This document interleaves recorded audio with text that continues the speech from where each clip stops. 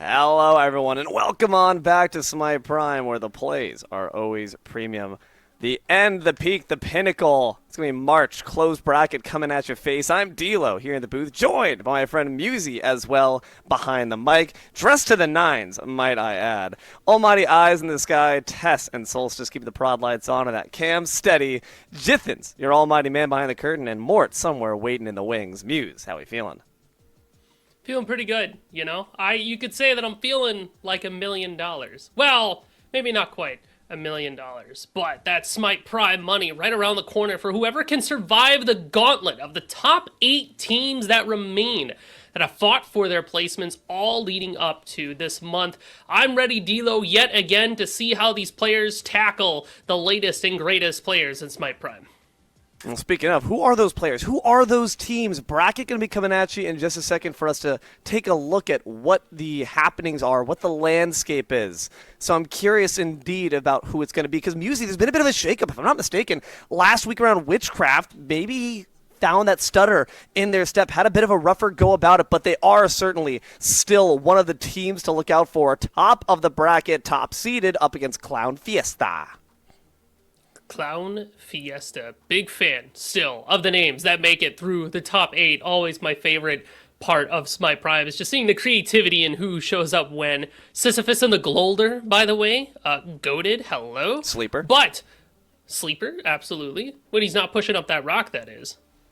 But you are right, D'Lo. Witchcraft had a bit of a stumble last week. And it was a fairly spectacular stumble as well that kind of put Clocked In back in the light of the sun, as it were, to bathe in victory for a moment. The question is this repeatable for Clocked In? Can Witchcraft kind of shake off that defeat? And are these other teams going to be able to come up from underneath them and sucker punch them? It's a brand new patch, D'Lo, as of the Tuesday recently, so anything can happen.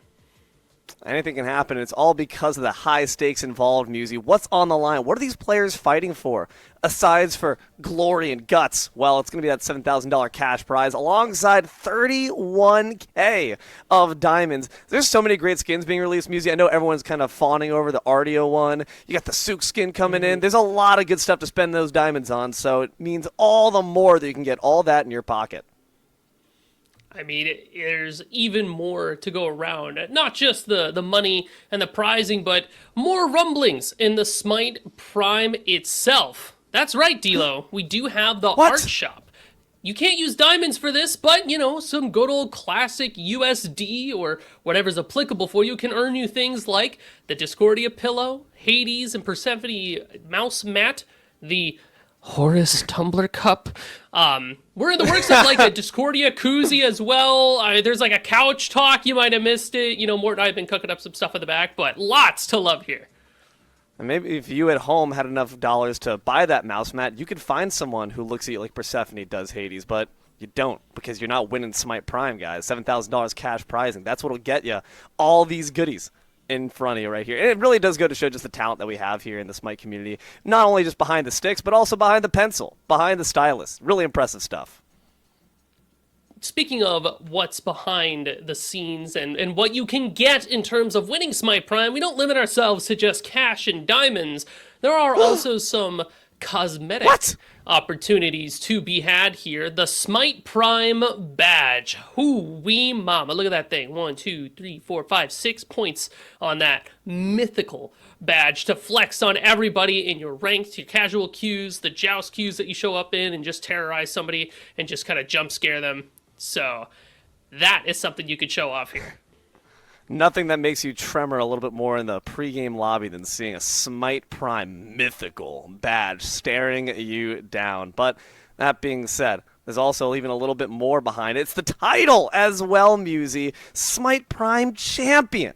You too can have your name erected in glory on Mount Rushmore. It's right next to all the presidents. You don't see it, but Paul's face is right there, scrawled next to George Washington. Just a lot smaller. If you look really hard, you can see it. Just a couple of great leaders out there, you know, Paul and Washington. I mean, me personally, I keep on the Dark Lord tag from the Wukong pack, but given the opportunity, I would have the Smite Prime Champion title. But what is a title to a trophy New, updated, full of bubbles and light. This work in progress picture is just a peek into what Jithens has been creating for the MVP of today's tournament to be able to take home and emit a soft glow on their desk.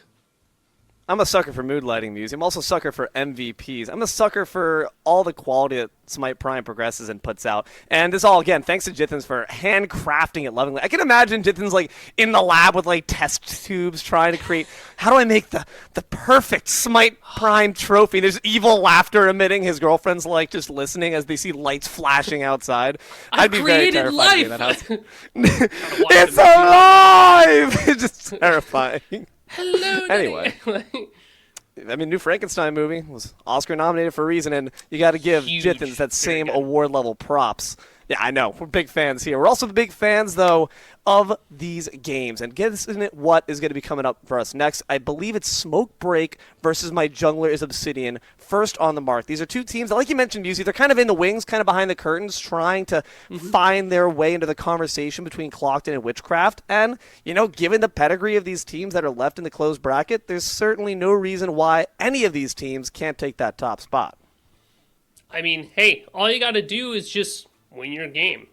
Can't be that hard. What is hard is keeping track of all the things that have been changing recently. Players have had some time to get the patch in their hands, wrap it around their heads, get a closer, firmer understanding, but it is still very new. Much like a newborn babe, kind of loud, what with all the drums that are echoing across the battlefield, tons of new stats, movement speed is back and bigger than ever, so I'm really interested to see what the top level players are building. I have a pretty solid idea of where you want to go, but there's always a couple red herrings where they show up with their latest plans and strategies to kind of grace us with their exquisite prowess. How many $3 words can I throw out here? I saw you nodding along like, oh, nice. Exquisite and prowess. I'm writing this down.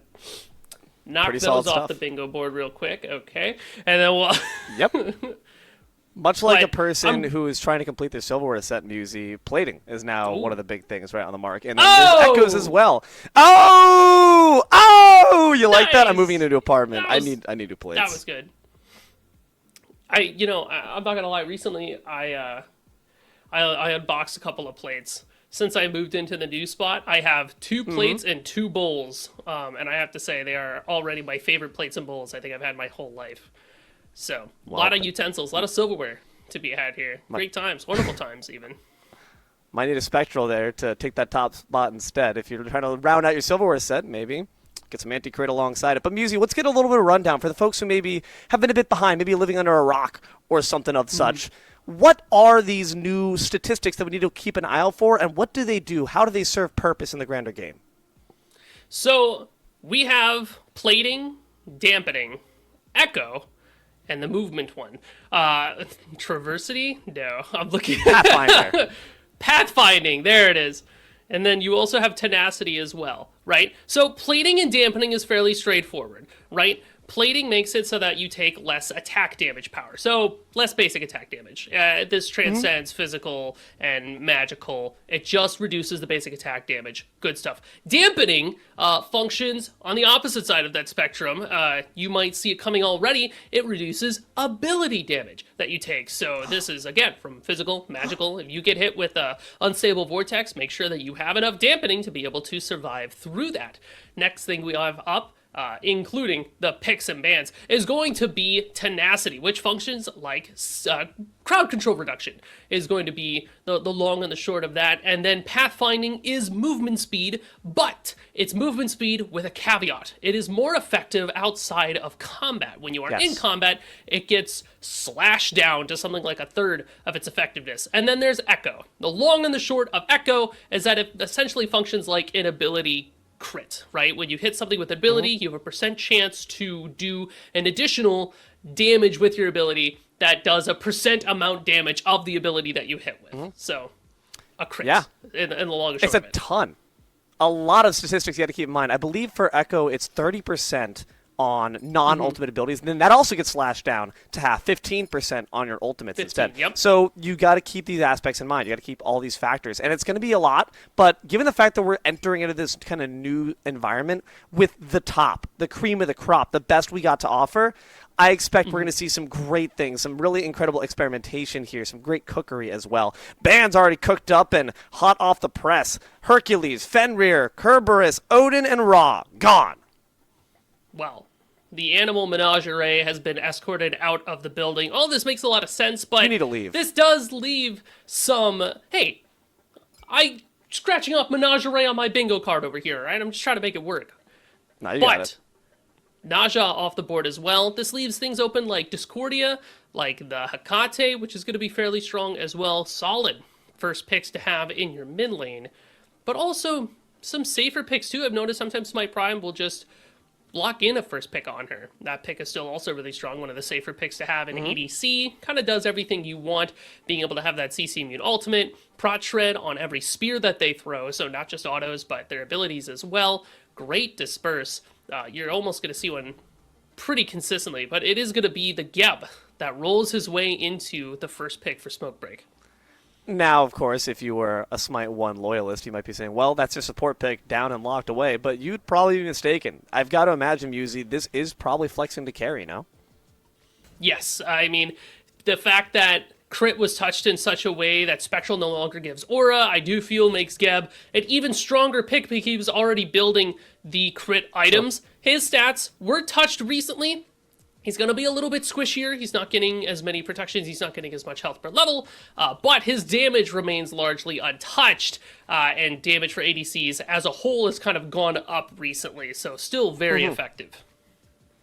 Thor and Merlin as well, certainly effective in their roles too. Could be seeing this Thor go to the soul lane. I feel like that's where I've been seeing it particularly, but I don't mind ever having a semi-global ultimate on a god that rotates more frequently, so I wouldn't mind seeing that in the jungle either, but there's certainly a lot of possibilities there. Artio, hey, she got a new skin, and now she's found her way into the game as well, so Smokebreaker's starting to try to round out some gods that can maybe limit that mobility, limit those TPs from the Thor and the Merlin, and the Bacchus is going to join them. Man, if this was a Smite 1 game, I would be so confused right now. Luckily, it is Smite 2, so we have an idea of where these picks are going. Artio and Bacchus can both flex over to that solo side, but That's Bacchus is head and shoulders ahead of Artio in terms of being able to be played as the support. Pair this Bacchus with the Geb in the dual lane, and you have a high-pressure, lots of damage lane to be able to threaten health bars with. Dude, I don't know where everyone's going here. Thor, Cab on her. So many player-made obstacles on the side of my jungler's Obsidian, and there's a lot of play with it. If you put a Cab with an on her, that's nearly a guarantee of an Impale stun, though of course at this level you got to imagine they're able to conducively get that done themselves. It's still really helpful to have a Tectonic Rift alongside it. So, I don't know where this Cab goes. Cab, we've also seen his solo music, but you're the expert on that lane, so I'll let you tell me. So I will say this, Cabrakan versus Artio in the solo lane very heavily favors the Cabrakan. So if Artio is going to solo, I would love to see this Cabrakan go to solo for my jungle is Obsidian, just because he's able to interrupt everything that Artio does, and he's So root true. immune, so the Artio can't root him at a distance. So it's a very solid lane for Cabrakan. But with the new tenacity items, I feel like Artio does not care too much about getting CC chained by a Cabrakan, so it'll be interesting to see how she itemizes.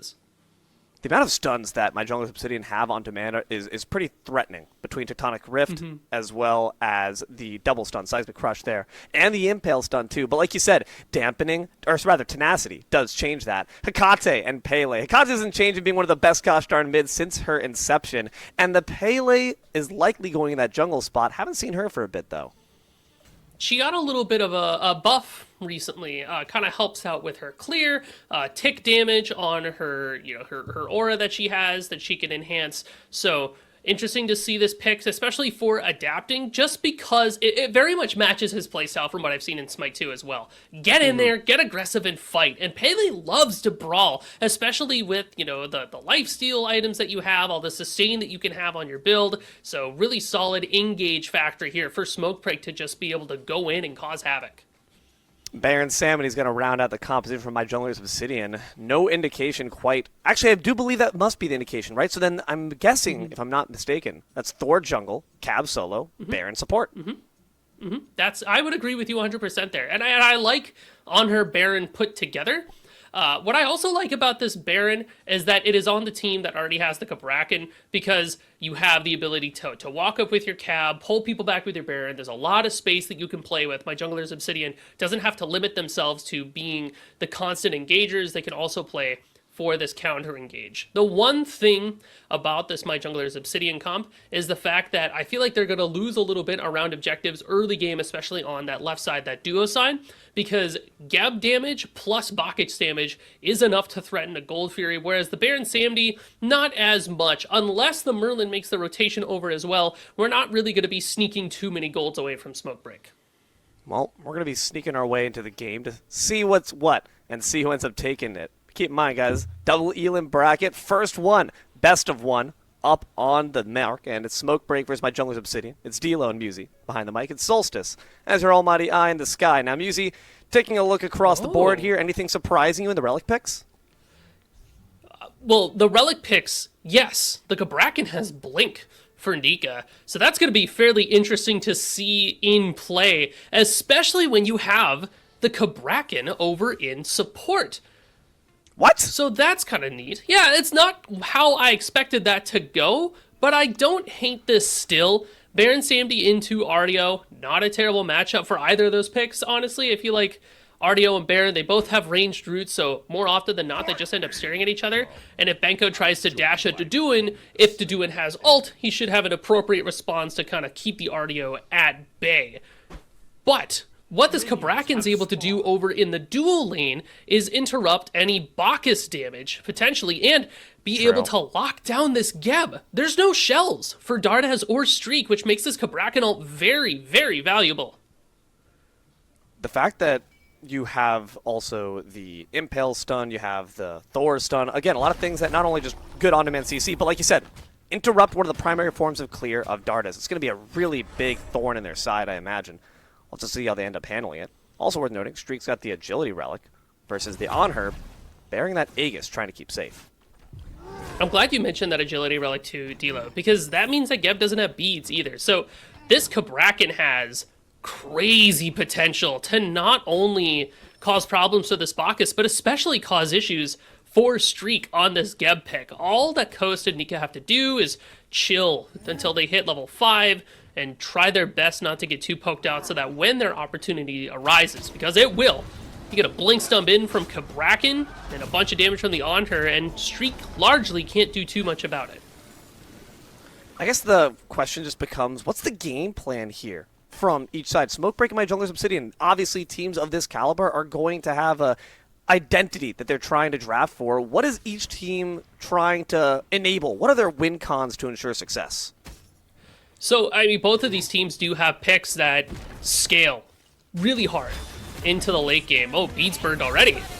You might not be able to get to the late game without a few bodies on your ledger. Sap7 make sure to grab one, as unfortunately, Benny Q just could not get out from the lightning fast gank that comes in on the Pele's side. That's going to be first blood the way of Smoke Break. When you want to talk about early game plans, Adapting and Sap7 working together, one of Akate's most easily applied forms of damage is that shield that she can throw out. So Adapting just gets into the mix. Akate throws the shield on top of her, deals some damage, and it goes nuts. Well, so does the Pele on the right side of the map as well. Phantom Shell forced out, but the body blocks were already too good. Adapting makes it double trouble as Smoke Break get a second kill. Wow, okay. So now you have to wonder what the answer is from My Jungler's Obsidian, because that kill over the solo side, very unfortunate timing. Rocks are going to be up in 40 seconds, and with Doduin dying, he's forced to back a little bit earlier than maybe he wants to, so that means Adapting and crew should have priority over on those rocks. Wondering if Jungler's Obsidian can make anything happen in the left side, but the answer is no. Scream has to back because those Firebrands are spawning. And also Dardas called them out instantly, said, all right, buddy, I see you. Now we're going right back in. Great damage on top of the Onher, but a nice disperse. Gets them back out. Dardas suffers a bit of poke in response, but Streak's focused on the Onher. Uses that Agility Rock to actually try to catch up, knowing that Cab's lost the mobility. But the Aegis is going to come as a response. The minion wave, not going to save it from the autos. Streak does have those Izanami-like ones that just go right on through the wave, but can't finally get the Onher to cave. No kill in the duo just yet.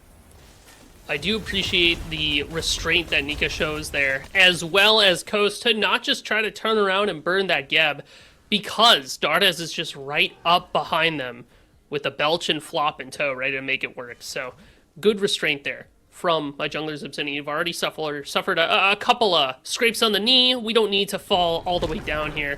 Noteworthy to point out here, too, Smoke Break did confirm the Firebrands on the right side, and it went entirely uncontested. But it doesn't seem like Smoke Break is going to be able to force any invades off of that, which is usually the trouble of the first brands for the blue buff belonging to my junglers Obsidian. So good awareness from Deduin to clear that while Smoke Break is doing their own Firebrands.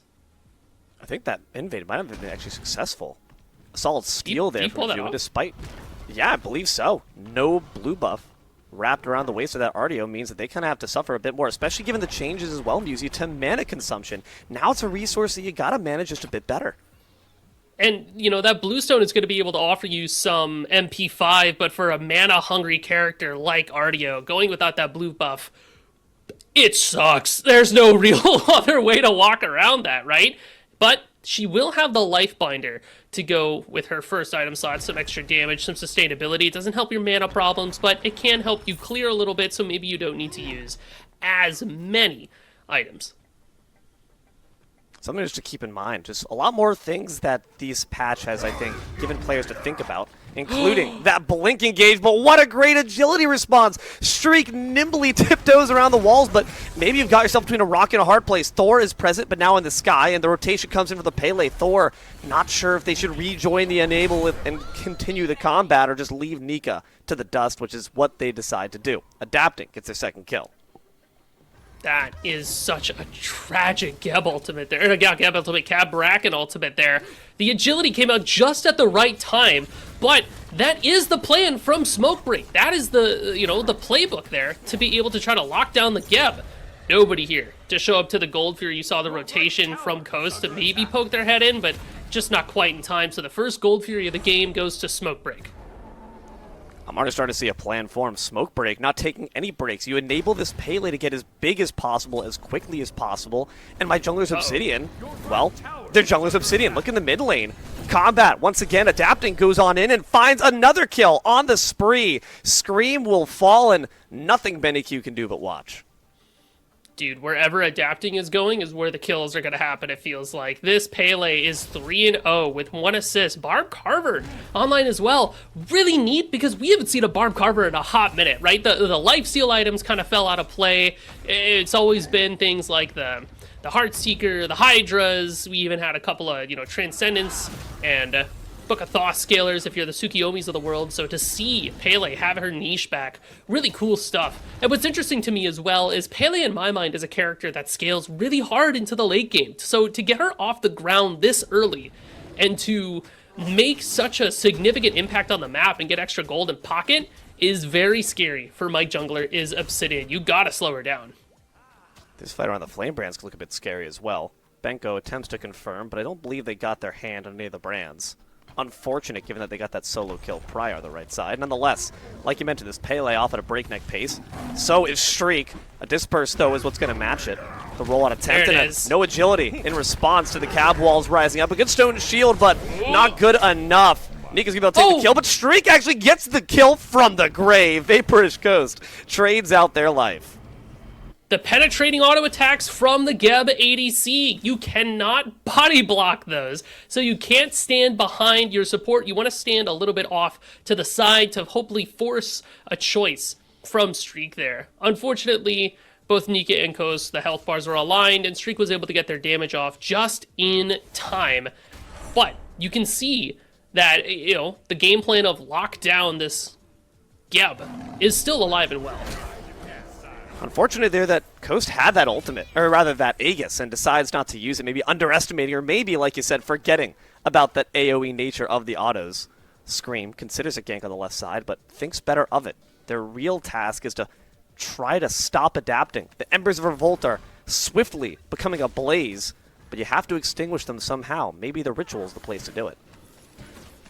It's going to be a tough fight on top of this ritual, too. Smokebreak already have 70 pieces and counting towards the pushers backs being able to be reset, the lane TPs, and then, of course, the ritual itself, the Moonlight's favor, to be able to pop that UAV in the sky, right?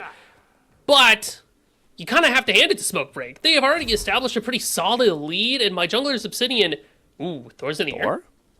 Why, though? Sap 7 can see that from a mile away. The forecast is not calling for any Thors in the mid lane, and it seems that they're just going to be able to shake that one off. They do at least get the Oracle farm, but maybe it's for vision more than anything else. Like you said, though, a lead has been built here by Smokebreak. 8 minutes in, it's 5-1, and about 2K their way. Certainly not too shabby, and if my jungler's Obsidian can't slow down the Pele's roll, it's only going to get worse from here.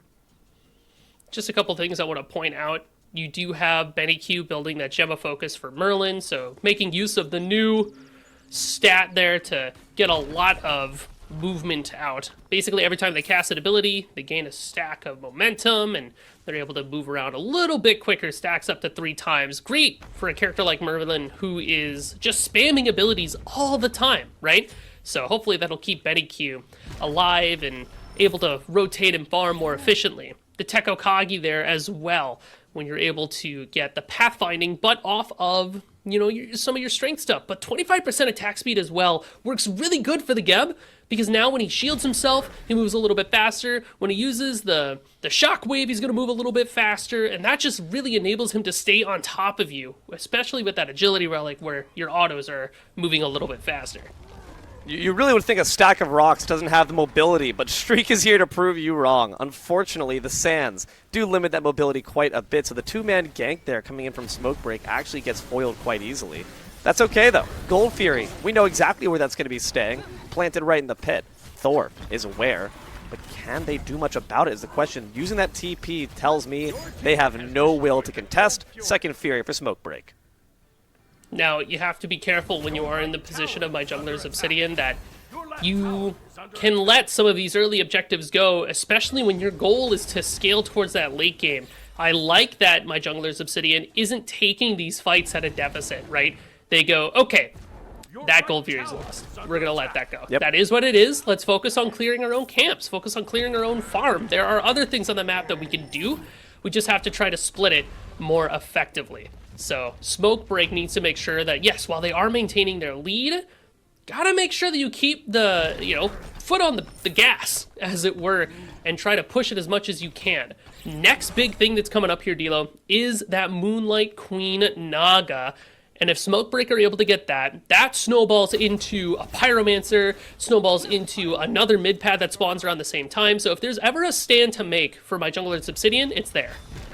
Even a paper cut can get infected, but these third-degree burns are a different story. Dardas takes down Vaporish Coast, Cataclysm comes through, and Nika is going to suffer underneath Streak's hands. Thor takes to the sky, and Merlin is on the way. They go back in with Blind Fury, but Blind being the operative word screams off the mark, though they may be able to find the kill onto adapting a massive shutdown thanks to the easy double-tap combo, and at the very least, my jungler's Obsidian gets something. 1 for 2. Between Smokebreak and my jungler's Obsidian. Honestly, I don't hate it for my jungler's Obsidian just because they're able to shut down adapting there and get some more gold. Ooh. Oh, okay. Get some more gold for Scream. Streak was looking like they might end up as a streak on the floor there, but yeah, again, because you have that Tech Hokage and you do have the rollout ability, you should be able to sneak away from fights pretty effectively. Might be a streak in his pants after watching that. Alright, I was staying away from that one, but alright, we just jumped right into it. You open the door. You open the door. I'll walk right It's inside. The first Hello, world. game, D'Lo. We just started. Okay. Oh man, and I'm gonna finish it. Smokebreak. 7-2, 12 minutes into this game. About 4K there, way ahead. And like you said, adapting going down there is significant, but does it slow their roll? Does it halt their momentum completely? Maybe. The fact that Scream was the one that got that kill is really solid, though unfortunately they still do bat 2 levels behind. What is the key to making sure a Pele can't just have it their way in any team fight? You just need to make sure that you're ready for the counter engage, honestly. Like, adapting is going to try to go in on you. Adapting is going to try to ult you. Sap 7's going to throw the shield, and with that Staff of Mirrodin, they can do it twice, so it's a lot of damage. You have to be ready to receive, as it were. Kabrakan's pretty good at the counter engage. Once the Baron is able to rotate to these fights, also very good at the counter engage. Just pop a life of the party, or throw out, the consigned spirits at your feet and just say, cool, all right, walk at me, bro. I'm going to get ya. Smoke Break just popped a Pyromancer absolutely free. One more round of Flame Brands, and they can just keep on building up that gold lead. Now 6k ahead. It's a bit worrisome when you consider that Scream is normally a jungler who really loves to dominate the farm game, and they haven't really been able to find the impact, especially those Anvils of Dawns. If you have that global ultimate, you want to make sure that impact is felt around the world.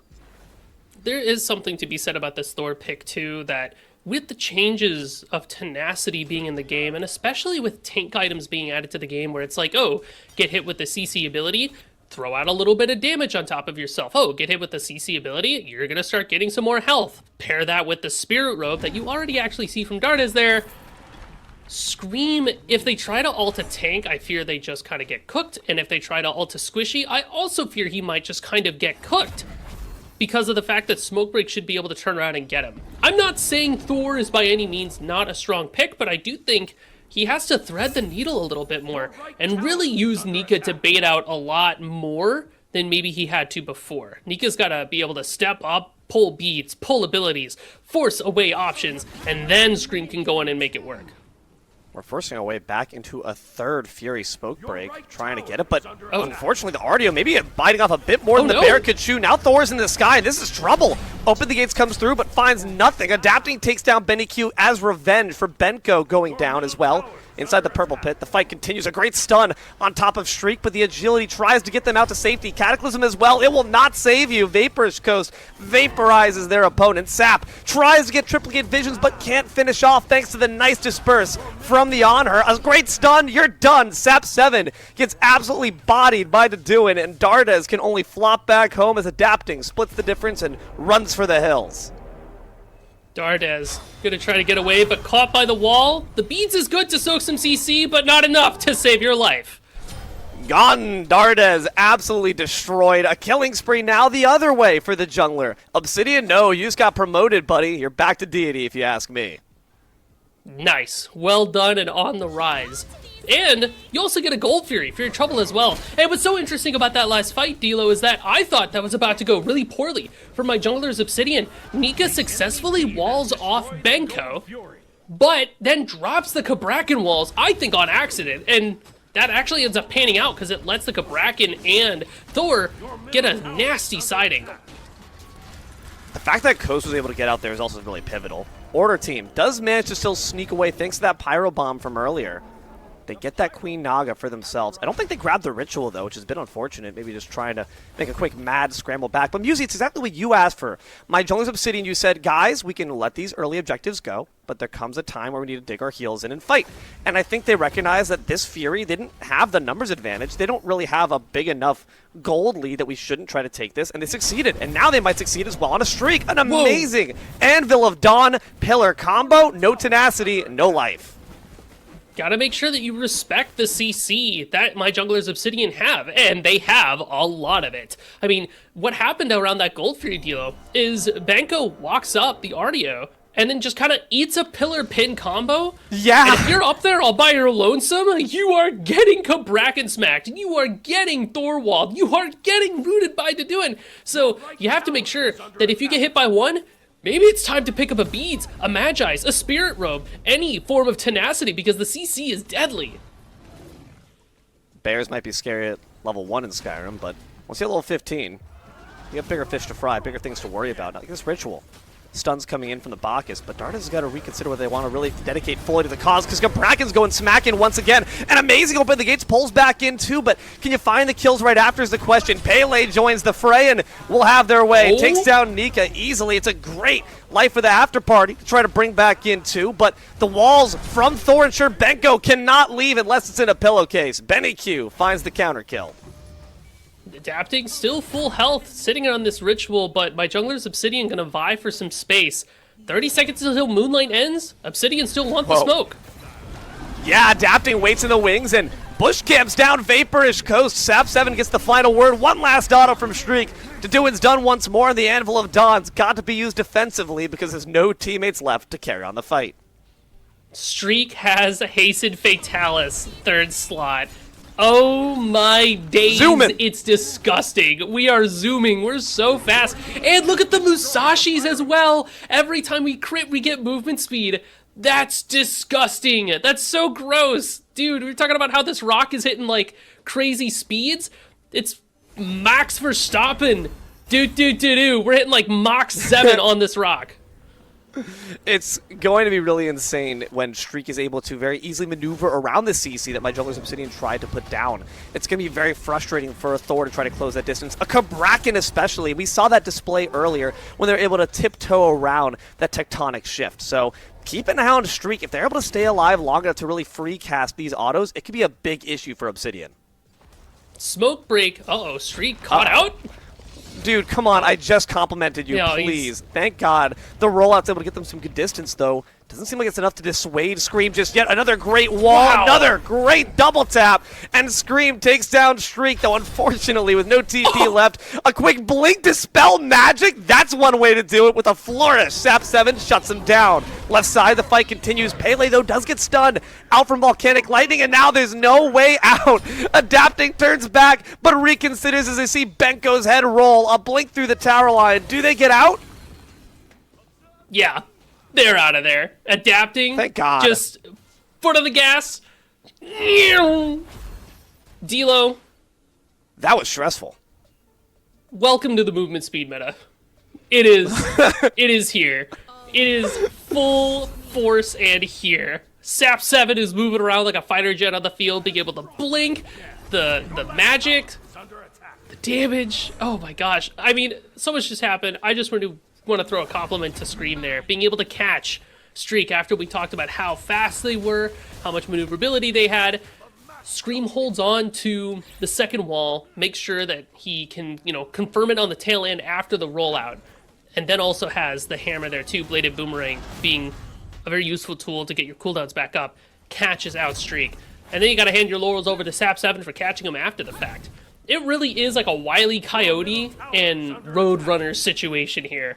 Yeah. Except both teams are simultaneously Wile E. Coyote and Roadrunner. Oh, Thor? So Thor in the sky? Oh, no, never mind. Lands back down to safety. But these Anvil Dawns are audacious from Scream. I think they're just trying to, utilize those Hydra's Lament cooldowns, recognizing that sometimes it's just good to get vision, and sometimes it's good to just throw it in on a whim and a chance. The pillar comes through, but the disperse is the instant response, though. Bacchus is flopping on in. Kitty Cat, I think you're a long way from home. They say, if I'm going down, it's not at your hands, buddy, but the Prince and the Pauper are making headway after them. Desert Fury comes out to make sure they won't get knocked up by the rollout. Does not matter, though. If the burp stun hits you, Dardes takes out Coast. Coast just tries to clear a way for their troubles so that they can get something for getting caught out there. And it's unfortunate, too, that Scream had just used their ultimate. Would have been nice to have a Thor save the day, but now with a man up, Smokebreak can take a look at an objective. Fire Giant's up, Pyromancer's up, and my jungler's Obsidian don't really have the manpower to stand up to it. Unless, of course, they're able to catch somebody out with these Cabrakan walls, but even then, it's risky. Still noteworthy here, D'Lo. No shells for Smokebreak. Still! Yeah, that is going to cost them big if these walls end up finding the mark. So far hasn't been too punished, though, for their troubles, though. It might be opportunity now that you're inside the tower. Dardes, though, is not the best target for it. The tower will indeed fall. Tier 1 in mid will crumble. And that's going to grant a lot more safety to go for this Pyromancer pick. Smokebreak do begin in earnest. All ultimates online here for Smokebreak as well. Watch those portals from Sap 7. Have been an important tool in the fight so far. And Streak trying to stay far back, ensure their safety. The wind sprite over the wall. Cabrakan makes their entrance. But now that trick's been expended, what else do you have up your sleeves? Not too much. Pyromancer being unleashed. Smokebreak don't want to dedicate to the cause. No way out except for a big flop. Unfortunately, Streak doesn't got that, so they drop. Benny takes him out, and now it's screaming in the sky. Where do they ascend back down to? It's going to find a double stun. The bees are forced out, but the portal doesn't get you enough distance. Sap 7's already dead, and Benko can only watch as Dardes meets the same fate. Pele's got a Volcanic Lightning stage left, and once again, only 2 members left alive from Smokebreak. The hubris of man to not build a shell against Cabrakan. Benko is going to feel a similar sting as they fall again to the player-made walls that my jungler's Obsidian have in spades. Now it's going to be adapting versus the world if they want to defend this FG, and a level 20 Pele could make it work, but still, D'Lo, We talked about it back in Picks and Bans. We talked about it like 2 minutes ago. We talked about it at the start of the game. As my junglers Obsidian pick up an FG buff for themselves, Smokebreak have yet to have a shell to deal with these Cabrakan walls that are necessary for Streak to be safe. Dude, Nika's gonna eat Streak every single day of the week unless we have an answer. Musi, say it with me. Bye, bye, bye. Bye, bye. Shell. Yeah, there's just no excuse for not doing it. Smokebreak Stocks have are up. committed the fatal sin of hubris. It's nothing short of hubris, Musi. What else can we say? My junglers Obsidian, they waited for their moment. That's what you asked them to do. You said, guys, it's okay to let off the gas pedal. As long as you, or rather, it's okay to let your hand off the steering wheel as long as you don't let your foot off the gas pedal completely. And they just waited for the opportune moment where the light flashed green, and now they're going full speed ahead. Gold Fury in pocket matches the 2 that Smokebreak now have, and 24 minutes about in the game, 13-14 their way. This gold lead is negligible. Look at that plummet on the charts there. Thank you, Solstice, bringing that up and showing us. Like, you can see right at like that 22-minute mark, it just falls all the way down. And that's the FG fight. That's the fight before that. Like, my junglers Obsidian have all the tools to have a solid team fight. We just got to make sure that we make it happen. A lot of it rests with Nika and being able to stampede in, go for the blink, and put up those walls. And again, because he has so many engaged tools, it doesn't matter how fast you are, he can cross the distance fairly quickly. That tier 2 traded out for a Pyromancer that Smokebreak will pick up, which does mean at least there's no pyro bombs that junglers Obsidian can use in their pockets to try to siege down these birds once they are a bit more up for the mark. But I also want to point out the fact that Benko's role in these fights I think is a bit ambiguous, Musi. You have the cripple field, sure, but Scream's oftentimes using those double taps to go in, not go out, and Vaporish Coast, with the safety being provided, the space that Nika gives, has no reason to disperse for safety. They're dispersing to stomp you in instead. Mid-bird, up for the mark. Here comes the open the gates instantly, forces everyone to back away, but stay a while, why don't you? The Baron, somebody pulls him back in, right into the walls around Benko. Thor in the sky, but not sure if they want to try to survey the chaos. Goes for Adapting, who just blinked on in, but the bees as an instant response ensures their safety. Now, Smokebreak, at the very least, keep their Phoenix alive, but they've lost a lot of tools to do it. Solid restraint there from Scream, not going down right away, so that when Adapting tries to make that engage happen, he can fall down on top, force the beads, and force the retreat away from Adapting. Or not the beads, but rather the Magi's that Adapting has up here. We're still fighting, though. We're going in. Bacchus finds double stun, and the rest of the members had abandoned it. Deduin gets taken out because my junglers Obsidian, only 2 of the front line had called the fight. The rest were all back in base. Smokebreak able to actually snatch victory from the jaws of defeat, not only make a stellar bird defense, but get a kill, too. Not only are we walking away with that kill, we just earned the Moonlight's favor. So now we have the Nagas pushing down each lane. We're able to reset our backs and get a little bit of that UAV action with that ritual that Benko has in their hand as well. So it exudes some pressure on the map here. It offers some breathing room for Smokebreak to kind of say, okay, cool, let's reset our positions.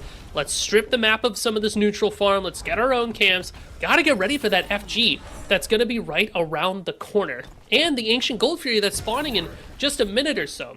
My junglers Obsidian still has all their towers, but notably Smokebreak doesn't. So Smokebreak stands to lose more if my junglers Obsidian walks away with that Ancient Gold Fury, because those Phoenixes are going to be debuffed now and forever, right? And that's going to really aid the push of my junglers Obsidian. I feel like that mid-bird push goes a lot differently if the bird was weakened. So a solid defense from Smokebreak to buy some time, but you can't let it happen again, because next time, you're barbecue chicken. I want to throw some credit once again back to Sab7. Those open the gates forced my junglers Obsidian back. Sure, you have CC immune ults, but you don't want to eat the damage that is being output by the Sakate. Obsidian Shard online. We got the staff in pocket too. Like, there's just way too much in terms of flat number output to deal with that. Even if you can go gold mode and not get portaled away, you still don't want to eat the big fat damage. Speaking of builds here, we do see the Deathbringer and the Magi's Blessing available for Streak. We've got some more, classic tank items for Benko. Looks like a Titan's Bane has been ready for Adapting for a minute now. But with that Lucerne Hammer and the Infused Axe, should have yet another big item around the bend, that Heartseeker. But notably, still no shell, no mode of chaos or anything like that built by Benko or Dardes. So Boo! it's a little concerning for me if I'm being honest. Streak is still kind of vulnerable. I mean, yeah, you've got the Magi's, but that doesn't deal with the wall. That just deals with the stun. W hover here, Resolute Mantle again. Being hit by a crowd control ability, you get some health regen. That does work with the Spirit Robe. So if you have Spirit Robe and Resolute Mantle, you get hit by a crowd control, you get extra prots, you get extra healing. Good stuff here. Pyromancer, this time being pulled by my jungler's Obsidian rather quickly as well, being burned away. Do they get a hand on it is the question. Oh, it's stolen! Dardes leaps on in, stolen away by BennyQ. Solid work. Can we steal some kills on top? Time Lock Aegis not going to keep BennyQ safe for long. They're in trouble, but so is Streak now. Caught inside the walls. Into the coffin they go. They'll be taken out. Adapting pays them back by decarrying the team of Obsidian. Vaporish Coast gets ousted by the Pele. Open the gates comes through and actually pulls back in one. That damage is too much to handle. That's going to mean one more body added to the stakes. Doin is done as well. BennyQ around the corner, adapting, sniffs him out. It's going to be a game of cat and mouse between BennyQ and adapting. I can hear the chase music already. Can he get out of there? Oh no, box is on the way. It's Gulp. curtains. I'm sorry, BennyQ. There's no chance for you. Adapting burns away the lifeline. A big shutdown courtesy of the Pele makes it 1 for 3 in favor of Smoke Break. Hey, no shells necessary, I guess. And staggers the death timers between BennyQ, Doduin, and Coast, which could open up the possibility of a Fire Giant pull from Smokebreak once Streak respawns, because BennyQ is going to be behind Doduin, who's going to be behind Coast, who should be there in time, but if Smokebreak pulls it now, yeah, there it is. No boy. Scream's got ultimate. Nika does too. Does that mean they decide to step up and try to put on a grand offensive, or is Smokebreak trying to lure them into a trap? Is the real question. Vaporish Coast present as well. Tools to steal, but not the best ones. Sap 7's got their ult back online. Dardes, quite far forward. Snakes in the grass, gotta be careful, but a great goodness. Dispel Magic. So much damage there from Sap, but unfortunately now they're suffering it themselves. Portal's gonna whisk them away, but they're going right back into the Cab's maw. I'm not sure it's where you wanted to be. Nika grabs the FG, but Adapting answers back with a double kill. That's not gonna be enough to stop my team. You might be fired up, but I'm angry now. Adapting picks up the dagger and wipes away Vaporish Coast with a flick of the wrist. They're unstoppable. Triple kill there for Adapting. Put the team on your back. A gutsy ultimate from Sap 7. Saw it from a mile away there. It was like, we're going to pull the Cabrakan next to the Fire Giant? I guess so. But while Smokebreak do lose the FG, they are able to find 3 kills, which will be more than enough to earn themselves the Ancient Gold Fury should they choose to have it. Tier 2 towers available for my jungler's Obsidian. So, taking those off the board should be pretty effective. I really gotta call it out here, Dilo. Dardes standing up in front of everybody and living forever. Like, and dealing a bunch of damage. This Bacchus is just a literal tank, and not in the sense of just being able to soak the damage, but they've got the gun as well. They're able to throw out the shells to anybody who sticks around. Shout outs the, shield splitter, the chug, the smack. Like, Dardes is just big time chilling. Ancient Fury secured by Smokebreak. Only tower is going to be weakened all the tier 2s, but still, you take that tool away from Obsidian, you get some good gold in your pocket. 5k ahead now. Smokebreak 30 minutes in, 5 kills ahead too.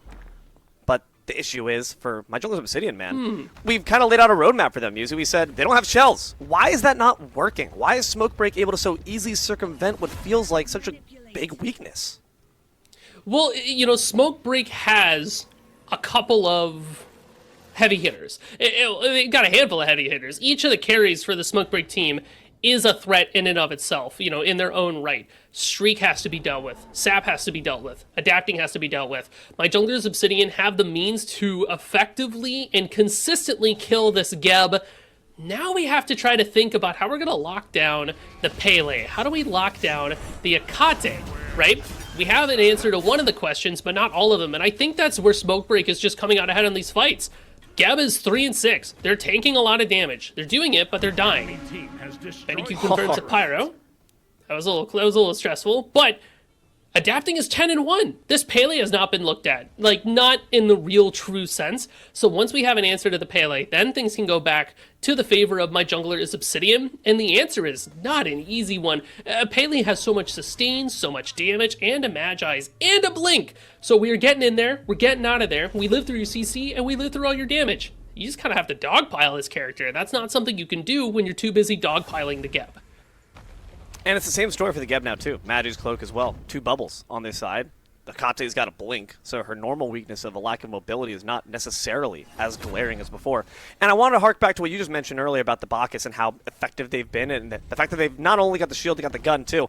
But then their gun enables another gun. You mentioned it earlier. Sap 7's Dispel Magic, that shield, does so much damage. And when not only is the Bacchus a player, a teammate, a god that wants to be so far up in front of your face, the Cabrakan does too. The Thor is as well. These are gods that have no choice but to get up into the action, but that enables Sap 7's damage even more. You know what's really interesting too about both of the supports for Smoke Break and by Jungler's Obsidian? If you look at the builds, we don't have that much in the way of active items, right? In fact, Deduin is built more like a support than Nika is. And I mean that in the sense that, like, Deduin has a Stampede, Deduin has the Ansile, whereas Nika just has some very selfish items for themselves. It works, right? They're still able to be the engager, the peeler, and Dardes is, you know, a similar frame of mind for their build. No Stampedes, no mushrooms, no shells, no nothing, right? That is a solo build for Bacchus. Yep. That is what you build in the solo lane. Down to the bluestone as well. And you know what? It just works. Let's see how well it works for Dardes eating some poke here in the mid jungle. Not too shabby is the answer. Any CC, like we've said, just gonna proc that Spirit Robe, proc that Mantle. He's already full health. Heal him up, and exactly. No issue here whatsoever. Ritual, though, that could be an issue. Adapting on the left side alongside Dardes. A massive flank potential here from the Pele and Bacchus. There it is. Sap7 blinks in aggressively. Here comes Adapting in the back. The portals open up and 2 fall into the abyss. Divine for this Pele. A triple kill once more. And I don't think that Cab's going to escape streak this go around. Hasten Fatalis on the Geb. I mean, you could try to run away, Nika. Oh, he does. Well, what do you know? Shoutouts Cabrakan. Faster than a Geb. Just go for game. But yeah, no, this might just be the end, actually. Nika was actually being stalled away, and Streak says, never mind, they need me on the front lines, though it is worth noting. Dardes a bit low. Mid-bird down. Tier 2 still active. This could be a dangerous call to make. Dardes low, and they're going to be brought down to 0. Scream takes them out, and they're going to stay alive for it as well. The Pyro Bomb dropped, and the Titan's already down to half, but Streak's being focused down. They know the damage this Geb can output is too much to bear. The Titan chasing down, Adapting. They're pulling him away from Streak, but the portals will come up, and the Titan will fall down. Smoke Break, take round 1. Wow. Oh my goodness. That was a good game. That was a crazy game. That was really solid. And what's also really cool about that last fight too is just the coordination that Smoke Break has. The Akate ult straight up into the Pele, blink over the wall to engage. Everything happened at once. There was nothing that Jungler is Obsidian could do to respond. It just happened instantly. You don't need a shell if the enemy team's not able to find the moment to cohesively put together a plan. They had a plan on paper, but then Smoke Break took that paper, took their cigarette, and burnt it to ash. That's all you can say and do in those circumstances. But all we can say and do is tell you, don't you worry. There's more Smite Prime action to come. Stick around after the break. We'll break down that match and give you another one. Hello, everybody, and welcome back to Smite Prime. We're in the final week of the March circuit, and we're about to talk about what we just saw last game. My name is Morty, and I'm joined here by the whole Smite Prime crew. We've got Jithens, we've got Solstice, we've got Testai, and next to me here in the booth, we've got none other than Musey. What's up, big dog? Dude, I'm sure you were watching that last game, but it was a heater there from Smoke Break, which makes me very excited to see what else we have in store for us. But I don't want to look too far in the future here, Mort. I want to take a step back and maybe appreciate the past that was that last game that we saw between Smoke Break and my jungler's Obsidian. Yeah, watching Streak on that Geb pick was just phenomenal, dude. I love when Geb's meta and this aspect of Calamity makes him so strong. The piercing basic attacks, you've got so much damage to offer. Like, it's just such a fun thing to have on your team, right? Then you got adapting, 13-1, just an absolute menace to anybody on the side of my jungler's Obsidian. I mean, D'Lo and I were talking about it in game, where my jungler's Obsidian had the answer to the Geb. And, and it was impartially because Smokebreak just didn't have any shell whatsoever to do with his Bracken walls, but they didn't really need it. In fact, Smokebreak let so much happen to Streak and let that be so effective that it gave Adapting plenty of breathing room to operate on this Pele, to go straight for Benny Q, to go straight for Coast, and just eliminate them off the board. It leaves, Nika and Scream kind of alone to deal with the rest of the team. And to do it as well would get caught out by Sap 7's ultimates and pieced up when they came into contact with the rest of the damage from Smokebreak. So all in all, very well played from Smokebreak to not only give, but to take as well.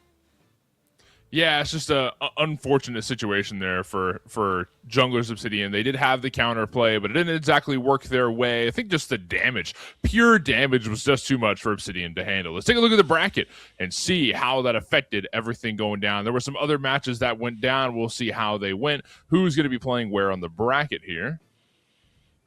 Witchcraft and Smokebreak. Okay, Clown Fiesta got taken down. Clocked in versus Singlebind. That's going to be a hell of a match, too.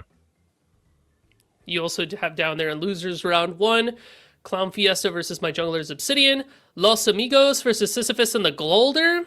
That should be pretty interesting. Already, the people that are down there in losers round 1 are going to have a brutal day ahead of them to crawl their way back to the losers round 4 to get their chance at the finals.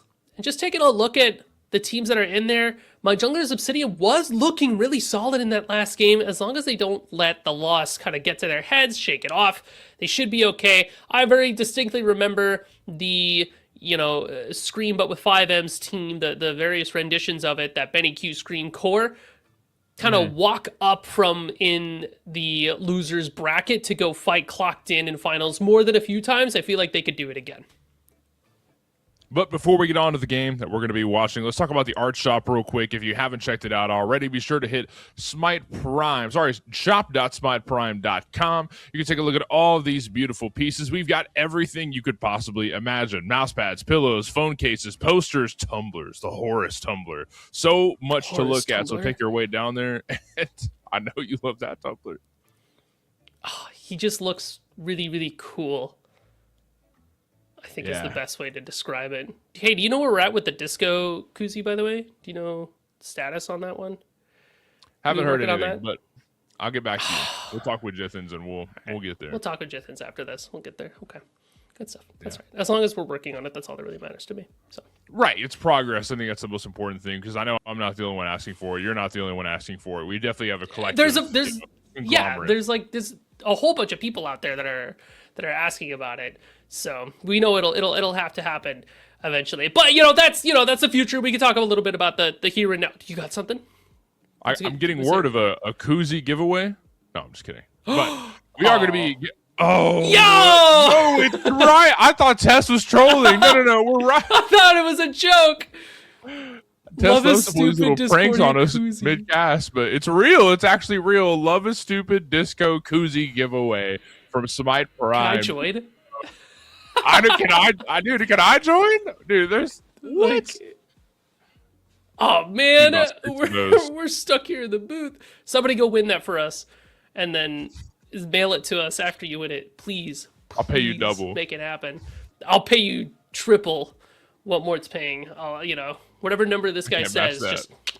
I can't match that. Let's go check out Picks and Bands. I'm going to get mad if music keeps rage baiting me like this. Let's check out Picks and Bands. Let's see who's going to be playing and where. We've got Single Bind, and you've got some big dogs over there, but can the big dogs take down the kings known as Clocked In?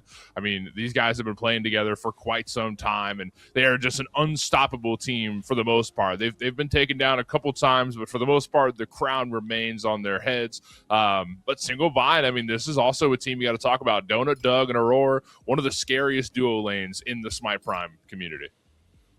interesting bands coming out here already. A little off color from what we're used to. Nemesis taken off the board by Clocked In. You know, it's interesting. Nemesis was one of those characters that got only positively affected by the stats that were added to the game. She benefits a lot from Yeah. movement speed. She doesn't care too much about dampening or plating too much. Like, she can still work through that, and her ultimate still has a lot of value, but especially being able to abuse the movement speed, I think, is where she really, really shows up. So good eye there from Clocked In to take that off the board. And of course, Princess Bari taken away by Single Bind, but this does leave a couple of really solid picks open. The Fenrir, the Discordia, the Akate, like, there's a lot to enjoy. Geb again could be picked up here. Yeah. And I know Donut Doug loves the Geb pick, right? I've seen Donut Doug take the Geb pick out multiple times, and he's a huge fan. So that might be the first pick for Single Bind, but we're still waiting on a first pick for Clocked In. And a lot of power players over here, right, that you want to put focus on. Hydro, obviously a really strong carrier. That's why he's going to get this on her pick. But Morgan Le Fay to match things up. I'm a big fan. And Pele. Okay, we're seeing some hot picks out the gate already. Hot is right. I mean, hot fire lava, to be specific. The Pele showing up 2 games in a row here. Yeah. I mean, it was looking really good in the jungle from adapting. Went 10-1, 13-1, a lot of damage and a lot of sustainability. Really good if you have some follow-up. But we don't have the Akate to pair with it this time. It's the Morgan Le Fay, which could head to solo for Remikami, but I feel like it's going to be a little bit stronger in mid for Maswal. This does leave open picks like Thor still for Clocked In, but I don't know if Tegvir has the Thor in the pocket necessarily, so we're not quite looking at that yet. So I think that Single Bind have a pretty solid team fight. You've got a lot of damage. You've got a lot of mobility from Single Bind so far, but they need a big frontline tank, right? Assuming that Sino's going to get this Pele pick and it doesn't go to Ramikami with the aspect of Obsidian. Geb and Baron going to be going over to duo lane, I'm presuming. I think we need a good frontline and good initiation. Assuming that's Geb aspect. I mean, maybe you've got engaged there, but 99% of the time it's Geb aspect, right? There's just no way to assume that this is Geb support. This has got to be Geb carry, right? Like, we're going to need an engage for Single Bind, but everything else looks solid. On the other hand, I mean, you've got Newt joining the battle, probably going to Paul in mid lane, Tegvir getting his hands on Achilles in the jungle. This looks like a crazy team comp for Clocked In. There's the Ares for Single Bind, which does confirm something for me that I was a little worried about.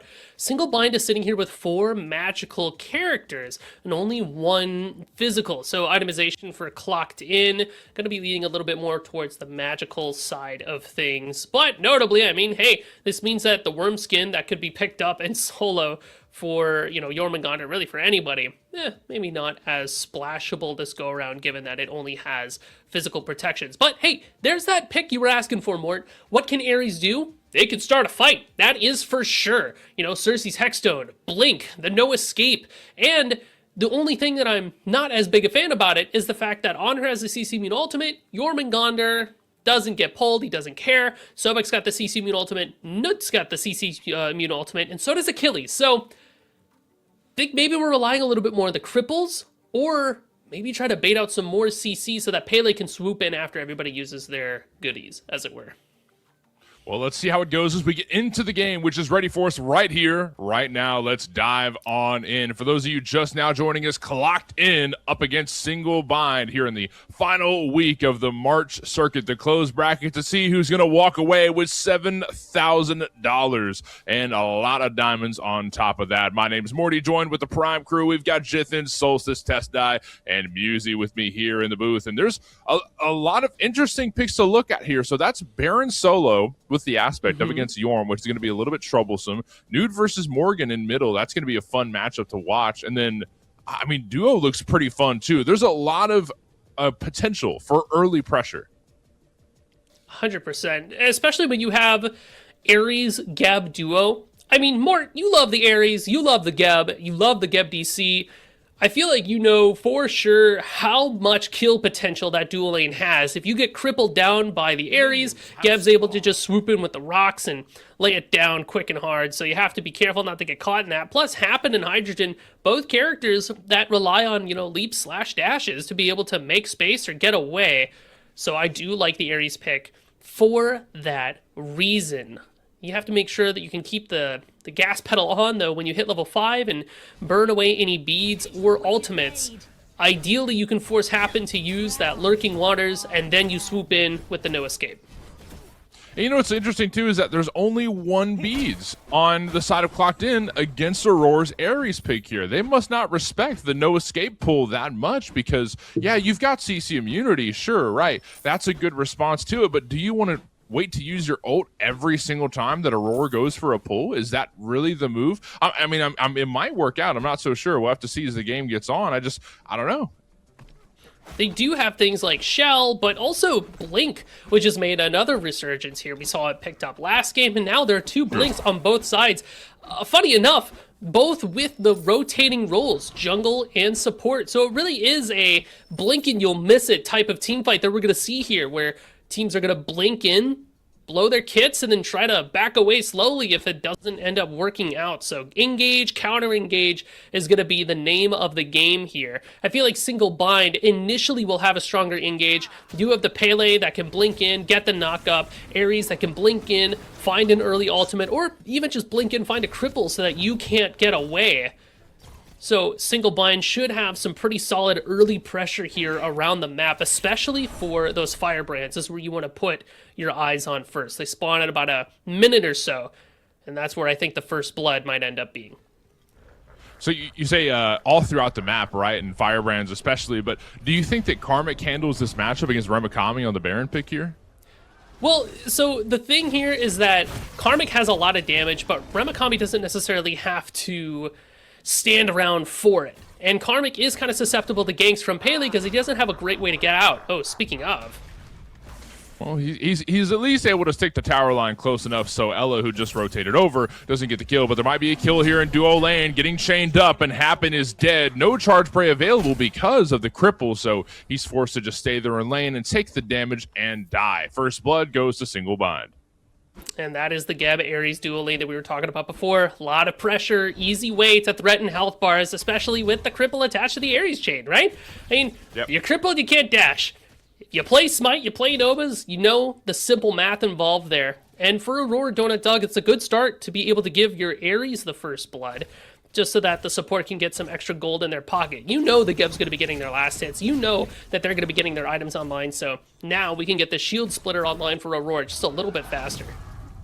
2-on-2 over here on the solo side of the map, and looks like Single Bind are forced to go back under the tower. Tagveer lands a nice stun through shield bash, but not a lot of damage to follow through. No ults online, so Fatal Strike can't be taken, but while this skirmish is going on in solo, Firebrands are free for Paul. He's going to be scaling hard off these. Moswall shows up a little bit too late. Meanwhile, on the left side of the map, Happens able to pick up a kill. Down goes Donut Doug. That's a great revenge kill for Clocked In. Maybe finding another, but Aurora is able to keep Happen chained, so no charge prey available. They'll settle on 1 kill. Taking down Donut Doug there is huge. Oh, there's the ultimate from Paul. A little bit off the mark. Can't find Moswall, so everything goes back to being chill. I really like the rotation there from Tagveer to go clear wave with your solo laners so that you can put a little bit of pressure on that side. And because Paul clears faster than Moswall, they can rotate over to the Firebrands and be able to confirm that for Clocked In. Really good awareness from both the mid, the jungler, and the solo there to kind of facilitate that and make it happen. And as we were talking about the kill potential that Aurora, Donut, Doug have, do have to be careful. Donut Doug doesn't have beads, right? So Donut Doug can get plucked and thrown into a tower line if you stand a little bit too close. Yeah, the Stone Shield only helps so much, right? I mean, you can't cleanse yourself out of everything with the Stone Shield. No escape used to pull Paul. That it does. Aegis in response, but Dragonflight takes him into the air, and Paul is killed. A great pull from Aurora, and a great response from Moswall secures the kill on Paul. I mean, Paul had used their ultimate not that long ago, and because they don't have beads, the Aegis instead, not a lot you can do about the ultimate from the Ares there. The Newt does not have aspects, so we don't have any CC immune to offer for ourselves. Good rotation there from Aurora. Good heads up play. Single Bind are kind of leveraging this Ares aggression as much as they can. But what's interesting is that Aurora finds the kill, so now your Ares is going to be 2-0. It's nice to give your support some kills, but not all the kills, right? I mean, Yeah. sure, it's a kill secure, but gotta give some of that gold to everybody else too. No, I'm in agreement 100%. I want to see Donut Doug or Moswall or anybody else take off, really. But the thing is, I love having Ares ahead because it just makes him a mini boss, right? Playing Ares from behind is just not a fun experience. You just don't do much for the team. You pull, and you might die while you're getting pulled because of how squishy you are, but then you die right after. I have Providence pick up here, Hover from Solstice, and it gives you extra gold for taking down wards, and you get a free ward as well. So not only are you getting the free ward from your it's not Galliflayer, Yeah, help me out here, Muse. you got it. Oh, the shard, Bifrost shard. Right. Yes. Yeah, I got you. Little Bifrost shard knowledge. We know what's going on here, but it's interesting to see the Providence picked up just because the Shield Splitter seems to be so favored recently by every tank out there. The Providence is a little bit more of a friendlier one. Oh, no. Getting chained up and couldn't get an impale. No escape to follow. The damage could be huge. Hydro's taken down. Great kill from Aurora, but gets plucked under the tower. And that is a shutdown favoring Hydro there. So not really worth because you just gave shutdown goal to Hydro. And that's who you want to snowball, right? It's interesting chain of events to happen here, but it's right in time for Single Bind to show up to this purple buff as it's spawning. That's why Tegvir makes the rotation. And again, Aurora getting a lot of damage off with this Ares. It's interesting because Hydrogen had the beads, and we just weren't scared enough. And to Hydrogen's credit, I also wasn't scared enough. Because I was like, okay, we're just walking at it on her, we're going to force him to back, and Aurora's just like, oh no, you are going back to base. Don't you worry, we're gonna make that happen. It's just maybe not the method that you were hoping for. So keeping the on her on their toes here and making sure that they don't get a chance to get online. I like the play so far from Aurora, but now that we have so much going on here, we gotta make sure to leverage it. It is nighttime, the ritual is gonna be spawning soon. Hello! Great pluck off the blink, which does pull away one. Looks like Moswall's in trouble. Great response from Clocked In to put decent damage out. Happens, got the sickening strike to kill Moswall with the disease. Down it goes. Moswall. Looks like the mid lane beacon will be in control of Clocked In. Another great pluck takes Aurora out of position. He's down to 100 health, getting melted down by Karmic's awful breath. Down goes another. Single Bind just lost two, and they're about to lose the beacon here in mid as well. It is confirmed Jormungandr does not brush his teeth, so you cannot stand in front of him. That breath is disgusting. Now, Clocked In should be able to confirm this midnight ritual for themselves, earn themselves that Moonlight's favor, but also be able to put some pushers onto the map. And what's important about these two is not only do they, threaten towers, they also help reset. Gank over in the left side, it seems that Hydrogen, with the help of Tegvir, should be able to make something happen there. A great pull. You know what I realized too? It might not have looked too great here in that mid lane skirmish, but I just realized that the Ares pick not only counters Happen, it also counters Hydro. As we see a skirmish happen over here on the right side of the map. Great pluck takes Ella a little bit out of position, and there's good response from Tegvir. Rolling over is Donut Doug, but a little late to the party, but they've got 4 members from Single Bind on this Gold Fury. They're starting to burn right in front of the faces of Clocked In. Happen is low health, so he won't walk up, but there are other members. Look at Paul around the corner. He doesn't have ult to utilize, but he's looking to steal it away. He does kill Ella Langley, but going in, Donut Doug secures the goal, but kills going to Clocked In. Make it 2. There's another one for Tegvir. Going to be his first kill of the game. Fatal Strike kills Moswall as well. Double kill for Tegvir, and Donut Doug is forced to use his last little bit of mana to roll out towards the tier 2 tower. Looks like they'll to get this tier 1 in mid lane for free. Gold Fury went to Single Bind, but Clocked In got a lot off of that. It's an interesting Gold Fury pull to have happen there. Traditionally, when one team wins the ritual and gets those pushers onto the lane, the other team has to respect those pushers and clear them before they go for any objectives.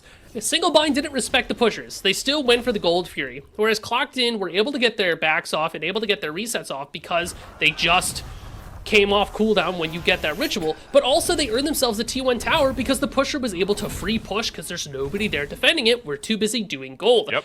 Ultimately, I don't like the trade for single bind. Yeah, you're able to get a gold free pip and you are able to get an objective. That's all well and good, but you lose presence on the map. That mid T1 being eliminated gives Clocked In avenues to look for jungle invades, for speed, or for red because there's no tower there to stop them from doing so. 10 minutes into the game, and Clocked In are barely ahead on gold by less than 1,000. Almost a minute difference, really, but they are up on kills 7-3. The Gold Fury pip does favor single bind right now. That might favor them in the late game, but for now, Clocked In seem to have a little bit more presence, right? They're farming well. They're trying to maintain control as much as possible, but not a lot of objective to look at now. We're still somewhat in this farming phase. Taking a quick look at the gold. Hey, if we're farming, that means we're building items. Let's see what's going on here, right? Tech Okage available for the Pele here. Good movement speed, able to help her rotate around the map really quickly and effectively. And it's interesting, too, that we have this ability to rotate, but we haven't seen a lot of success with it. Oh, Blink Pluck. Oh my god, the blink pluck from Happen is disgusting, but a no escape to follow does pull Happen away, but Aurora's gonna get killed. Happen is making plays, and Clocked In are well aware. They say, hey, alley-oop, big dog, I'll slam dunk it. From the 3-point line, nothing but net. Oh my goodness. You have to put respect on this Blink Pluck from Happen. And what's interesting too, with the way that Blink works, when you use Blink to engage on a fight, because if you blink and do damage, it reduces the cooldown on the blink. So Happen's able to do this more and more frequently and gets, benefited from doing so. So he's just able to keep the aggression on. That Pyromancer's dead, by the way. Clocked In, scoop it up and take it away. Single bind is not there to stand against it.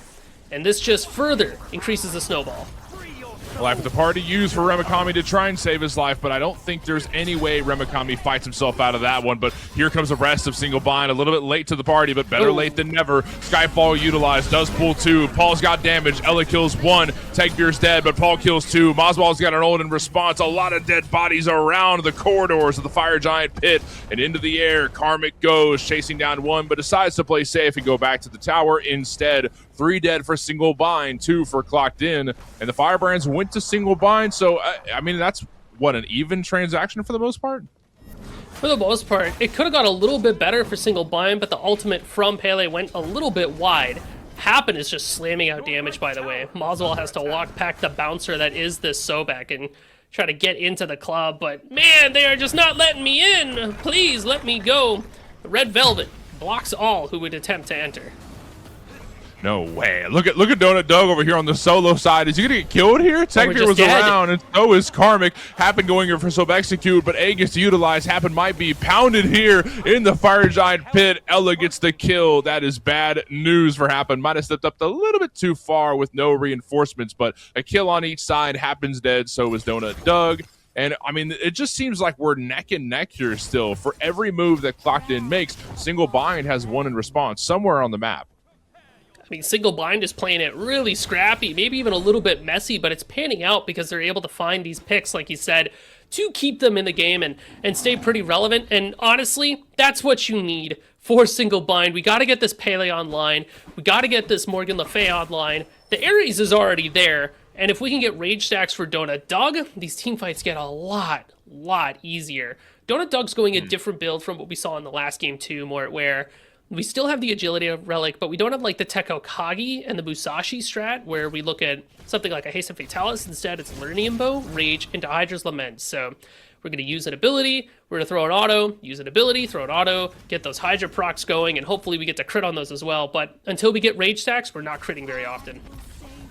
Into the air, Paul goes with the Skyfall ready. Who's he going to be looking for? Aurora gets pulled, decent damage used, but Aurora doesn't really care. Just going to have to, you know what? But he uses his 3. That's why I think that Paul was relying on the displacement to pull towards Happen, but you're able to use Searing Flames as Ares to make sure you don't get pulled, and that's exactly what Aurora did. So no pull, but decent damage dealt, no kill resulting. Now we're hovering around Gold Fury as Happen gets vision and then goes back to base. Moonlight Queen Naga going to be spawning here pretty soon as it shifts from day to the nighttime. That, to me, tends to be a tipping point for these games. Maybe you can find a pick before you go for that objective. Hydrogen has to stay careful because the support's right around the corner. But when it comes to who gets to have the advantage here, you said it yourself, Mort.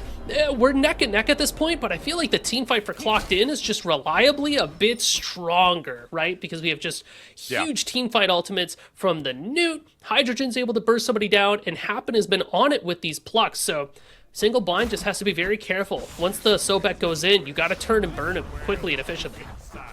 Clocked In are ripping the Gold Fury in the faces of Single Bind. What is their response going to be? It's down to 2K. It's down to 15. Plucking forward is Happen, but doesn't find a pull. The Gold Fury's walking away. Tegbeer is able to secure it, though, and able to kill Ella Langley in the process. Paws in the air with the Skyfall does pull, too. And Karmic following through with damage of his own. He's chasing Aurora in the back line, trying to find one more kill. Ella is dead, but can we find more? A great root, followed by the Impale from Hydro. Does make sure that some get away, but they are able to get one kill along with the Gold Fury. Clocked In just got a dub off of that, but a no escape to follow. Does pull 3, and damage to follow from Single Bind. Life with the party in response. Remakami kills 2, but Hydro gets Aurora in response. Donut Doug just showed up to the party, a flank from the left side, and he's got damage for days. Karmic is slithering his way out of there. Triple kill for Remakami. Down goes Tegbeer. Karmic's in trouble, and Hydro just got the hell out of there. 4 dead for Clocked In.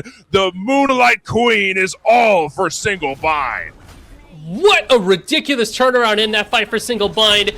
You know, the lack of beads for Clocked In. You said it yourself, Mort. Yeah, it's good you CC immune ultimates, but what about when you don't have those ultimates, right? And that's exactly what happened. Clocked In threw everything they had, the entire book at Single Bind, and that gave Aurora the opportunity to pull the people in to get crazy damage and turn a teamfight around on its head. Now Single Bind gets to establish the map block. We get the Moonlight Queen Naga, we get the Pyromancer, we're gonna get our backs off, and then go straight towards that ritual to try to reestablish your presence on the map. If you're Clocked In, you gotta get there first and argue for that space. But oh my goodness, Remakami has entered the chat too. Just so much damage. And you know what it is? I was just shocked to see all that happen, but a triple kill for Remakami with no Big kills ups. before that. Remakami has been completely unnoticed before now. Yeah, a little bit of lane pressure, but aside from that, no real threat is what I see Remakami as. But then that team fight happened, and I was like, oh crap. I didn't know you had ball like that. I didn't know. Oh, there's a pool, no escape, but lurking in the waters to respond. That's fine. Single Bind just want the tower. Happened was just icing on the cake, but we'll take cake without icing. Well, I don't know. It sounds kind of gross, but you know. It's kind of, I think that's a muffin, technically. True. Is it true? Yeah, well, yeah, it's a cake. Right. Well, I mean, it's different, if you want to get technical. But, in the same way that hot dog is a sandwich, I think a muffin is a cake. A hot dog is a sandwich? Really? Meat and 2 pieces of bread, man. It is what it is. That's a sandwich right there. My third eye has been opened. In sandwich. I had no idea. I don't think I can ever eat a hot dog again. As we're at the 18-minute mark. Enough hot dog talk. I'm going to get hungry here. 18 and a half minutes into the game. 14-10. Clocked In are in the lead with kills. And but behind on gold is the noticeable thing here is the Moonlight Queen did get taken down. Fire Giant is awaiting the taking. Gold Fury about to respawn. A lot of objectives to look at. Like I said before, Mort, it's the tipping point, right? If you're able to get that Moonlight Queen Naga, that gets you the Pyromancer, it gets you the mid-pad as well. Clocked In was able to get the Gold Fury before that. I think that's why the gold's going to be a little bit more on the even side here. But I do have to say I appreciate the way the Single Bind has been playing these fights. Aurora has been using a good mix-up with the Ares ultimate. We rip it for one person, but we're also really willing to just kind of sit and wait. Uh-oh, this again. Another blink pull, no escape to follow through. It does pull one, and a good bit of damage from Mozball in the ritual. ults, lurking in the waters in response. And oh my god, look at Tegbeer just getting destroyed there. Desert Fury utilized, but a great knockup from Donut Doug, followed by Cataclysm. Down goes Hydro, 2 dead for Clocked In. Karmic's in the air trying to peel away so Paul can maybe get some damage on board. Skyfall, who's he going to be looking for? Good damage dealt, but not enough to get a kill. Paul is getting slammed. Donut Doug's got damage. Dota's Moswall. Clocked In just got taken down. A damn near deicide happened. The only one alive is all 5 of Single Bind make their way to the Fire Giant. Happen cannot finish that Talisman of Purification fast enough. I see you, Moat of Chaos, in the Happen build, but you needed that a lot sooner. Tavir gets yoinked in by the Ares pull. Oh, Happen, by the way, you can't be here, bro. You can't. Oh, no. No, you're not invited to this party, Happen. And there goes another of Clocked In, awaiting for a steal, but Single Bind said, not today, Crocodile.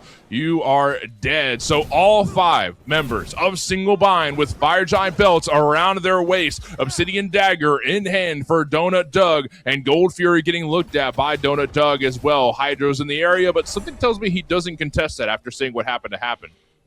Happen just got turned into a bear boots, man. Like, it's so tragic and unfortunate. But again, Aurora is like on it this game. And Mort, I know you're a support player, so I know you have a better eye for this than I do. But like, Gold Fury confirmed by Single Bind. The way that Aurora's been using these ultimates, and also the way he's just been living in these fights, like, it's actually kind of insane that he lived when Paul just unleashed the onslaught in that mid lane fight. He ducks out of the way of the Newt ultimate and then just goes right back in to find some more. He's always able to pull the right people with his no escape, and because there aren't nearly enough beads on Clocked In, he's gonna pull in somebody, and Single Bind's been doing a wonderful job seeing that target, and everybody says, cool, get that guy. Take that man off the board and put them into a box 6 feet below the dirt.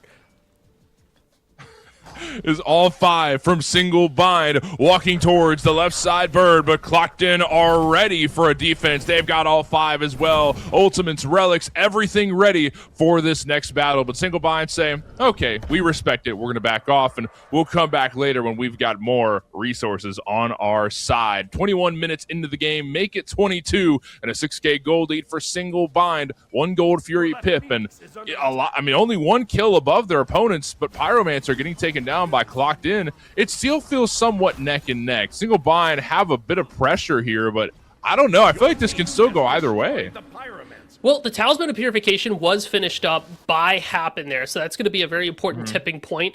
Paul just finished up their Obsidian Shard. We do have the Titan's Bane already available for Hydrogen, right? So penetration is online for our carries, and our tanks are able to have some more extra utility to live through the engage from Single Bind. But Single Bind also just had a pretty significant back that they finished off, right? Titan's Bane, Ob Shard, penetration is there for the carries of Single Bind. Oh, are you? No. He's Karmic almost in trouble. World Serpent used. Yeah. Continue. Yeah, continue.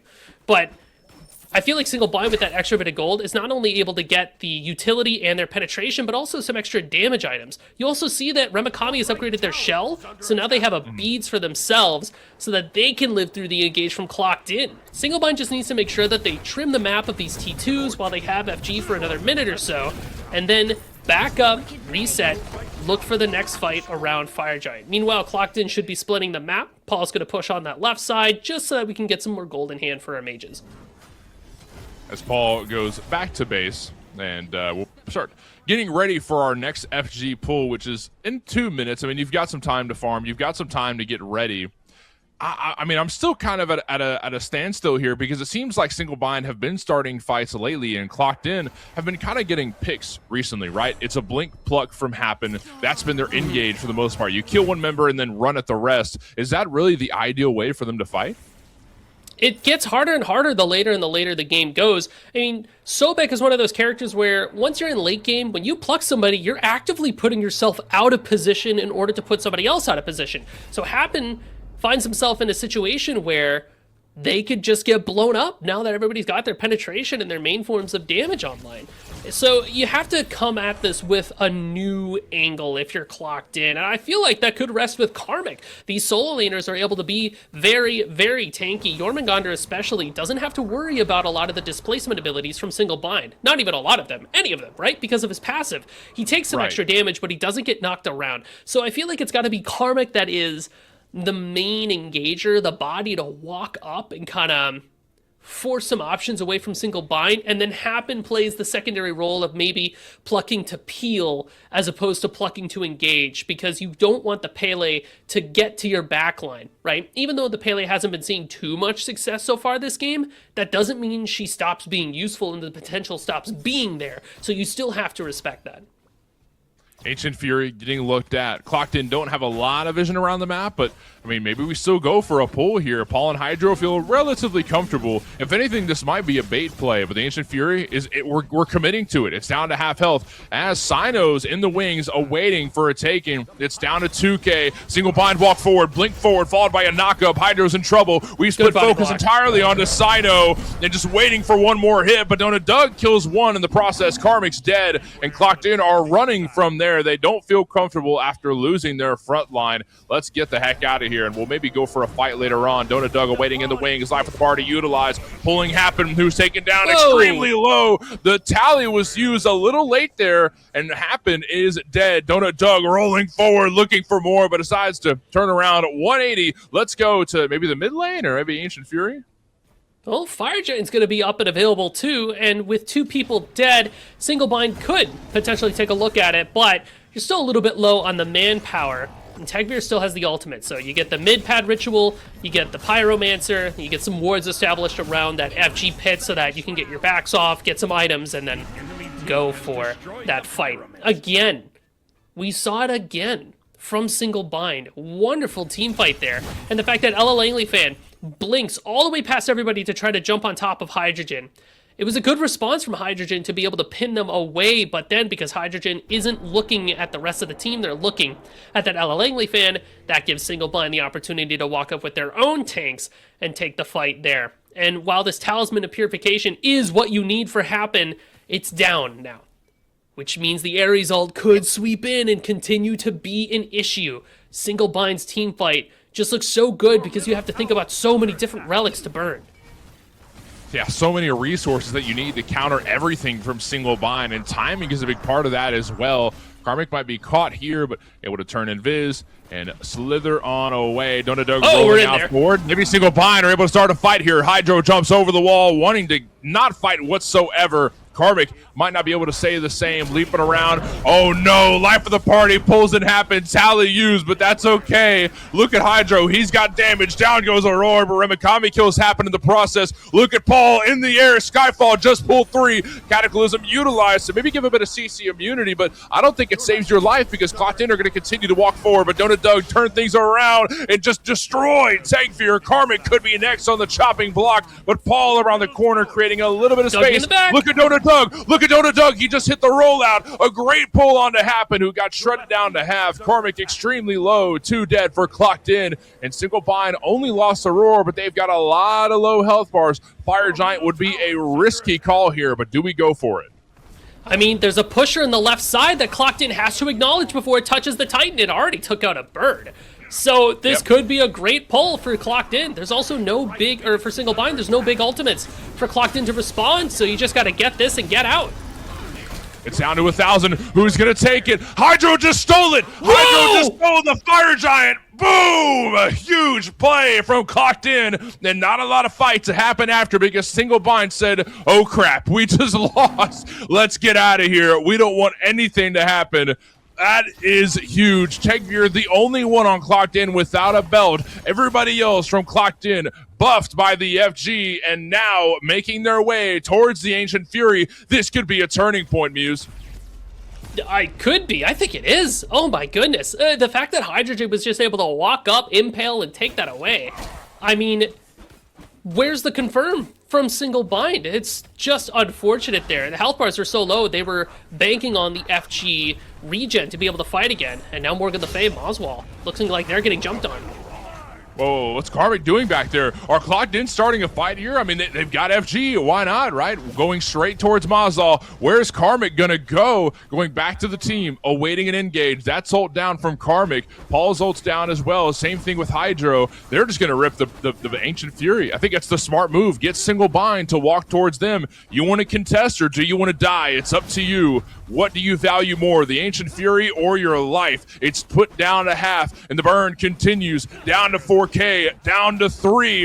What's going to happen? It's down to 1,000. Who takes it? Hydro secures the Ancient Fury, and walking forward, Clocked in, starting this fight well. The great pluck from Hydro, followed by a fatal strike. Whoa. Paul kills one. Donut Doug is dead. Look at Sino in the back line, but couldn't kill Paul. That's a double for Paul, and going forward from there, Clocked in want to continue fighting, but Single Bind might be able to make the great great escape, and that they are. Happen plucks forward, but doesn't find a pool. That's okay. Clocked in, got what they wanted. Let's take out some of these towers here.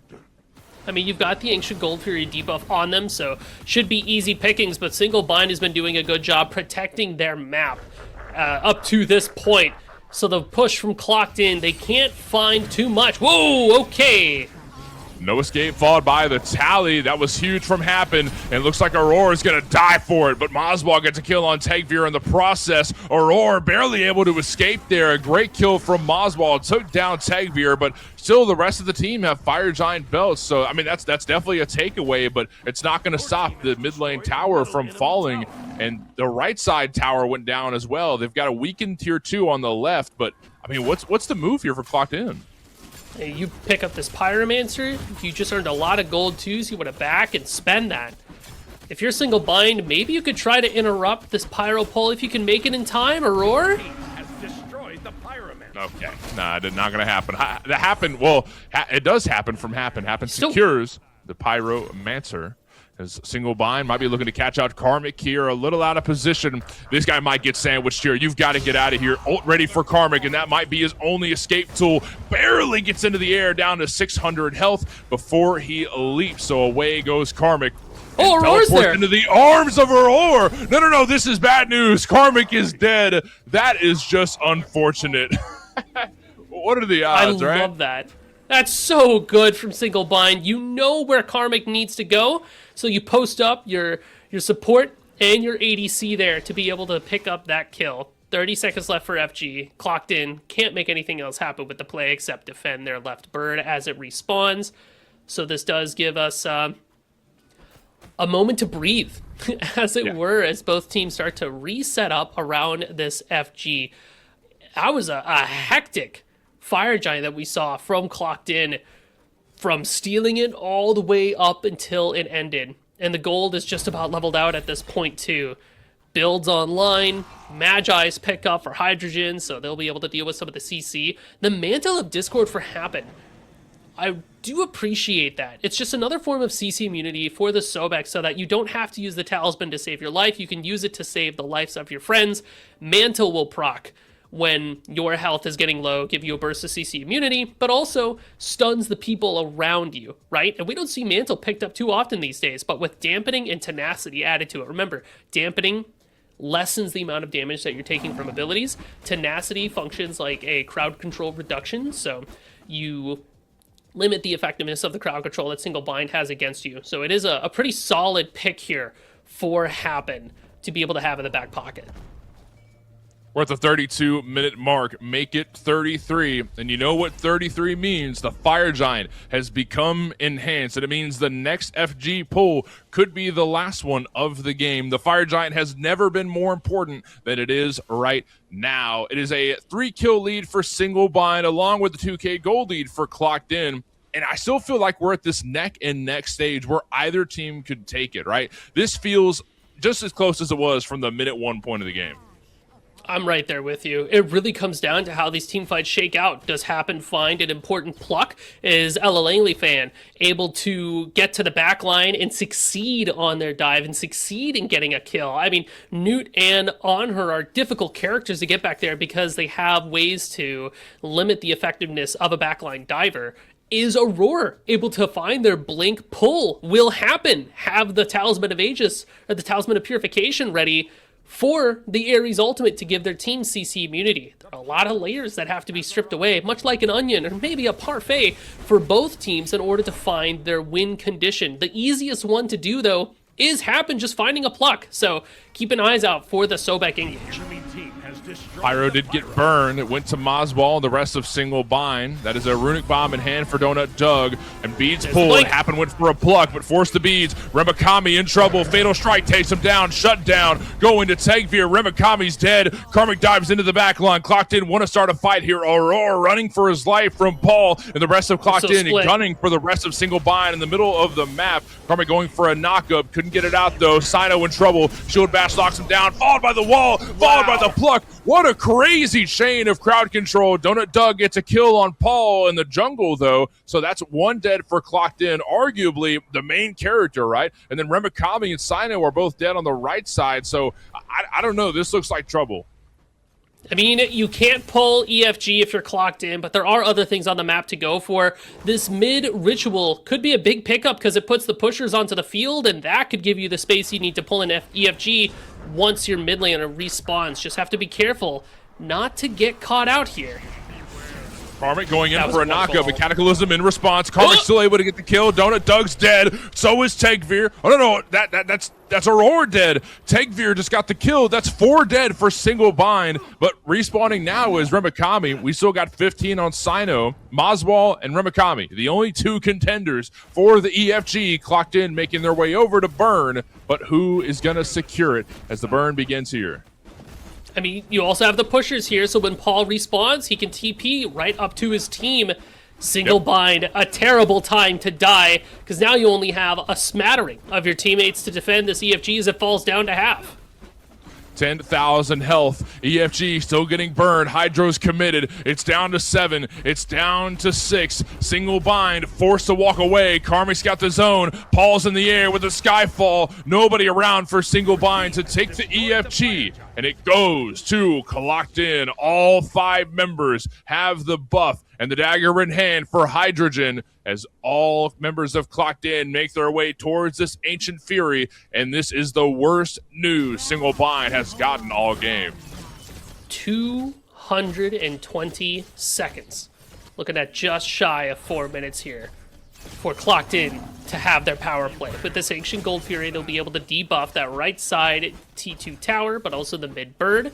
And Single Bind can't even show up because not only does Clocked In have that EFG buff, but also the pusher pushing it on that right side puts pressure on the map to say, hey, you have to acknowledge me, the elephant in the room. And if you're clocked in at this point, you could just run it up the left side because that pusher is still alive and well there. So the left T2, not going to be long for this world. The question is, what can Single Bind do on the defense for their birds? Their engage, solid. You have Aurora with the ultimate. Their counter engage, also solid. Remikami should be able to use their ult. But the EFG buff is just so significant. It's going to be tough to catch Clocked In unawares here. You have to play the patient game. You have to wait for Happen to go in, and then you have to look for Tegveer, who's going to find you around the corner with their execute. So Single Bind have to make sure that they don't slip up even once. And don't panic. Don't panic use abilities. Wait for the right moments, and then strike.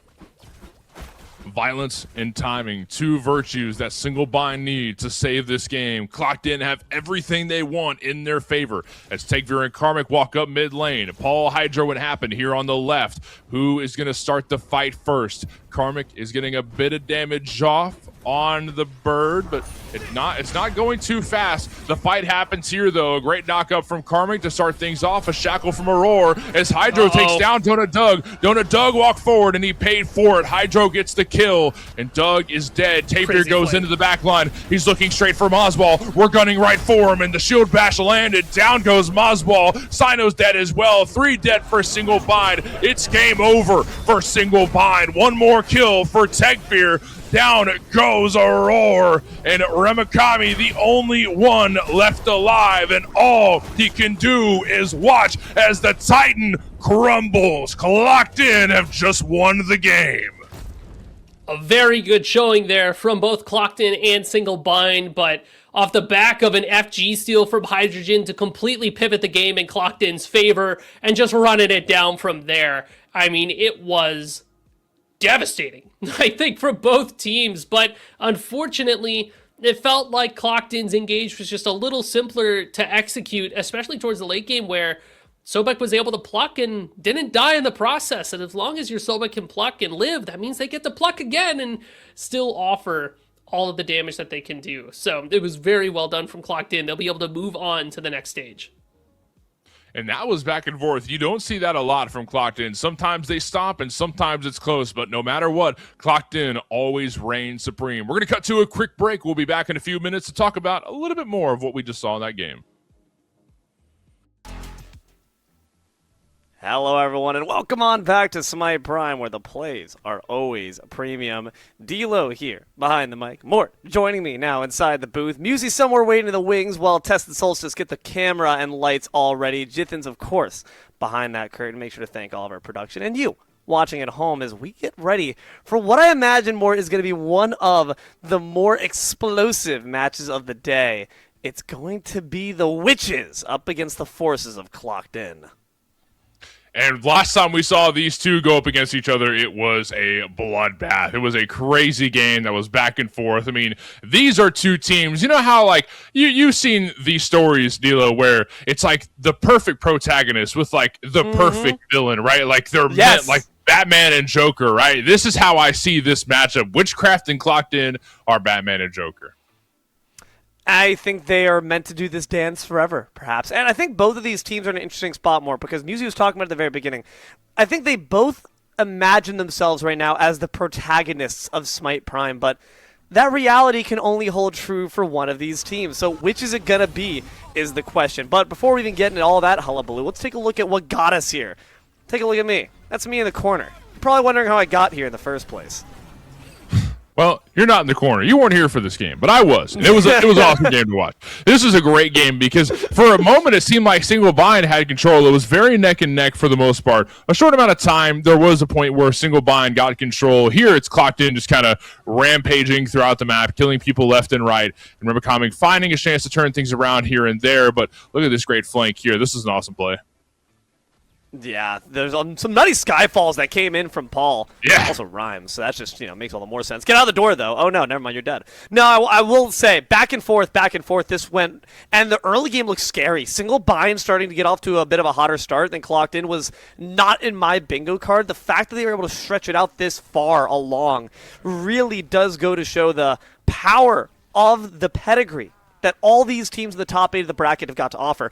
And I also want to give a quick shout out to one of your favorites as far as the God picks go. This Geb might just be a thematic terror that we see pop its head up a bunch of times today. Yeah, I feel like a lot of these players know that, like, maybe it's not ban-worthy, right? Considering there's much stronger gods around, Fenrir, Odin, Hercules, etc., that maybe Geb isn't worth hitting the ban list, but we'll see him in a lot of games just because of how strong he is. He didn't look very strong there, but for the most part, he's strong throughout a lot of the games. Yes, he is, and you can see that's why he's still batting that positive slash line, despite unfortunately not taking the W. I also want to hark back to that one play that really showed the show of force of these displacement gods. Aurora and HLDMYH and D stat. They had some amazing pole plays. You were calling that one absolute barn burner of a team fight that seemed to go on in like 3 separate phases. Still, some of these classic gods can be very, very big threats if you underestimate their abilities, and also if you're playing a bit out of position. These new movement speed changes really, I think, give a lot more burst. It's a lot easier to close the gap between you and your enemy than you might think. Yeah, there really is a lot of changes. Not just that, but I mean, we talked about Echo a little bit, which hasn't really been being built. That's kind of a shocker to me personally. I figured there'd be a little bit, right? But I guess, not considered strong by a lot of the players. That's A-okay. I think it's we're just trying things out. We're still in an early part of this phase as we take a look at the brackets. We just had 10 new items drop onto the game of the live client, along with 5 new stats that can be built. We're still trying to figure out, even at this level of play, it's only been a few days. What is strong? What is not? What can we try? I mean, we know that some things are strong, like the Gem of Focus pick here and there, but everything, we're still testing. Well, one thing we do know is 2 teams have fallen out of that loser's bracket and are gone, done, and dusted. Clown Fiesta y Los Amigos. Both of my Hispanohablantes teams. It's unfortunate, but Latam will rise up and have its heyday someday, I'm sure. Witchcraft and Clocked In take for semifinals of the winner's bracket. Down below, Single Bind and my Junglers Obsidian face off, and Smoke Break versus Sisyphus, and the Glolder. Does make sense thematically for the team with Sisyphus in the name to have to kind of push that rock all the way from loser's bracket to the top.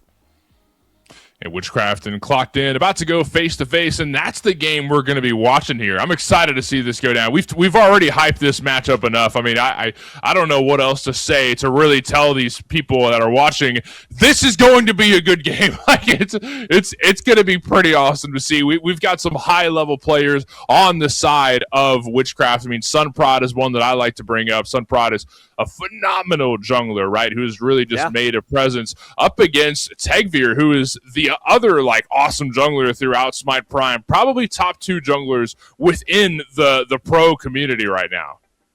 There's a lot of history between these two players. I think back to November Circuit where Sunprod destroyed Clocked In. It was with a different context. They had Speak No Evil batting besides them, but nonetheless, they still have an amazing team at their side this time around, and it's because they have the pedigree. They have members that have been around for so long. Zapman coming out of retirement to, it feels like, lift everyone up to a new level of ascendance, a new level of knowledge. And Sunprod, a player that's so young, so much potential that you can still reach. There's still so much left in the tank, so much brain left to be filled with all the secrets, all the arcane wisdom that these older, more grizzled veterans have to offer, and we've seen an explosion in their ability because of that. One player doesn't just have to offer their technical skills. They also have a ton of latent competitive knowledge that can better all the other 4 members of the team around them.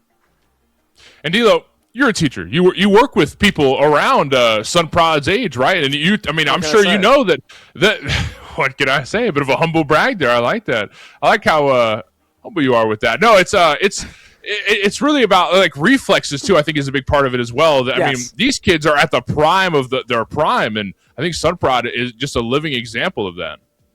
No, absolutely. Like, listen, I spend my 9 to 5 hours just with people like our friend Sunprod, with people like our friends Alec of Wabi Sabi. And I'll tell you one thing. Yes, they have, of course, the reflex. They have the mental and physical acuity that genuinely, like, older players do not have. Like, I don't know, more when I move from my cast, you can't hear it, but my bones are creaking.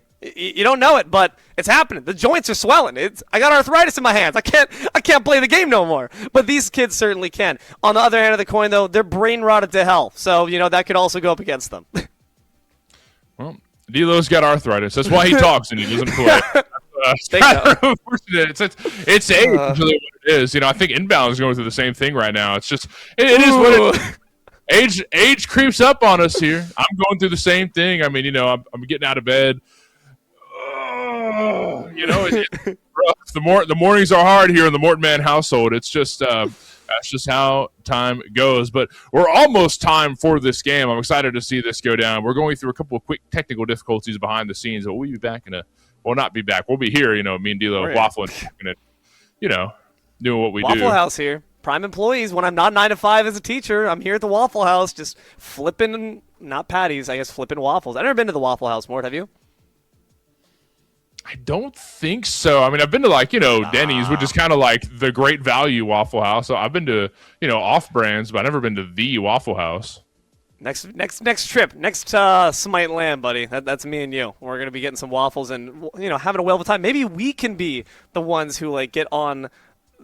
Hold on, Tess in our ears. What you got there, Tess? Tess also not been to the Waffle House, so a lot of potential here. Also in the booth, not just on the field, but for us, it's about our culinary travels and what experience and wisdom we can get from establishments such as, of course, the time-honored tradition of Waffle House meals. Nonetheless, we're about to have an awfully nice meal set before us in terms of this Smite game. Let's get back to that. So we talked a little bit about the jungle dynamics. You, of course, also have the fact that Paul is still a threat. Paul was leading them all. You mentioned it before that when they took out Paul on that last game, all the offensive momentum gets taken out of their sails. All that wind dies down. So a lot of players to look at here as we hop into these P's and B's. That question becomes, who do you try to set up for success first? Who is good enough that you want to instantly put them on their diamond pick god? Or maybe they're so good that it doesn't even matter which god you give them. You can just give them the bargain bin and they'll be fine. I mean, I really think Honor is a high priority here because Honor is another one of those gods that, is not ban-worthy, right? But also so strong that obviously you want this god on the field. Honor is so self-reliant that Hydro can easily take care of business with the Honor pick as Huyi gets banned away. I think we're going to be putting a lot of prio on carries here because not just the top 2 junglers, but also top 2 carries, arguably. I mean, no disrespect to Kaveka. That's my personal favorite. But Zapman, who's a long-time living legend in Hydro, who's entered the scene somewhat recently, but also just a super, super prominent carry within Prime, teaming with this Clocked In team. I mean, Hydro looks just as good as the rest. I mean, look at the shout-outs of the carries being taken out here. We have Geb being banned, Hui being banned, Clocked In. Make a very worthy ban of that Odin. Not only is it just prevalent in the meta, but also you just don't want to see Sunprod on that, because Tegvir knows just how it feels to be underneath the Bird Bomb's massive boot. It feels terrible. It's a god that Sunprod has performed to amazing extents on the Smite Prime stage for. You don't want to give them that passive buff of feeling that good behind the Allfather. Oh, yeah. And there has been multiple Smite Primes back when Odin Jungle was first being introduced, where Sunprod took the pick and ran off with it. I mean, this Odin pick is so prominent. There's junglers that you have to take away from Sunprod. I wouldn't be surprised to see Fenrir taken away here, because there's a certain new thing that we've talked a little bit about here, D'Lo. It's this Echo dynamic, which lets your abilities crit. And let's talk about Fenrir's Brutalize, which one of the plus ones is that Brutalize can also crit. So, if you're building crit and you're building echo, Fenrir's Brutalize can do both, and you can eviscerate health bars. You can destroy people with 2 or 3 swipes. You don't even have to finish the ability of Brutalize to just kill people where they stand. So I think we want Fenrir off the table, but no, we're going to leave it open? Different dog instead being left onto the pick board. It's going to be picked up first. Witchcraft grab themselves the Cerberus. Now, this has some flex potential. We've oftentimes seen it go to support. Solo could be an option, but either way, more ghastly breath for your face. Awful, stinky breath. We saw it from Karmic last game with the Yorm pick. We might see it again because it doesn't get banned very often, but Karmic loves this Yorm pick. Granted, it will be a little bit lower throughout the picks and bans here. Higher prio lies with Princess Bari, which was left open, but instead we're opting for Morgan Le Fay. Interesting. Ooh. This is a shout. Not only is you're just putting Tegvir on Sasano, which, who knows, maybe it becomes another Sasano carry. We've seen that from them before in Founders and on Smite Prime too. But that's another option that Sunprod loves. When Sunprod can't do the Odin, we oftentimes see them go instead to the Sasano. Hoonbot's still around. That's something I'm going to be looking out for as a potential beads burner alongside the Cerberus, because then you have 2 really great circular teamfight ultimates that really control space. But Morgan Le Fay, we saw why she was so good before as well. That long channeling CC immune ultimate of consuming power, it's very, very powerful, very potent, as well as the natural CC she offers in Sigil Sword. She does a good job staying safe and making sure your enemy never is. But you know what's interesting is I don't see Paul with this Morgan pick, especially now that Bari's open. Seeing Paul pick up this Morgan Le Fay pick, it's a little bit odd to me. It almost makes me wonder, what if this is Karmic taking Morgan into solo with the aspect of the Cursed Crown? There's potential there. I don't know how high it is, but now that we're seeing more picks underway, Nijat got left open and goes towards Clocked In along with Agni, who Hydro loves that Agni pick. So I think that's going to be Agni carry with the aspect of combustion. Thor and on her on the side of Witchcraft. There's a lot to talk about here. Okay, so that Naja to me is saying potentially Naja support. That Morgan Le Fay to me is saying Morgan mid, and I think that Agni is going to be potentially flexed into carry with that aspect instead. What's that aspect called, Mort? Yeah. Of whose Agni's? Yeah. Aspect of combustion. Aspect of combustion. Nice. Which does give a little bit more to your basic attacks. They offer a burn, and then you can detonate that burn when you use abilities like Flame Wave or Rain Fire. It detonates the burn that you've been stacking on with your basic attacks. So you get a bit of burst damage, but your basics also hurt much more, which makes him a prominent carry. Now, it did get nerfed a little while back, and we stopped seeing it as much, but this is just kind of a staple pick for Hydro, really. He loves the Agni pick. Is Merlin going to be going towards Kaidon? That's a classic pocket pick for Kaidon. I know Osiris going to Snatty. That's fun too. Okay, I'm wondering if there's going to be Osiris as the mage aspect build, or if it's going to be as the typical one and done, because that leap can be pretty useful, especially when your own team has walls to output. We'll find out shortly. What I want to hark to is this Naja. The more I look at this comp from Clocked In, the more worried I am about it, because I always say, whenever there's a Naja, whenever there's an Athena, I want to see a caveman combo. I want to see big, stupid ultimate to follow the Windfire Wheels. I want to see a Poseidon Kraken. I want to see a Raw Searing Pain. We have the light version of that. 3 Rains of Fire. 4 swipes of consuming power, but it's not instant gratification. You're getting that 2 marshmallows, but you have to wait for it. And I don't like that, because that gives more opportunities for the enemy to escape. Jormungandr. Same story, not necessarily the massive burst we need to see, but Clocked In, they're a very efficacious team. I'm sure they can make it work. 5 gods. Mort, which one do you favor, and why as we hop in a game? That's a good question here, D. It's a good question. We're going to be relying a lot on early game pressure, right? Never mind. We're back here in Picks and Bands. Lovely to see you again here, Dila. They just let anybody in here, ain't they? Okay, all right. Strolling in, the door was Get out of open. my face. My bad. Okay, ow. Continue. Five gods. Tell me why, please.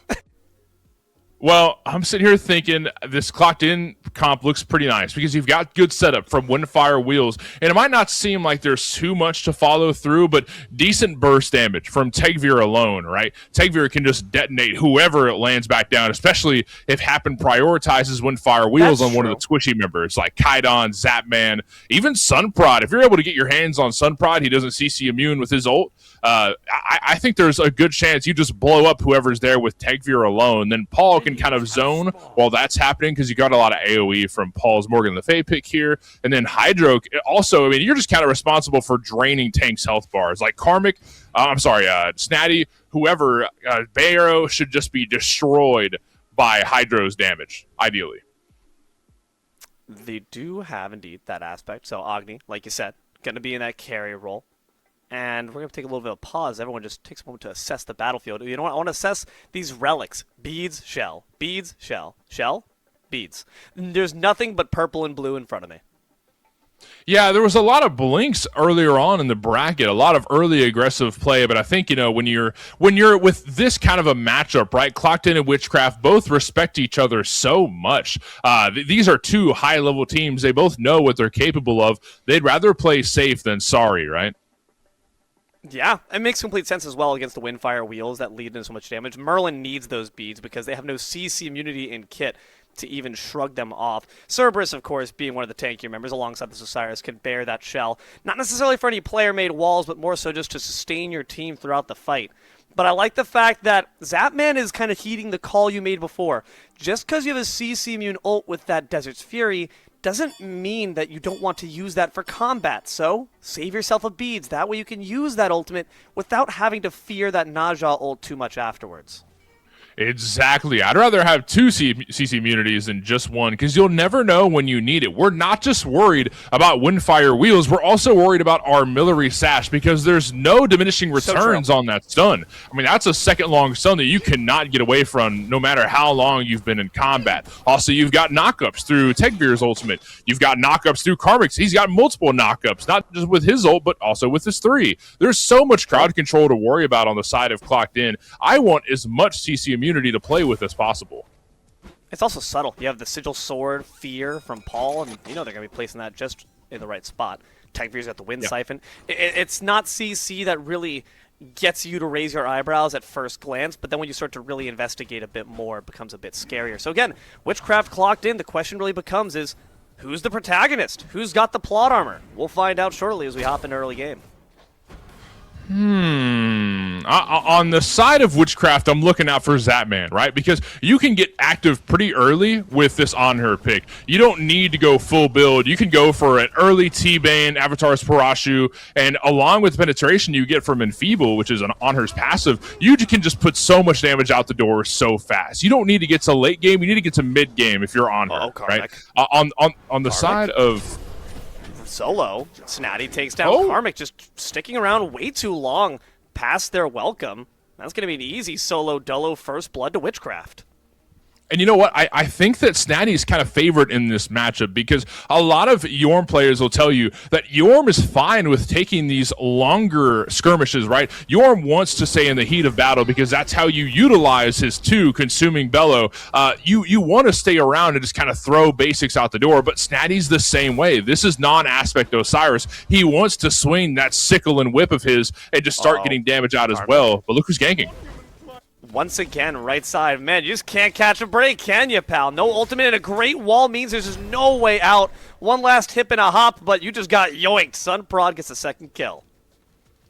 Yeah, this Yorm pick is very susceptible to ganks, right? Because you don't have a way to get over the Thor wall. You don't have any crowd control immunity before your ult, and he got Phantom Shell instead of Bead. So let's try and take advantage of early game Yorm as much as possible, and it's resulted pretty well. The kill for Snatty and Sunprod lets that snowball develop ever so slightly, but it's going to help whenever it comes to Firebrands, which will spawn in about 10 seconds.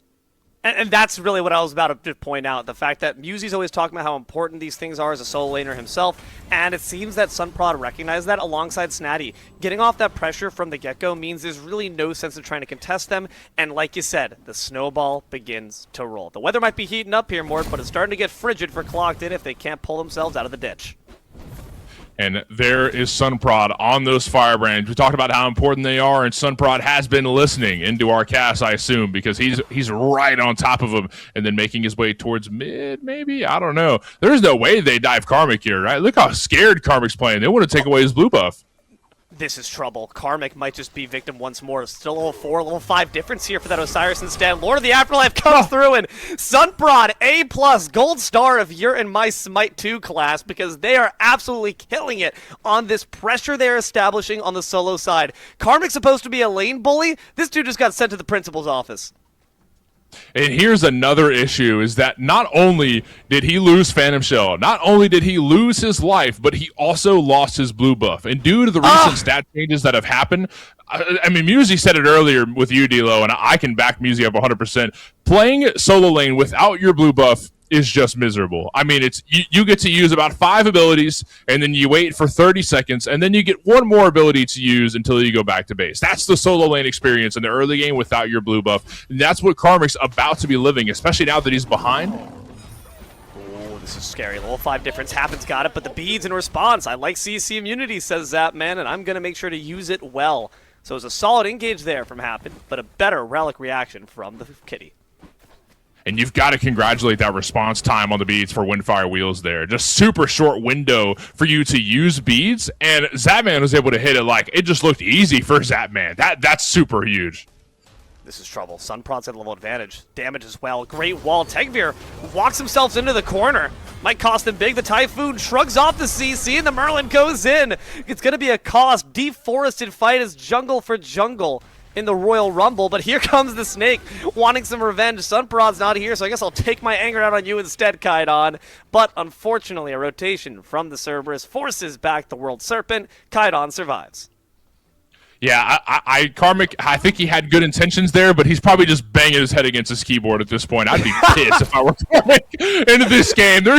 I'm so upset right now. I'm not making any reasonable decisions. I'm losing my blue buff. I'm losing Firebrands. I'm getting killed 3 times in 5 minutes. Like, this is just the worst outcome for Karmic. I'm hoping that his mental is holding together because, truthfully, I mean, if we're being realistic, I'm not just making jokes here. This is bad for the mental of a player here. I know there's a lot on the line, and you got to keep that in mind here as far as financials go. You're with Clocked In. If there's any team that has a chance to get into the finals, it's the team you're on. You've got to hold it together if you're Karmic right now. 6 minutes trying to keep all composure. 4-1 in favor of Witchcraft, and you see Sunprod lurking in the wings of the left side. Finally, a bit of attention being paid by these junglers elsewhere besides the right and middle.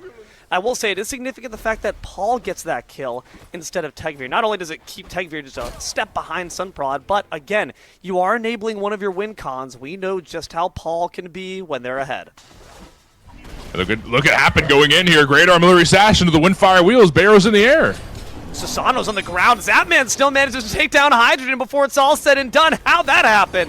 Sunprod enters on in, and a great Stygian Torment means Tegvir's gonna head on out. Double kill there for the Lion. One last Artillery Sash. What a great paralyzing spit! And Sunprod turns it all around with a swing of the hammer. Easy triple there, but Paul's on the other side and takes down one more member as a piece of takeout before they go for that purple instead. Overall, Clocked In, not on the better side of that trade, but they don't make it off as poor as it could have been. If I'm Bayro right there and I just saw the clone pop up, I am just praying to God that it prioritizes the minions, and that it did, so it saved his life. But look at Karmic going for Snatty here. I'm sick and tired of you, Snatty, gosh darn it, but you can't get the kill, which doesn't really get to do too much about it. Snatty's like, well, that was something. Did y'all see that? Just goes back to base. You got to stay over there, Karmic, and just farm your butt off. That's really the move. That's all you can do. I know you want kills. I know you want revenge. I know you want your blue buff. You're certainly not getting that. You just have to play the game out as long as you can and try and get caught back up. Just got to try to play his ritual pad, maybe. 7 minutes, it spawns on up, but Paul is present alongside the Najan. That's all you really need. Now that Paul's 2-0, things really do start to get scary, though Kaidon is doing a solid job in keeping up with levels. That's important. The poke game so far being won out by Witchcraft, but the Rocks game being taken by Clocked In. 3 members present. It seems that Witchcraft, for now, are going to cede control of the pad. Yeah, I mean, that's going to be huge for their split push potential. You want to try and split the map as much as you can, and those pushers going down will really help with that. Look at Sunprod. Goes up with the ultimate, comes crashing down inside the pad. The rotation from both solo laners. But again, Karmic, make sure that your eyes are on the screen and not slamming into your keyboard. They submerge down beneath. The beads forced off from Kaidon. The Universe Ring as well. And the back line happened very, very low, but does manage to escape. Bayer on the front lines. Has ultimate in pocket. And that's going to be enough to ward away Clocked In. The Moonlight's favor granted to Witchcraft. You see how Karmic rotated over and just didn't do much there. The thing is here, you can lead a Karmic to lane, but you can't make him farm. I mean, you just gotta farm to make yourself. You've got to make yourself present here, and the only way to do that is by catching up on levels. I don't think that you showing up here does anything. They're not scared of you. You're just an extra target. They can look at you, and because of how low you are, you have no protections with your build. You're going to get chopped away at. I want to see more from Karmic, and I feel like I'm being a bit of a bully here. I want to see more, but it's going to take time to develop. I mean, we want Karmic, if anything, to be the bully, but they're down 2 levels. And that becomes very difficult when Snatty is not only just a powerful god in general with Osiris, but also is the bully variant of it. You see they're starting to build up those prots. Osiris is going to be a problem because not only can they output that damage, but since they're not the mage aspect, they also can stick around for quite some time with those spirit tethers as well. So you've really got to watch out. Yep. If this Jormungandr's role is not to be big lane presence, what is their role when the grander team fights happen? You're going to be just disrupting, right? You're going to be a bull in a china cabinet if you're Yorm. You want to go into the World Serpent. You want to try and play with the backline, make Kaidon use his flicker, right? You want to try and make Zatman use Disperse or CC immunity. You're baiting away resources as if your knockup is really, really something to look out for. Or you're just disrupting so maybe Paul can chain in some CC. Tigveer can chain with his ultimate. Happen can use Armillary Sash in response, just like this. Look at Snatty just being a nuisance in the mid lane. No ritual even. Just for the love of the game, or maybe the hatred of Clocked In. They're sticking around for a bit, but maybe it's more so for this Gold Fury. That pillar from Zatman ensures the burn and turn is so much easier alongside this Merlin, though there's a bit of show of force being made by the Naja, and the Leech is not quite the best. Gold Fury does go down to Witchcraft, but can they survive the tell the tale? Sunprod gets out thanks to the TP, the World Serpent is present, but the rest of Clocked In have already decided to call the horn for a retreat. Karmic restrains himself enough to do the exact same thing. Witchcraft get that objective for free. Yeah, all that matters is OBJ. I respect Karmic for trying to make something happen there, but I think it's just, with how down the team is right now, it's a 3K gold lead, 2.5 for Witchcraft. They're not feeling any fighting early on. Let's just keep farming. We'll find an opportunity to fight. We just don't need to force anything right now. There's just no reason, especially that Gold Fury's down. That's the one thing we showed up for. And now that Gold Fury's dead, there's literally no reason for us to be here. We're getting out. We're going back to farming. Yeah, smart restraint there from Clocked In. They pat Karmic's back. Don't worry, buddy. We'll get him next time. And it seems that they'll agree. Witchcraft, 7-2. Like you said, about 3K their way. And a lot of that center of that solo lane side of Snatty is able to maintain this lead and also get a bit more pressure off across the map than we really saw. The issue is the mid laner that you're trying to pressure out is Paul, and Paul is just such a safe player that I don't anticipate them going down without a very concerted effort from Witchcraft. We've talked a lot about mid lane. We've talked a lot about solo as well. We haven't really talked about duo that much and how Hydro versus Zatman has been working out. And we consider Hydro to be a relatively early game pressure god with this Agni pick. You'd think that he would be at least doing okay in lane, but I think how we mentioned that Honor being able to get online with not even full build, half build, and you're already cranking numbers better than most carries, it's showing up here. The fact that they just dumped in so much damage into Barrow, well, in theory, but Barrow's looking just fine for their troubles. Doesn't feel the best. Barrow as well in the Cerberus can eat up some of the sustain, it's worth noting, that the enemy outputs. This Naja on this aspect has a bit of extra sustain in lane and in the game, and that's going to keep the Cerberus healthy as well. So this Barrow pick is actually quite a smart one. It's why you saw it being picked up so early, as well as the little dogs and cats synergy. Love to see the animal parade as it makes its way on towards mid lane. The supports are on the move. This might be a one-on-one here in solo lane. A great impale takes Hydro down to half health. But it's worth, I think mentioning the healing that you get from Serb, you echo some of the healing that enemy gods get onto yourself, and that's always happening, because think about Neja's aspect. The aspect of Righteous Flame gives her passive healing instead of movement speed, and you're constantly taking some of that healing towards yourself if you're Bayro. You are never not healing if you're around Happen whatsoever. So I just kind of want to follow them like a lost puppy dog, in a sense. Right. Bayro's making sure to do so. And I will say, Happen's actually performing pretty admirably on this Naja. Has forced out some good relics and also has some pretty well-coordinated Windfire wheels. But again, the question is, what follows up from Clocked In? It's not really an ultimate, especially when it's on a support player that can single-handedly do the job. You need tight coordination. You need to be locked in. And they might, in fact, find that on the left side.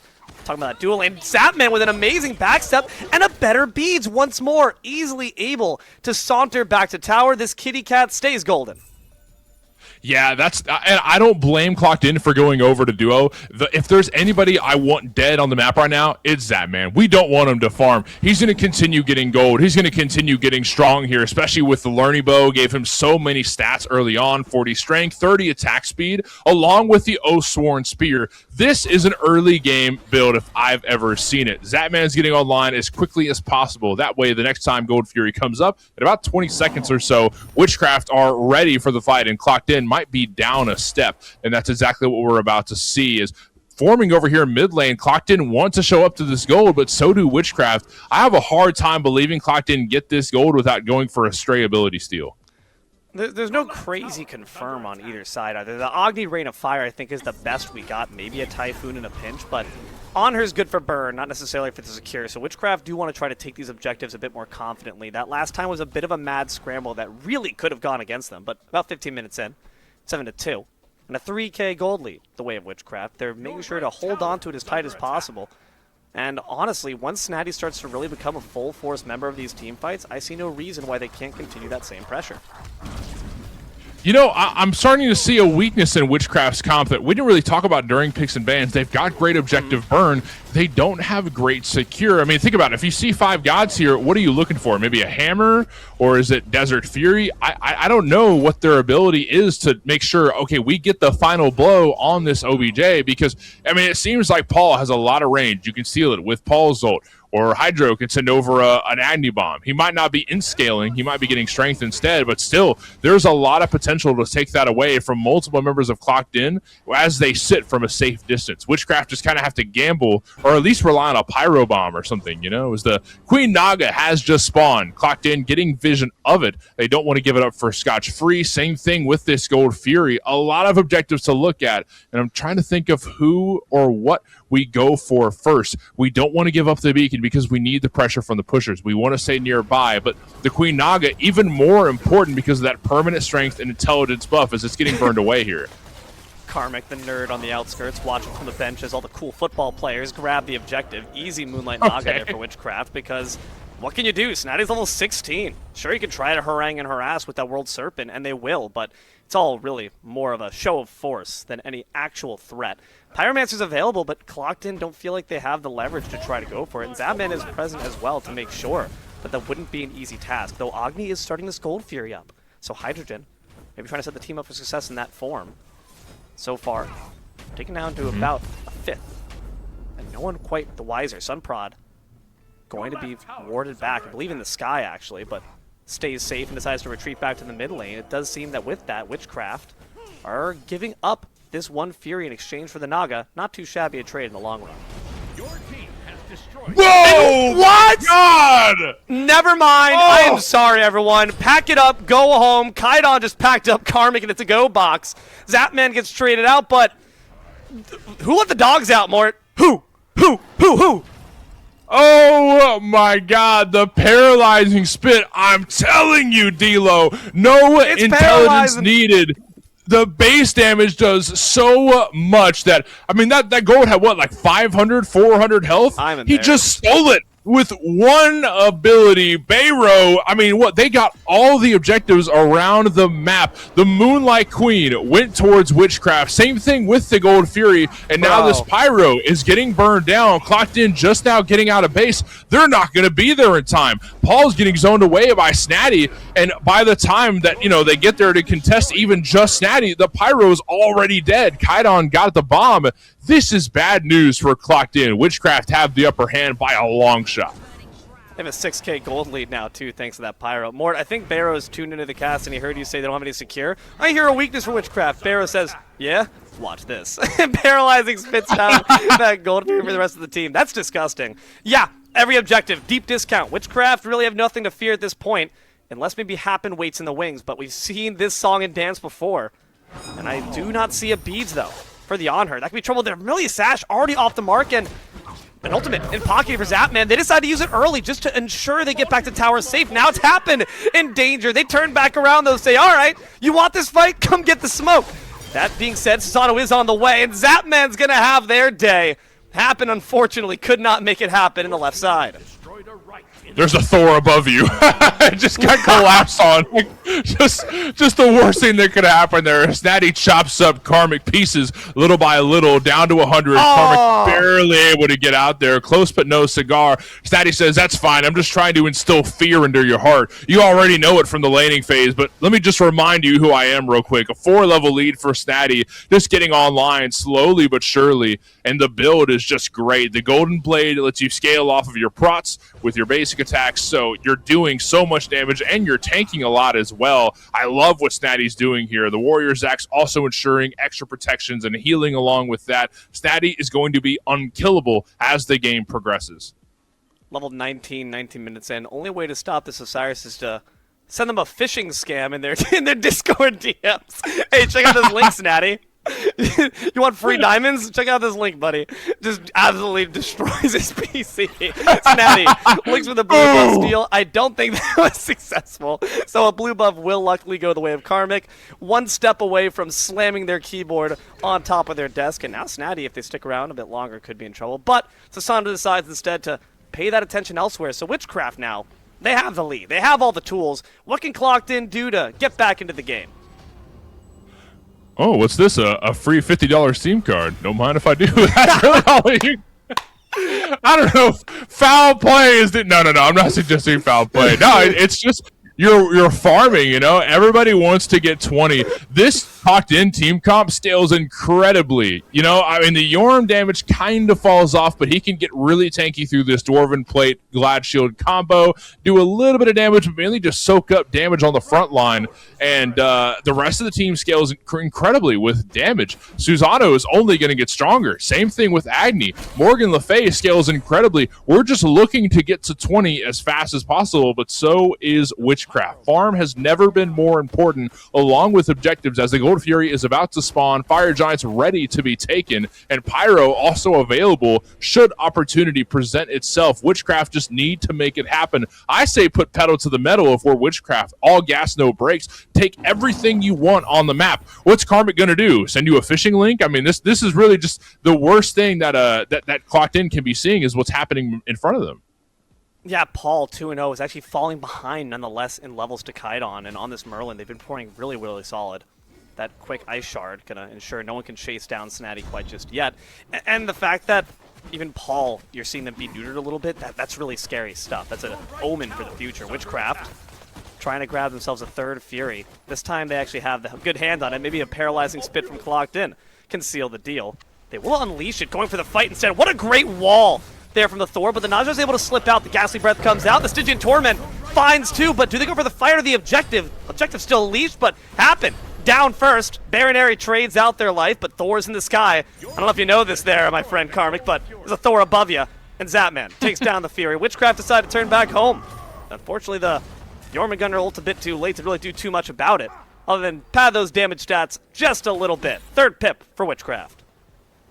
Okay, so Karma got a kill. That's good news for Clocked In, but about the only good news I can look forward to in the newspaper as the Gold Fury goes towards Witchcraft. Maybe Clocked In take this Pyro, but Bayro's dead, so no paralyzing spit to steal it. Does Zapman have a Desert Fury? Potentially his ult's down. Nothing that Witchcraft can do. They're going to have to give up their first objective of the game. Pyro goes towards Clocked In, and the Runic Bomb is in hand for nobody? Interesting decision there. And this objectively Mort is why dogs are better than cats. Paralyzing spit gets the steal. Zapman, what you doing, bro? Just sitting on your paws. Well, alright, FG, that's pretty important too, I guess. All 5 members back to being alive. Witchcraft, step up. Clocked In, forced to answer. Baronary clears the solo side, but will rejoin the team shortly as it begins to get burned down. Again, the burn's great, but where's that secure? Paul's going to have it. Consuming power is ready. Hydrogen drops a couple of those bombs down. That's trouble, because now Osiris is all up in your face. Hydrogen has to quickly make a mad dash for safety, but can we guarantee the kills? Windfire wheels. Happen goes up, but what's awaiting them back down? It's only enemies. Zapman sets him up on a platter of a pillar, and Happen will fall. Norm takes to the World Serpent. The ult's off the mark there for the Thor. That could be trouble, unless the damage is too much for Tekvir to bear. Sunprod will have their head, and once again, Karmic gonna be brought down low. Double for the jungle.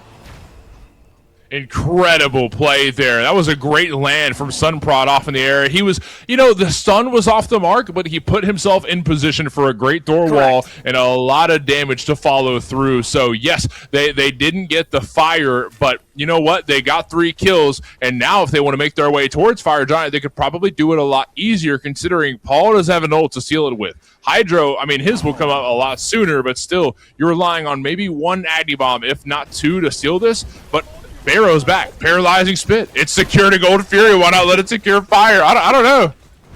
Snatty's the real threat here. Taking Hydrogen out of that fight so quickly was what allowed Witchcraft so much pressure, so much space. But now they're in trouble. They go back in with the Lord of the Afterlife, but once again, it's a hot dash back to safety. Does not matter.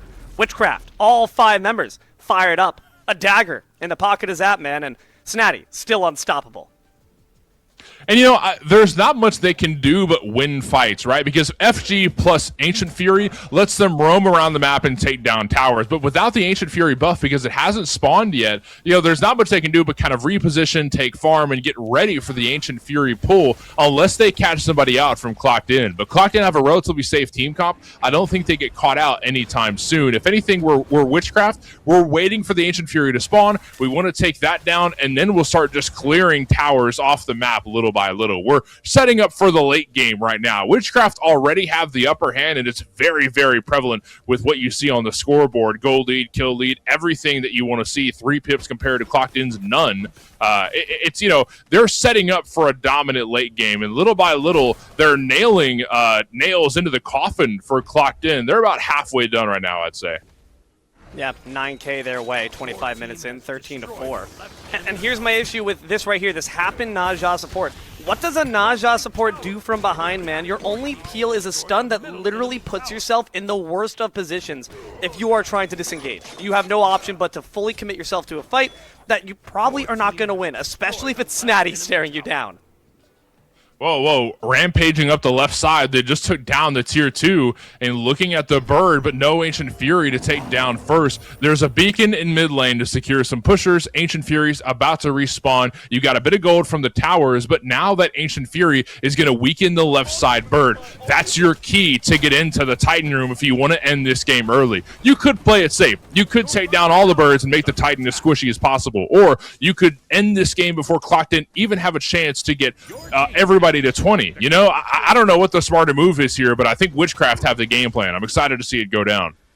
I mean, we talked before about which one's the anime protagonist and which one is the B plot. Clocked In, man, just seem like they're being relegated to the sideshows so far. They don't really have a handle on who's got the star power.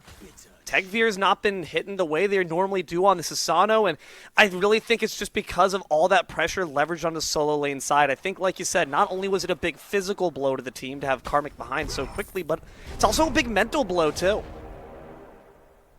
As we're going back from the Ancient Fury and now making our way over to the Pyromancer, Witchcraft want every tool they can get their hands on to bust that Titan room wide open. Titan womb, I can't believe it. Oh, your will Titan womb about to be bought to wide open. 26 minutes of Pyromancer there for Witchcraft. That was all you, buddy. That was all you. Magi's blessings being here built up for some problem. Look at this.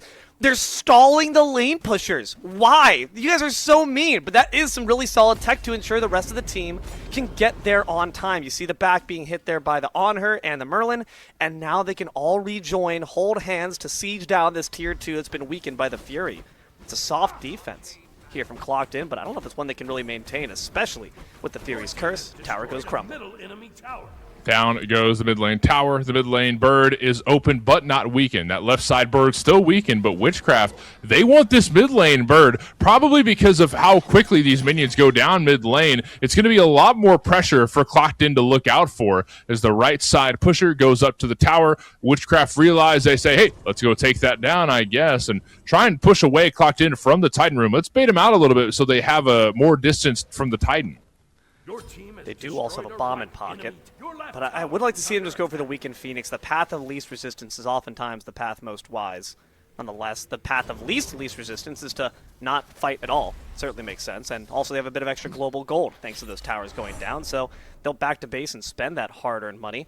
And I see another big shell and another big blink now from the Cerberus. That's going to be a massive kick in the butt to Baronary's potential to initiate. You know, I feel like we had a lot of new items drop recently, but we're not seeing a lot of them into this game. We do see the Resolute Mantle on both Bayro and Happen, but that's about it as far as new itemization goes. None of these mid laners are really taking any of the Echo into effect. Hydra's the only one with any Echo itemization into the game, with the Omen Drum, I believe is what it's called. There's a lot of items that dropped here. My knowledge is a bit off. I'm usually a ball knower when it comes to items. Right now I'm a little bit off. But yeah, the Resolute Mantle is a huge one. We're kind of sticking to what we know. We haven't tested too much with these new items. That, or we just don't respect what it can do. Damaru is what it's called. Thank you, Solstice. Yeah, we're kind of going with what we know. You know, the intelligence thing hasn't not worked all this time. Both teams have, they've gotten very far with what they know, so we'll stick to it. It's a soundproof room, Morty. No echo. Well, a little bit echo. Damaru there being built up. Also, I love these Microsoft Paint avatars for it. Smite 2, still a beta, folks. 29 minutes, 13-4. Witchcraft with 13 their way. Really, you can see that leverage in the items as well as they start to complete those builds. It's going to be a big issue here for Clocked In if they decide to put up resistance around this FG as it begins to get burned down. You're looking at Happen. How do they initiate for the team? Can Karmic do their job? They get a bit of a spit-off, but Kaidon's shrugging it off without too big of an issue. Snatty on the front lines. The Lord of the Afterlife, a bit off the mark actually, but does force them to reposition. And Clocked In now trying to follow. Witchcraft decide to see the objective and instead look for Karmic. Some solid poke applied, and the World Serpent forces out a nice disperse. Though it does seem Snatty's now been separated from the rest of the squad. Is that going to be enough to bring them down, though, is the question, and the answer is certainly no. Snatty's just too gosh darn tanky. Yeah, this is really what you get when you have two teams without a huge engage. There's no Hecate with Open the Gates. There's no Hunbats with Fear No Evil. Sure, Stygian Torment can do a pretty good amount as far as engage goes, but Bayro didn't see an opportunity to utilize it correctly, right? And to be fair, I didn't either. There's still 4 beads on the side of Clocked In. That's all you're going to do with this ult. And right now, you don't need to pull beads around fire. You need to make the fight happen. So you can use other abilities. We've seen Paralyzing Spit pull beads multiple times for members of Clocked In. Same thing with Sunprod's walls or whatever else. There's multiple resources that you can use to pull their relics away. We need to do that first and then go for the big ult, which there's only one on Witchcraft. I don't know, Karmic, if now's the time to really ask for your rematch against Snatty. I don't think it's going to go well for you. Already some decent poke being applied here. And Snatty has that ultimate ready once again. Lord of the Afterlife, you're looking for it to hit the mark this time around. And already some decent damage on the Morgan Le Fay. Consuming power as the FG drops down to a quarter. Here comes Lord of the Afterlife and does find the right target. Paul nearly having their soul severed, and the Spirit Flail will do it. Typhoon charged up and knocks up too, but Snatty was one of them, so who even cares? They are immortal. Sunprod decides to go in. The TP comes through and Zapman zaps him back, though Kaidon is the cost. Low health here for Witchcraft. They do have to play this carefully, but inside the bush, nothing to fear here from this Naja support, and they'll be wrapped up in their own sash and packed back to Fountain. Hydrogen as well, going the wrong way down the map, but any way that ensures safety, says this Agni. But what is safety when this Osiris is staring you down? Some solid aspects from these basics, but not enough. Snatty takes their head as well. 4 kills for 1. Witchcraft have their way. He's shooting. What do I do? Snake maneuver, snake maneuver. He's just bobbing and weaving left and right. That's what's Snatty. I don't know if you caught that at the end, but he's just kind of moving left and right. And Hydra's like, what do I do? He's moving so evasively. Just hit him with the basics, Hydro. It's a lot harder than it looks. I know. Dude, Clogged in her in his head like, dude, just hit him. I can't. He's so elusive. Oh boy, here's the real snake. Come on, Karmic, show him how it's done. Show him how it's done, Karmic. No, that is not how you do it. You're eating a lot of autos right now, buddy. Lord of the Afterlife goes wide. Paul is back. FG once again unleashed, consuming power, finds some decent damage, but Snatty says, all right, round 2, sucker, you're my new prey. And Sunprod takes down Karmic. Karmic couldn't pop and weave enough, I guess. Oh my god, that's just incredible gameplay from Statty there. You've got the ghost mode, right, which lets you throw basics out and not get any movement penalties. You're able to just bob and weave like you're a boxer. Yeah, there's just no chance that you lock Statty down with that hard PC, and you do have it through the flame wave and combustion combo, but it wasn't off cooldown there. Unfortunate timing for Hydro as we're now back to the EFG. It's getting burned down. Witchcraft committing to it, but Clocked in hovering in the wings. EFG. It's in the game. Karmic's out of it, though. It's a 4v5. Baron area is poked down a little bit, but again, it's the stain that the Najab brings you. Can be helpful. Burn down slow. Clocked in. Don't have the best tools for secure, but Hydrogen's bombs can certainly get the job done. Witchcraft recognized, though, wisely, how much they are gambling on that EFG rip. And so they're going to decide to let that one go and come back another day. Ancient Fury is up after all. That's a far safer objective. Yeah, that's really what it is. I mean, this is a huge gamble that Clocked in just went off of. They just went off of this. I mean, especially if they go up, towards the other side of the map, that left side tier 2 is just about dead. Or maybe the EFG just gives them a go to Ancient Fury, and then Clocked in went off of that. Really, there's just multiple paths that Clocked in could take after getting this EFG, as long as they don't lose like multiple team members in the process to just win the game. So is that going to happen? I'm not so sure. I mean, I think that Witchcraft played it safe there. There's still a Runic Bomb in pocket for Happen, and some decent steal potential through Paul and Hydro. I don't know. This EFG is very, very... You're gambling if you're trying to take it as Witchcraft with all 5 members of Clocked in still up. Let's try and make them split the map a little bit by getting these pushers down lane and make them look out for that left side bird, which is still weakened, by the way. So I think that the mid lane beacon is the best move. Ancient Fury weakens all of those birds. There's no towers left for Clocked in, and then we can look at EFG. All Witchcraft need to do is maintain vision, keep Snatty around there. If anything, Snatty's kind of a one-man band right now. Hydrogen nearly gets trampled beneath that Anvil of Dawn. Sunprod trying to catch the Agni by surprise, but will not have their way. Hydrogen, though, did get forced off the beats. That's data for later. Ancient Fury weakens all 3 birds, just like you said, Morty, so that makes it far easier siege if we can get the tools to get to the threshold. But I do want to ask you a question here, Mort. Witchcraft has made their strategy very clear. You put Snatty on the front lines, they absorb a bunch of cooldowns, then you win. Clocked in. For their money, should they be even focusing on Snatty, or do they try to push past him to get to the squishy, gooey, chocolatey center of those squishies in the back?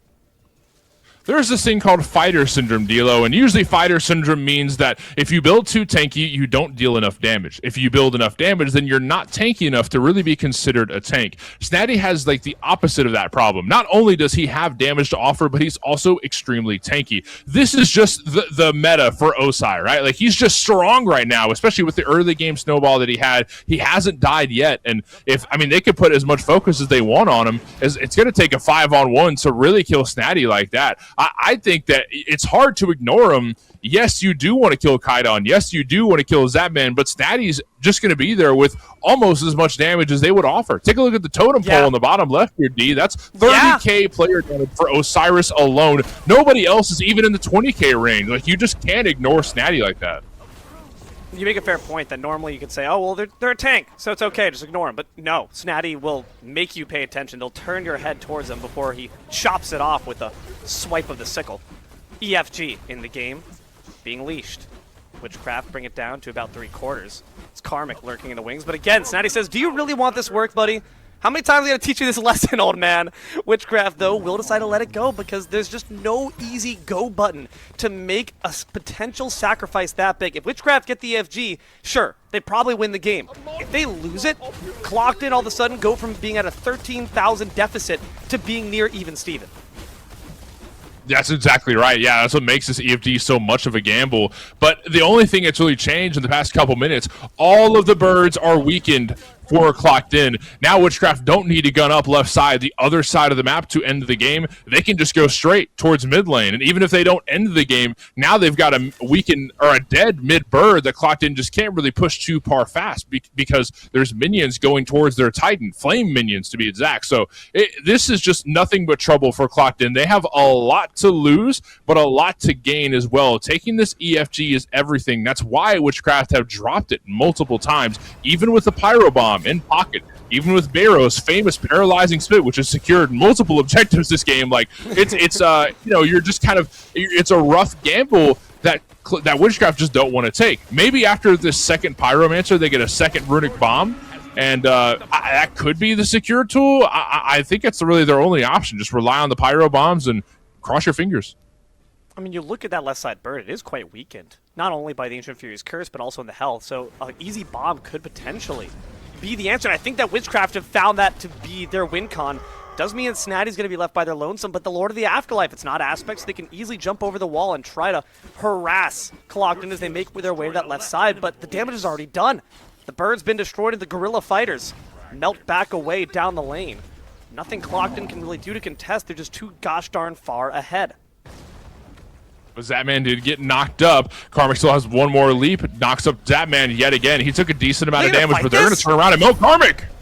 Karmic, what were you thinking there, buddy? There's 4 members and there's one of you. That is one dead snake. And Snatty, their job being done, they say, all right, Karmic's probably breaking his keyboard right now. My work here is done. I'm going to go back home and spend some more gold.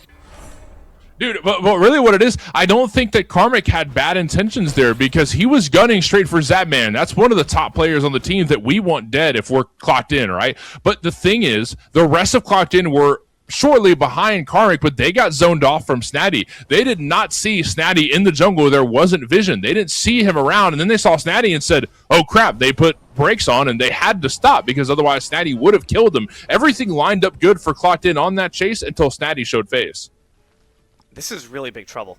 20 more seconds for Karmic to be down, and this left side bird is dead. There will be fire minions pushing down. It's the best Phoenix to distract someone away from the EFG. Gives Clocked In that time, but do they decide to go to the left side, or do they decide to just stick around as long as possible? Witchcraft going to rip it right now, that might be a mistake, since Clocked In still feels safe enough to actually make a contestation. The minions aren't in the Titan room just yet. There's no threat. Kai'Don flickers forward, looking for Tegvir, finds good damage. The shower of gold has both used their beads, but Zapman will have happen first. It's a quick blink and an Aegis away from Sunprop, but Snatty will take down Hydro. Tegvir, as well as Paul, are able to get back home, but already the damage has been done. EFG is down, and all 5 members of Witchcraft are all fired up. Yep, and they're going straight towards this right side bird. The left side bird's already dead, and now they're going up. Karmic seeking into the backside, going into his ult, but all he can do is disrupt. And that's not even going to be enough. Look at the damage. It's peanuts. It's Frisky's cat meal to Zapman, who's once again just going to shove down these basics into the throat of the Phoenix. 40 minutes in, but Witchcraft seems like they've had enough of this game. They've had enough of Clocked In's nonsense. Last week, that's in the rearview mirror. What are we going to be today? Heroes, protagonists, they wander in to that throne room with holy intent and grim purpose on their face. Karmic's already dead. The Titan will follow shortly after. Witchcraft ascend to winners finals. Incredible gameplay from Witchcraft there. I mean, it looked neck and neck for a little while. Clocked In had some decent moments, but you know what? Witchcraft showing up and taking it down to the Kings. Like I said, the perfect protagonist against the perfect antagonist, and sometimes the villain wins. They're the Thanos of the Smite Prime community, right? It's just incredible gameplay. Sunprod cradles Paul's hand in his face and says, I hope they remember you, before smacking him right across with those Anvils of Dawns. Beautiful work on the side of Witchcraft. Clocked In, man. They've got some serious questions posed to them. They can reconsider them down in the loser's bracket, and we'll take a moment to reconsider what we just saw as well. Stick around. After the break, more Smite Prime action. Hello, everyone, and welcome on back to Smite Prime, where the plays are always premium. We just got to see what might be one of those premium matches we got for the entire day. That was our friends on Witchcraft, taking that victory once again up against Clocked In. Old habits do indeed die hard. So did Paul. D'Lo here in the booth, joined by Musi this time by my side in the mic. We have our friends Almighty Eyes in the Sky, Tess and Solstice keeping the prod lights on, that cam steady. Jithens, the man behind the curtain, Mort there somewhere in the wings, and you watching at home. Musi, how you feeling? How are you feeling when you're watching Witchcraft once again take up the mantle as the top team to beat? Well, it seems that they did bounce back from their defeat against Clocked In last week, which, good to see a good team stay ahead and not let anything in the past kind of keep them down. It's always important that when you play these games, you keep a clear head, you don't tilt, you don't let the outside world bother you. So good on Witchcraft for making everything here look solid. And from Clocked In, it'll be interesting to see them try to come up through the losers bracket as well. I gotta say, man, I think part of it was just draft differentials. I think Naja support has some very good things going for it, but it also played from behind feels awful, I think, Musi, because Windfire Wheels as well as Armillary Sash are two abilities, half of your kit, that from a backpedaling position feel awful to use. I think there's something to be said, too, from, like, a new item standpoint, where when you're so reliant on CC, there's just more tenacity items, and especially the tenacity item that procs like a Spirit Robe that gives you healing on CC, where Sash just kind of heals a tank to full, and it's just not a great look for Naja right now. Still a lot of value to be had at the pick, you just need somebody to follow up off their ults. And there just wasn't that follow-up present, unfortunately. Baron Airy, though, let's talk about a support player. We saw just earlier that paralyzing spit securing that Gold Fury steal really felt like one of those nails Mort was alluding to in the coffin of Clocked In. But Snatty really deserves to take the cake because they were disgusting all game long. If I'm not mistaken, deathless the entire time. 2-7, according to this clip here. Yeah, I mean, Berserker's, Spirit Robe, Pridwin, that core 3 items, very good right now, have been good for a while, scales well with the Golden Blade too, and pair that with the fact that Osiris does get passive mitigations because of their passive, so it's just good stuff from the solo lane. Witchcraft, just kind of on their game today so far. And they don't intend on stopping anytime soon. Take a look at the stats there. Yeah, Snatty 507. Yuck. Rest of the team keeping that death count quite low as well. Karmic, unfortunately, having a really hard time there. 1 and 8 just does not feel good in the solo lane side. Whenever there's a Sunprod team, it just feels like Sunprod randomly, much like a Kali, just puts a mark on someone. They're like, you're going to have a bad time. We've seen it happen before in that November circuit when Sunprod made, I think, him go 1 and 8 on the Afro instead. This time around, Karmic, you get that same special treatment. A winner is you, but not actually. Sorry. Alas, the prize you've won? Death. So, what about prizes for us out there in the audience? Well, we do have a little something out there for you here at the Smite Prime scene. It's a little shop. That's right. Shop.smiteprime.com. We've got mats and pillows and horoscopes, but I think we got a little bit more, right, D'Lo? Yes, indeed we do. Just to keep the spirit of giving on going, we got a giveaway coming at y'all. Now, we are sadly restricted from participating in because Jithens hates us, but he loves you. And that's why this Love is Stupid Discordia one is going to be going out for you there. Once again, showing off the talent that the Smite Nation in general's got going, and also can show off just how cool of a disco player you are with this nice little koozie there. So make sure to follow the giveaway instructions down below in the chat, and you too can be drinking with style. Good stuff there. But, while you've got your cold one and you've got it in your Discordia koozie, what are we watching? Well, it's Smite Prime and the bracket. As it has unfolded before us, Single Bind wins over My Jungler is Obsidian, and Sisyphus and the Glolder won over Smoke Break. So Witchcraft waits in finals to see who they're going to go up against. Single Bind and Sisyphus and the Glolder. We got coming up next another best of one. We've seen, I believe we saw Single Bind already today, if I'm not mistaken. Indeed. Or no. Oh, yes, we did. So now we get to see them up against Sisyphus and the Glolder. And then whoever wins that, fights against Clocked In. I mean, Single Bind already got sent down to the losers bracket. by Clocked In, so they certainly want their chance to get back, to get that grudge match back on going. But Sisyphus and the Glolder, it's the tale as old as mythology itself. They just keep on pushing. Ooh. Push it. Push it real good. You think Sisyphus is playing that in his head? Do you think Sisyphus keeps has up to to be. date with the modern songs? Does he know he has Spotify down in the underworld? One has to imagine Sisyphus listening to Salt and Pepper. That would go He's crazy. getting in it. He's getting in there. I didn't know they had that in ancient Greece. So, but no, Sisyphus was a bad person. I mean, sorry for that. I'd have that conversation. He deserves to push up that boulder. But it's. We don't condone the actions of Sisyphus in ancient We, Greece. we here at Smite Prime do not condone the actions of Sisyphus. Official press release, guys. We really have to be honest with you. The Twit Longer is We are coming so soon, PR but trained.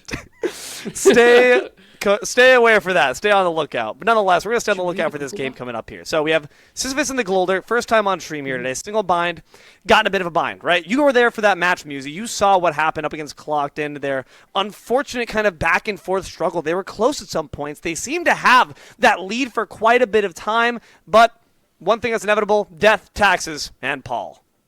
I mean, honestly, as long as you just confirm that one Fire Giant, I think we're big chilling. It was the Fire Giant steal that Hydrogen had that definitely flipped the script on that game. So tie up those loose ends around the FG pit. Make sure that we're, confirming our objectives, keeping vision out there around the FG pit so that we can know what's coming, when it's coming. And then I think that looks a lot differently for us. So single bind does still look pretty strong. And Sisyphus of the Glolder, to their credit as well. Obviously, they're doing pretty good today too if they have made it thus far. So we should have another solid game ahead of us. But before we can get into the game itself, D'Lo, we got to get ourselves into picks and bans. Peas and bees coming out your faces right now in just a second. We've seen some patterns here, Musy. So you walk me through an analysis, boy. What have been the top gods to look out for on both the P's and the B side?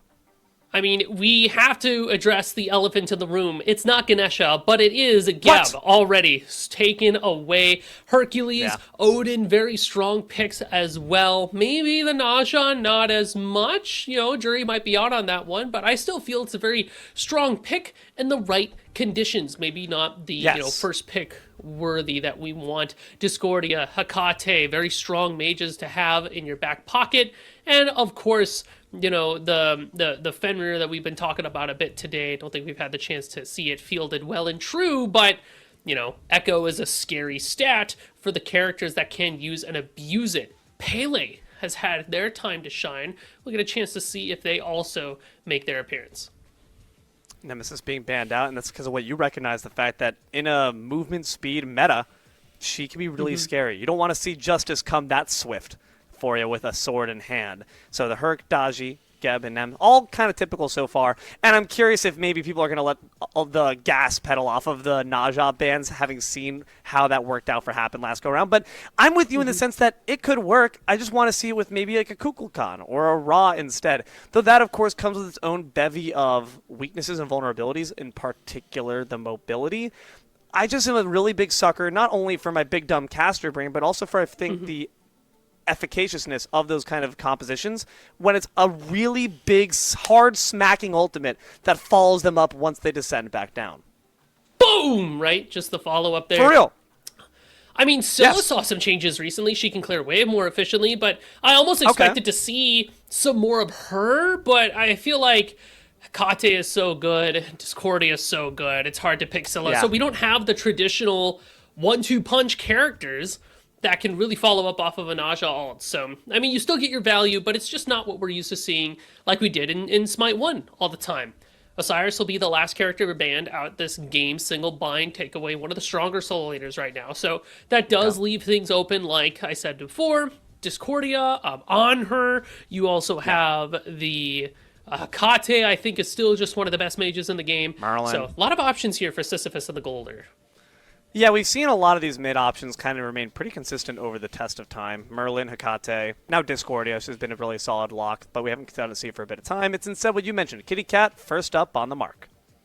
There it is, on her. Just one of those really safe ADC picks. Doesn't really have bad matchups. A CC Moon ultimate in a meta where Nice you disperse. are trying to force different relics from people so he can build Aegis fairly reliably and still be okay in most scenarios. Nice disperse, like you said. Good prot shred, great for objectives and killing tanks. We got a Jormungandr and a Cerberus there locked in, so scary stuff there. If you were looking at Karmic's performance, you might be wringing your hands there a little bit like, oof, is that going to happen to me? I sure hope not, because I like to see Jormungandr do what it's supposed to do, which is be a bully in lane. Cerberus, though, can be a bully across the entire game. Paralyzing Spit, watch out for it. It's coming to an objective near you. You got shooters out there, and Kerberos has got 3 heads, so he's able to hold 3 bones and throw all of them at you. But what this does do for single bind is offer a lot of kind of in-your-face teamfight potential. Jormungandr is notoriously tanky when you build him to take a hit, and he does well against CC comps that rely on knockups. So now Sisyphus and the Glolder maybe have to look towards something else. The Naja locked in again along with Merlin.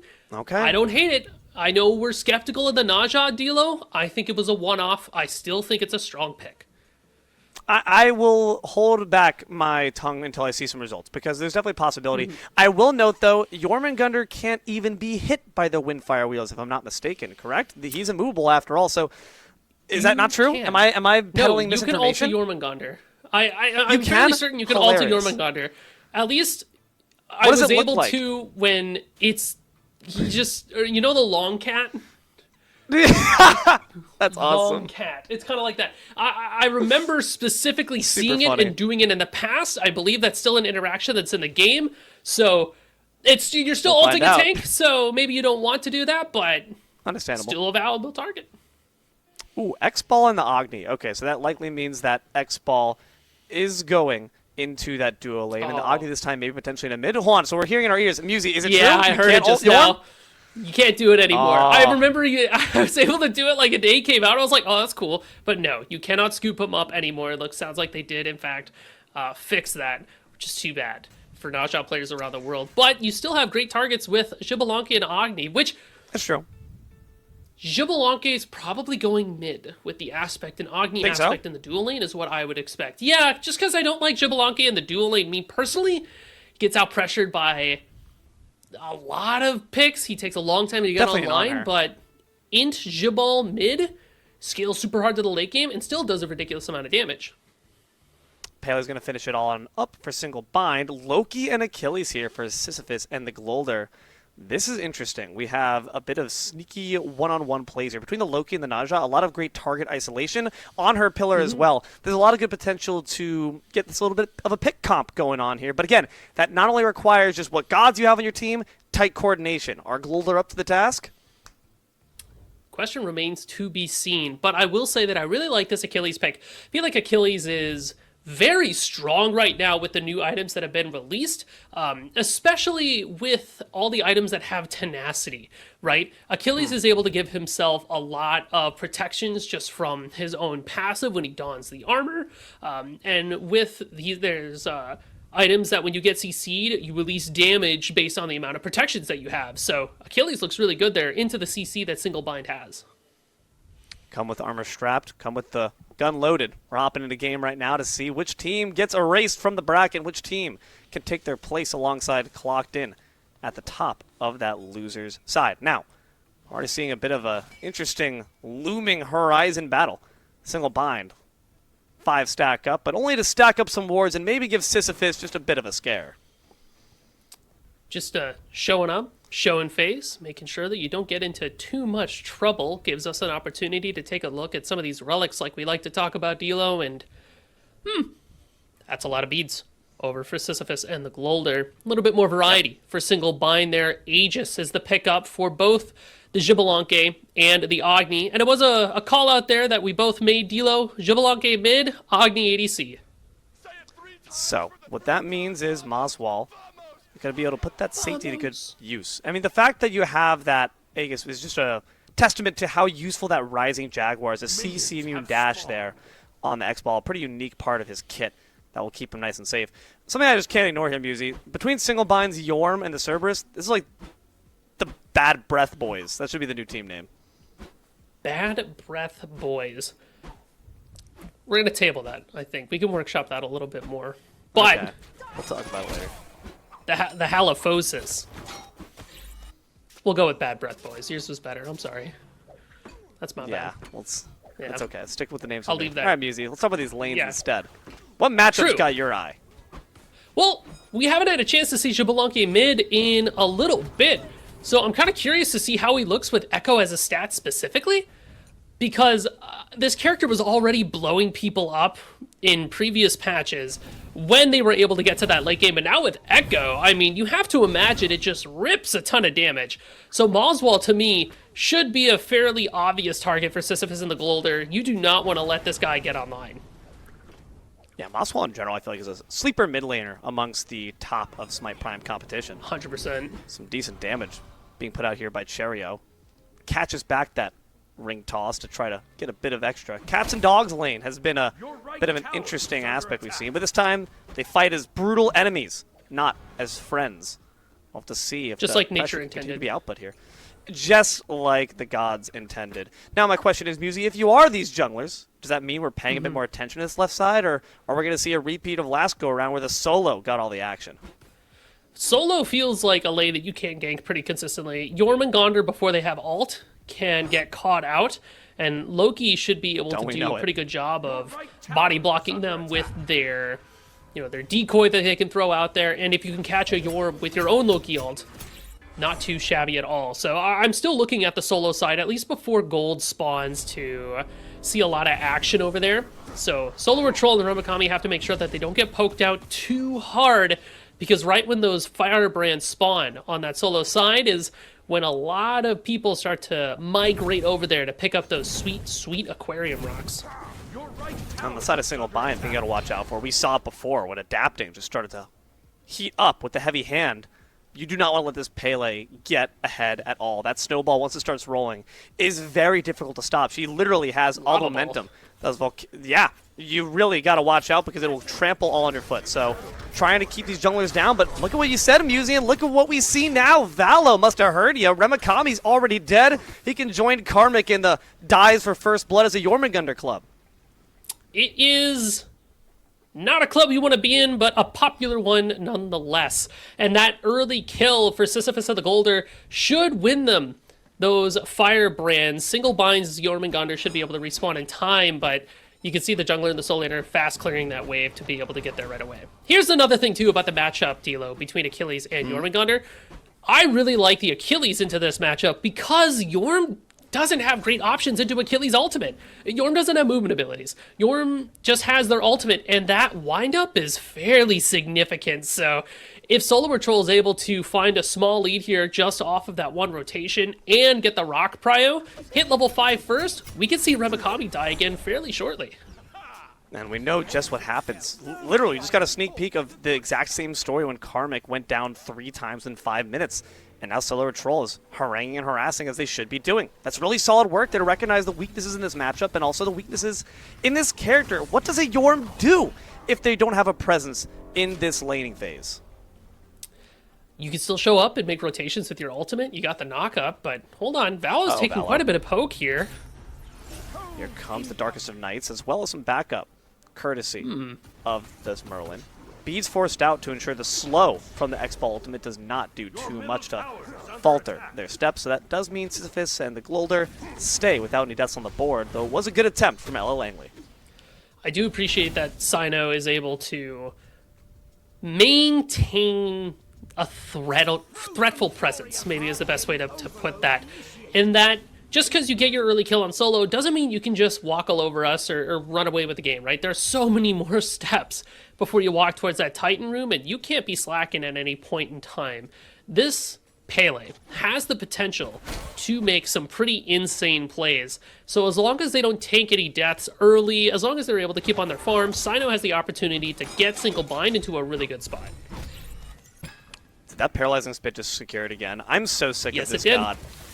Get Cerberus out of here, brah. Get Vi maybe out of here as well. Quick flicker to the back step, but one more branching bola. Moswall secures it. Charge up that passive and get on the kill board. Single bind, answer back. Gemma Focus early pickup here for Moswell gives them the movement speed that they need to chase after Vi. And, just because those stacks of momentum, you know, you lose a lot of the movement speed effectiveness when you're in combat, but it's still extra movement speed. Like, 1 is more than 0. Nice disperse. Nice disperse. 5 minutes. 1-1. About a 1k gold lead. Maybe it's a bit less there the way it's single bind, but any more opportunities open up, that Gold Fury is now going to be ripe for the pickings. And we saw before just how effective an on her can be for the turn and burn, especially when paired with that Merlin. The issue remains the same, though, that Sisyphus has no real secure, whereas an Agni at least gives you a little bit. Can throw those bombs around and get that ranged damage out there, especially when you have the Agni burn along with the fire that you're hitting, the Agni passive, so you have to be careful. But so far, it's been kind of quiet, I say, as Curb... Whoa! Whoa, what a turnaround. Now the Agni with the hot dash finds the stun, the flame wave. Can't tiptoe around these bombs. Donut Doug takes them out, though. It was awfully close. Kaiveka nearly gets the 1v2. Wow, okay. Kveka was like, no, you're not trying this, man. And Aurora's like, oh no, I'm trying it. But now Single Bind plays the other side of the map. Solar Troll.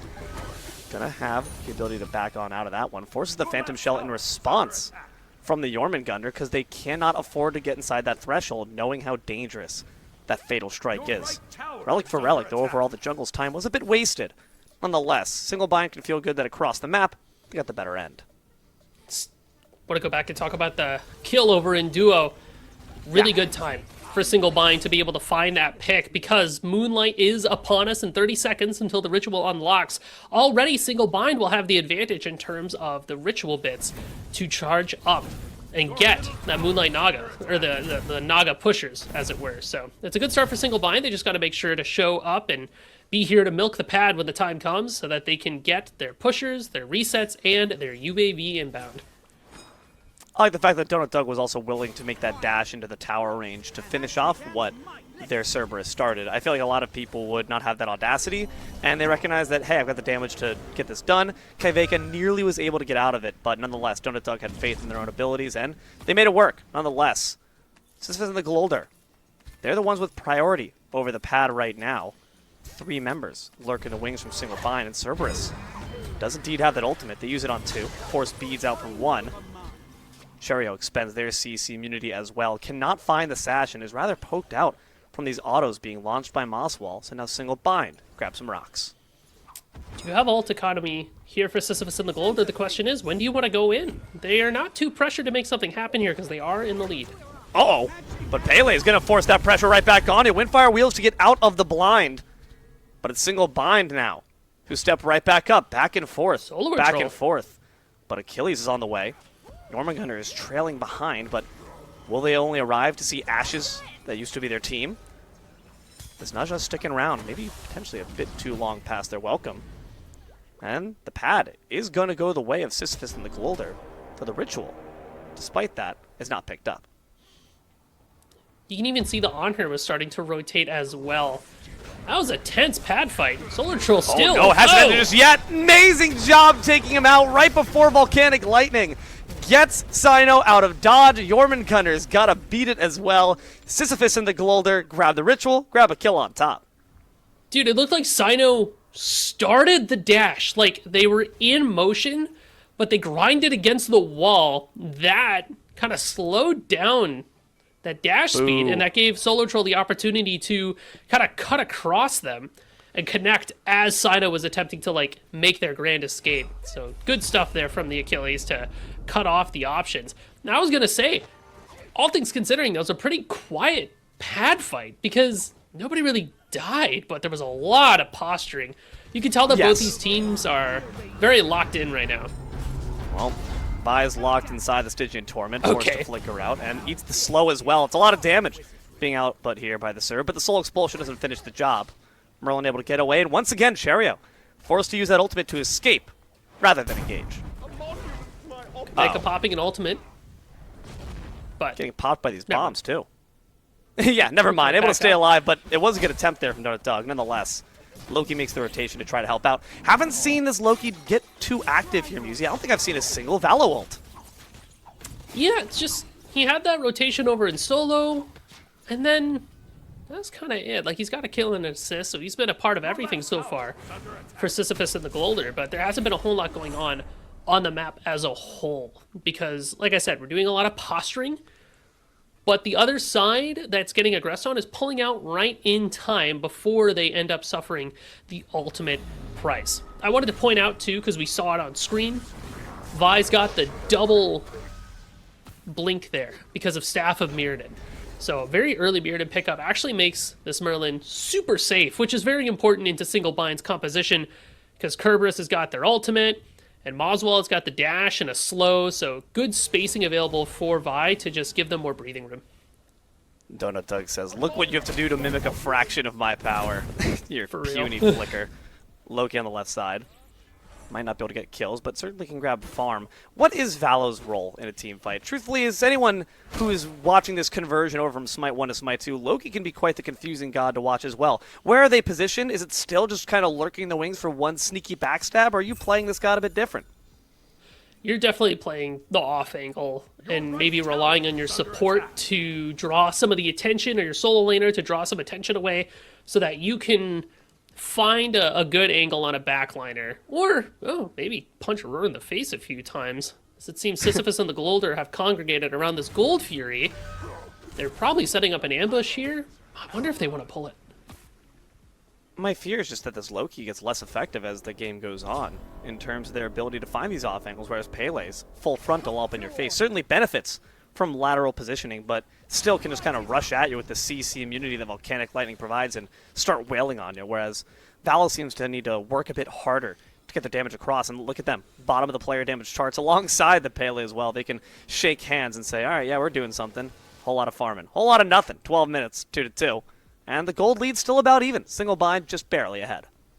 Yeah, let's, as long as we're talking about it. I will say for Valo in this Loki pick, being able to have the cripple on your ultimate, very handy against a character like Xbalanque or Agni, who position with the knowledge that they can dash away, right?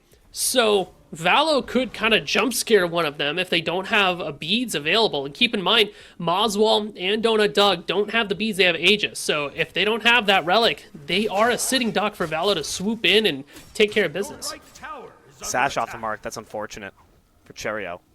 The snake's present. Do they know, though, is the question. They lurk in the bushes. Snake's literally in the grass, but with the venomous spit. They're familiar now. Valo. Good damage on top of Cyno, but now has to ult away to safety. Again, rather than aggressively. Cherio toss of the Universe Ring, but is forced to beads the Stygian Torment, and the Pyromancer. All the healthier for it. No one grabs the objective. No one gets killed. Well, Solo Troll might have something to say about that. Harassing Remikami around these firebrands, and doesn't look like anybody from Single Bind is going to come help them out. So, like you said, D'Lo, all's quiet on the Western Front so far. Kind of brings the question of like where the next point of contention will be. And I always like to point it out, the Moonlight Naga is going to be respawning. Well, Cherio might have to respawn as well after the damage being output here so far by crazy Cyno. Merlin Unless damage. Merlin answers back, forced to blink away. The Blizzard comes through, but they seem to have brought a winter coat. Here comes Achilles, though. Cherio finishes off the kill and a great Armillary Sash. Puts X-Ball into place. Fatal Fury going to come out from the Fatal Strike, but it's not enough. One last stroke of the spear, and Mosswall will fall. Cerberus has got Ghastly Breath, but we have Crest Ultra White Sprips, and Sisyphus in the Glolder. Going to walk about a ways down the mid lane. 2 kills, the wiser. I'm a Sensodyne guy myself, me personally. I really do respect that. prefer that toothpaste brand, as long as we're talking about toothpaste. But there it is. I think the Naja pick is able to show a lot of what it's the value that it brings there, and that it is just frustrating to do with that stash. It doesn't matter if you have follow-up for the ultimate. Getting stuck by a ranged stun CC, and then also the fact that Cherio can throw out a slow right afterwards, like it is just cooked for you. And a good rotation there again from Solar Word Troll. Good heads-up play just to show up, find your kill, walk away. Sisyphus and the Glolder don't find any objectives right off the bat from it, but they are able to just kind of get a couple of kills, build a small lead, or, well, try. Sicklebind's technically ahead, and go back to business. And business is indeed what we return to. Briefcase in hand, 15 minutes in. The Ritual spawns back up. The Moonlight Queen as well. And that very well could be, like you said, the next time we see a big fight take place. Question is who initiates, right? You have this Serb, but no blink. Not yet at the very least. You have this Naja, no blink either. The engage is not necessarily the most obvious. Sometimes it's just an errant foot forward that can really get things started. I am looking at Sino or Aurora to really start a fight for single bind. Sisyphus and the Golder, you're mostly looking at Cheerio. Maybe Solar Troll. Putting a lot of pressure here. Yeah, maybe look at Ramakami. Yeah. Dead. Never mind. Can't look at him anymore. Yeah. Killing spree. There for this Achilles. I don't know, dude. Jormungandr just seems like they're just having a bad day across the entire Smite Prime bracket. But knowing that 2 members were committed to that right side is just the call that Single Bind need to start to go for this Fury instead. Unfortunately, you're not going to be alone. There are leeches lurking, snakes in the grass, one in the sky now. Cheerio takes them up, but is there any follow-up is the question. The Gold Fury unleashed now. We're going for the grander fight instead, but can Cheerio even be taken out? One last bomb on a Sliver. Still not able to find that kill. It's a nice disperse back away, but the Fury is released by Single Bind. The Moonlight Queen does go down the way of Sisyphus. Single Bind cannot give this up or they'll lose everything. A great Stygian Torment forces them back into the fray. Single Bind grab the Fury. Cheerio on top. Solar Troll and Valor are going to make that rotation for the top right side. Sisyphus wants to chase. This is trouble. One blink forward, but they are answered back by some damage from Moswall. Sino will go down, but does that mean that Vi survives? Absolutely not. Moswall will gore them down into the grave as the World Serpent ends up on top 2. But a great double ult there from Valo. Dancing Blades, dice up Donut Doug, and Moswall answers back with a double kill on top of the On Her. Bodies hitting the floor left and right, and Solo or Troll still on the tower line. He's hanging out. He's like, hey, yo, Val, you want to play Hey. ball here? And the Loki's like, I don't know, man. Solar Troll's Oh gonna try no! This is trouble for Yorm. Fatal Strike Oh! once again secured. Why'd you back before a Mikami got there? Oh no, 0-3. Hello, Yorm. Hello and goodbye. And I will say it again, as I said before, Achilles' ult is going to come out faster than Jormungandr ult if both these players press it around the same time. So this Jormungandr has nowhere to go. Once he's in kill threshold, that's curtains for this giant snake. He gets turned into a pair of boots. Bro, I'm getting Aegis. I'm getting 3 of them. I'm sick of this. Remember, Mikami's having a real hard time. Says, no, I can be different. Karmic, that won't be me, buddy. It's you. it's you, I fear. 18 minutes, 9-5. Sisyphus and the Golder. Not quite at the top of the hill, but they are pushing that boulder bit by bit with a Ritual's favor as well. Pyromancer available, FG as well. A lot for Single Bind to lose, plenty for Golder to gain. You called it out earlier, Dilo, that Sisyphus and the Golder did kill the Moonlight Queen Naga on the right side of the map during that Gold Fury engagement. And part of the reason they won that fight afterwards was they popped their Ritual already. Hello, hold on, Steel? Nope, Vi got it. What a great Armilius Ash there. From the Naja to ensure there's nothing you can do. It's a 1-second stun, no DR, no chance. Solo or Troll trying to back out. Cheerio might be the cost on top, though. The Cherry on top, if you will, but now the Cherry 6 feet under. Ramakami finally able to pad their stats with something other than deaths. Hip-hopping away, happy as a snake. Yeah, Sisyphus and the Golder is okay with that, though, because they are able to get the Pyromancer, and Kveka pushes the left side of the map with their Naga pusher, because Sisyphus and the Golder also won the Ritual. So, while Single Bind is able to find a kill every now and then, I do think Sisyphus is playing the map a bit stronger, too. Kveka is able to catch up to Donut Doug now in terms of experience and likely gold there, too. So, again, neck and neck, because Single Bind is still able to find their small victories, but we are reaching that tipping point where Single Bind is going to have to stand 10 toes down and hard win a fight instead of finding small trades. I think it's going to be all to Moswall. I'm not going to lie, you called it out at the very beginning of the game, right, Musi? This aspect allows this X-Ball to do quite a bit. 4-1. That passive's being stacked up. Those permanent strength stacks that, or in stacks in this case, I'm not sure if it translates over. Either way, it's power. And it's strong, and it's scary. The Jaguar God's coming for you. Kveka trying to keep themselves safe, has tiptoe around the bomb. What a great disperse, genuinely.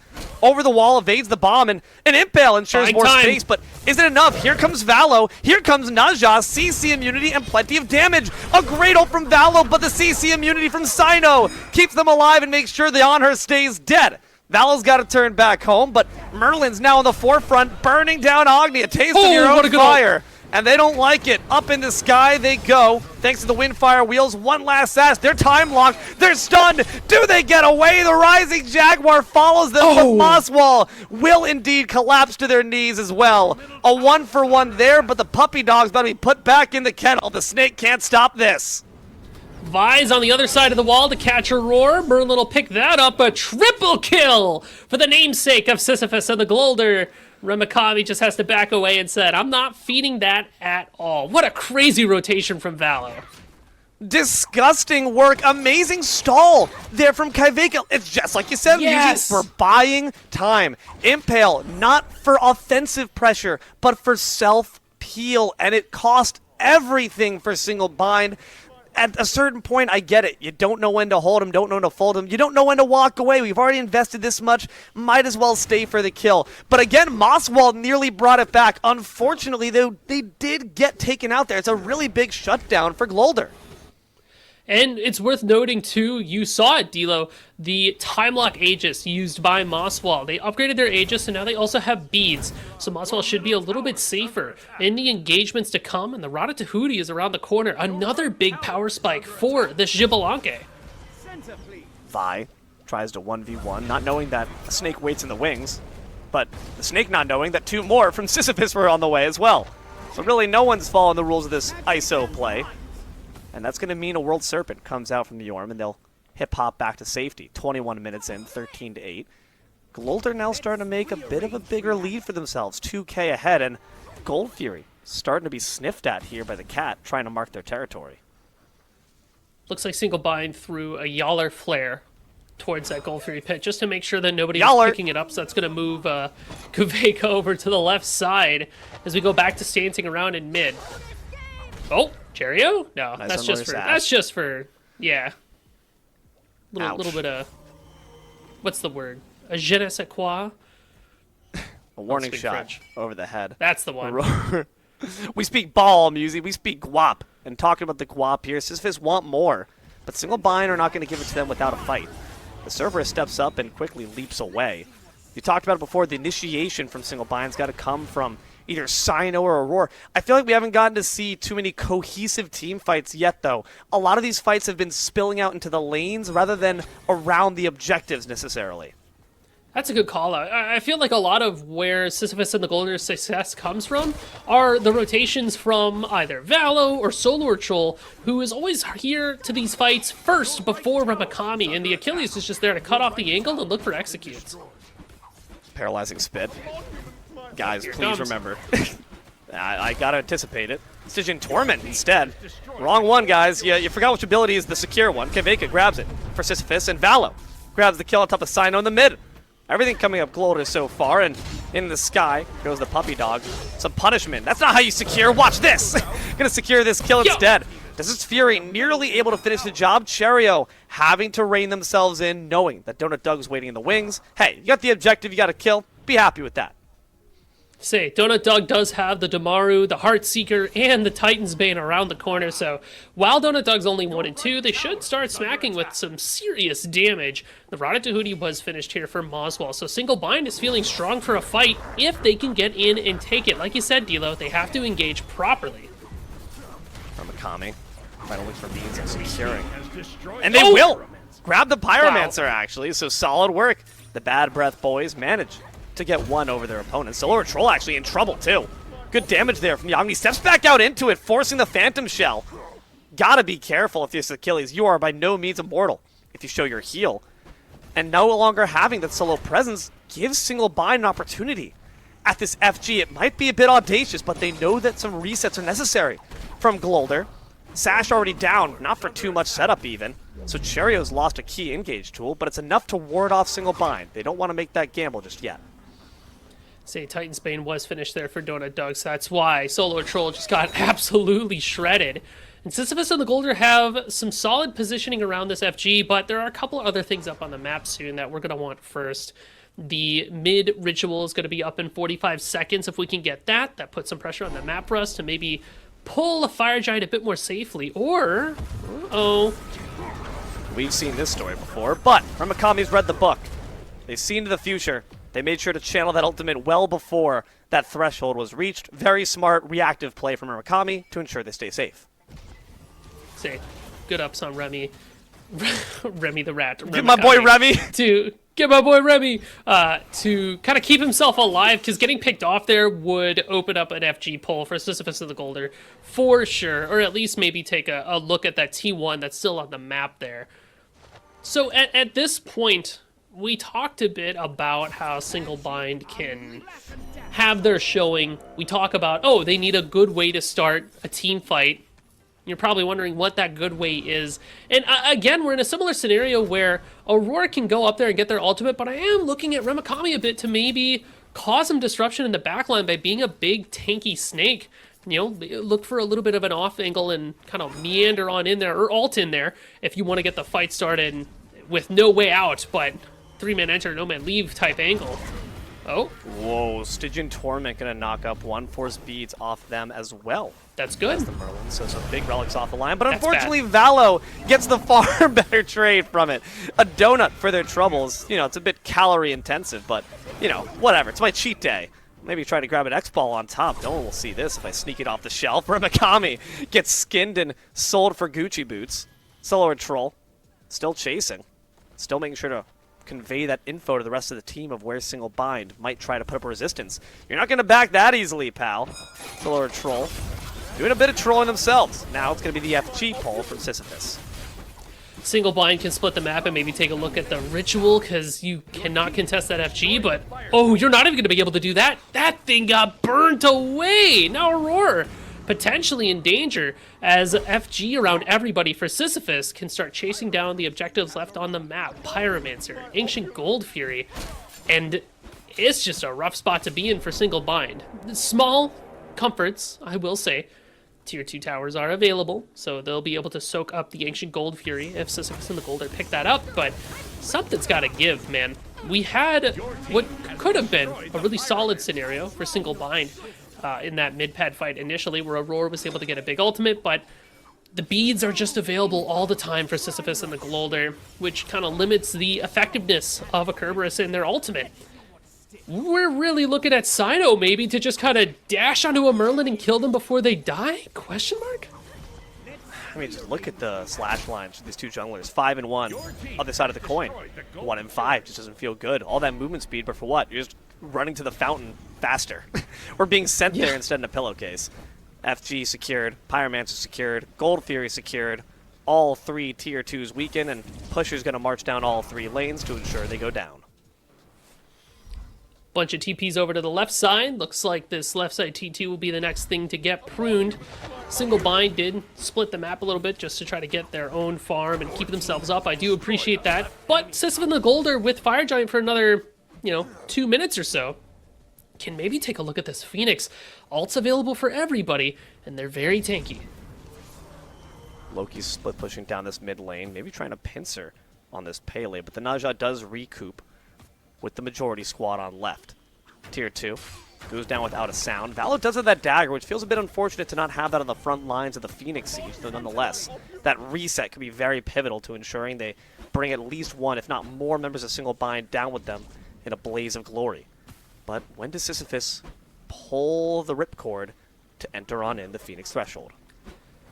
Gotta be careful not to overstay. You've earned quite a bit of gold at this point, but it looks like we're ready to go in. Beads forced out by the Stygian Torment. Decent damage being applied to Solo or Troll, who might be the first one to go down, but a great big fat shield ensures they stay alive. A health chalice too, sure. Feeling a bit dehydrated, I suppose. The World Serpent trying to finish off the job, but that will not succeed. It's a big Windfire wheels forward, but it's a big swing and a miss instead. Left side bird does go down. Are we still going to overstay our welcome? They go with the fatal strike, but it's body blocked and instead socked right back to base. Solo or Troll's fire has been extinguished, and now the rest of Sisyphus and the Golder have got to turn back home. I don't know if Globe can get out. Oh, Moswall goes in with the dash, gets some damage off, but Valos goes straight to the back line. Oh, dear God, you got to watch out. They have the dagger, but they don't even have it any longer. Got burned away. Did they misuse it? Dear God, that's unfortunate. Moswall trades out their life nonetheless, but 2 big FGs off the mark wasn't even needed, and Pele starting to make that long, winding noose around their neck does take a bit of a stutter, a hesitation. That might cost them angle. big, especially if you wander into 3 members in the jungle. I don't know about that one, Little Red Riding Hood. That's the big bad wolf you're walking towards. It's going to be Donut Dog, big source of damage for this fight. Poured it on top of Cheerio, but they're left alone with the nausea. It's not a good look. Great artillery sash to immune the damage there, but Remikami's got some of their own and plenty of venom and fury from those opening minutes in the laning phase. That's going to mean Kaiveka's dead. A great submerge knocks up Kaiveka. Everything was going so well just a minute ago. How can it all have turned so terrible? The World Serpent, the paralyzing spit. Globe's got nowhere to go, got back down the bottom of the hill. Go on pushing, Sisyphus. You just got damn near decided. Donut Dog also finds a little bit of their own there. What a beautiful defense from Single Bind. You said it, D'Lo. I couldn't have said it better myself. We overstayed just a little bit. Like, we get our Phoenix, and then that should be where that story ends. But Solar Troll went in to get the execute off on Remikami, but it was body blocked, and that leaves the Achilles out hung to dry. As the Achilles is getting stuck, the rest of Sisyphus and the Golder try to make their retreat, but an excellent chase by Single Bind keeps him in the fight long enough that we can clean it up. It's unfortunate that Sino, Ella Langley fan, That was so funny. like, the perfect cutoff angle. You're about to get them. Han Solo rounds the corner. There are 100 stormtroopers, and you're like, oh, oh, no way. It was only supposed to be one of you. But all's well that ends well for Single Bind. You lose a Phoenix, but you're still in the game. And also the fact that that took so much time, that fight was so drawn out, a lot of that Phoenix recharge time has also been expended. Look at that, like more than halfway already back. It's already Pyromancer about to be up. Single Bind manages to easily grab that one without an issue. 31 minutes in, 5k gold leads still going the way of Sisyphus and the Glolder, but it's far less than you had to worry about just a short while ago. FG's back up, and Single Bind definitely have a case to try to contest. Even more than FG, D'Lo. I mean, look at the little sundial there. Nighttime cometh upon us soon, and with that, say it. Or do you want to say it when it happens, or do you want to say it now? 5% penetration, 0.05% and an outreach. The EFG will make its appearance, and that will be the main objective to contest over. Okay, my bad. I still got lost. I thought we were on the Joust map again. EFG is about to be in the game. I miss her. And Sisyphus and the Glolder are all positioned around it. That just does mean, though, it's all the more hard to burn. And they're going to start to try to get a bit of a cheat on it now. Single Bind are present, though, and you see the Pele looping once again around the back. The Stormtroopers, though, hopefully their aim is a bit more off the mark than last go-around. That pillar could really put them in a bit of a precarious position. Silver Troll on the front lines. The Darkest of Nights begins, and the Disperse on out. Trouble here for Silver Troll as they're now wound down to a quarter health once again. But man, oh man, shields What a upon shield. shields. A whole second health bar, in fact. Valo on the sidelines. Stygian Torment finds two. The Agni tries to follow up. Armillary Sash forces beads out. There for What the is Pele. The this? Fatal Strike special has been secured. Has been secured as well. Donut Dog's dead. Remikami follows. 3 members of Single Bind already down and out. It's a blink forward from Valo. And that dot's all they need. Double kill for the Loki. And only Sino stands alone. What was that Loki damage? That was disgusting. That last fight got so split up. Sisyphus and the Golder were able to pick and choose who was remaining, and now it will just be Sino versus the world. Good luck there, buddy, but unfortunately already pinned in place. Oh, A nice wow. disperse and a better kill. DSI the way of Sisyphus. They push it all the way right back up the hill and keep on moving to Losers Grands. I mean, that was just... That last fight was incredibly messy. You know, it was all over the Yep. place. You know, we're I don't know what throwing happened. chunks of fruitcake in the lunchroom, and we're going whoosh, whoosh, just knock somebody in the head. But the fact that Sisyphus and the Golder were able to pick and choose, like, okay, we're going to execute you. We're going to keep you away. These guys are running over here. That means we're going to get this guy and scoop him up and throw him behind us over here. Like, it was a good fight for Sisyphus and the was. Golder. And no one else. One thing's for sure, after all is said and done, we do not condone the actions of Sisyphus in ancient Greece, but we do condone more Smite Prime action coming at you in just a bit. Stick around. After the break, a bit more action coming at you, and also, potentially, even better games in the future. Hello, everybody, and welcome back to Smite Prime. We're in the final week of the March circuit, and we're about to go over the losers finals, which will start very, very soon. My name is Morty. If you don't already know me, we've got plenty of people with us here with the Smite Prime crew. We've got Jiffins, we've got Solstice, we've got Testai, and next to me here in the booth, we've got none other than Musy. What's going on, big dog? I'll tell you what's going on. Some pretty freaking epic Smite gameplay, pretty much all day today, right? So let's go ahead and take a look at that in the last game. Sisyphus and the Glolder versus Single Bind. Once again, the 1,000 years of humiliation for Jormungandr players around the world, as we just cannot seem to catch a break, especially versus that Achilles. Yeah, that is a super good matchup for Achilles, and I think it just shows throughout the laning phase right here at the 60 minutes in. I mean, Solo Tatrol has not died yet, 302.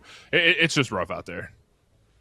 And I also really appreciate the fact that we did get a chance to see the Naja pan out for a game. I know last game, Naja pick didn't look very good, but this game had its time to shine. Loki as well, super good into characters that rely on their dashes to reposition. Valo was able to put on a heater this game. So Sisyphus and the Golder looking pretty strong. I'm excited to see how they do in their next match. I'm also a big fan of seeing Mazball pick up this X-Ball pick for his aspect of the Night Stalker, which we don't see very often, but it is cool to see every now and then. I think it's honestly a fun way to play the game. Mage, X-Ball, like who would have thunk it, right?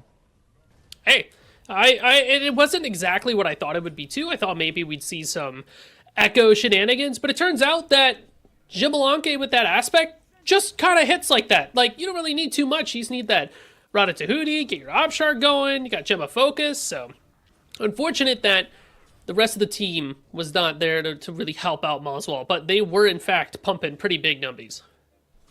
Speaking of oh my goodness, do you see the stick damage there? Just that wild. Just when you thought you get out. No, sir. Wow, here we are. I love the Kaveka build. I'm a big fan of Kaveka picking up this Avatar's Parashu, T-Bane. Yes. Your basics just do so much. You might not have all the attack speed in the world, but the basics that you do hit will hurt very, very badly. And it's shown here on screen. I mean, that team, yeah, I don't want to say it was a stomp, but it was definitely not as close as I'd like for it to be, but that's all right. Something to note about this Kaveka build, too, they've been running it for a while. We had a chance to see it last week, this Avatar's Parashu, especially with that Oathstorm Spear. Long and the short of it, I mean, you press 4, people die. Does a lot of damage. Well, let's take a look at the bracket and see what we've got going on. What's up next? Who's waiting for us as we get farther down the bracket? And going into the losers finals, which is where we'll be right now, we'll see Sisyphus and the Golder take on Kalaktin, and then the winner of this best of 3 will take on Witchcraft in the grand finals. But we got to figure out who gets there first. There are a couple of things that we'll probably have to touch on as we, get in the conversations of best of 3s. Mort, I like to talk about the vault bans as they do become relevant as we are now playing in a format that is not just a best of 1. So the long and the short of how a vault ban works is that once you play a god, you cannot play that god again. Neither team can actually play that god again because they go into the vault after the set. So when you lock in your Jormungandr for game 1, you can't have Jormungandr anymore. Nobody can for the rest of this set. So this adds a little bit more depth for the god pools that we get to have shown here today, and put some extra stress on the players to really show what they can do. Yeah, you're going to have to be scraping towards the bottom of the barrel when it comes to your picks, depending on how late you get into this set. Game 1, no stress. Game 2, okay, 16 gods removed, hurts a little bit. Game 3, oh crap, that's like a third of the gods in the game. Well, a fourth. Yeah, math's not my strong suit, but you get it. Got quite a few in the game at this point, and with aspects too. Like, there's a lot of flexibility, variety, and options to have, especially with those new items that were thrown in the mix recently. So I'll be very interested to see how this best of 3 set proceeds, I guess would be the best way to say it. Evolves might be a funner way to throw it out there. But we've been seeing the same picks kind of taken off the board in terms of bans. Game 2 for the set will be especially interesting to me to see what we value after we get rid of all the, for lack of a better phrase, open OP super strong picks, right? When we can't lock Naja every game, when we can't lock the Pele or anything like that every game, what are we looking at? What are we looking for? So really interested to see what gets pulled out of the hat. No, you're absolutely right. I mean, there's only 6 gods you can ban. You're going to have to deal with the rest of them at one point or another, right? So maybe you give it up for game 1, give up the gods you don't want to see later on in the set so you can win 2 and 3. I don't know. There's a lot of, like, what's the word I'm looking for here? A lot of thought process that goes into, who do we want to ban? Who do we want to let through? Who are we worried about? Depending on, are we first pick? Are we second pick? I'm telling you, picks and bans is like kind of a game of its own. I know you've said that before. Oh, yeah. 100% is. It's just a bit of a mind game to try to get in the heads of your opponents and make them choose between some potentially rough options, right? It's my opinion that when you start off these vault ban games, that as a general rule, when you are in game 1, you want second pick, right? Because there are so many strong picks to be had right out of the gate. And then once you hit game 2 and game 3, should you get to a game 3, you want first pick because we are running out of the juicier picks. So forcing the first pick position into a scenario where they have to look at 2 broken picks, and they go, well, I only get to have one of these.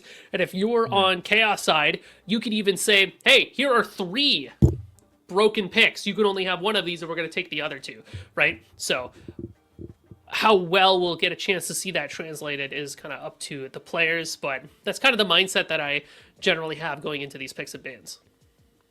Well, let's take a look if your mindset is right as we get into the picks and bans to see who will be joining us on the Battleground of the Gods for Game 1 in the Losers Finals. As we said before, Sisyphus and the Golder up against Clocked In. Now, this is not where Clocked In are used to being. Usually they win all the way through, and they're waiting for some time in the finals, waiting in the wings for their game to go through. But Clocked In now having to play from, I guess, behind for once, right? Usually, they're waiting, and here they are.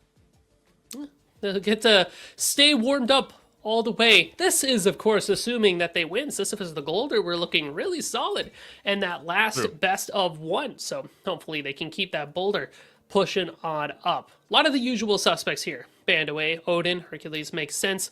The Hou-Yi ban is a target ban, I think, specifically for Tegvir, so that they won't be able to run that. But there are going to be some fairly significant picks that are left open. The Geb is something we've been seeing a lot recently. Pele feels very much like a pick that Paul could navigate with, so I feel like Clocked In could put that in the back pocket. We also have the known people, Discordia, Hecate, Merlin, but there are so many good mages, it almost feels not worth it to necessarily ban them out unless they're a target ban. It's maybe something like a Princess Bari from Sisyphus and the Golder. That wouldn't shock me, right? I mean, there's also gods that both of these mid laners like. I mean, Hecate, I've seen Paul slam Hecate quite a bit, and Vi, formerly known as Globe, all throughout the Founders series was slamming Hecate. So I wouldn't be surprised to see Hecate have some prio, either ban or taken first pick. She does provide a lot of solid engage and gives a little bit of extra healthiness to your tanks, as well as letting you do a little more damage by giving them a shield. Gev will be taken off the board from Clocked In, so the cleave autos, the crit damage, the Musashi's shenanigans, no longer. And we're double banning out Tegvir here by taking away the Achilles as well. This does leave Jormungandr open for Karmic, although I imagine he might be a little bit burned from the last attempt that he had and just the day that Jorm has been having so far today.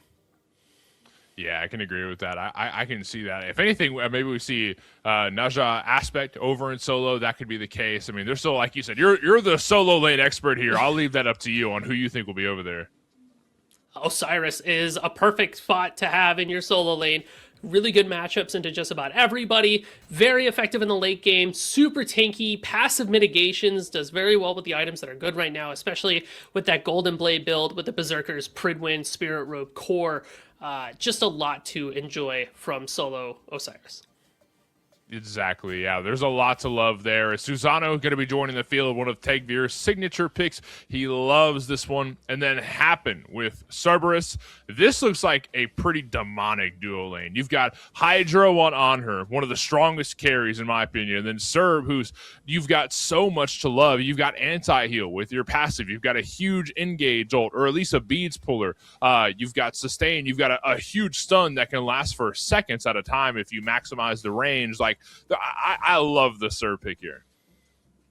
Big fan too of the Neath getting locked in for Kavega, especially that Neath with the aspect.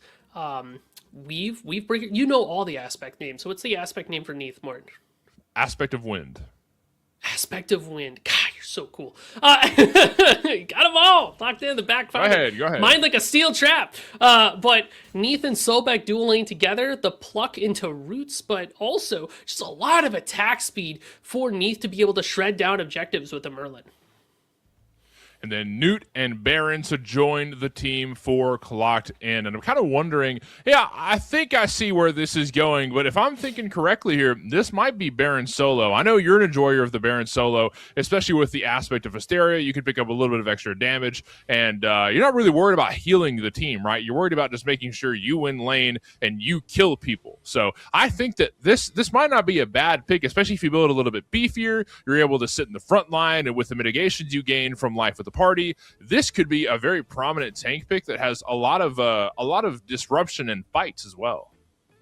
I mean, Baron is going to be one of those picks that just kind of wins a lane for you. Very, very tanky, a lot of damage at range as well. Good route to keep the Osiris from engaging on you and forcing an Osiris to maybe try to ult you in order to cross that distance. And then in that case, Baron should have an ultimate of their own. I also like the Baron pick into this Nemesis that has arrived here. She was banned out a lot recently in the games previous today, so she'll finally have a chance to get on the battlefield for herself. So kind of interested to see how Sisyphus and the Golder play with this pick. Are they going to go maybe something more the Echo style?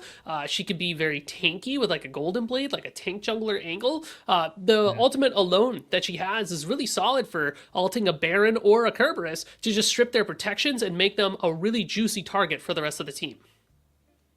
There's a lot to love about it. I think that we're going to have to see how it goes as we get into the game here. We're starting off the Losers Finals, Game 1, Clocked In up against Sisyphus and the Goloder. If you're just now joining us, if you don't already know me, my name's Morty. We've got everybody from the Prime crew right here. Jithin Solstice, Test Dive behind the scenes, and Musey with me here in the booth. And now that we've got our aces and our places, what stands out to you? Well, everything kind of is as we suspected. Always fun to point out Tegvir going the Lucerne start, so they forego a starter item just to get the maximum amount of strength for their, abilities to clear out. Because, of course, the jungle damage that you get, it's attached to the passive, right? So you have to worry about starting that starter. Bomba's available for Kaveka as well. And a Death's Toll for Hydrogen is pretty interesting. I'm pretty sure we're going to see then a Sunbeam Bow at some point for Hydrogen down the line so that we can keep our mana up and make sure that we get as many procs from that Sunbeam Bow as possible.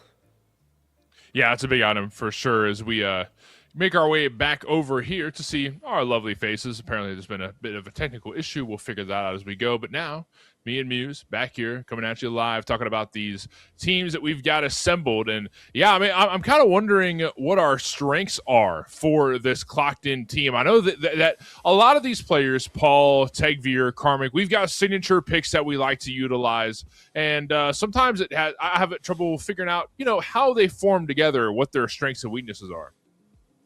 So right away, we can talk about the fact that Kerberos, Baron Samdi, and Susano are characters that are able to pull beats, but also even potentially force an Aegis if you're somebody like an Onher or a Newt, just because you deal so much damage that has to be answered back. So I'm already looking to see what the relics are for, Sisyphus and the Golder to see how they answer to that. Whereas Sisyphus and the Golder's team, you've got some very classic picks in your back pocket, right? The Sobek plus the Neath, you've got Pluck into damage. Merlin is able to just throw damage everywhere essentially for free and does a crazy amount of burst to anybody that gets too close by weaving in auto attacks with their stand switching. Osiris is nigh unkillable in the right circumstances. So Nemesis to me is the big wild card in this match, right? Because that's just something that we haven't seen so far. So I'm really interested to see how that pans out.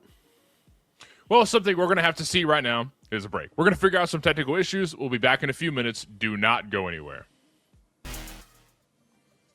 Hello, everybody. We are back. Smite Prime Week 4 March Circuit happening now. Losers Finals Game 1 on the way. My name's Morty with the Prime crew. Jithin, Solstice, Testai, and Musi here with me as well. And you're all caught up.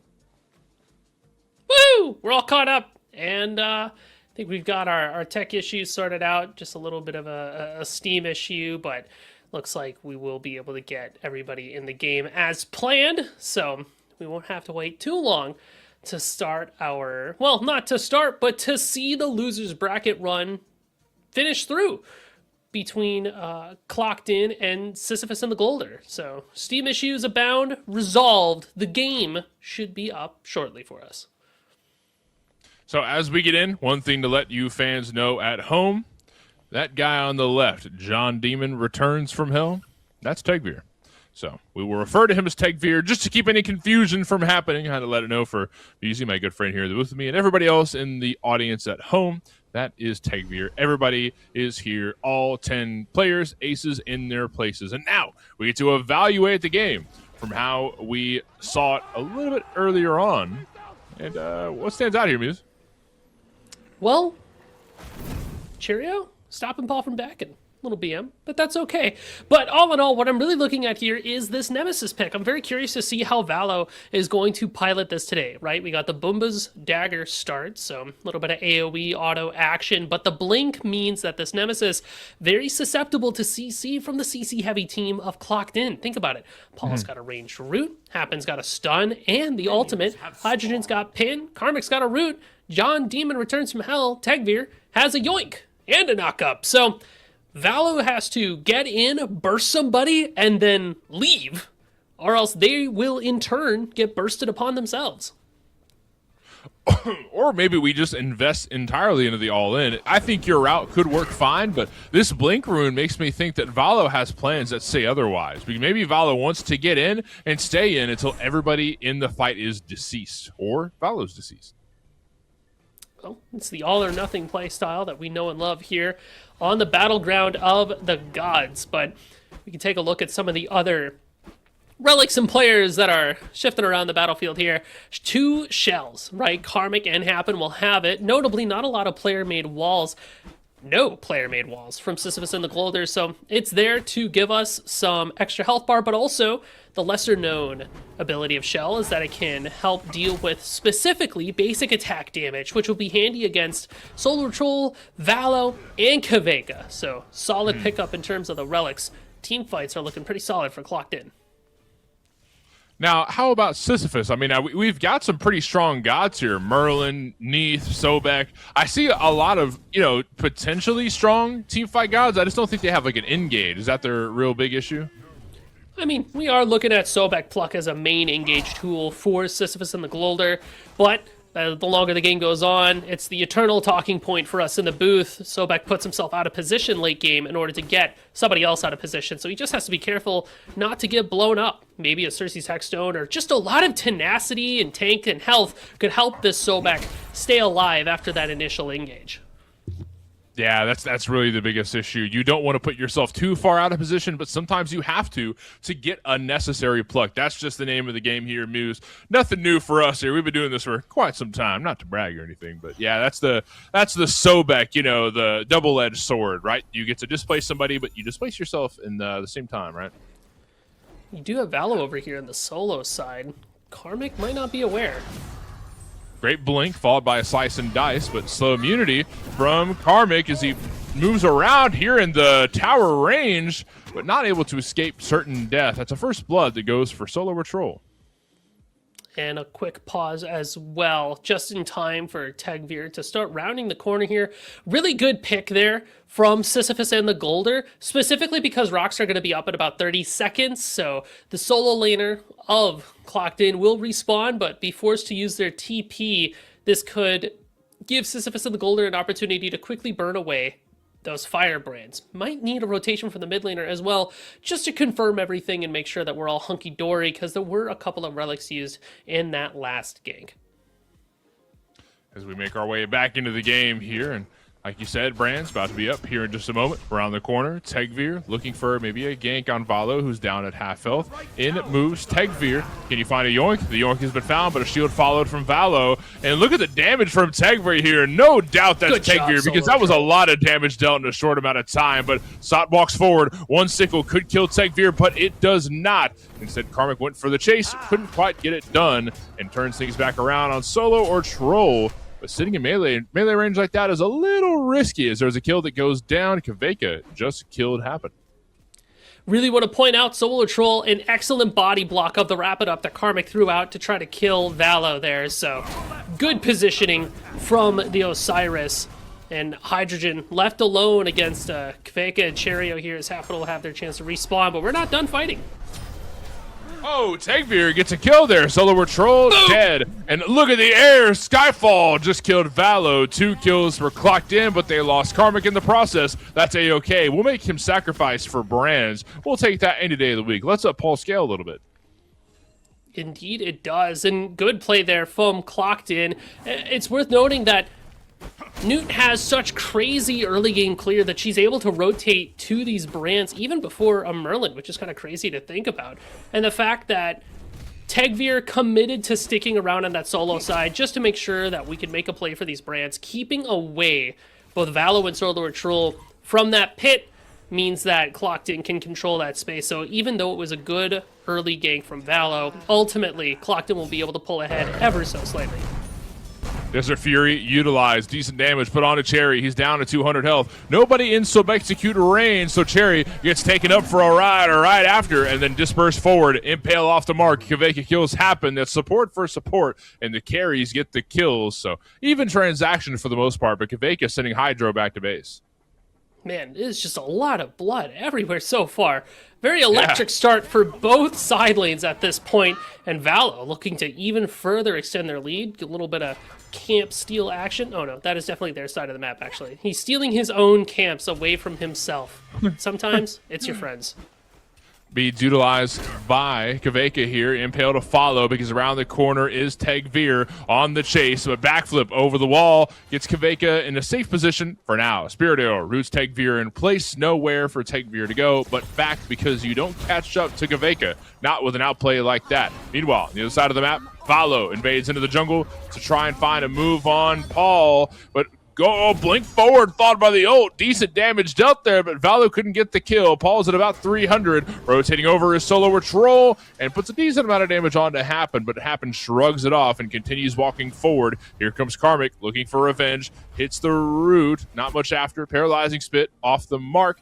Just a lot of abilities thrown out, but no kills found. Maybe Vi will be the first dead body through this skirmish as Tegvir chases forward. No ult's ready. Can he throw it out in time? Can we find it? Oh, Vi's dead. Tegvir gets the kill as Valo's around the firebrands, and Karmic just wants to take him. Dash in from Valo, looking at Karmic, who has the ultimate in pocket, but can they find Valo with it? No, it hits side.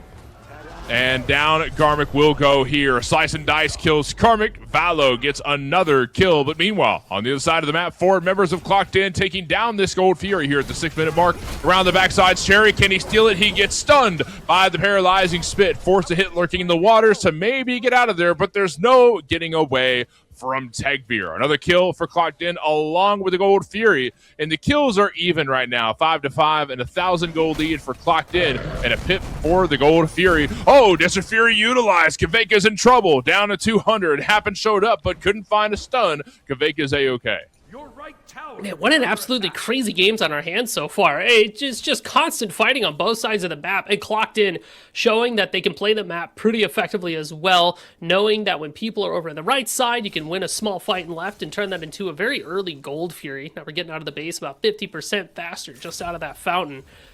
And the fighting's not going to end anytime soon, Mort. I'm not going to lie to you. 30 seconds until this pad shows up, but the way that these teams have been arguing over just about anything, I have a pretty big feeling that we're going to have another big team fight on our hands, depending on who gets to this pad first. But some important power spikes to note. An early stampede from Happen is a pretty good go button from Clocked In to help close the gap and really get a team fight started immediately after you pop like a Stygian Torment or something along those lines and just start shredding health bars.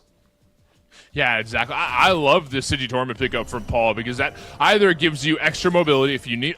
Stygian Torment pulls, and who's going to die here? Vi in trouble, gets slowed down. Ghastly Breath melts the prots. Paul capitalizes and has some basics to throw out in return. Ew. Good damage thrown out from Paul. Disgusting. Cherry's dead, and the crocodiles turned into boots. Skyfall down, but off the mark. Valo's getting chased down into his own jungle. Ghastly Breath slows him down once more. Tegvir capitalizes. Dead are 3 members of Sisyphus scattered around the jungle as Solo Patrol kills Karmic once more on the right side for a solo kill. And another kill happening over here in duo side. Tegvir dashes under tower, takes down Kaveka. Another one for Tegvir, added to the kill counter. 5-0-2 Tegvir is.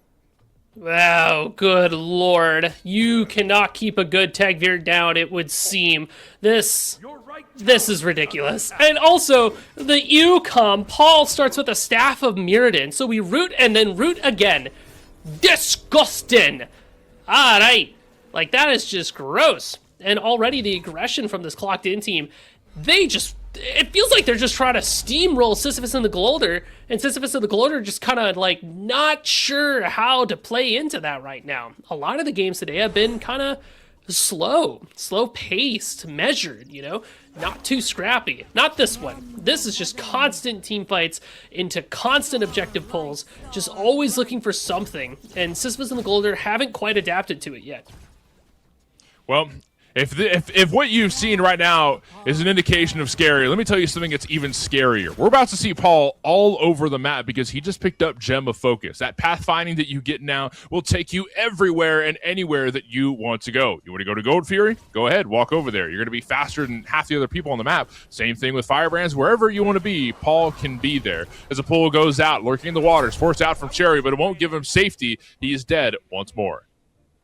I mean, you started off with those regrowth striders, and if you can't get the heal off to get your movement speed, then you're just a little bit cooked. 0-4 so far for Cherio. Not a lot of luck for this Sobek. Decent pillar, followed by a Desert Fury, but Wind Sprite takes Valo to safety. No Gold Fury to fight over just yet. It's going to respawn in 15 seconds. Valo is out of there, ult pulled from Hydro, so that's something that Sisyphus can remember if they want to fight for this Gold Fury, or maybe they split the map and go for the Firebrands instead. There's a lot of options, a lot of ways to look at this. Paul also used their ultimate. Feels like the only thing that's going well for Sisyphus and the Golder so far is the solo lane, right? Solo Troll, 3 kills to their name, putting a good amount of pressure on top of Baron.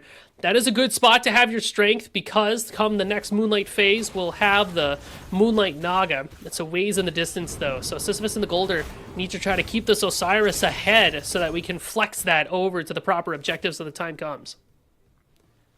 So we're 10 minutes into the game. 10-6 is the kill count. A 3K gold lead, more or less, for Clocked In. They've got 1 Gold Fury so far. Another one's already respawned, so Clocked In might make their way over whenever they feel ready and just rip it in the faces of Sisyphus. Clocked In are known to kind of just take objectives as Karmic dies over here in solo. Solo Patrol diving under tower without a care in the world, but that's fine. Clocked In don't need their solo over here, as Solo Troll's not going to teleport over in time as Kaveka dies. Hydro gets another kill, and down goes the Gold Fury here. It's getting burned away. 3K health. Make it 25.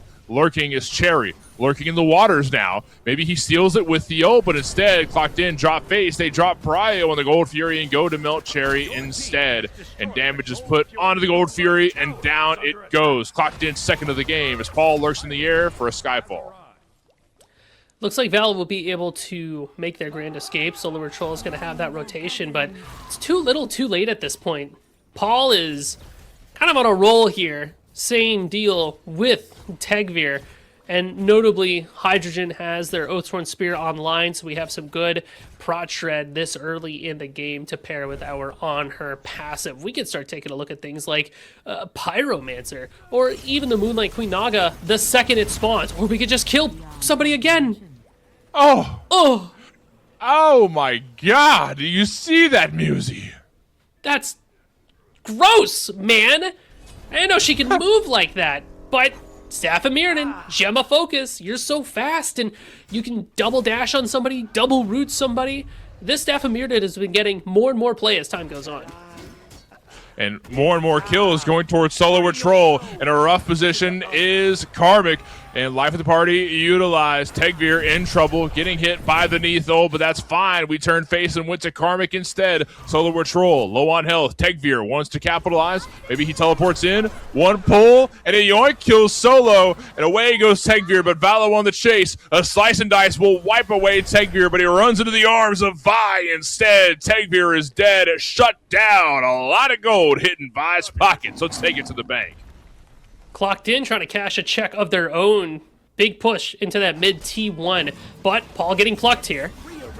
Oh no, Aegis utilized. Paul might be in trouble. Dashes away, lurking in the waters, but Skyfall utilized to create some space and take down Vi. No soap execute today. Happen created just enough space through Stygian Torment and a paralyzing spit to top it all off. Cherry locked in place as Paul makes the great escape and gets a kill on Vi. Oh, Kaveka didn't have ultimate to follow up on top of Paul there because we used it over in the solo lane. Just so close to picking off the mid laner of Clocked In, but Sisyphus and the Golder were not able to make it happen. Wonderful peeling there from Happen to keep Paul alive. Really good stuff on this Kerberos. So Clocked In get to maintain their lead, but Paul is the next person that you want to kill because they are on that rampage. And locked down at Solo yet again. Karmic in a whole heap of trouble. There's nowhere for him to go. The tower won't save you today. Solo with Troll in trouble though, as up goes Tegvir, hits the Baron's Brew from the 3-point line and dashes forward into the paint. Solo with Troll in a whole heap of trouble trying to put on the juke shoes, but they just don't fit. Down it goes Solo with Troll. Vala was able to escape there, which is good for them. At least you only lose the 1-for-1 as opposed to a 1-for-2. But meanwhile, the rest of Clocked In can position to potentially overtake something in the mid tower or a Pyromancer. Sisyphus and the Golder, I mean, we're winning really hard in solo, but it doesn't feel as impactful quite yet until that Moonlight Queen Naga spawns, and I worry that because of all the focus that Clocked In has been giving Karmic now, that it won't even matter when the time comes. Pyromancer goes down, Clocked In have it, and a Neath ultimate as well. And Sisyphus walk forward, Clocked In, say, we don't really care about killing you. We've killed you quite a bit today already. We're just going to wait for the Moonlight Queen. I don't know, no, Hydro's feeling comfortable. Hydro goes in with the Disperse Impale combo. Skyfall barely lets Vi live. Stygian Torment to follow, pulls Valo in the air, and in goes Tegvir. Paul in response kills Cherry. Down goes the Crocodile. Vi in base, barely healing up, and the rest of Sisyphus lurking in the jungle as the Moonlight Queen is getting targeted by Clocked In, and the burn is about to begin here. Tegvir walks over, and lurking is Solo, who walks back over to Solo lane. Yeah, it's definitely time to take a couple of steps back if you are Sisyphus of the Golder and push the leads where you have them and back up everywhere else. Clocked In cleans up the Queen Naga. Everybody's got a back. They do pick up that Star Strike ritual. Forgot what that does. I'll lay it out for you really quickly. When you pop it, anytime you hit something with an ability, a damaging ability, you call down a little meteor strike to deal extra damage. So really good for burning objectives or popping in the middle of a team fight. As here we are, the 16-minute mark. The Moonlight Queen went to Clocked In. They are also up 2 Gold Furies and 6k gold. Solo Patrol kills Karmic, make it 5k gold. Sat's putting in some work over there. Sot is like the Hail Mary for Sisyphus and the Golder, but level 15 across the board is Sisyphus and the Golder, save for our dual lane, and 16 is the level of Tegvir, and whoa, hold on. Tegvir secures Gold Fury, their third of the game. Paul's in the air with a Skyfall. Slam dunk. Decent damage dealt, but that's about all she wrote. Away goes Clocked In. The Moonlight Ritual is getting taken down by Sisyphus. 2 members about to make it 3 as Valo walks over. Paul just watching, awaiting for the team to show up. Again, really feel like we just gotta take a couple of steps back. I mean, I like the positioning here from Sisyphus to get even a little something, but Happen and Paul being here, yeah, this is Oh my god, Hydro gets a kill, Kaveka's dead, and Tegvir goes in on Valo as well, lurking in the waters, forced away, a tail whip to create some space, but Cherry's not getting out of this one. Solo or Troll goes into the back line though, going straight for Tegvir's head, down he goes, Tegvir's head rolls on the ground, in the Moonlight's favors Sisyphus for now. Paul looking to gun down Solo or Troll though, a great pillar, locks him in place, forces out the Phantom Shell, Paul still gets the kill, that is 2 dead, make it 3. Sisyphus have lost a few members, and now walking towards the Fire Giant, clocked in, are going to take it down as Cherry lurks in the shadows. Solar Troll is playing his heart out right now, trying to make anything happen for the team, but unfortunately clocked in just too far ahead, burning away the FG. Down to 2,000. They dropped in entirely. They're going straight for Cherry and then walk back to the Fire Giant. No. Paul's in the air looking for a Skyfall. Slam dunk. But oh my god, Happen secures it once more. And the dagger utilized to save Hydro's life. Paul kills Valo. Clocked in, just can't stop winning. They can chase after Sisyphus of the Golder if they wanted to, but instead they're going to have to back off. Sisyphus does have pushers on the map that do need to be addressed before we can make any big sweeping plays when it comes to the towers. Settle for a Pyromancer instead, get your back off, and spend a lot of gold. Tagmir is going to have their Titan's Bane online soon. Looks like Paul's not too far away from an Ob Shard. Somebody's dead here. Oh my gosh, Fake just lost half their health. The damage is nuts. And look at Bai walking over to Karmic here in solo. Just looking for any kill he can get, but even Karmic's got hands, not hitting basics. Karmic might not live this, but neither, they're both out of 100 health. And Bai's gonna get cornered in the jungle, ran right into the arms of Paul. Unfortunate situation there. That's quite all right, as, Clock didn't get another kill. And Karmic has Fire Giant buff and no mana, which, that's all you need, I suppose. And Vi's just so far behind. They have their Rod of Tahuti, but no way to burn through all the protections that Karmic has in their build. Uh-oh. Kaboom. Desert Fury used. Hydro just killed. Oh my god, Kaveka's dead again. I'm telling you, it might not look too great for Karmic, but everybody else on Clocked In is putting on a clinic. As Happen looks for a paralyzing spit, just barely off the mark. The rest of Clocked In marching up the right side of the map to take down this tier 2. Got Fire Giant for another 2 minutes or so the power play firmly in the hands of Clocked In, but what can Sisyphus of the Boulder do to fight back? Oh, Valo gets picked off, so not a great start. We have to defend these birds or try to split or anything. Again, Solar Patrol playing his heart out, splitting in the left side, trying to get their farm online, but it's just not enough in the face of Clocked In. Your left tower is I love how courteous Tegvir is. He's like, come on over here, Karmic. Come on over, little gup. Let me get you some gold so you catch back up. How nice of Tegvir to get the rest of the team fed along with him as we maybe go for more here in mid lane. No way! Tegvir gets a kill over the wall. Paul takes down Kaveka, and Karmic taking the tower with ease. Cherry finally gets the sub execute, but Paul kills Solo in response. 4 dead for Sisyphus, and after the tier 2's dead, they're gunning for the bird. Unbelievable. And with the way that the death timers are staggered, if Sisyphus of the Golder keep trying to force this, Clocked In could walk away with a win. Wait, pluck backwards. Happen, gets plucked. Cherry might get killed here. Paul's got damage, and Cherry's too squishy. Down goes Cherry, but Clocked In don't want to end it just yet. They don't want to finish this game. They'd rather play with their prey for a bit. Oh, no, not like this. Paul throws out the ultimate. It does connect, but doesn't do enough to convince Clocked In that it's worth chasing after, right? Tier 2 tower still up on the left-hand side, means that Titan's going to be pretty strong, and less than a minute left for our FG buff. Let's get that T2. We've got a lot of gold in our pocket to spend, so we'll back and pick that up, but Clocked In with the lead that they have, Sisyphus and the Golder are waiting to capitalize on a mistake. Right. That's the kindest way to put it. As Gold Fury gets burned down. This will be Clocked In's 4th Gold Fury of the game. And at the 22-minute mark, that is a 17k gold lead, along with 15 kills over Sisyphus. I mean, Clocked In are in their bag right now. Fire Giant respawning here in just a little bit. Clocked In settling on the mini fire, the Pyromancer. We'll grab that first, and then we'll go for the big guns, the FG, when it spawns, and that could spell game over for Sisyphus. Destroyed the pyramids. EFG's right around the corner as well. Another pyro bomb at the pocket for Clocked In. And even more penetration for Paul as they got that Totem of Death. What's happening over for Sisyphus' build, right? How do we get back into the game here? Do you have Kaveka with that patented Titan's Bane and the Axe Parashu, right? That we could use to get some big damage, but I don't know if it's enough.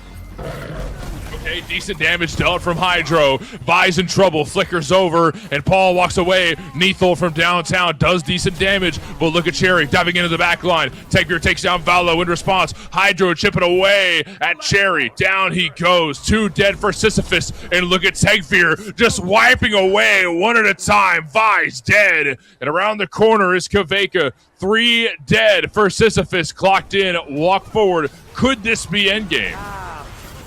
Transpression popped. Beads as well. Not enough. It's a triple kill for Tegveer to... I mean, you could wrap up the game here at this point. You might not have the ultimates, but everybody will respawn right as you get inside that Titan room.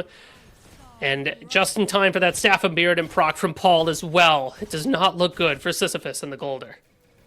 I love this aggressiveness. I love this shot. They're taking a chance. 5 seconds on Valo. Cherry just respawned, but Clocked In have all 5. They might be down on ults, but they've got plenty of confidence. But now that they've got there and they realize what they're up against, Clocked In decide maybe not the best move. We'll go for FG instead. Going to be the safer option. There's still a pyro bomb stuck there on the floor too that you can pick up to confirm. So many an option available. Clockton doesn't even have the vision for this FG. They know that they're going to be able to scoop this away. Sisyphus' Hail Mary play. Okay, Tegveer. Here's FG. Dagger goes in hand for Hydro, and they walk forward from there, looking for a fight to kill Sisyphus. Valo, low on health. Vi, with no health left, is killed by Karmic. Incredible stuff going on here. Hydro walks forward. Cherry charge prays out. And Solo Patrol taking the fight to Clocked In, looking to take Tegveer with him before he falls, but will not be able to. Godlike is Paul, and Solo Patrol is dead. Valo will be next. Look, it happened a little bit too deep. And then finally gets taken down. He sure did soak up quite a bit of damage, though. Happens dead, but the rest of Clocked In walking forward. Valo barely able to heal up in the base. We're going to take down this mid lane bird and then see what's up right after. Paul taking Phoenix just for a single shot, just to show that he is also a team player. Clocked In without a real tank to tank this Phoenix could spell a bit of danger here for Clocked In if they get caught underneath this Phoenix. Whoa, whoa, whoa. No, Tegveer wants to get caught. He wants to get kills. Down goes Cherry. Kaveka's in trouble. Around the corner is Valo, but you can't do much to Paul, not with Aegis online, because that just saved Paul's life there. Hydro doesn't even want this bird. He just wants to kill more people. Blood-hungry Hydrogen is just killing everyone that he looks at on the map. Finally, down it goes the bird. Middle and left side bird down for Sisyphus. They haven't been in a worse position in this game. 2 birds down, and by the grace of anyone who listens, Sisyphus trying their best to stave off Clocked In, but Clocked In is under no such pressures to allow anything to happen. Moonlight Ritual in the middle, going to be able to be picked up. Pyromancer and Ancient Gold Fury available on the board. Anthony would ask me at this point, how do Sisyphus and the Golder get back in the game? I think if Clocked In finds a way to all die at once, Sisyphus and the Golder will have a chance to play for another 10 minutes or so. So that's probably where I would start if you are Sisyphus and the Golder. Or just find a way to kill either Tegveer or Paul. You just gotta kill one of those two. They are the driving force for Clocked In. You have to find a way to eliminate them. I don't know how you manage that at this stage. Pluck them, pin them down, and just take them out. Make it work somehow. Let's make it work, is what he says. Let's pluck Happen, but Happen leaps back out. Hydrogen just killed Cherry, and Skyfall into the air, gunning for Solo. Can we get the kill on him, though? Leaps back out and goes to the tower, barely lives through it, and look at Karmic go. walking right in, wrap it up, Consign Spirits, and wrap Kaveka in a body bag. Tankbeard dives into the back line as the rest of Clocked In take down the Titan, and Sisyphus's Titan will fall to its knees. Clocked In just won game one of the losers finals. Really solid start for Clocked In, I believe, is an understatement. They came out swinging that game in order to find their game one victory. If you're Sisyphus and the Golder at this point, take a step back, breathe, reset mentals, reset your state of mind before you go into game two. Come in with a solid draft plan. A lot of really strong picks for Clocked In were taken off the board, so you still have the chance to bring this to a game three. Well, before we get to game three, we've got to get to game two. And before we get there, we got to get to a quick break, get some ads out of the way, and we'll have more Smite Prime action awaiting for you after. Hello, everyone, and welcome on back to Smite Prime, where the plays are always premium. And we're starting to near the peak, the pinnacle, baby, but we still got a bit more of this losers final to get right through. D'Lo here behind the mic, joined by Morty in the booth. We, of course, have our almighty eyes in the sky, Solstice and Tess. Keep the prod lights on, that cam steady. Jithin's behind the curtain, and Musey somewhere in the wings. Morty, I wasn't quite present with you there in the booth when we saw our friends on that side of Global just not really be able to find their mojo up against their opponents. How were we feeling going into this game two? Is it just going to be a sweep from the side of Clocked In? I don't know.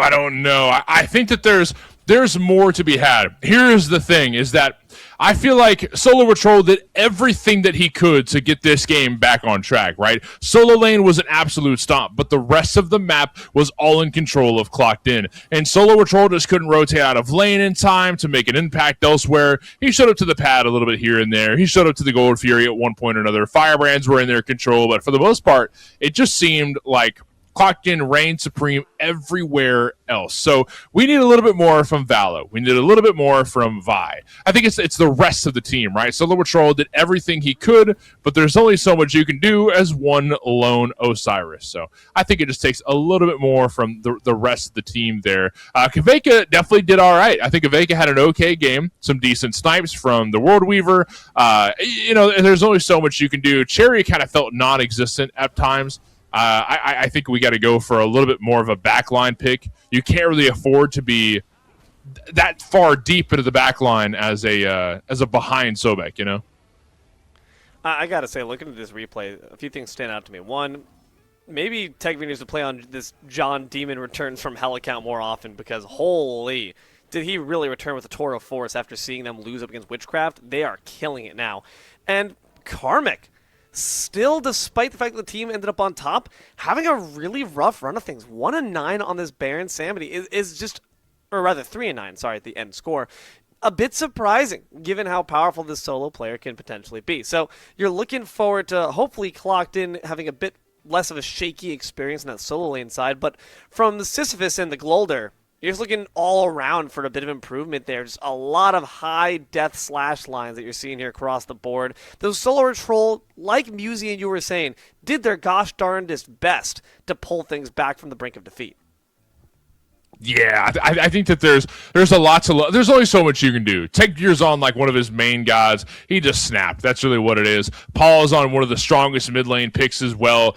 Just based on picks and bans here, I knew this was going to favor Clocked In. I didn't think it was going to be a stomp like this. But good news, all 10 gods that you see on screen won't be seen in Game 2, along with 6 bans. So maybe this Vault ban system could shake things up for Clocked In to a point where they might not be able to stomp as hard as they did in this game.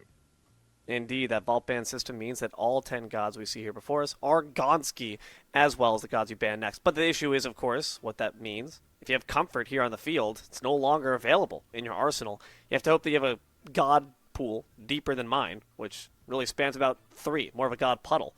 But these pro players, there's a reason why they exist at the top more. They certainly have deeper pockets, but nonetheless, you can imagine it's going to get a bit less efficacious. You're going to imagine that once we start to dive a bit deeper in the bargain bin, these compositions maybe feel a bit less fluid, maybe feel a bit more disjointed, discombobulated even.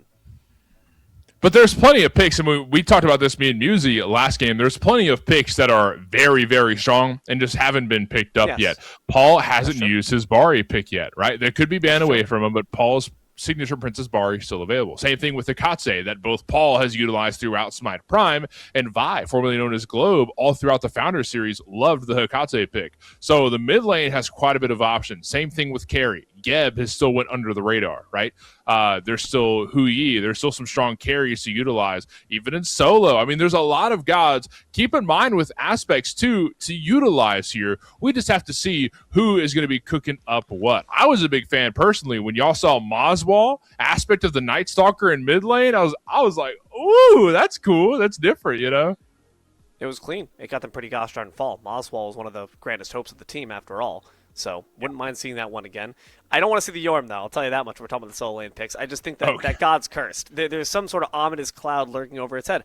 I don't know. It's something in the water. It's not good. Just keep him away. We'll stay away from the snake and maybe edge instead towards those more typical team fight-oriented gods that can bring a bit more bluster to muster once we actually reach the 5v5s. P's and B's coming at you here, and we'll see if they commit to the bit or if they decide to maybe go their own way, forge a new path, as once again, 10 gods already banned and 6 more coming up.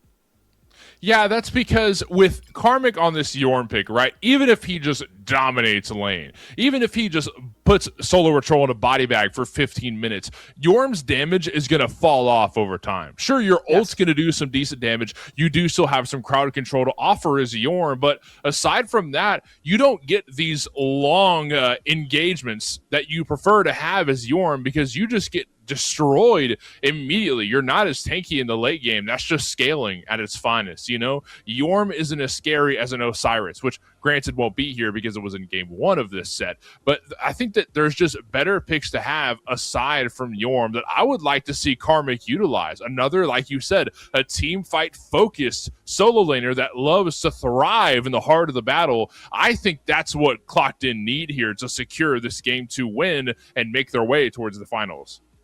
Hoi banned, Apollo banned, Odin, Hercules also gone. Gods that can flex into multiple roles. That Apollo and Hoi both can be carries, but also can very well flex into jungle, and that Hercules and Odin can both be jungle or solo. So not going to see any of those big physical threats, which kind of makes me a bit sad, again, because considering what Karmic can then play, the pool gets a bit more shallow, but there's still plenty of options left. We do, of course, have that Osiris that we saw operated by Snatty. Karmic says, man, it was really frustrating to face against it. Maybe now we can use it to our advantage instead. We'll find out, though, as we need to approach the last 2 bottom picks. Who knows? Maybe it'll be the return of Paul and the Aladdin. Been a while since we've heard that name before, right? Been a while since we've seen that god as well. I don't think it's quite as effective as it was in its heyday, but still would be a lot of fun. As Achilles going to be banned away as well. Yeah, I'm you know, a lot of people might be shocked by the Apollo ban because not the strongest carry here and there, but one thing that Clocked In is really good at is splitting the map. On the off chance that they do get caught behind in the early game, they're very good about communicating, okay, Hydro, you go split push over here, we'll focus on Firebrands, we'll let them have Gold Fury, and they'll catch up in their own way, one way or another. Apollo's really good about splitting the map because if he gets in trouble, I'm getting on a chariot, I'm getting the heck out of there. As Geb's going to be the first lock in here, Kaveka, I feel like Kaveka doesn't really run this one too much, but Kaveka probably realizes the strength behind the Geb pick. We'll just take it. We'll play it safe. Thor's going to be the counter pick there in response. Naja as well. You know, I'll eat my words. Naja's been having kind of a good day and a bad day. Sometimes we see it operated very well. Sometimes it can be a bit more rough. But these are 2 really great engages. I'll tell you that very much. The Anvil of Dawn as well as that Armillary Sash are both very obvious, easy-peasy ways to get a fight started. Just whoever's being stunned down by this Thor or by this Naja becomes a very easy punching bag for the rest of Clocked In. The answer is going to be something we haven't gotten to see for quite some time, Morty, and that might just be Geb's dual lane partner. It's the E-set being locked in alongside the Loki. Okay, generally, I like the Eset. I think Eset's a great god. Aspect of the Life Ward makes her a very prominent support. The only big issue I see is that Eset aside from having a Phantom Shell, has no way of getting over the Thor wall. Not a chance. Loki's going to have to use his ultimate, Assassinate, to get over the Thor wall. So That's if true. we see Tegvir put down some very prominent walls, that's going to be troublesome for everybody on the side of Golder. I don't know. That's the only issue I see. Everything else looks awesome, but that's the only worry I see for Golder is Bari and Kali join the battle. Yes. Hydro loves this Kali aspect pick, and Bari, we all know Paul slams on Bari. We saw it in the Joust tournament. We've seen it here in the Conquest Prime circuit as well. Like, it's just, there's so much to love about Paul and Bari. Aspect of Destruction does mean that Kali no longer is invincible inside of her ultimate of the same name. However, Bari grants the exact same death immunity, so Paul's going to pick up that slack where it might fall. Giannis. I was actually thinking about this pick. I didn't get to say it out loud, but I love when Giannis becomes available because I think oftentimes we haven't really got to see Giannis be at the peak of medicine since his introduction into Smite 2, but he's always lurking in the wings. The rotation ability, the mobility, the CC that he provides are all just too good to pass up, especially once we start to dip into the bottom of that mid laner bin. That being said, Kabrakan being hovered here, and the Bologna being locked in. Sisyphus have their composition. How do you like a Kabrakan slotted up against it? So we're opting for more player-made walls to lock in Glolder. Giannis does have the teleport through, and Bologna does have Eagle's Rally to take her over, but not a lot of escapes that you can use easily, like an On Her Disperse or an ETH Backflip, to take you over these walls. But, Pivot. okay. Yeah, this is a huge pivot, though, because now you've got healing, and you could throw a mana tree under all of the towers, so mana issues aren't really that big of a deal. You've got pulls to try and lock in gods from Glolder. I mean, if Loki's giving you a hard time with Flurry Strikes, you just yank them right to you, right? Like, take care of business. If you see Giannis who's trying to get away through mobility, yank him right to you. I mean, it's a lot harder than it looks, but if anybody can do it, Happen can probably do so. I'm excited to see what this Sylvanic pick does for us. The mana changes genuinely make Sylvanas' saplings that much more valuable. I think that's a really good shout from you because normally I don't think anyone really cares about the aura they emit, but now you might. Now you actually have some reason to kind of want this guy to plant flowers for peace across the lanes. Also, though, what I like about it is it grants a really good CC chain that naturally follows up off of the Naja's Windfire Wheels. You knock him up with the Windfire Wheels, you bring him back down into that Terra's Wrath. That being said, it could also be its own initiation for a fight. If this Sylvanas grabs a Blink, which I would not mind to see just to get a bit more mobility, a Blink ult from Sylv can be just as easy a way to get some kills. Oh, yeah. Golder have to be very, very mindful of their positioning here because if Sylvanas somehow gets in the middle or 3 or 4 members, then they're all getting knocked up into the air. Now, there is a little bit of displacement immunity here. You've got to worry about Eset's Wing Gust. She won't go up in the air. Loki's Flurry Strikes, he won't go up in the air. So you have to be mindful of what abilities are on or off cooldown. And if everything lines up perfect, yeah, the Sylvanas ult's going to be massive. It's going to be nasty, but you have to be mindful. The timing is important here. Always is. We got 10 gods here, 5 amazing players on each side. What do you feel like is the identity of each of these team compositions, and which one's going to lead them to success? Clocked In wants to run it down. We're looking to end this game at 20 minutes. We want to just snowball from here. Paul wants to take off on Bari, and because you don't have mana cost to worry about, like you said, a lot of these other gods, due to the stat changes, are worried about mana. How many abilities do I have left before I run out and have to go back to base? Paul says, keep your sapling. I don't care. Yeah, I don't need that crap. You think I care about mana regen? I'm playing Princess Bari, baby. I'm here all day. I'll stay in lane till 20 minutes if I have to. No, you shouldn't. You need to get items. But you were able to get so much done. Ninja, if Ninja gets snowballed, extremely big threat to worry about. Ninja sucks from behind, but if ahead, the snowball can be awesome for Clocked In, right? Tegvir is just known for hitting the map early. I'm not waiting on ults. I'm not waiting on any of that. I'm Tegvir. I take kills whenever I want to. Clocked In want to end this game as quickly as possible. Glolder are looking for, you've got some early pressure through the Loki, through the Geb. I don't think their laning phase is all too bad, but playing with fire up against fire, it really just depends on who burns, hotter, I will note the secure game from Glolder is something to worry about. We have not really gotten to see good secure comps, and between through space and time from this mid Giannis, as well as even though it's coming from a support, not quite as heavy a stat, it's still going to be that circle of protection that can be so easily able to pivot an objective away from Clocked In and into Glolder's favor. So Clocked In, they, like you said, need to snowball early. Make sure that Glolder don't even have a reason to be in that Gold Fury pit. Don't even have a chance to get near that Pyro, so that way they can't snipe it away. One thing to also confirm your point there, the odds of Kaveka being in the Fire Giant pit aren't too high, but you got to keep in mind the Cataclysm still does percent max health damage, and nobody has a higher max health than the Fire Giant. Bingo, and we got a game coming at you, so hopefully as we can get all fired up to see if Clocked In can end up taking the sweep. Myri starts sweeping away Valo. That's not good, buddy. Your brother's starting to battle right back. Loki ends up taking one step too far into the jungle, eats half their health bar as just compensation. Oh, I didn't even think about this. It's brother versus brother. Thor and Loki against each other in the jungle. What the heck? Interesting. We got to stop running into each other like this. It's unfortunate. It's going to be awkward for family reunions. Yeah, I really, especially if they banned Odin. Dad's not even allowed to mediate the conflict. But John Demon returns from hell. Returns from the winner's screen to try to put Sisyphus and the Glolder back down to the bottom, to the fields of punishment with you, they say.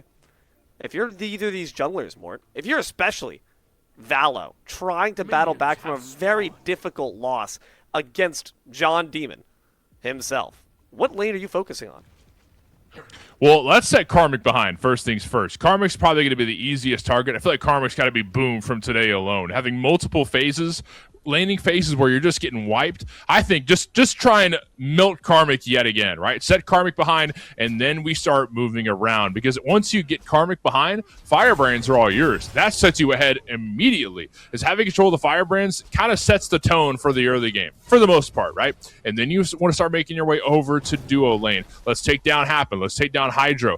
Kali doesn't have that much early game damage, and Happen wants to play safe. So if you can find a gank, make it happen. If not, look at Paul.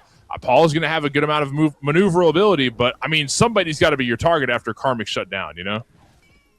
I think the fact that you have Globe, or Vi rather, on this Giannis as well allows for a bit of extra rotation ability. That'll make it that much easier. Phantom Shell used there by Glolder, but they keep safe. Force out a Phantom Shell from Clocked In, actually. The spaceship lifts off, but can't quite find the target. Nonetheless, I'm interested to see what this Naja solo is capable of. We've seen it in the support role quite a bit, but now, instead it's going to have that 1v1 offensive pressure. Still rocking that aspect, so still going to be able to sustain in the lane, but now they have no one to back them up once those Windfire wheels are going to get activated, unless there's a rotation. I'm just wondering how many kills you'll see over in solo, too, because both of these solo laners have a lot of healing. You've got healing through your passive with Karmic's aspect, the aspect of That's Righteous true. Flame, and then Scourge healing from solo where Troll is going to give solo health all throughout this game. So I don't really know who gets the kill potential here. I think this is a Muzi question, but unfortunately he's not with us. Well, right now, Thor's with us at the very least. John Demon turns from hell to invade your jungle. And gets some good pressure off, takes a back camp for their troubles. No blood on the board at the very least, though, but we are approaching that level 5, and once level 5 gets hit, I think it's a lot more significant here for our friends on Glolder. You have that rotation from Globe. That being said, John Demon, notably, also has a semi-global ultimate, and that could very well be a big issue for any member of Glolder to get caught beneath the Anvil of Dawn. Happen. Waits in the bushes. They are the god of nature after all, but a Spirit Bomb instantly is the answer back. A lot of hard CC here from Clocked In, and that's going to be really useful at the very least. You have Kaiveka with those stone shields to cleanse some of it off. That, and we'll probably see some of the new items that offer tenacity, specifically that Resolute Mantle. We've already seen that a couple times today as a great pull from Kaiveka goes down. Oh, this is trouble. Doesn't cleanse with the shield, but does ward off a bit of that damage. It was a great pull to start things off, and already the fact that we're getting some reps in with these Sylph pulls, those Nature's Grasps, like you said, it's hard to hit them, but when you do, man, they're effective. Bologna, under some pressure there on the right side. Do see a visit being paid from John Demon, but it's a bludgeon right back. Actually, some solid damage. Unfortunately, the backup means there's no kill available, so everyone's even Stevens. Let me ask you this, Dilo. What were you doing at 4 a.m. today? Sleeping. What you talking about, bro? You know what Happen is doing? Happen's in jungle practice, hitting pulls, getting ready for the game today. Just putting reps in jungle practice, getting ready for these yoinks, because that's going to change this game entirely. Well, the Flame Brands at the very least do go the way of Clocked In to start things off. It's a purple invade on the left side from Sisyphus and the Glolder, trying to answer back farm for farm. Beads forced off the Loki. A good wall in response, and some decent damage being out here by the Geb. Through space and time. Does go out here from the side of the Giannis, but the rotation is not going to have too much fruit, especially if the Kali finds some decent damage. Does leap in quite aggressively, but thinks better of it. Seeing the numbers game was not in their favor, Thor had already decided to back off, and that does mean that Glolder will get that invade off successfully. All for a Firebrands. They invested so much into it. Windfire Wheels off the mark, and Universe Ring does decent damage. Solo's in trouble. Eagles rally over the wall to counter the Windfire Wheels. That stinks, man. Karmic, man, just one step closer to the rage, but hopefully they're maintaining the darkness within them, because that was a really solid attempt. And I think that it's a good indication that they still have kill potential. Solo or Troll might just get soloed one day. Paul steps up to Valo. Thor rises up to the sky. It's an old response there from Valo, but the stun comes through. And that portal, can they get out? No, on the threshold. Take my hand, says the Giannis. He can't. It's been severed. First blood goes to Clocked In.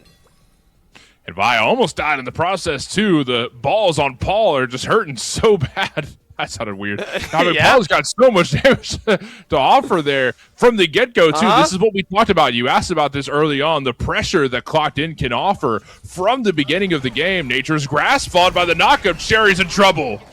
That circle protection does give them a bit of health back, not enough to save them from Hydrogen. An instant leap and lash. That's going to be it. I think that was the Mark II for this Kali as well, so a bit of extra golden pocket thanks to that passive does not feel good. Clocked In. Starting off with a strong start, and Glolder, despite trying to get that rock moving, just can't get it to budge. And up at 4 a.m. today, happens hitting poles in jungle practice, getting reps in, ready to make these plays happen, dude. I'm telling you, you miss 100% of the shots you don't take, and Happen is not So missing. facts. No, they're doing a really good job at this moment, and I'm glad to see it's on a god that doesn't necessarily require a lot of committal to engage, to get something for your team. That's what we didn't see from the Naja. Sylvanas can hang all the way back. In fact, they bring you into the team instead of putting you into danger. And if you're already able to make that work so far, Spirit's Robe early online, that's going to shrug off so much danger from these Spirit Bombs in the first place. Any CC only further feeds the beast, only further makes the tree tanky. Lurking in the Yeah, I feel like we've seen. seen... Oh! That's some good damage on top. Does force the Stone Shield from Kaiveka. They're able to get out, thankfully, with that rollout, but it was close. Very close indeed, but a rollout will secure it there. And Solar Patrol diving deep, Woodfire Wheels! That was a beautiful sunder. No blunder even at all. Karmic gets a bit of revenge, a bit of retribution, and a kill to boot. So that was, oh my god, the Sunder followed by the Windfire Wheels was nasty there, but into the air, in goes Tegveer. Where does he land? Can't find his brother quite just yet, but the stun will. And the portal unfortunately interrupts the double tap, so that's going to be a bit of trouble on that side. Spirit Bomb goes wide. Beads forced out from the Nature's Grasp because Happen has been in the lab after all. Where were you at 4 a.m., Cherio? Well, where are you now? Might be in the grayscale in a second. A good stun, but there's no double tap left. Rally to me, says Bologna. Geb will agree through space and time. Goes wide to the left, and Loki continues to battle on the right side. Paul will fall. Valo takes credit, and now they look to the Gold Fury. Incredible play there. Sisyphus in control from the get-go by this Gold Fury, but Clocked In, not give it up for free. Look at the right side. Valo's going for a gank. Who's going to secure it? Glolder end up getting it. Happen's got no mana. Where are those flowers, buddy? Where are those saplings? And now you're launched up in the sky? That doesn't feel good. Should have maybe planted a bit more. Be a bit more eco-friendly after all. Glolder carpool their way over to that purple buff. They'll invade it successfully once more. Where Clocked In seem to get some pressure on that right side. Dual lane spelling all for Sisyphus so far, especially with that big first objective. About 7 minutes into this game. It might be 1-3, but Glolder by no means are too far out of it. With this tier 1 going down, though, that's pretty gosh darn early to see the structures fall. Dude, less than 8 minutes is wild. We're not even getting our first pad of the game yet, but it is getting taken away. Clocked In and Glolder fighting for it. Both supports kind of hanging out here and throwing bows. Neither of them hurt real bad, but we're kind of just showing face here, right? But Valo Infist sneaks up. This ESET is at second on the player damage charts. Definitely don't want to underestimate what she's capable of. The spin to win interrupted by the Spirit Bomb, but Armillary Sash comes through. Once again, it's Karmic, and this time they've got plenty to contribute to the fight. Takes one up to the sky and tries to get some damage off. But it could be trouble instead for Cherio as they descend back down. Paul finishes off the kill, clocked in, make it 4.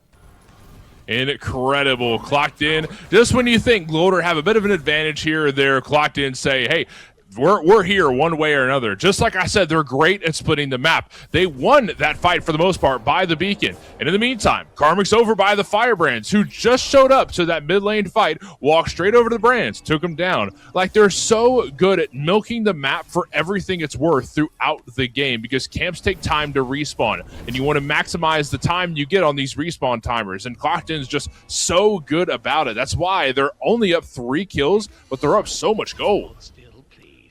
They're just doing a great job of leveraging that pressure. All these invades from Glolder, not putting a stutter in their step. The fact that this right side as well, Solar Troll so far pushed back. And you know what's also amazing about that, Mort? Solar Troll was like the one shining beacon in game 1, and now look at him. 0-1, 2 levels behind. That does not feel good to see your MVP potential already be put down in the dirt. Look at what you've become. You, yeah, You disgust me. It's disheartening, but you know, I think that this is far from over, right? Bologna only gets stronger as the game goes on, especially if you're able to keep up with levels and everything. I mean, itemization all included. Bologna could be an absolute threat. She's not the best, solo tank, but Cherry's going to help out a little bit with that. Kaveko wants to get in the thick of things as well. Stone Shield gives him a little bit, and he's still got the passive that makes him tankier. So the team is all around somewhat beefy, along with Circle of Protections from Cherry. So I don't think that it's going to be too hard for solo, but you've got to keep in mind where you're at and where your team is. Are they next to you to help you out in these fights? Can you handle this one-on-one? Maybe not up against Karmic just yet. On the bright side, looking across the stats across the board, Valo's up 1 level against Tegvir, and given how hot Tegvir was in that last game, that feels good to see him kind of cool down just a little bit. But the question is, as a Loki, what can you do with that? You need to leverage that pressure a bit more across the map. I want to see you making a bit more fear, putting some scares in the hearts of Paul. Armillary Sash alongside the Sunder. Look at all that damage on top of Sot, and now the Thor's sauntering up. Karmic's hitting the hot back. That is disrespectful. Finish your food. Don't play with it on the plate, because Valo's going to punish you for it. Unfortunately, Solar Troll already dead. Beads forced out, as well as that ultimate from Valo, but Thor's going to try to learn you something more. They TP forward, but can't find the stun, and that Spirit Bomb's got nothing to do with them. 1 more kill for Clocked In. And going in on Cherry, who teleports over through the wall. And that's Windfire Wheels down on Karmic as well, but that's okay. Brands with the way of Clocked In during that whole thing. Oh, no! Bye, Globe. Adios. Okay, roll out here. We're going to take the Oracles, but I think Happen got him still. Yeah, man, just things ain't going swell for our friends on Global. I feel like this Giannis pick, despite how much I like to see it, it's not hugging these walls. It's not finding the utility with these portals, really. Sure, you saved your ESET, but you couldn't even save yourself, and honestly, the ESET's the far less valuable target. You gotta stay alive, buddy. You gotta get scaled up. Pyromancer dropped here by Clocked In, now 11 minutes into this game. 6-1, 4K, their way. What can Glolda do to fight back? But you know what? I think this is a step above what happened last game here, D, because right now, last game, Clocked In were ahead way more than they are right now. Like, way more.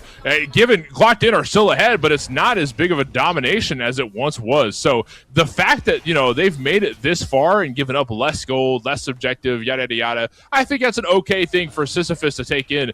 Clocked In still haven't gotten to Gold Fury. That's good. They're down less gold. Sisyphus is, still doing okay. That's good. There's things to look forward to on the positive side. It's just about maintaining that positive attitude and trying to milk what you can, right? We want to get Gold Fury whenever possible. Let's get a little more vision on the map. Let's ward up and try and split the map like Clocked In are. They put a lot of pressure on these brands. All right, let's match it and get Gold Fury.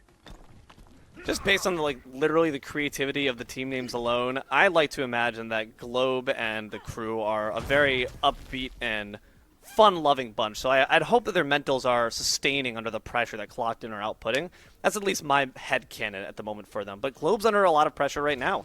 0-1 doesn't look that bad, but 2 levels down and your opponent is Paul on one of their premium picks, this Bari. That just feels rough. Flamebrand's back up, and that might be the biggest objective we see for a while. Look how many members gathering around it. But unfortunately, Globe's in trouble. Charges up the big Kamehameha, but gets knocked out before they can even enter Super Saiyan 1. Bologna in a similar spot of bother. Auxiliary Sash can interrupt it, but the up-down does not save them. John Demon sends them to hell. And it's going to be a solo dolo as well on the left side from Hydrogen. But not a successful knockup from Happen. Did use ult, but Flurry Strike saved Valo from getting put into the air. But Cherry not as fortunate. Oh, Valo barely able to use that ultimate to escape. I don't think I've seen a single aggressive assassination attempt here from Valo. This dude is being warded off by the Secret Service. Clocked in are absolutely killing it. And now, with all those kills in pocket, they can rotate over to their second Fury of the game. First Fury of the team, but Glolder really can't do much about it. Yeah, no. Glolder have nobody around. There's 3 just getting out of base. Make it 4 of Valo going out to the right side. And look, Karmic's taking Brands, the rest of the team on the Gold Fury, clocked in. Like we've talked about multiple times, splitting up the map, taking everything we can. So Glolder have nothing to grab. You're lucky you get your red buff. As a matter of fact, hand that over. Run me the shoes. You don't get your red buff. Oh no, he's running his pockets. Valo, you have no ultimate run. Karmic's right behind you, skating with a mad dash. Karmic's not going to be able to finish the kill, or will they, is what I would say. Artillery Sash, one last auto, and Valo's got a halo around their head now. They're sent up to heaven. What size is it though, Johns? That's size 10? That's what I wear. Let me see you. That's Dude, just unfortunate. Najat does not wear size 10 shoes. He wanted them just for passion. He wanted those shoes just to display them on his locker. Bye, Cheerio. Oh, my God. He just wants to sell them online. just disrespectful. Everyone. Everyone Oh check my eBay. God. Valo's shoes are going to be put up for auction right after this game. That's the real prize money. John Demon, once again, exercises the spirit of that Bologna. It's a wind sprite away from Globe. No mana, man. No friends. No means of getting out of this fight alive unless they're able to escape. But do Clock didn't even really want to try to chase this Giannis, or maybe try to chase that Moonlight Queen instead. No, they really want the kill. They are bloodthirsty. Guys, we already have 13. Calm the hell down. Karmic says, let me try him on. Just real quick. Just What go you wear, for Giannis? everybody on the Oh map. no, Valo! He's barefoot! Leave him alone! Dear God in heaven, Valo can't even escape. No shoes, no head, no service. One more kill on top. Kaiveka gives Paul the rampage. Just unfortunate. He says, I'm not going to snatch that chain. I'll take it off politely if you want to hand it over. Cherry's in trouble as well. Oh, Gets God. dropped by Hydro. 16-1, D'Lo. This is robbery at its finest. Everybody on Sisyphus has been put at gunpoint. Dude, I think Cherio had a Yogi's necklace before he died. They took it off him. It's gone from the build. Moonlight Naga up next here for Clocked In. Like you said, man, they're splitting the map, but they're also splitting the skulls. Mort, I gotta ask you, what can Glolda do to get back into things? Dude, I don't know. You gonna get another necklace just from the take it again? I mean, I don't know. Go back to the Goodwill, buddy. Go to the Goodwill. You go find the people at the mall that sell the $30 ones that are fake. Like I don't know, dude. I have That's no cubic idea. zirconium, bro. That's not gold. I know better. But hold on. A gank maybe is the potential answer. A good Sunder, though, makes him aware of Loki's presence. And Karmic still got damage to boot. Is it enough, though, is the question. Windfire Wheels stall for time. Paul's on the way, and they've got an ultimate in pocket. That means Karmic's not dying. Bologna certainly is, though. Hey, Valo, where them shoes at? Give me them back. Paul takes him out for the unstoppable double kill. Just BTA, boy. Karmic don't care about nothing that anything Sisyphus has to say. Like, look at this man go, and backup just arrived. Like, this is just so wild to see. And another kill for Hydro. Down goes Kaveka, and we're going for Cherry yet again. No. Nature's Grasp, not needed. Paul's got the balls for days. I don't care how fake that chain is, bro. I still want it, all right? I'm making a collection. Gucci around my waist and K's jewelry around my neck. This is disgusting work. 14,000 head, 17 minutes in, 20-1. Clocked In can look at FG. It's just pure hater talk. Like, I don't even want it. I just don't want you to have it. Like, just D1 hater territory. Like, it's just crazy as the rest of Clocked In taking FG. Karmic doesn't care. Just take him. Somebody stop this man. Valo said just take him, bro. Just take them.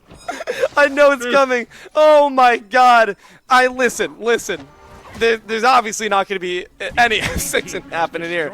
But that to me just shows that there is a mental break happening. Valo has given themselves up to the demons, and their name is John. Look at them lurking in the wings. Cherio, those spirit bombs won't save you. You better run for the bushes. I feel like this is just Tegvir and Karmic like going band for band. Like they're trying to see who can walk out with like more damage dealt or more kills or something. Like the lack of objective play as Solo goes into the air and slams back down. Circle of protections won't do much here. Look at Karmic tanking tower for days. He does not care. T2 does go down. Globe just watches as Paul goes divine on top of Sot. Can I have that harpy, sir? Please? No? Okay. I'll just exit here. Paul on the rampage now. As you see the Geb enter the fray. Does find the kill. A big shutdown on top of Karmic, but couldn't stop to collect the shoes because he dies right after. We had to let you have one. We're being generous here. That's really what Clocked In is saying. We feel so bad. No, was that the agility relic on Sylvanas? You're kidding me. You are joking. He leaps forward. His little, did you see the little leap into the pool? The little quadruple. We're playing with our food. This is disgusting work here, but this Phoenix still not dead. So that does mean that Clocked In have got to play this a bit carefully. You don't have Karmic on the front lines. You lost one of your Fire Giant members. So they're going to try to play it a bit safe. There's been a bit of disrespect we've seen so far on the field, but they still respect their opponents enough to make sure that they're not going to give them an easy Phoenix defense. Smart play here from Clocked In. I guess so. I mean, you know, smart plays, dumb plays, whatever plays they run just seem to be working because look at the scoreboard, D-Lo. I mean, look, I'll be honest with y'all, Chad. I try to remain a little more composed, a little more non-biased, but what we're seeing on screen has got to be like one of the most dominant games we've seen in some time. Gold Fury getting dropped down. Clocked In gets their second at 20 minutes, not because they haven't had an opportunity before. It's just that they just disregard it. They're just going for kills instead. Enemy team has destroyed the Gold Fury will go down. The second one for Clocked In's name. You know what I will say more? This is actually, like, genuinely, in the grand scheme of today's bracket, incredibly important that Karmic has this good of a game because now you've got to imagine Val's dead. Giannis is dead too.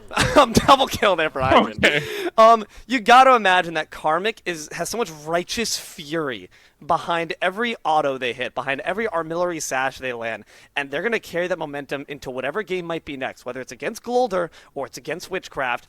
Karmic is coming. Yeah, I think that, no, you're absolutely right. Like, he needs this momentum shift going into the finals. Like, this is good for Karmic if for anybody, right? Just, he needed to start putting belt out. Like, it needed to happen. I think you're absolutely right. Your Left side bird gets cooked. Vise down only for 3 more seconds. We'll have ultimate upon respawn, but does that change anything? Karmic marching down this right side, and an unfortunate ambush. Dear God, dude! Immortal is Paul, and can't say the same for Kaiveka. Unstoppable here for the Kali. Valo trying to do their darndest, and Paul will actually fall, though it's going to be instantly answered back on top of Cherio. A double kill there for Hydrogen, and now Globe trying to wander back, but each swing of the hammer is a death toll for any member who steps up against him. It's Valo who falls next, and only the team mascot, Globe, is going to stand alone in the throne room. Keep on pushing that boulder all you want, buddy. We'll be at the top to make it rumble all the way at the bottom of the pit. And now it's going to be Globe just trying to clear a couple of waves.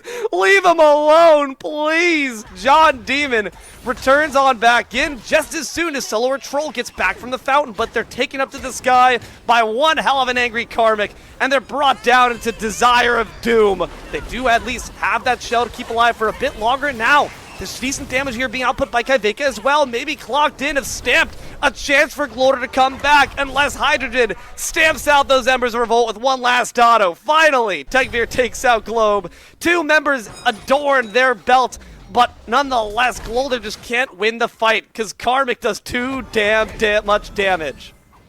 Tegvir just chased Vi all the way from the Titan room to the middle of duo. Like, you're just a hater, dude. You just do not want to see them live for any reason. We don't want to end this game. We don't want to go for FG. We don't want any of that. We just want smoke all day, and we got lighters with infinite gas. Like, I don't know what to say. There's no analysis to do other than, like, Sisyphus is just getting wiped. They're just so far behind, and you've got to admit here, D'Lo, look, you've got to admit that Solo Patrol is walking into some of these situations knowing, like, I'm going to die here. Maybe I kill one with me. Maybe I find a shutdown or something like that. There's a possibility, but I'm dying here regardless, and I'm going in. I'm guns blazing, and I could care less about whether or not I live out of this situation. So I don't know. We're just fighting for the love of the game here. This is just an arena game.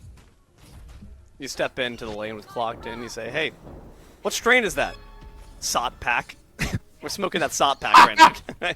Oh FG my god. up next for the claim. Not EFG at the very least, but not quite the biggest consolation when Valo's being chased down by an angry Karmic once more. You do at the very least have this ESET present, but will they live long enough to get off the circle of protection? I'll tell you one thing, Valo won't. Cherio neither. Unstoppable here for Tegvir. Left side, though, at the very least, Wolder try to get some global gold off the map. They take a tier 1, but that does not stop this FG from going into the pockets of all 5 members of Clocked In. I mean, are we trying to base race here? I think we're just getting a little bit of minions while we can because everybody else on the other side of the map as Tegvir chases out Solo, but now we've had our fun. Look at where Clocked In are at right now. They've had their fun. Either Sisyphus are going to go back to base and contest us ending this game, or we just get it scotch-free. Pick your poison. I mean, Mort, you called this. You said 20 minutes. Clocked In want to run this down. They've got things to do, and it no longer involves sticking around and hang out with Sot. They're already dead. Look at Cataclysm tries to buy a bit of space. The nice little staff comes through to try to pause to the battle and bloodshed, but there is no stopping all this damage. It's an instant deicide, a triple kill there for Hydrogen, and the Titan will fall shortly afterwards. The grudge match we've all been waiting for. Clocked In rise up to face Witchcraft one more time in Grands. Let's 25 minutes in that game. 5 kills for Sisyphus. 41 in a 25-minute game. Like, man. You can't make this up. You cannot make this up. I don't want to be here anymore, man. That hurt. What kind of world do we live in where that's allowed to happen live on Smite Game Stream? Jithins, ban those 5 guys, but only after the next series, because it's going to be a hell of a match to watch. Guys, stick around. More Smite Prime action after the break.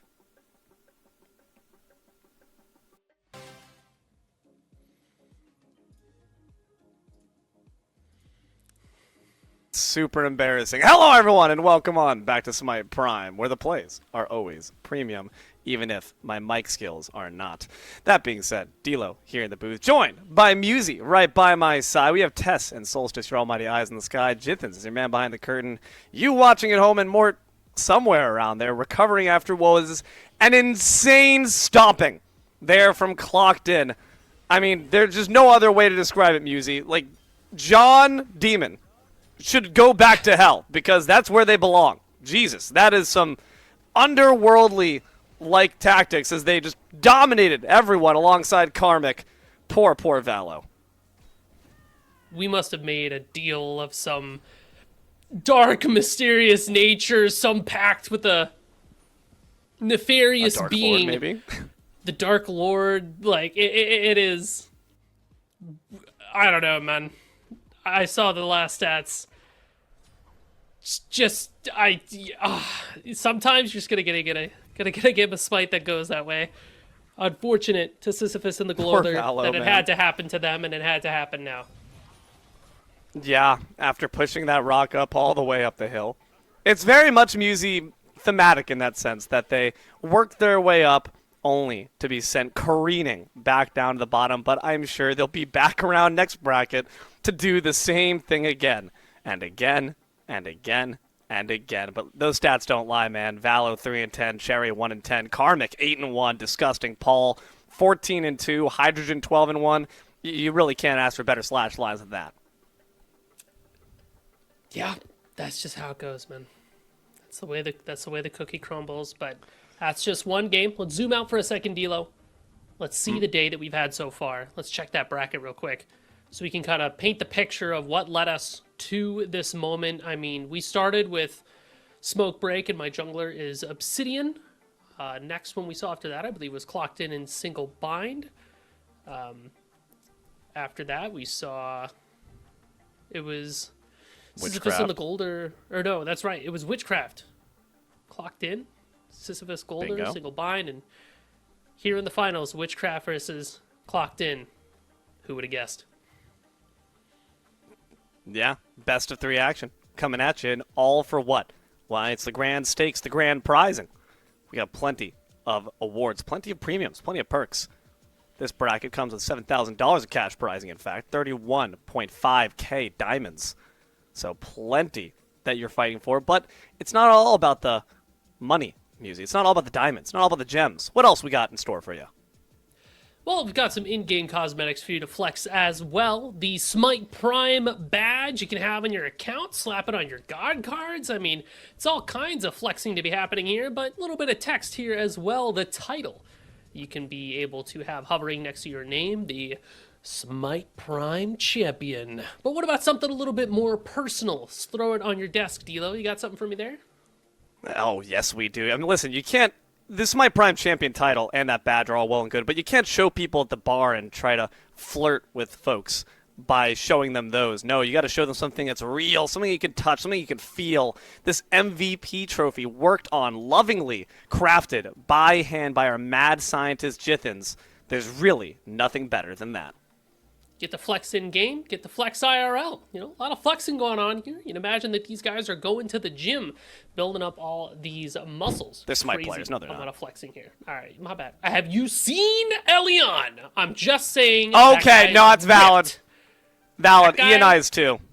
Arms the size of my head. That's a cool guy right there. You can lift up the world. You can lift up some Speaking of. merch. Shop.smiteprime.com. I like that segue. Speaking Yeah. of super ripped. Yeah! Oh, man. Holy. Horus And- Tumblr, man. You can only imagine the Tumblr fanfics about that Horus Tumblr. But we got a giveaway for you. It's unfortunately not the Horus Tumblr, because that's supposed to be that's like $300. So, we can't be just giving that one away. But the Love is Stupid Discordia, certainly we can. A koozie coming out for you, so make sure to participate in the giveaway. And you, too, can potentially drink in style.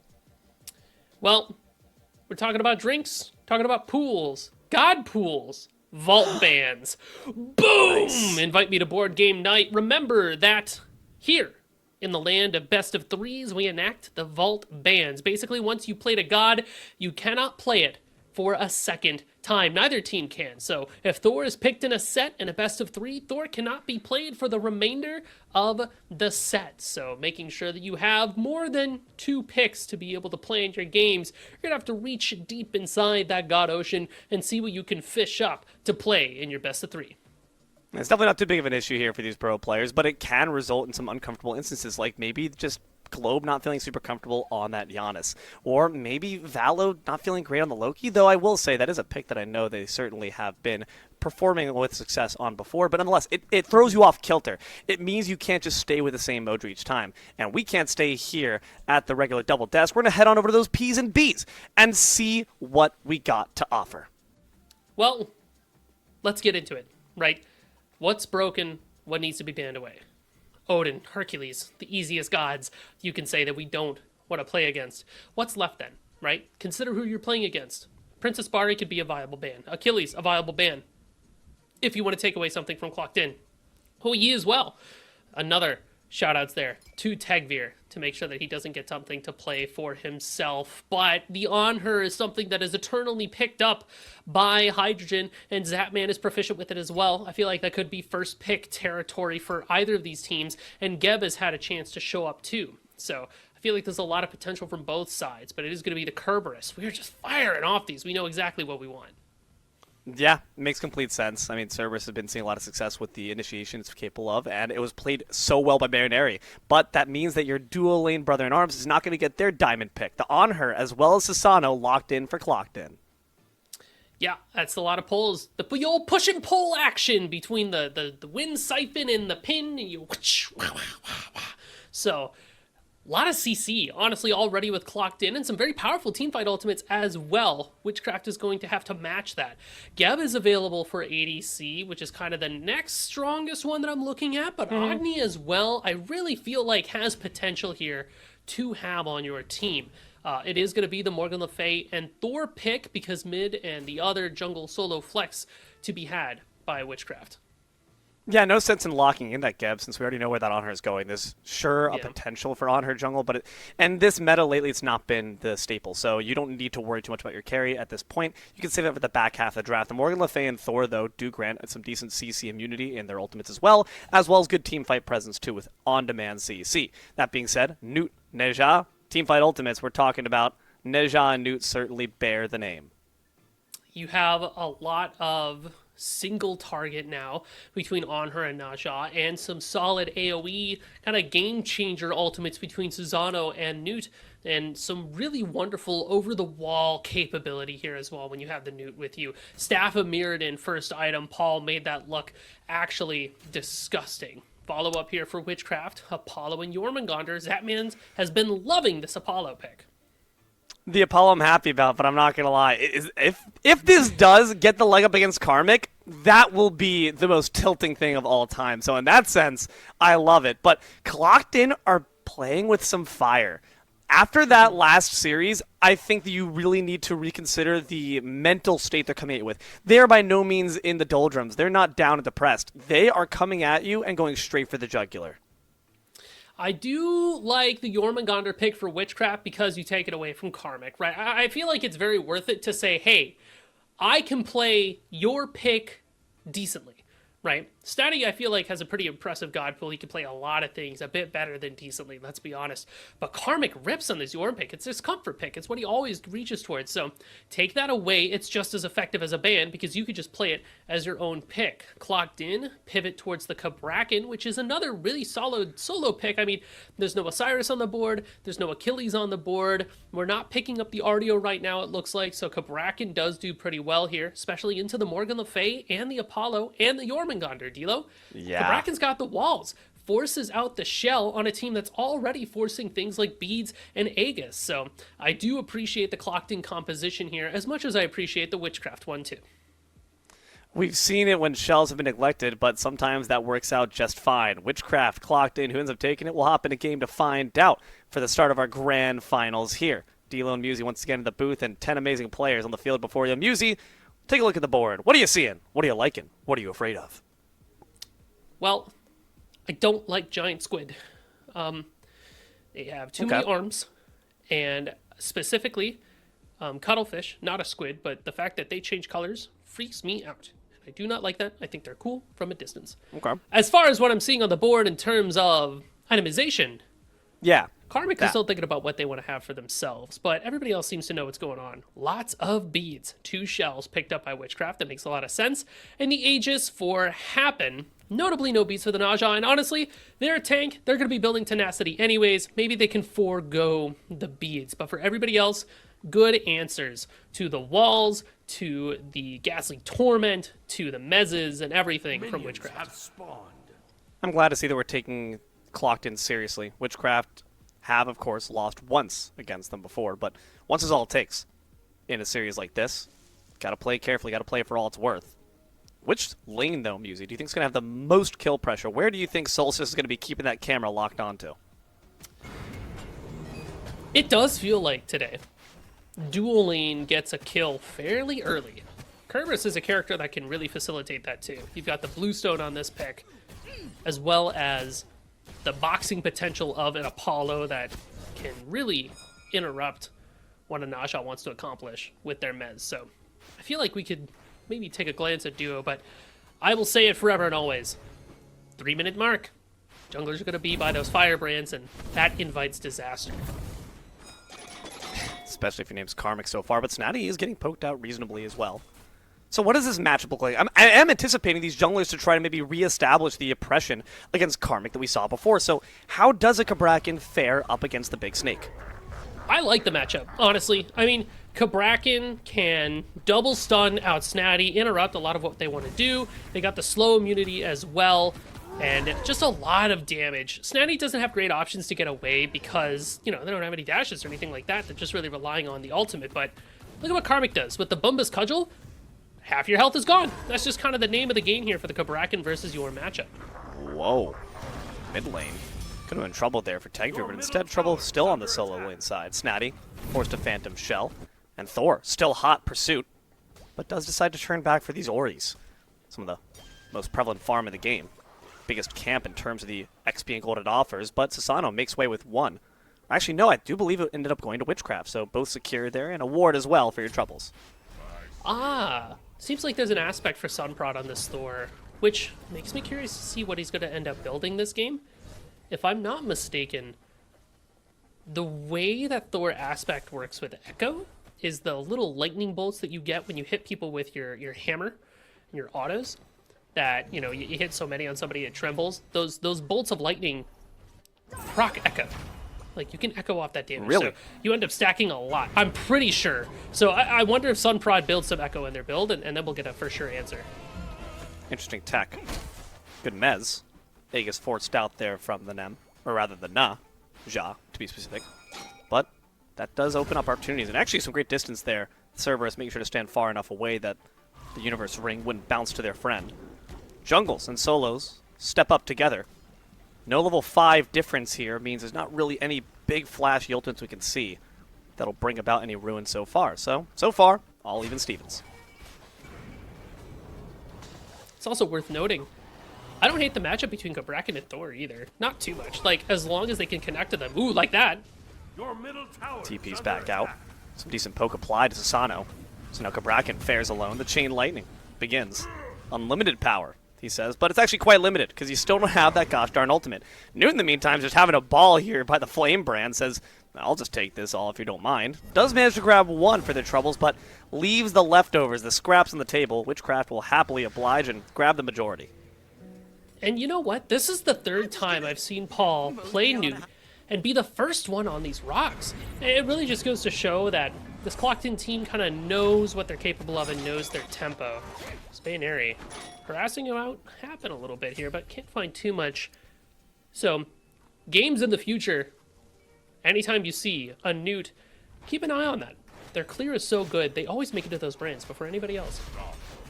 Level 5s are starting to get hit now, and that's where things get real interesting. Sunprod, of course, has the rotation ability.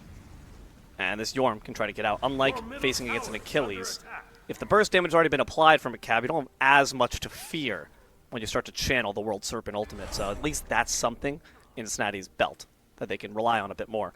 But let's talk about this mid lane a bit more. You talked about how Paul's really aware of their limitations, really aware of what farm they can gain, but how do they look up against the Morgan Le Fay in particular?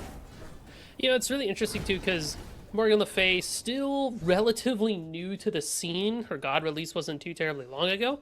And when she was released, she wasn't even picked up that much. But I will say this about Morgan Le Fay. What she lacks in clear versus Newt, she makes up for in self-peel. With the Dragonflight, she's got the fear, a slow, so she's okay in lane if the jungler shows up, but just in a strict 1v1 versus Newt, she just doesn't really want to interact with her too much. Neutral buff secured there from Clocked In, despite an attempt from Baronary with the Paralyzing Spit. I do want to mention again, the fact that Baronary's on this pick, I think, does matter a lot. Momentum carries forward. That being said, Witchcraft have kind of been, asleep at the wheel for a bit. They've been letting the engines cool off, whereas Clocked In are arriving hot from battle. Sometimes that can be a bad thing, and that your stamina might be lower, but sometimes it's a good thing. You're still riding high, the emotions feel good. Not feeling great if you're the Naja, but a great Windfire Wheels to shrug off the CEC from the Stygian Torment. That means both sides stay safe. Tagvir waiting around the corner. The Firebrands are back up, so we want to try to get some damage off so we can earn ourselves the space. Kaidon will use their ultimate, but looks like there could be trouble. That's not necessarily the best thing for Sunprod. Wish you hadn't used your ultimate, buddy, because now the enemy mid's got theirs, but does manage to sidestep it. Doesn't mean they get out, though. A great beads of the Tectonic Rift ensures that John Demon sends Sunprod to hell. First blood goes away Clocked In. Really good use of the beads there from Tagvir, John Demon. Especially just kind of waiting, not getting too antsy with it. I feel like they were ready to chase Sunprod all the way until they had their own abilities. Because you'll notice he didn't cast any abilities because he didn't want to get it interrupted by the wall than get eaten up anyways. So good amount of patience here from Clocked In. They get the first blood and walk away with those brands as well. So more prio. On that right side of the map, could potentially look for some more scuffles, but the mid ritual is going to be spawning soon. And honestly, I don't hate the mid ritual fight for Witchcraft here. It is very reliant on how many beads and ultimates can we strip away from Clocked In before the actual fight. We really want Bayonary to get the maximum amount of effectiveness from their Stygian Torment. Because if you just walk up and Torment and you just get a bunch of beads, I feel like that's just not worth it in this moment. Because what are you following it up with? Actually, never mind. Sunprod is playing Thor. Hold that thought. That could be pretty good if we get the Thor dunk pretty much as soon as those beads are done. So it'll take a fair amount of coordination from Witchcraft, but hey, they're #1 seeded team for a reason. Bingo. And keep in mind, just in terms of the grander stakes here, apart from the prize pool, it's a bit of pride on the line here. Witchcraft, last time around, got their clock cleaned by Clocked In. And they definitely have rights to say that they are the best team in Smite Prime so far, but you gotta prove it. You just can't be good once, you have to be good consistently. And everyone loves when a great hero experiences their downfall. Clocked In have had that crown for so long, and now to see it stripped away from them, it's again the battle for who's really the protagonist, who really deserves the spotlight. Jump in from on her.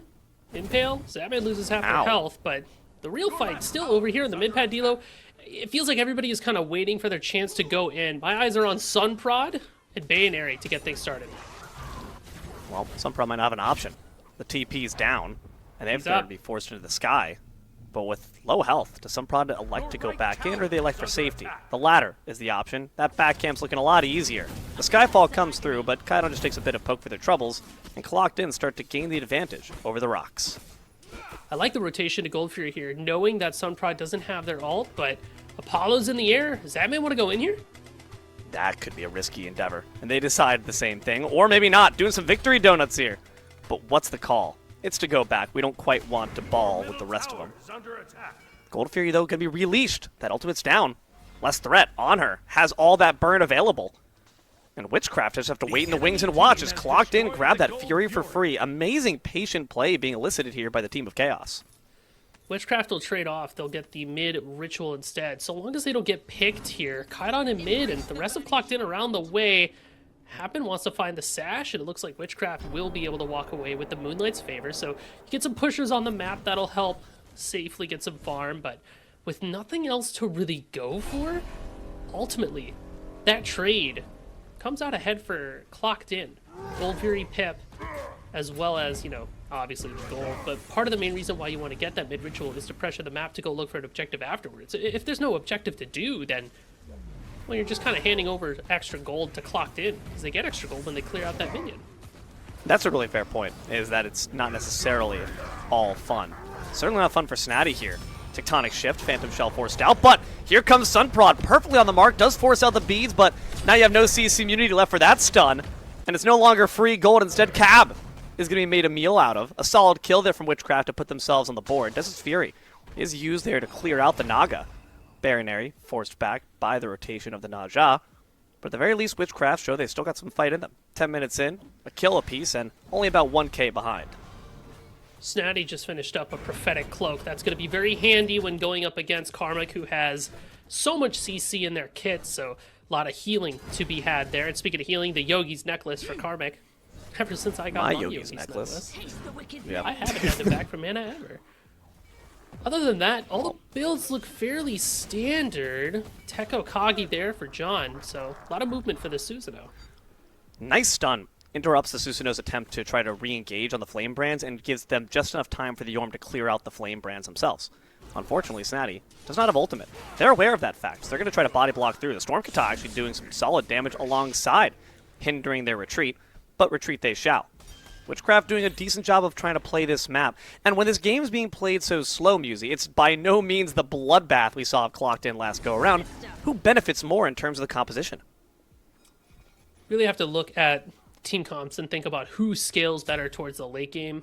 I am in the camp that Clocked In's team is going to scale a little bit better. Newt hits like a truck come late, and Susanoo can do similar damage. Oh, Kerberos is actually taking quite a bit. Yeah, Serb's finding out firsthand. Hits like a truck, huh? Ow. But nice job using there. The Berserker's Barrage to immune the displacement. Smart work there from Sunprod to keep safe. But the Naja, not going to discover the back. So luckily, they're able to get back out. Is this Morgan Le Fay? And still no blood on the board since that last kill from Witchcraft. It's just a question of when, where do we want to fight? Do we want to fight? Seems like the answer is no so far. I mean, there's nothing on the left side to do. All the camps are down. Gold Fury's down. You have to be careful not to fight for no reason. Both the teams know that if you're clocked in and you look for a fight here, and you lose the fight, you kind of screw yourself over. It's not worth it. Whereas Witchcraft are the ones that stand to gain more from a fight going south. So, clocked in at this point, want to keep the pace of the game where it is. If they want to have a fight, they should force it near an objective like the Pyromancer or the Moonlight Queen Naga that's going to be spawning next. So when you clear that objective, 5% int, 5% strength, the ritual, so definitely worth dying and killing over. But a purple buff, a back camp, the risk is a little higher. So let's stare into our crystal balls then, Musi. That Naga fight is coming up. The Flame Brands, though, first, which Clocked In will secure. So a bit of back and forth around the rocks. Who fights better in a limited space like this FG pit? Who has better control of that territory? Gosh, Clocked In does have a pretty significant amount of AoE between the Newt and the Susanoo. Oh, speaking of Newt. Newt cannot compute the amount of damage that's being launched out here. Thor does take to the sky, rises up on the up trap from that Typhoon, but does not want to descend back down to take out the low health Newt. Not worth it by any means. So both Paul and Sun Prodigy live to see another day. Ooh, tense, close from both sides there.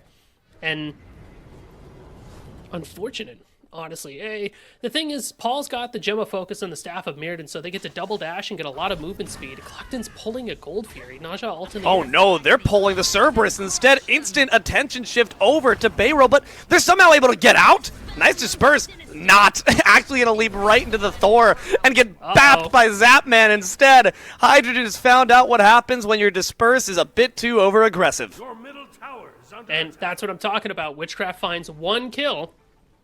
That'll be enough to slowly build their way through this game, right? Both teams at this point are not trying to end it at like the 20-minute mark. Likely we're playing for that 30-minute EFG angle. Zapman goes for a cheeky little invade here, but happens here to interrupt. The Mez does it secure the buff? I believe so. Zapman tries to make off with their earnings into the loving arms of Baronary. Baronary baiting their life so well in that instance actually was the reason why the kill was gotten for the on-her. But Sunpra is now in trouble. The Jetstream TP I think was already used, but I don't think that means they're safe. Morgan Le Fay trying to ward them off with a Sigil Sword, but it just won't work. Happen takes out Sunprod, and now the Jormungandr trying to rotate in to maybe get a bit more flare and fight off to maybe take down the Sasano. Will that succeed? Kaidan says, I'm out of here. But the Newt drops down the Skyfall. Some really solid damage on top of Tegvir, but do they fall is the question. They're trying to be escorted to the left side, but Snatty will not have it. Returns them back to hell, but Snatty's going to be joining him shortly after. Hydrogen ensures it with one well-placed impale. Now Barry's in trouble too.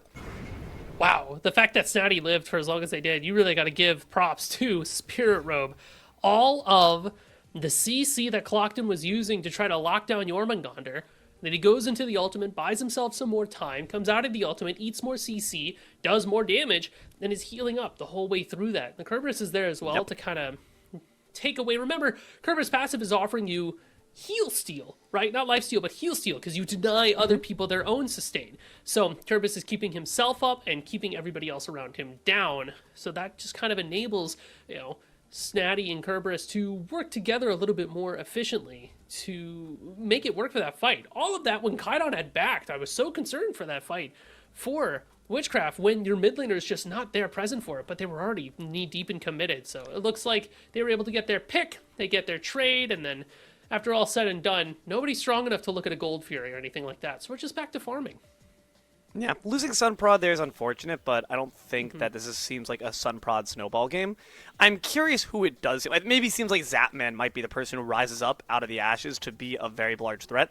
Like you said before, they really prefer this Apollo pick. And also, just like Clocked In, This is a team that is very willing to split the map, especially on a pick that can split the map better than anyone.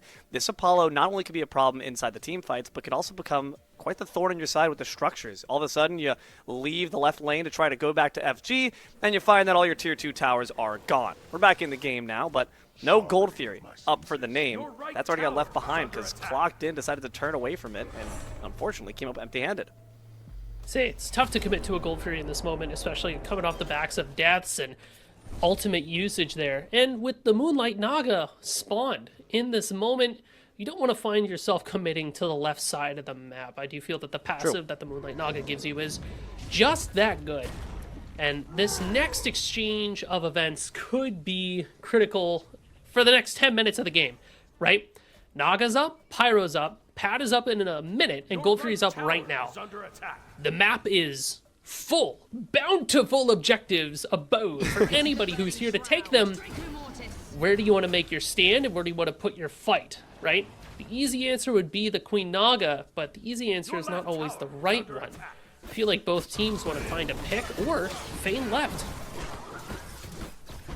It's going to be Hydrogen leading the burn on this Fury, but they quickly step back. Too much danger here with Sunprod learning the back.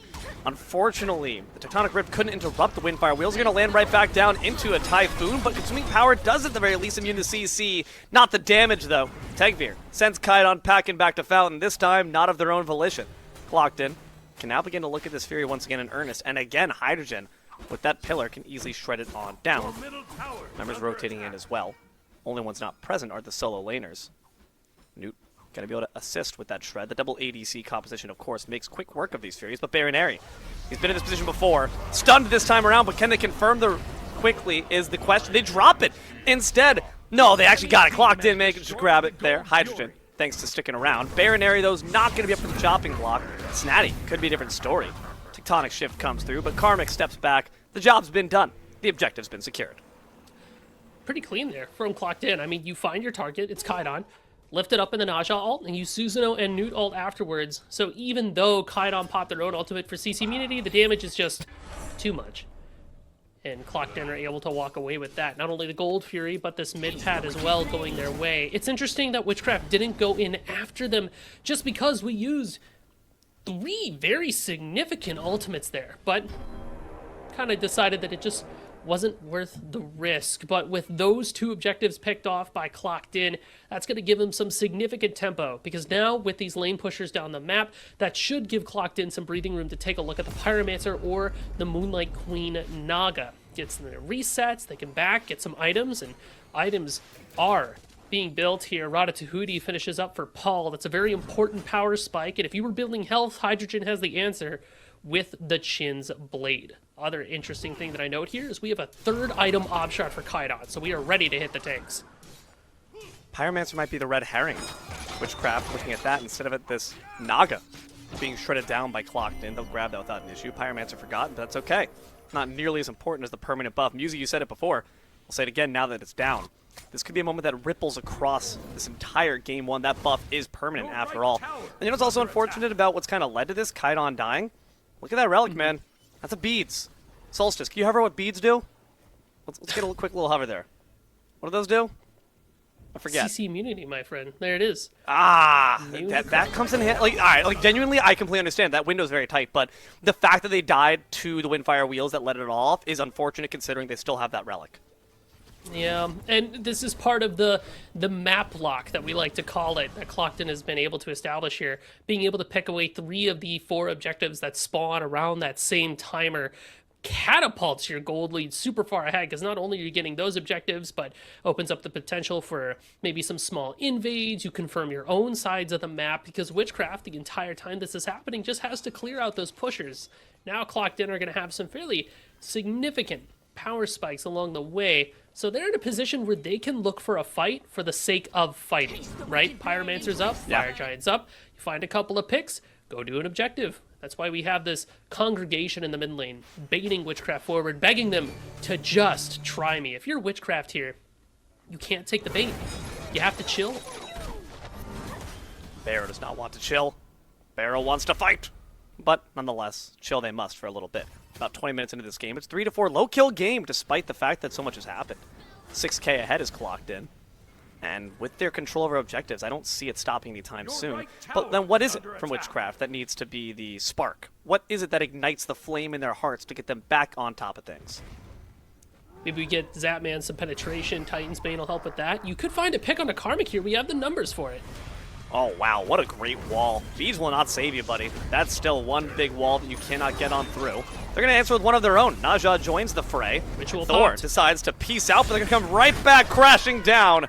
Karmic's head will roll, but Sunprod taking it back up to the sky. Maybe the view wasn't good enough. Typhoon when they land, and now they're dead too. An amazing rotation from Tegvir. Newt's on the way as well, but Yorm's already said peace out. I want no longer part of this. It's a 1-for-1 across the board. 1-for-1, but favoring Clocked In, I'd say. Now Baronary, under a bit of duress, forced to back up underneath their tower. Clocked In lose their Sona later, but they do have the rest of their team to potentially look at that Pyromancer, especially because Paul still has all the bullets left in the mag there for themselves. So Clocked In will pick up Pyro, and we're kind of back to this game, right? Witchcraft is going to try to look for their small victories, but Clocked In only needs a little bit to take the mile, right? So you asked me what I need from Clocked In before, D'Lo, and it really is penetration online for your carries. We got that. We just need a little bit more gold in the pocket, round out one more item power spike, fight at FG, and go from there. Because unless Clocked In really step out of line, like Karmic, those kind of a gutsy positioning there, we have to be careful not to dogpile a tank because that buys time for the rest of the team to show up. Split the map, find your farm, and when Clocked In decide to do something important, then you stop them. Well, maybe split the difference on this Gold Fury. Try to get a pip in your pocket instead. Happen steps up. Gold Fury now unleashed. Armillary Sash not on the mark. Clocked In now trying to take control of the objective, but it's not quite working out the best way for them. Baron area present there with the paralyzing spit, but no follow-up, so it's just going to go kind of the way of no one. Clocked In, though, clearly want to start a fight. Like you said, Musi, they at this point have the advantage. Unless you're in the mid lane, it's going to be trouble here. The consuming power follows him on down, and the Very nice. Anvil of Dawn comes crashing on in. Paul experiences death for the first time all game, and Apollo might be trying to make sure so you got some company in the fountain, unless they decide to mosey on over to the right side. Hey, buddy, what you doing all the way out here, Karmic? Cersei's Hexstone to get away. Karmic's got some stuns, forces beads, wins Sprite and an ult, but I don't think it helps you. There's no way out. Does block Snatty for a little bit longer, but an Very amazing nice. Stygian Torment takes down Tegvir right alongside him. Sure, like you said, Musi, if you all in on a tank, the cavalry's surely going to come, but what happens when we're able to hamstring all the horses that arrive? One more kill on top. Happens done, and Witchcraft are on top. It's 8-5. Wow, that could blow a Fire Giant wide open for Witchcraft. Show up for the fight that matters. You want to know how that started, D'Lo? It was very interesting. Clocked In is posted up around the Gold Fury as Witchcraft are starting to do it. Paul is pushing in the mid lane by himself because he's saying, we don't need this gold, we just need to stop them from doing gold. And then he gets picked off, and that starts this whole cavalry. Sunprod in the air, Sunprod On the her. floor. Yeah, I don't know what On Her really wanted to do about that one, but the Skyfall comes through just to watch as the FG adorns all 5 members. Smart play there from Sunprod just to make sure that Hydrogen really had to think twice about even taking one more paw step up into the pit. Now, 23 minutes after that, massive fight and a great objective. 4,000 still behind for Witchcraft, but momentum certainly on their side and every tier 1 available as well. Super good play from Witchcraft, finding Paul, taking him out, and then immediately turning around and going, hey, the Newt that was doing a lot of damage in team fights, off the board, you're coming with us. Good response here from Clocked In, though. Go straight to the gold here and try to pull it, but if you don't have the burn for this, Fire Giant Strong Witchcraft is going to come and interrupt it. Yeah, you don't have the honor present. Hydrogen's just starting to rotate on through. And now, Witchcraft say, thank you very much. Wham bam, thank you, ma'am. We'll take it from here. Baron area on the front lines. No flanks are coming, but a Yorm certainly would help. Stun off the mark there for Thor. Can't say the same for the Cab, but Barrows still not too poked out. Again, that Naja is healing you, buddy. The heal still comes through. Yorm, present. Gold Fury, half health. Dangerous stuff considering it's an Ancient Fury as well. Weakens all those structures. Makes the siege all that much more easy. The Universe Ring finds a bit of extra poke, but Sunprod's got that dagger after all. Zapman able to steal it away. Witchcraft will take it, and now the fight afterwards. What happens? Newt and Thor lock eyes in the sky, but Sunprod wants Paul's head. Won't be able to find it, dissuaded. But that's okay, Apollo can do it instead. The spin to win. Nice. Sent up by the Typhoon, but Paul's already dead. Witchcraft get the objective, and they get the kill, too. Part of what makes this new character so strong is her ability to go into the air, buy some time before going back down to the floor. What Thor and Apollo do in response to that is hang up in the air just a bit longer, especially if Prod is able to delay his ult just a bit, and Zapman has as much time as he has mana, so it's a great fight for Witchcraft. Tier 2 gonna go down, but they don't want to over push. Witchcraft have a lot of gold in pocket, so their advantage actually can't really be felt in the fight, save for the FG buff. Instead, they'll strip the jungle, go back, spend all that hard-earned gold, and come back to do the same thing again. Mid-pad Ritual is going to be up right around the corner, D'Lo. Witchcraft will be able to find this Pyromancer, put a bomb in their pocket, and they've got FG for a little less than 100 seconds, maybe a minute and a half or so. More than enough time to continue to press this advantage. And with the T1s on either of the side lanes still weakened, those appear to me to be easy targets for the next undertaking of this Witchcraft team. So we'll take that, and like you said, back and spend a lot of that hard-earned gold. But we already have our penetration, so all of the damage items that we buy at this point are at maximum effectiveness, and there are a lot to still be considered. You know, Morgan Le Fay could take a look at something like a Staff of Mirrodin. They've already got their Gem of Focus Chronos Pendant, so they are spamming abilities as it is. But with that mode of chaos, that tells me that we're going to take that Blink relic. So Kaidan will be even safer than they were before, which is very good for Witchcraft, because it was Kaidan that was getting picked out initially that led to the poor fights for the Witchcraft team. 26 minutes in, it's 9-5. And for the first time all game, it feels, Witchcraft actually bears the lead. It's only 1k, but sure, we can continue to build it on up. There's still one tier 1 left, and still plenty of gods hungering for a good killing. The question is for Clocked In, how do they start off a fight that actually goes their way? Feels like, especially with what you mentioned, the stall and fall of these two gods, that Thor and that Apollo, what is the means to keep Paul safe? Because it seems like he's got a big target on his back. You have some options of maybe moving Paul up with the rest of the team or keeping him back with Happen and Karmic, but Happen's got to be up in the mix. Speaking of mix, Pharaoh trying to get in the mix with Clocked In. We're posting up on this left side. Nothing to fight for, but plenty to die for. Trouble for Snatty, but instantly World Serpent's recognizing the danger. Really smart to do so before you lose all your health instead of after. It's going to keep him safe, though unfortunately does expend the diamond, though not the most impactful team fight ultimate, so I'm not mad at it whatsoever. But it seems like Clocked In are. A game pause comes through, but it gives us a bit of a chance to assess the battlefield here. Clocked In, we know where they went wrong. Why do you think they went wrong, Musi? Was that overstep from Paul like hubris, do we think at this point? Or Clocked In feel themselves a bit too much? Or is just one errant error that costs you potentially everything? Honestly, that Paul pick is what started this entire snowball for the Witchcraft team, because they turned that pick into a one-team fight into everything else. And I don't think that Paul made the wrong play in that moment either. They were trying to split the map because they assumed that Witchcraft would be preoccupied with their team, but Clocked In didn't really engage on Witchcraft around the gold tree. They were staring at each other. And if we're staring at each other, that means we could just as easily go do something else. So Sunprod goes in the air, Kaidan takes a look at Paul and says, hey, that guy can die. And just off of that alone, you've got a numbers advantage, and that's what Witchcraft was waiting for.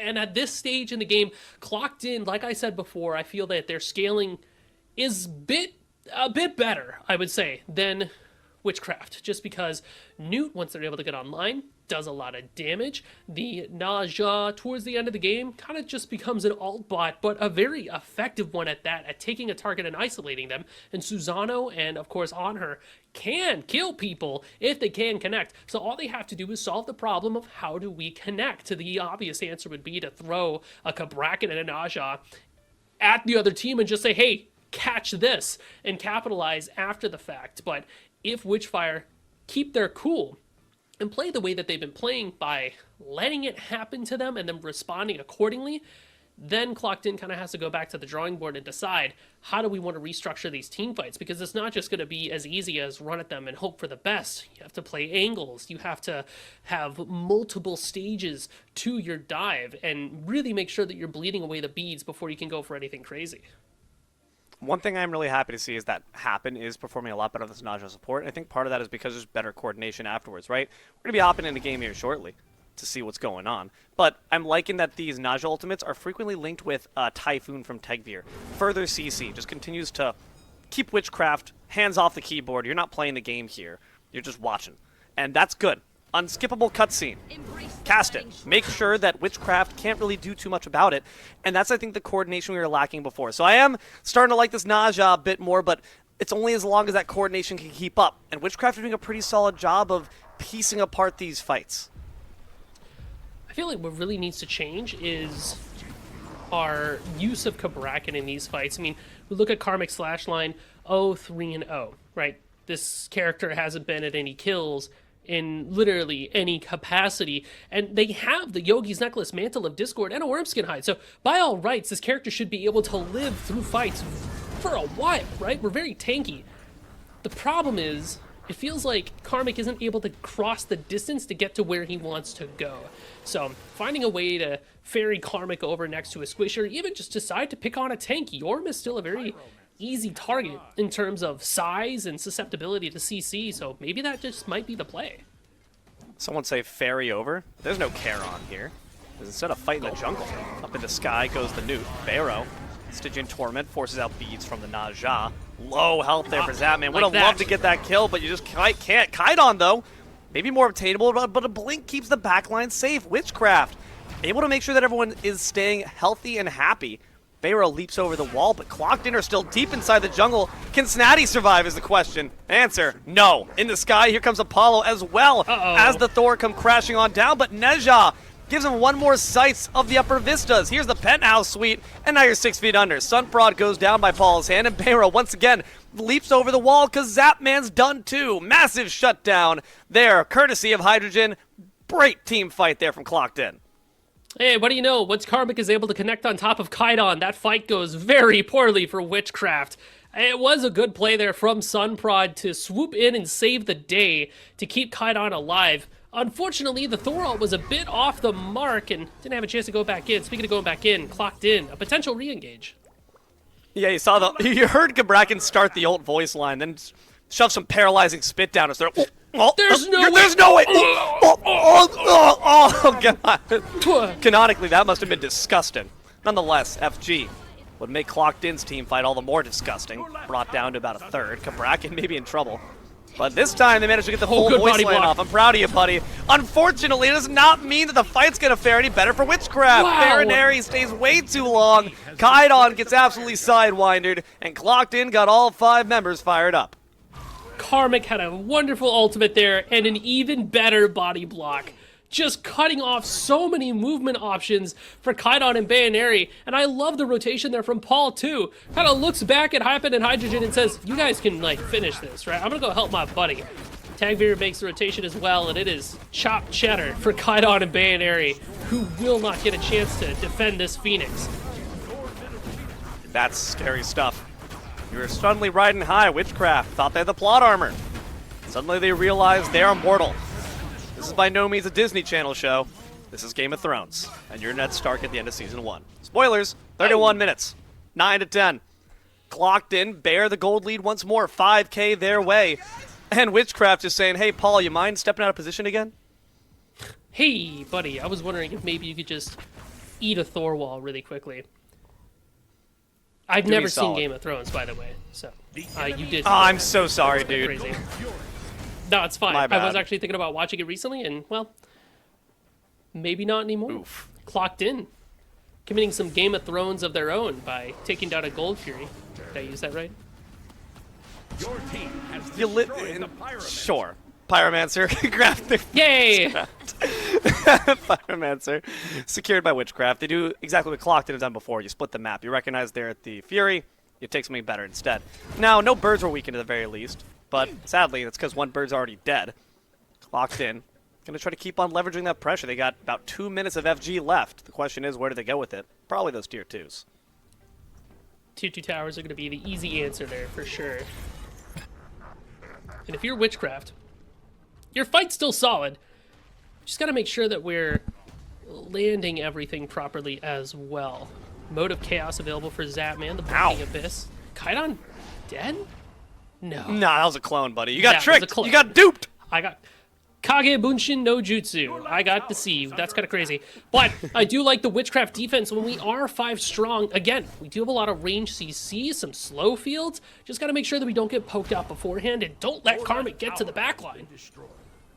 A big wall from Sunprod could change things. They do have the shell available It's in for the air. Naja. Skyfall from Paul. Some okay damage applied, but not enough to really force Witchcraft back. Phoenix going to start to get burned relatively shortly. Already a bit of Nyx showing in its base. It's a good wall. The double tap as well. Happen. Drop down to about half, but they have the sustain from the aspect. They also have sustain from the FG buff, too. And these minions are being buffed by those pips. Phantom Shell instantly in response to Teutonic Shift. Some decent damage as well as an Aegis applied there by Happen. Windfire wheels go wide left. Kaidon manages to tiptoe away like a ballerina. Now Zapman on the front lines gets some decent damage off and soars up in the sky. The Serpent takes to the ground. As above, so is below. Hydrogen's the first one to fall. The comeback kids on Witchcraft, but the Phoenix will fall nonetheless. One member in exchange for one bird. Is that a fair trade? Witchcraft want to pound more of flesh. Apollo takes to the sky as Naja tries to stall them in the back line. We got a carpool, baby. Here's Bayro as well. The bead's forced out by all members of Clocked In, but I don't know if that necessarily saves them. A wall's incoming, Paul. What can you do about it? Dodge and weave, duck and bob. Kaidon having to do the same thing. That Naja does way too much damage. Get the hell away from me. We are super split up in this fight. Happens looking pretty low, and the rest of Witchcraft actually getting chased out by Clocked In. Karmic looking to connect on top of Sunprod, but it's Paul that finds him first. Oh, no. This could be trouble, actually. The reversal. The Uno reverse card bits cast, but Witchcraft have the answer. It's to run the hell away. Hammer. But Sunprod might not have succeeded that. There's the Meteor. Doesn't find the root, though. Look at TP. That's knocking at the doors. Please, let me in. Sunprod will be able to get beneath that tier 2. That does not guarantee their safety, though. You gotta imagine paranoia fresh on the wings. Clocked In, though, do decide their bloodlust has been sated for a little bit. 10-10 reads the scoreboard as everyone settles back. Mid-Phoenix back up in a moment. Honestly, at the end of the day, I call that a success for Clocked In. You take down the left side For sure. bird, you put the Titan down to half. Sure, you lose some bodies in the process, but that's a sacrifice that I'm willing to make. And honestly, if you're Witchcraft, you are not feeling good about this next EFG spawn that's in 20 seconds. Your bird is down, your Titan's weakened. You got to get this mid ritual. Because without it, Clocked In will be able to take those pushers and shove down that weakened side of the lane and threaten your Titan. Not a bird, your Titan. So Witchcraft have to play this next, minute or so very carefully. It just feels like the small objectives naturally lead so easily to the big objectives that only maybe a big rig steal from a paralyzing spit, perhaps, could save them. Pyromancer secured. Baronary leaps back to safety, not knowing what troubles lie in the wings. Apollo, meanwhile, doing what an Apollo can do best, split pushing down. Pushing out those waves on the left side. The rock's still not been secured. It won't be for a while. Snatty takes to the ground to ensure safety. Again, great preemptive use of that ultimate to ensure their own safety. Naja has their bubble burst, but the EFG is in the game and on Clocked In's mind. 5 members gather around it. Apollo does have ultimate. Do they decide to use it to join the fray? This is getting burned down surprisingly and shockingly quickly. 5K their way.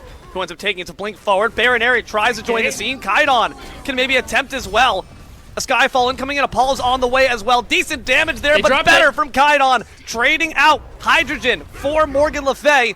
And the EFG is no longer the focus. Karmic in the back line trying to find the squishies, but the team's been separated. It's the front line up against all of Witchcraft. Can they stay alive? A Phantom Shell keeps Snatty in high spirits, and Baronary sent high by the Typhoon. A great wind siphon from Tegvir tries to finish off Zap, but they got one last bullet in the gun. Both will fall on a DBZ trade, and Snatty will go down as well. A 3 for 2 in favor of Clocked In. I mean, Witchcraft is happy for that trade because this means that Clocked In can't take the EFG. I mean, that is a real objective right there. Too much health and too much damage. So, you buy yourself a little bit of time. Good rotation there from Zapman, waiting until the last possible moment, knowing that if they did make the rotation, it would be worth it. Now, Witchcraft just got to deal with these pushers, got to get their people back up, get some vision over there in the Fire Giant pit, and do the same song and dance all over again. Kaidon does have the Totem of Death online, so does Paul. We are maximum shredding. And what's really interesting too, Happen picked up that upgraded Sunder. So now if they are able to connect onto a backliner with that Sash, pop that Sunder and then the ult, that's a lot of damage from quote-unquote support. EFG. It's in the game. John Demon returns from hell, back in the fountain. Zapman coming back up as well, but take a look at this cab. Burst the bubble, but Sunprod's still pretty safe. The EFG might not be the same story. Baron Area waits in the wings, but they use the paralyzing spit. They just want the kills instead. Forces Paul into the sky. Can they get the secure off? No, clocked in. Grab the EFG, but Baron Area's got the dagger, and they got Paul. They have to pursue this. They cannot let them go back to Fountain to get full health, as Kydon will fall. This could be trouble for Witchcraft as they try to put on a last stand. Sunprod gives them the double kill. Get in the bus. We're going back home. Apollo manages to scoop up Bayro, and at the very least, they can survive. Press F to thank the Zapman driver. Left side Phoenix respawns for Witchcraft, but Clocked In do have the EFG. The 3v4 defense, Karmic is going to have their ultimate online, and it looks like shells are available for Witchcraft. So you'll have that in your back pocket, but this is going to be dangerous. This is scary stuff. Magi's Blessing here for the cab. Just more CC immunity to work through. And here comes Armillion Sash. Daggers in pocket for Baron Area, but will the CC allow them to even use it? Great submerge there from the Yorm. Does solid damage. Jetstream tries to pursue Zapman, but they get the Fountain just in time. That's pivotal, but the Titan's still being shredded down. Can they save it? Bodies gather around. It's less than 1,000. Bayro falls, and Witchcraft watches Clocked In wipe away game one. Off the back of that EFG fight, good stuff from Clocked In. Was looking pretty scary for a bit, but what did I... You have popcorn?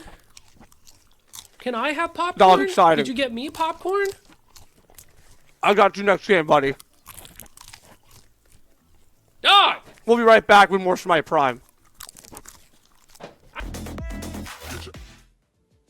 Hello, everybody, and welcome back to Smite Prime. We're here to watch over Game 2 of the Grand Finals take place right here, right now. My name's Morty, and I'm joined here by the whole Smite Prime crew. We've got Jithens, we've got Solstice, we've got Test Die, and next to me, here in the booth, none other than Musy. What's up, big dog? Pow, pow, pow, pow. Bam! I'm feeling pretty good. I'm pretty stoked for this game 2 between Witchcraft and Clocked In. Stellar game 1 had all the perfect components of a beautiful story. The suspense, the murder, the violence, the timing, as you like to say, and the give and take, the old back and forth between Witchcraft and Clocked In. But ultimately, Clocked In played the last few fights just a bit cleaner and got Karmic to the backline. I really feel like that was the difference maker for the Clocked In team. Is it interesting to see that Snatty took the Karmic pick, the Yorm, right? But then Karmic took the Snatty pick, which is Kabrakan. I thought that was interesting to see them kind of, try each other's shoes on for once, It's like that Family Guy episode where Peter and Glenn, trade underwears. Oh, shoes. Yes. Yeah. My bad. Right. But no, right. And what's interesting, too, is that Karmic won't be able to go to their comfort pick now. Snatty can't go to their comfort pick now, as, Yorm and Kabrak will be off the board forever. And if we see a game 3, the God pools will be even deeper necessary from these teams. Something I want to point out. I was not excited by the Sunprod Thor, to be honest. I feel like we had a couple of good ultimates, but more often than not, I feel like they weren't landing the way that you really need your Thor ults to land, versus Tagveer ultimates were just kind of on point. Not all the time, but key pivotal moments where he's comboing it with happens, Windfire Wheels. Yeah. I don't know. I feel like maybe we just need to see Sunprod on something else, maybe something they're a little bit more comfortable on. No, I honestly feel bad for Sunprod today. Today is just not his day because Fenrir, he loves the Fenrir pick, it's comp ban. He loves the Odin pick, it's banned every game. There's just certain gods that he loves to use that will never see the light of day in a competitive scenario because they just don't get let through. It just doesn't happen. Well, there are still some other ones to be had, but I agree, Odin's not up there. Are we looking at Thanatos at a game 2 scenario? Potentially at this rate. I'll tell you who did look pretty good. Kydon with this Morgan Le Fay pick. Yeah, 3, 4, and 3, but I'll tell you what, they found themselves in a sticky situation more than once and was able to kind of limit their deaths to only 4. So you got to give Kynod their laurels as well for that. As we're looking at itemization here, stat lines, everything and such. It's you know what? It was a pretty awesome battle. I like to say I watched from the sideline. It was cool to watch. There were definitely some good moments and bad moments from both teams, but I think, I don't want to say this is going to be a 2-0 sweep. I'd like to see Witchcraft come back and do something huge here. They definitely can. We're talking as if, I don't want to give the impression that it's cooked and it's over and Witchcraft never comes back. Hello. Witchcraft has been in similar positions before. And they had clocked in on the ropes for a pretty significant chunk of the game there. I think that's very important to remember that it was just a couple of mistakes that led to this moment. And they were able to fight back in a scenario where clocked in looked like they were going to start walking away with stuff. So it really is going to come down to these next picks and bans that we'll have a chance to see and how they decide to kind of play the map leading up to it. It's always been, don't let Clocked In play their game. Force them to play yours. Well, let's see how that goes as we get into our picks and bans here. Just a moment. And here we are. Vault bans below. Those are all the gods played in Game 1. They won't be joining us for Game 2, but some bans to go underway. Hu Yi taken off the table. We're firing through picks and bans here. It's worth noting that the picks and bans from last game did in fact go that fast. And I imagine these are also equally that fast. Athena ban, very, very interesting. And I think this is because there's a Pele-Athena combination that I've been hearing rumblings about that I know Paul and Tegvir have been trying together. So take that off the board. Solid pick. And then Geb and Hu Yi, Odin, Hercules. What's left to ban? On her, probably. I'd say on her. You don't want to give that up to Zatman or Hydro. Better just take it off the table. On her bans have happened today already. On her was picked in the last game. We could ban Osiris again. Right. That wouldn't be bad, honestly. Osiris is very good in the solo lane. Just no real bad matchups to be had there. I wouldn't hate an Osai ban. We're thinking about it too. Discordia. That makes sense. Yeah, I think Disco is a really strong god. You're able to maintain a lot of distance and just get a lot of damage out the door. So Disco being taken off, not a shocker there. But that awaits our first pick. Who are we going to prio? Do we want our solo pick for Snatty? Do we want Kaidon to get a powerful mid lane pick? Zatman could get a strong carry pick here, but it's going to be Achilles for Sunprod or Snatty. Either or. I would like to see it in solo lane. I feel like Achilles is very powerful right now because of all the protections that they're able to build and the recent tenacity items that were added to the game. So they just get to live for quite a while, but you also get to deny Tegvir their Achilles jungle. So a 1-2 punch there for Witchcraft.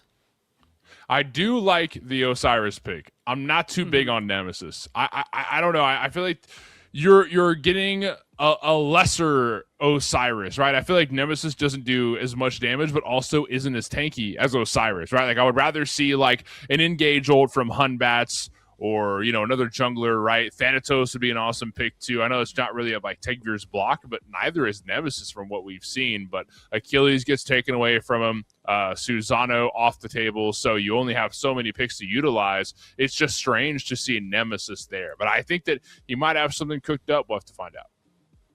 I mean, you do have just a lot of, auto attack damage between these two characters. Very tough to box. So I can see it working for Clocked In. Like I said before, Nemesis benefits a lot from the movement speed buffs that are attached to items now, like pathfinding, tenacity. She does well with. She can use the tank items pretty effectively. So good stuff there. Sylvanas and Agni for Witchcraft. That's just clear dual lane mercantile region, right? We clear wave, we go do camps, and there is a fair amount of kill potential there between the yoinks and the stuns.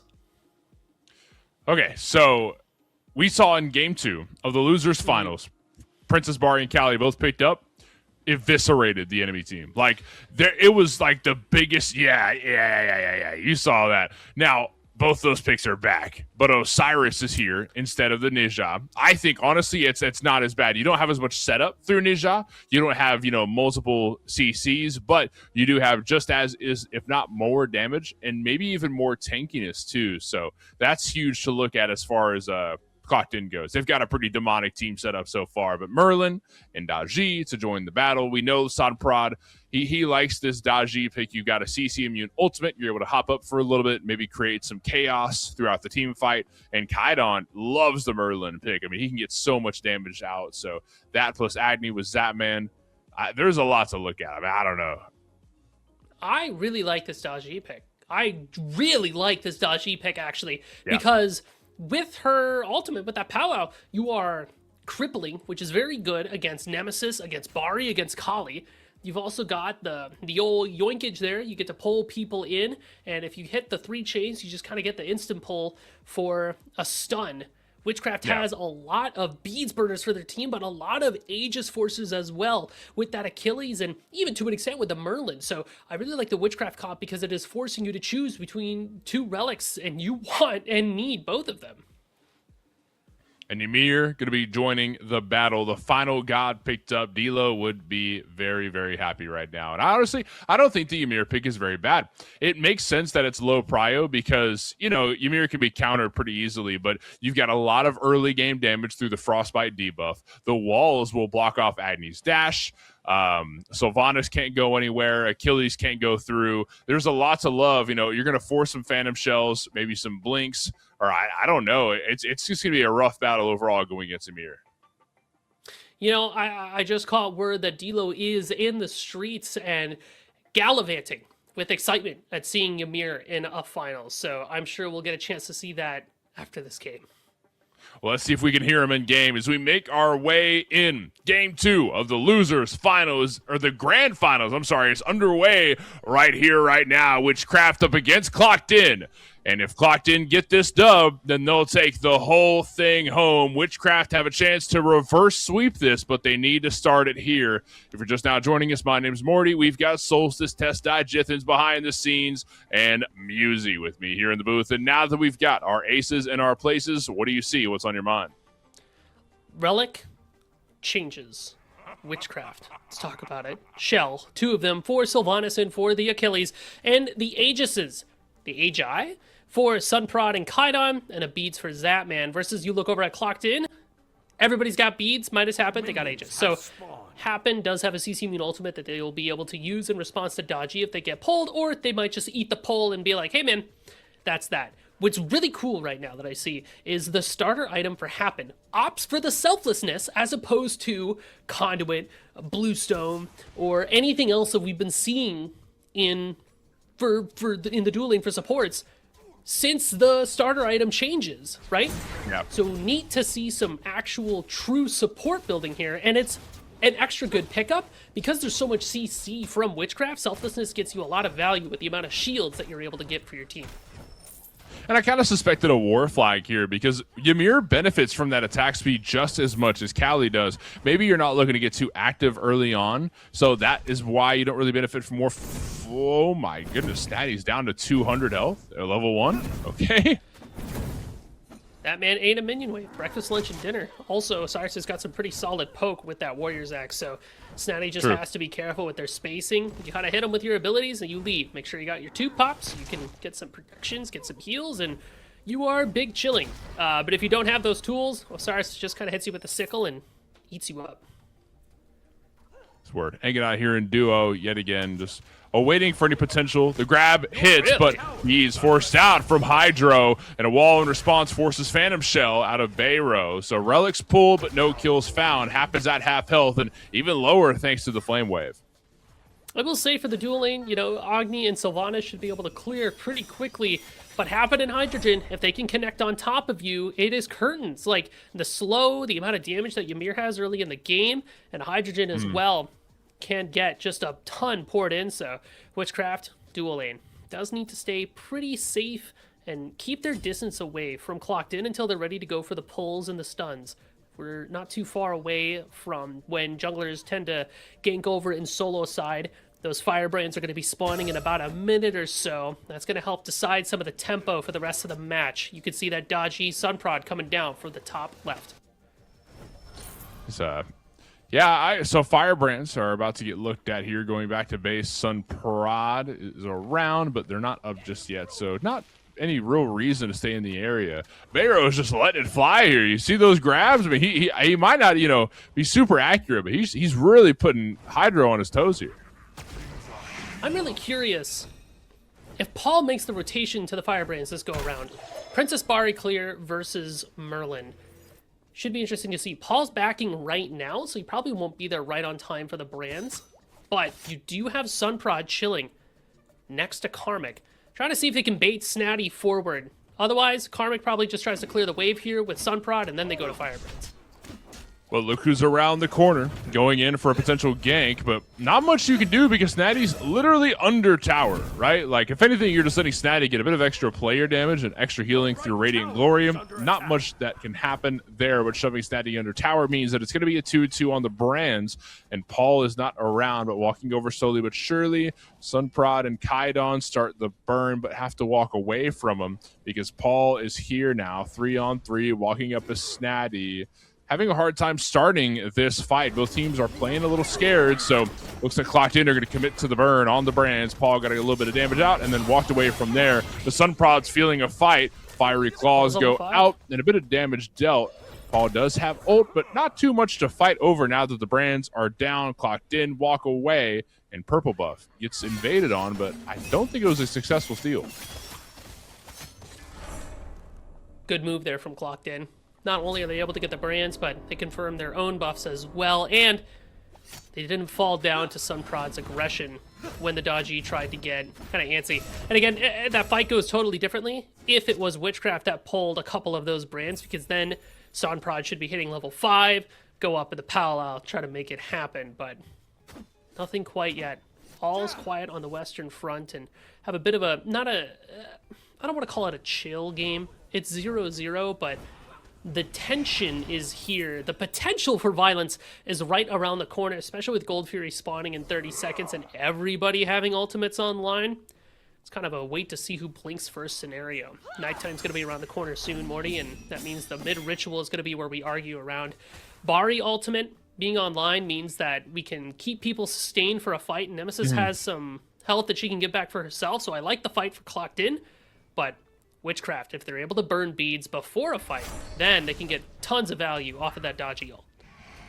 And there's a lot of CC that you can be utilized to pull these beads away. You want beads gone so bad, you've got plenty of means to do so, especially when Bayro starts moving around the map and you're able to get in Nature's Grasp and find some pulls. Even the roots can put people in sticky situations and then the rest of the team can respond, so you never know what will pull beads until somebody hits that panic button and then Witchcraft says, okay, all right, we'll come back later, we'll make this right. Firebrand's about to respawn here.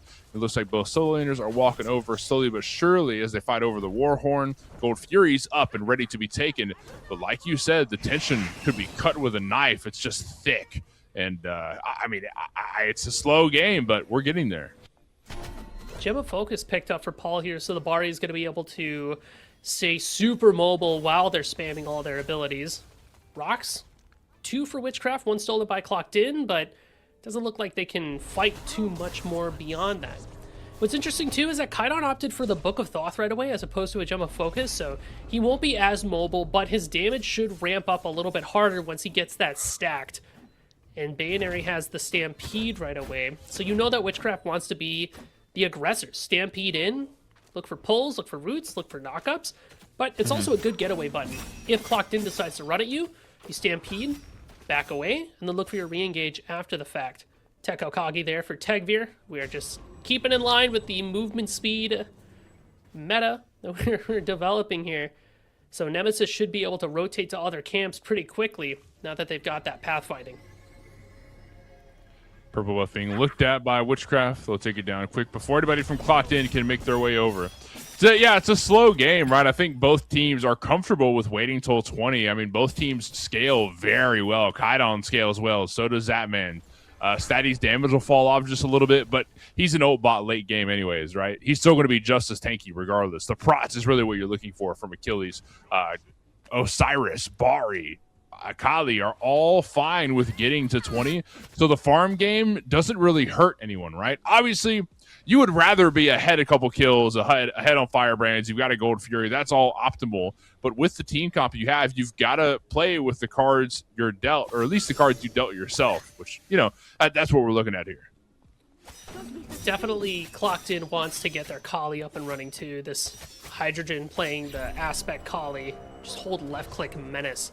But with this mid ritual up, I do feel like there's going to be some blood in the water pretty soon here. The pushers could open up a play for Gold Fury, so nobody wants to let that go.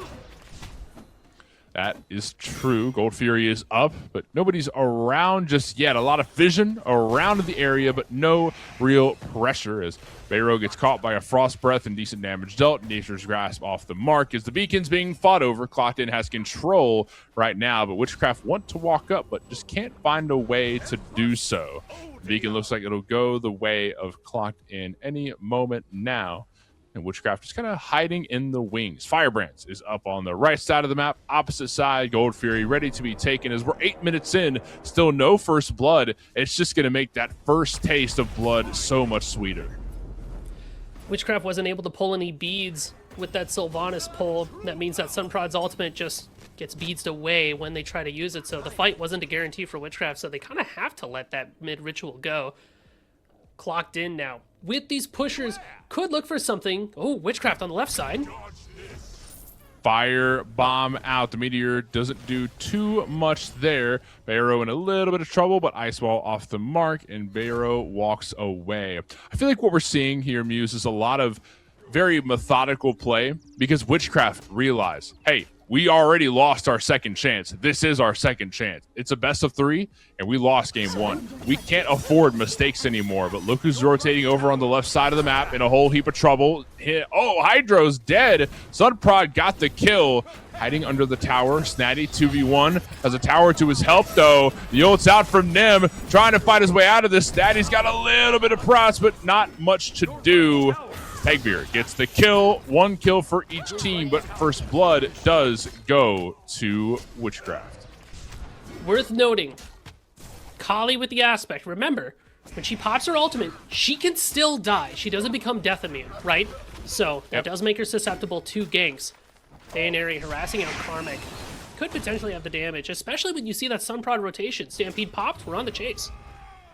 No way. Stampede utilized, did find a route, and forced the beads away. One good Nature's Grasp, but instead we'll go for an ult from Sunprod. A great pull. There you go, Sunprod. Alley-oop, and that's huge. But Clock did say that's fine. We want Gold Fury anyways. You can focus on our soul laner all you want. We've given up Karmic all day today and just taken up the rest of the map. So we'll just keep doing that. That's what found us success as 4 members of Clocked In take down first Gold Fury of the game. Hydro secures the kill, and a bit of extra gold for the pockets of Clocked In. Really like how Clocked In played that, right? So it starts with these lane pushers that are coming down, and you have Karmic and Tegveer put pressure on the T1 tower in the solo side. You find the pick onto Snatty, you pick that up. That means Witchcraft has to respond by pushing those minions back out, and Karmic stays a little bit too long, so you get the gank from Sunprod. Because everybody's over in that right lane, Clocked In then goes, perfect. Now we get to go and zigzag over to the Gold Fury. Clocked In is kind of moving Witchcraft around like pieces on a chessboard by causing a distraction on one side to go strike on the other side. Now that you've got a little bit of a gold lead, maybe you can force a fight on some of these neutral objectives, try to bait Witchcraft forward. But I will say this, Witchcraft has been pretty good about not falling for that bait as a general rule.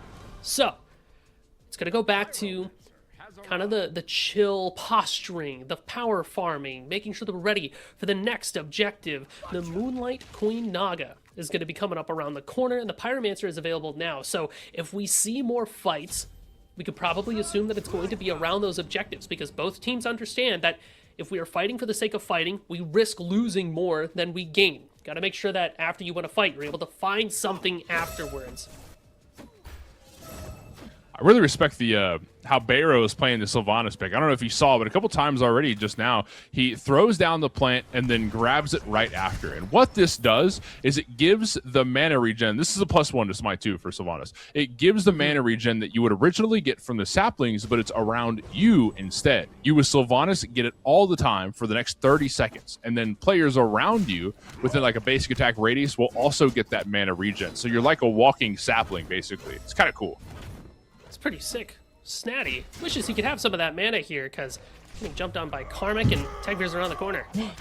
Ults out, which means no more healing. Snatty's in trouble. Oh, Fatal body strike, block. body blocked by Tegvir, but he's still trying to get to the tower. Combat dodge brings him to safety. And look at Sunprod in the air, going for a kill. Down goes Karmic. Maybe we find another on Tegvir, but instead rolling away. Oh, Paul almost got the bounce there. That was a nasty angle, but Snatty able to juke at the last second. But kill is good on Karmic. Sunprod picks up another. He's 3-0 right now.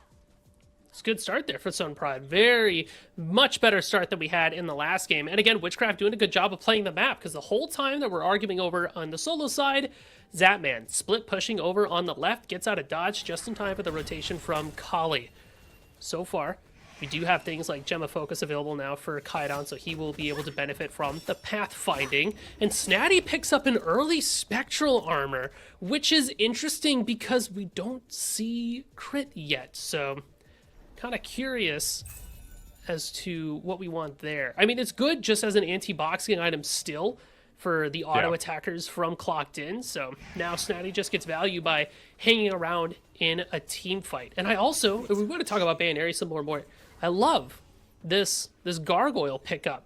So now we have a Silence, we've got our our gas pedal or Stampede. A lot of CC within the Sylvanas to really turn a team fight on their head. Really good into characters like Nemesis and like Princess Bari, who rely pretty extensively on their abilities. As we're around the Oracles, Kaidon throws some abilities out, looking to take him away, but blocked by the Ice Ball. Won't be able to get vision. Instead, Clocked In will. And look at this Gold Fury that's about to spawn as Pyromancer's up as well. And in the next minute, the Queen Naga will be up. So there's a lot of objective that's about to spawn. All of this passive play that both teams have been doing, they're about to be put on a time crunch, right? What objectives will you prioritize? What will you do with the time you're given? I mean, all this slow-paced gameplay should be changing relatively soon here. Yeah, the Moonlight Queen Naga is the tipping point, especially when Gold Fury Pyromancer in the mid pad will also be up at the same time. So you have to be careful about dying once the clock strikes 12 and the lights go out, right? Whew. Yeah. I can feel it. I feel it in the air. Sunprod feels it too, Yeah. hanging out by this left side, and Witchcraft. I like the way that they're grouping, because you understand that if you die now, like as soon as it hits that 15-minute mark, things get really dicey. Man advantages is something that Clocked In is really good at playing into, so gotta be careful that you don't get picked. The Moonlight Queen has spawned. Gold Fury being looked at and burned by Hydro. The rest of Clocked In make their way over. Karmic zoning in the front line forces Sunprod to ult. As Gold Fury's down to 2,000. Nobody from Witchcraft is even nearby. Agni to a certain extent, but nowhere near ult range. They're going to have to give that one up. Hydrogen takes it down. Gold Fury, the second one of the game, going to Clocked In. And now making their way over to the Pyromancer or the Queen Naga. Wait, oh, do we catch somebody here? Phantom Shell forced out. Barrow's in trouble. But what happens right after? A great root, followed by Nature's Grasp, and a pull into the air forces the ults out from Bari. Snatty still able to get the kill. Karmic is dead. Ice Ball roots him in place. Happens in trouble. Sunprod diving in. We're seeing our first big team fight. Happen turns around for a two-man. Frost Breath stops Witchcraft in their tracks. Fatal Strike gets one to safety. But, I mean, this is just wild what we're seeing here. So far, Witchcraft still has some pretty chunky health bars, so they can take a look at that Moonlight Queen Naga, but looks like Snatty is going to play Bouncer up in the front lines by T1 Tower, fighting the whole of Clocked In by himself. But that's going to let Witchcraft make their way to Queen Naga. That's a big objective that Clocked In do not want to give up, but they might not have a choice around the corner. But too late to the party. Queen Naga is down, and it goes to Witchcraft. That's their first big objective this game. The beacon just spawned, though. Pyro getting picked up by Clocked In. Sunprod's over the wall, along with Kaidon. Witchcraft looking to fight for this. Down to 2,000 health. Zapman hits a two-man Frost Breath, and walking forward is Tegvir straight towards Zapman and makes his head roll. Snatty is able to... Oh, no. Snatty stole the Pyro there? Tegvir gets a kill also. Paul kills a one. Sunprod's dead. I mean, Witchcraft just lost 3. They're about to lose 4. Barrow's real low, and so is Kaidon. Hydro gets the kill, and Kaidon with 200 health walks away from the mid lane. That's a huge objective steal, but they lost 4 bodies because of it. And this beacon going away too. A lot of objective for Clocked In, and some kills too.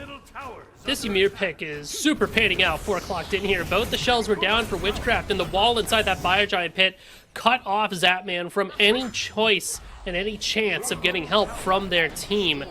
So as well as Witchcraft did in those engagements, the Clocked In just swing right back and find themselves with a pretty healthy gold lead for this point in the game. And that's going to help them get some pretty solid item spikes here too. You see that Hasten Fatalis there for Hydrogen. So now this collie just gets to hold left click on you and you cannot run. It is scary stuff. But in a similar sense, Zapman will have their Chin's Blade online. So the fact that Karmic and Happen will have a bunch of health should be able to be chipped away by this Agni. Looks like we have Rana Tahudis for both mages. Ob Shards around the corner. Everything kind of looks as it should be. But Clocked In will be just a hair ahead, and a hair is all you need to take a look at something like the Fire Giant. Bait Witchcraft into a fight, look for a pick, look for the objective. If you're Witchcraft at this point, you do have good tools to single somebody out and find your pick. We saw it when Bayonary was able to find and CC chain Karmic not too long ago. You just have to be able to repeat that magic, threaten those beads, let Sunprod swoop in, get on the powwow, and get some extra damage. The problem is that Paul can just throw their ultimate on top of Sunprod's ultimate and make it so that even if you were supposed to get the damage to kill somebody, Princess Bari stops the death from actually occurring. So it is kind of a tough spot for Witchcraft, but they can make it work. 19 minutes into the game, 4-5 is the scoreboard. A lot slower than what we're used to, but still just as action-packed as we're used to because, I mean, these objective fights feel extremely impactful, so much so, right? The gold lead's 3K for Clocked In. It's Daddy duking it out with Karmic over here in solo side. Fire Giant getting looked at by Clocked In, and Snatty can't get over. He's getting zoned out by Karmic. The rest of the team making their way over, but they're a little late to the party. But the burn's relatively slow. Hydro's not that online yet, but I think this is just a bait from Clocked In. They want to get Witchcraft in their 100%. arms. How do they do it? But a wind sprite over the wall, followed by a slice and dice, will zone away Kaidon. Barrow up a little bit too far, is killed. Paul secures it. 1 dead for Witchcraft so far. And now Clocked In make their way back over to the Fire Giant and are holding onto it slowly but surely as Witchcraft wait in the wings. Clocked In have established the zone of control. Looks like they're going to reassert it as Happen walks up. Freezes a little bit off the mark, but that's okay. We just go back to pulling FG. Pull Witchcraft back into the zone. And this is just the song and dance. Fire Giant down to 4K. Make it 3. The burn, slow, but it's there. Oh. Ice Wall blocks one off. Look at Sadie deep in there. Fatal Strike off the mark. No kills found. Sunprod on the powwow and looking for pulls. Who are we prioritizing? Snatty is able to steal the fire. Snatty just stole the fire. Dagger in hand for Hydro. Clocked In to walk forward, looking for revenge. Karmic trying to find a stun on Bayro, but instead Clocked In look at their health bars and say, not a good idea. Zapman just took down Karmic. You stepped out one step too far. Same with Paul. Massive shutdown for Sunprod. Oh man, Witchcraft just turned that whole game plan around, and Witchcraft are in the lead. Just like that. All it takes is one mistake. Clocked In played with their food just a little bit too much, as Dilo would say. Witchcraft also walk away with that Pyromancer, but man, good stuff. Snatty lives forever, by the way. Cut off from the world. Happen throws up the wall, and the Achilles is just up there, J-vibing. He's like, yeah, you know what? This is fine. And Kaidon is able to throw out these giant Merlin abilities and get crazy damage and crazy value off of it. Great, wonderful patience from Witchcraft to be able to execute on that play. They get Fire Giant, they get Pyromancer, they get Gold Fury. Look at that gold chart. Oh my goodness, you should have bought the dip, baby, because we are all the way up. I am shocked. I am, just when you think that Clocked In, all right, I guess they're winning another grand finals. Now, Witchcraft have something to say. I mean, it's looking great. Their team fight looks solid. Snatty's able to dive deep and just be a bull in a china cabinet. Not so much crowd control to offer, but just off of aura alone, Snatty is somebody that Clocked In have to keep their eyes on. As well as Karmic, too. I mean, they're the top 2 on the totem pole as far as player damage goes. You cannot ignore either solo laner. Witchcraft walk forward at the tier 1 tower in the mid lane, look to take it down. But what's the game plan after? I mean, maybe they take tier 2, but there's no more objectives to view, so I guess they have no choice but to fight. I mean, Karmic and Paul still don't have beads, and Sunprod has ultimate. If Sunprod tries to go in now in 20 seconds, they can pull him in. A big knockup from Bayro takes Happen for a ride, but Frost Breath to follow means Stampede will take Witchcraft all 5 out of there. Head down the highway, and we'll make an exit at our next objective whenever it pops up. But the Ice Wall again blocking him off, but Witchcraft just walk right back forward. They really want this tier 2 tower. Look at the sustain from Sylvanas. Oh. Dude, oh my god. Palau, but it doesn't pull. Zapman destroy the tower. I guess it's a distraction. You know what? I'll take it. Whatever makes it work, right? Holy aura. That's crazy.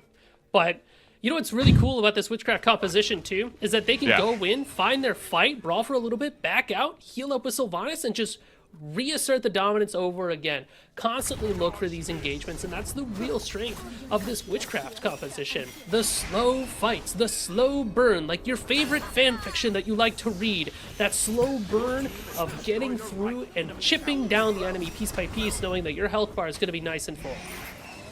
And also your mana bar. Look, he's still utilizing that mana aura from the tree pool. And look at all the mana bars on the side of Witchcraft. They're never running out of mana. That is huge for them, thanks to Bayro, as that man walks forward, looking to take down the tier 2, but couldn't, thanks to Karmic, who's going straight forward. Mari's got damage as well. Paul just slammed Bayro and Zapman with one ability. Down they go. 2 dead bodies on the side of Witchcraft, and Clocked In just got revenge.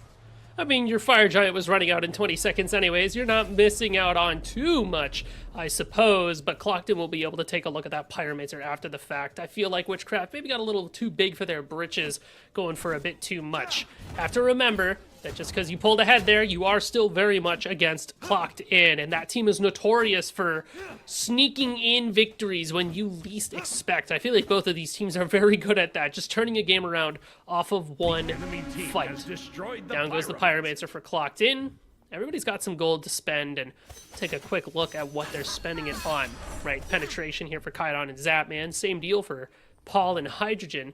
But the tanks, building a lot of the usual suspects, usual items. Nothing crazy in the way of actims, but worm skins for Karmic and Tegvir. Looks like this Nemesis is going like a split tank build, just splashing in a little bit, but Heartseeker and Titan's Bane, yeah, that is all damage. 25 minutes into the game. 6-9. 3-kill lead for Clocked In, but a goal lead for Witchcraft. As the objective game has been back and forth. Pyro bombs here and there. Moonlight Queen went to Witchcraft, but Gold Fury pips favor Clocked In. That's a great pull from Sunprod on the Palau. Able to hit a massive pull. Hydro in the back line takes down Bayro. And Kaidon maintaining space. He doesn't want to invest too deep. His Happen takes down Sunprod. It is! Sunprod was all alone up there, but he barely got Paul and walked away lifeless. The beacon in the mid lane will go to Clocked In. Kaidon and Zapman must watch from the wings. Snatty around to the side, but screw the beacon. We've got a Fire Giant to take. Yeah, true. You're so right, Queen. We're going to go ahead and migrate over there. Sunprod was able to kill Paul off the bleed damage. Looks like Snatty's going to try to fight the world, but Kaidon at his side, he's got the damage to help. Snatty stole one FG today. Can he steal another? He's in the pit with him. Clocked In realized this might be a bad idea because Snatty's full health, and he's more than willing. And he's got Kaidon for company. And look at Zapman around the corner. Bayro just coming out of base. Your time is ticking, Clocked In. It's time to act. I'd say just get the heck out of there. Hydro's in trouble and bolts for it. No mana to utilize. Karmic goes forward and takes down Zapman, but Kaidon gets a kill in response. A massive shutdown on Tegvir. And now they're going to control the beacon in the mid lane and try and split up the map a little bit, send pushers down either way. Nice play from Witchcraft. Could have been disastrous, but they were able to keep their cool and keep on keeping on. Snatty is... I'm not going to say that he's invincible, but this Achilles pick is pretty good. Spirit Realm, Pridwin combination there. So you're going to have crazy shields, crazy protections, and all Kydon has to do is throw abilities on top of Snatty like they did in that last fight, which is what really helped Witchcraft keep Clocked In off of that Fire Giant. And even before that, we saw Sunprod go all the way in on that kill on Paul. Just barely got the kill, by the way. The bleed damage is what did Paul in after Sunprod forced away the ultimate. These fights go a lot different when Sunprod and Paul aren't active participants in it. So being able to, Clocked In, happy to take Sunprod, Witchcraft, happy to take Paul, but for one of these teams to really come out ahead, one of these players has to be the survivor. A lot of objectives to look at here. Fire Giant, Pyromancer, Ancient Fury, all can be taken. They're Clocked In, awaiting an opportunity. They tried to make Witchcraft walk towards them, but Witchcraft say, that's fine. We don't mind fighting. We've got a Snatty on our side. So I think that, that's Clocked In's game plan A, right? Now it's time for Clocked In to utilize plan B. What plan B is? I have no idea. I don't know, but we're going to have to see them come up with something because right now objectives are just going to Witchcraft, Pyromancer. Granted, not the most important, but it's still something that could help them on their next siege because 2 runic bombs are in the pockets of Witchcraft's pockets, but I don't know, man. You got the pusher going on the left side. Belongs to Witchcraft, and they have control of the space around Fire Giant. You did say they do have 2 Pyromancer bombs in the pocket. That's good for towers, phoenixes, but also 2,000 potential true damage to confirm a Fire Giant. EFG's just around the corner, though, and you have to wonder, do you want to wait for that to spawn, or do you want to try to pull this objective while it is still easy to do, quote-unquote? Looks like Karmic's going to wait in the bushes, and the question is, can he get sniffed out? The answer is yes, but they're not going to be able to find too much. So, we're kind of back to the staring contest, as both teams start to round out some of their items. Looks like we do have the Blink available for Tagvir, so the mobile Nemesis will stay forever more mobile. And another silence picked up by Happen this go-around, so really good stuff for the Ymir to be able to keep people locked down. I'm still maintaining the game plan from Witchcraft is Sunprod on this powwow, causing a lot of damage and forcing out a lot of options. For Clocked In, I feel like a lot of it rests with Paul being able to just in-ton a fight, get as much damage off as possible, let the rest of the team clean up. That's what Princess Bari does perfectly. Just blow up your kit, do everything you can. If you live, awesome. If you die, Sag, but that's fine, because your team should be able to clean up the rest. Has a couple members of Witchcraft around this Gold Fury, a couple members of Clocked In around the Fire Giant. Snatty and Karmic throwing bows in the mid lane, and around the corner is Bayro as well. Gold Fury falls, Witchcraft secure it, FG getting burned, and Clocked In now dropping is what it looks like. Now they want to go for a fight. They're going straight for anybody, really. Snatty gets a little bit of damage out, but a great pull from Bayro. Takes one out of place, but Snatty is in trouble as well. Fatal Strike brings him out. Sunprod goes into the back line and meltdown happened. The ice has been turned to an icicle. Another great pull. Kydon melts Karmic. 2 dead for Clocked In. Snatty's real low, but hasn't given up on the fight just yet. He's backing and coming straight back. The rest of Witchcraft around the Fire Giant. Will they take it in the faces of Clocked In? Once Natty is back, I think that's the move. Bandary's got the sustain. Witchcraft, great at these long fights, but you do have Hydrogen and Paul. Heavy hitters available for Clocked In. Looks like Hydrogen's going to kind of come around from beneath them. Does Witchcraft know? Down to 5K. Hydro's in trouble. Sunprod's trying to put on the juke shoes. Aegis utilized to save his life from Hydro. It's down to 1,000. Paul just stole it. Paul just stole the FG, but he dies successful with a smile on his face as he lies lifeless in the Fire Giant pit. Dagger in hand for Zapman, but Fire Giant belts around the waist of Hydro and Tagfear. Hydro still fighting in the back line. Who can he kill before he's taken out? Dagger utilized from Zapman, but it didn't save his life. Hydro just took down Bayro, but Hydro's gonna fall for his positioning. Kydon melts him. Oh my god! Well, an unfortunate dagger there from Zapman, he's able to get away, but what a steal from Paul and the Clocked In team, keeping themselves alive and fresh in this game, and that's what I'm talking about. You have to be careful about going up against these guys. Fortunately for Witchcraft, FG will only be on Tegveer, so that could have gone way worse, but doesn't look like the fighting's over just yet. Snatty's getting harassed in the mid lane, and the Pyromancer's up, so it's time to go right back to the grind and get another fight on our hands. Well, Snatty has no issue getting that started. The shield bash, fatal strike, off the mark. Tegveer juked it out. Ice Wall trying to block away Snatty, but there's no getting past the combat dodge. Karmic going in as well. Wants a piece of Zapman, and our Shards of Ice just doesn't do enough. Whoa! Paul gets the kill. Sunprod gets Karmic. That's 2 dead on each side. Hydro just respawned. No way. Sunprod goes for a double. Paul is dead, and Happen better run because Sunprod is just getting started. We are just throwing each other at ourselves. What are we doing?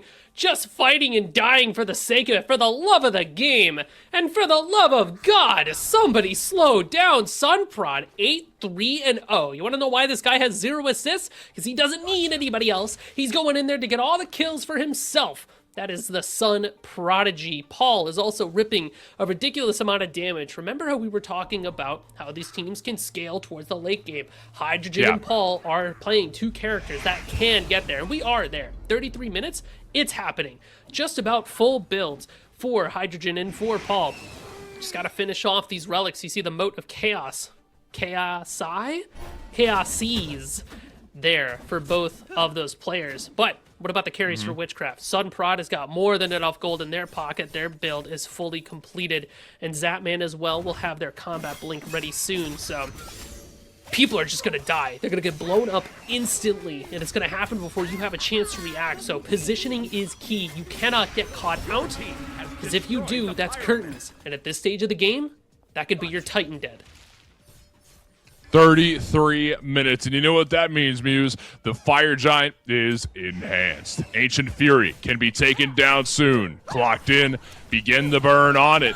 But not too aware are Witchcraft. They're making their way over, but I don't think anybody gets there in time. It's down to 2,000, it's down to 1, and Hydro kills it. And away are walking Witchcraft. Nothing but tier 2s weakened. No birds low. Hydro finds a stun. Can Sunprod respond? I don't think so. Snatty is trying to get in the mix here, but it's going to be a back-off call from Witchcraft. The mid-pad should be right around the corner. So, again, picking and choosing your fights.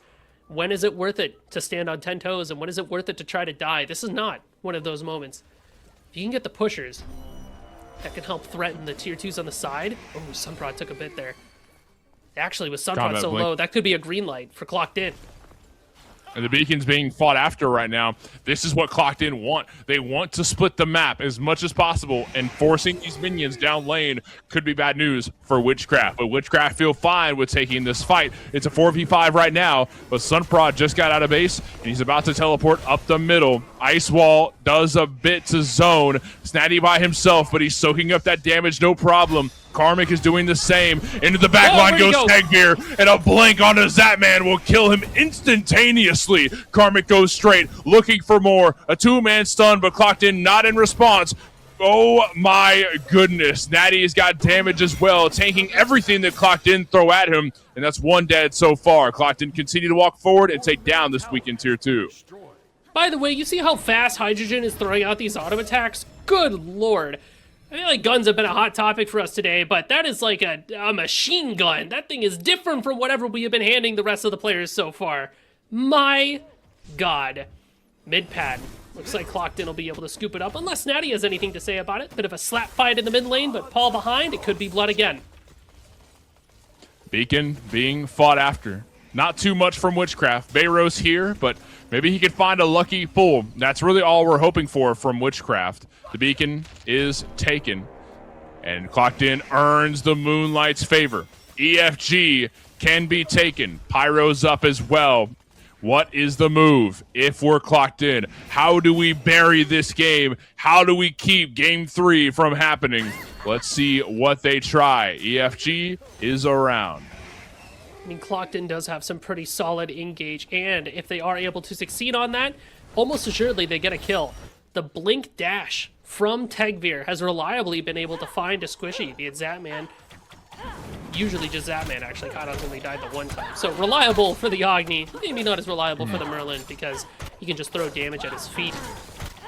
For the rest of Witchcraft, you do have a lot of damage on board, but the fact that the game has gone on this long and the hyper carries for Clocked In are up and running makes it very difficult for Snatty and Bayaneri especially to be able to walk up and stand and deliver. The Sylvanas doesn't have a lot of mobility. They are really just hoping to find their CC, their roots, their pulls, and hope that their team can blow them up after the fact. Snatty's the one that gets to go in there and have fun, so to speak, pulling attentions and trying to keep the attentions of Paul and Hydrogen on themselves. I'm surprised that we don't see something like a Nemean from Snatty with the amount of damage that they've been soaking up, but I'll tell you what, the rest of their build makes a lot of sense. So many shields, and you need them considering how fast Clocked In is able to chew through health bars.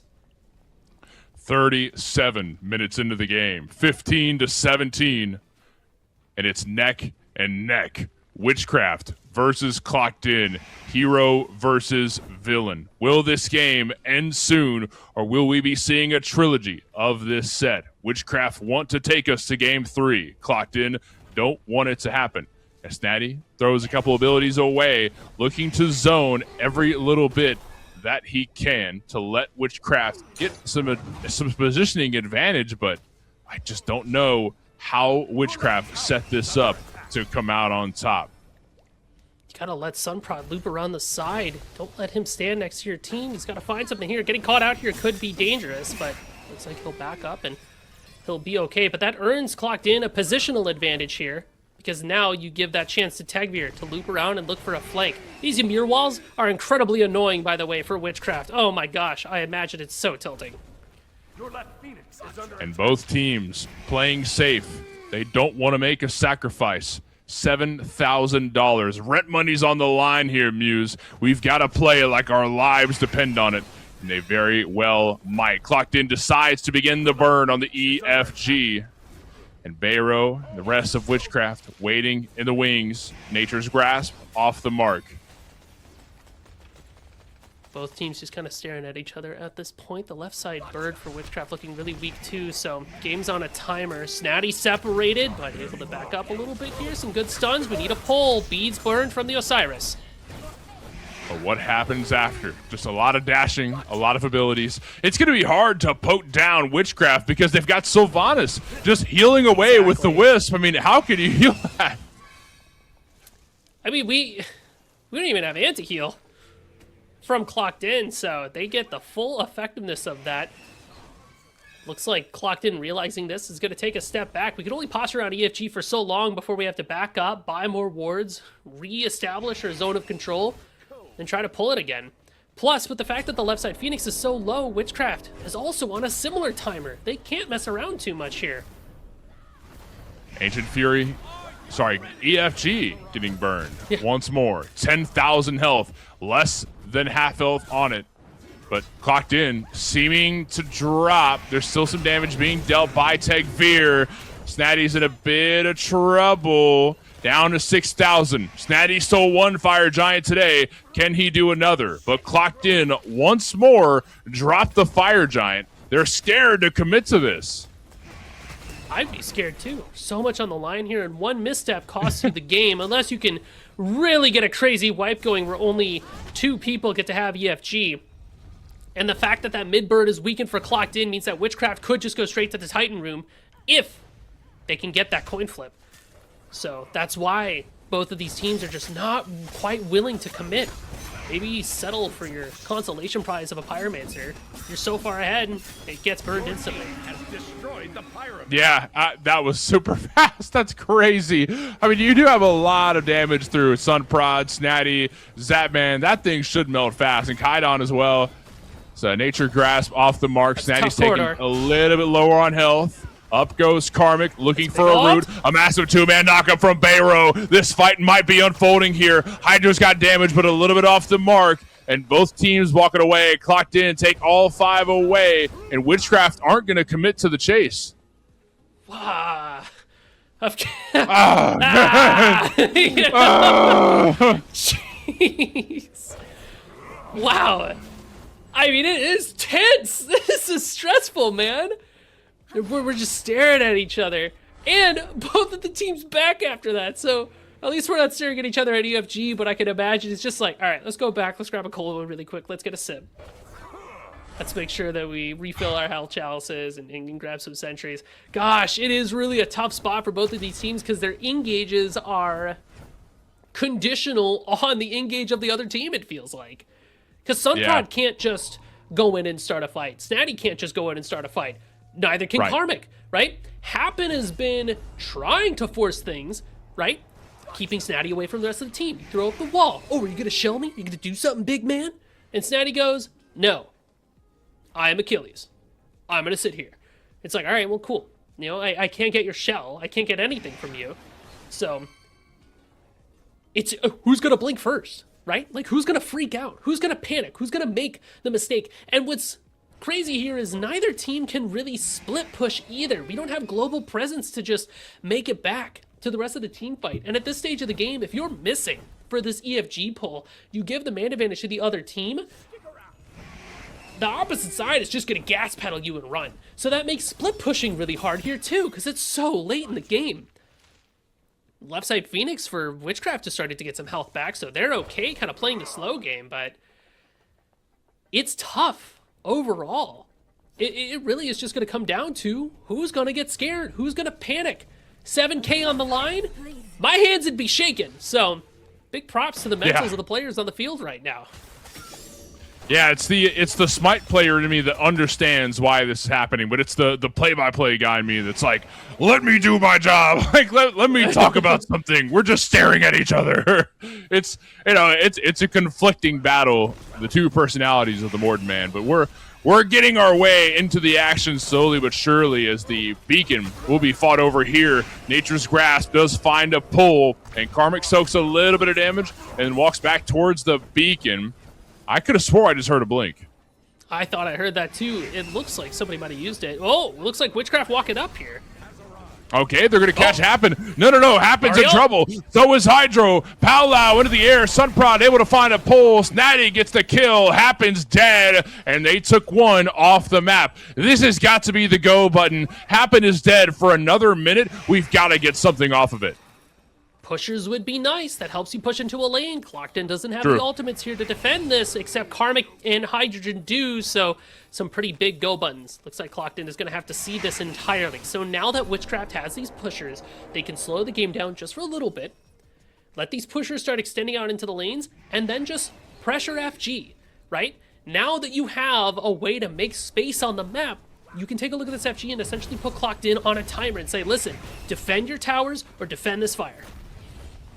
And for the first time, Witchcraft are burning this EFG. They were leaving it for Clocked In, but Witchcraft says, if you don't want to take it, then we will. It's down to 10,000 and burning fast. Zapman continuing the burn. Karmic's in the pit with him. Who's going to secure this? Karmic goes into the back line, gunning straight for Zapman and gets him off of it. Barrow's low. So is Zapman, and they've got to wait in the wings. Clocked In. Do they want to pick it up, or do we want to go for a fight? Snatty duking it out with Karmic. Paul's hanging in the back, and look at Sunprod way back there. Almost took out Tagbeer, but almost died in the process. Look at Hydro. Looks like the fight's finally unfolding. Snatty just killed Hydro. A huge kill onto the Powlow once more, forcing Bees away from Paul and getting the hell out of there. Karmic just killed Kaidon. Karmic's going for the backline. Pero just nuked Tagbeer. But look who's still there. Karmic is soaking up as much as he can. I cannot believe what I'm seeing.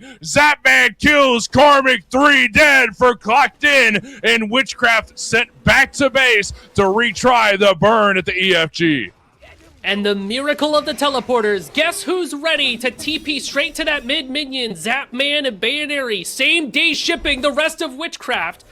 But it looks like Paul was able to pick that off just in the nick of time. This should be an EFG pull. You have to pull the Fire Giant here 30 seconds before anybody else from Clocked In is going to be able to show up. And if Paul walks up, by everything in the sky that will listen to me, you have to kill that man.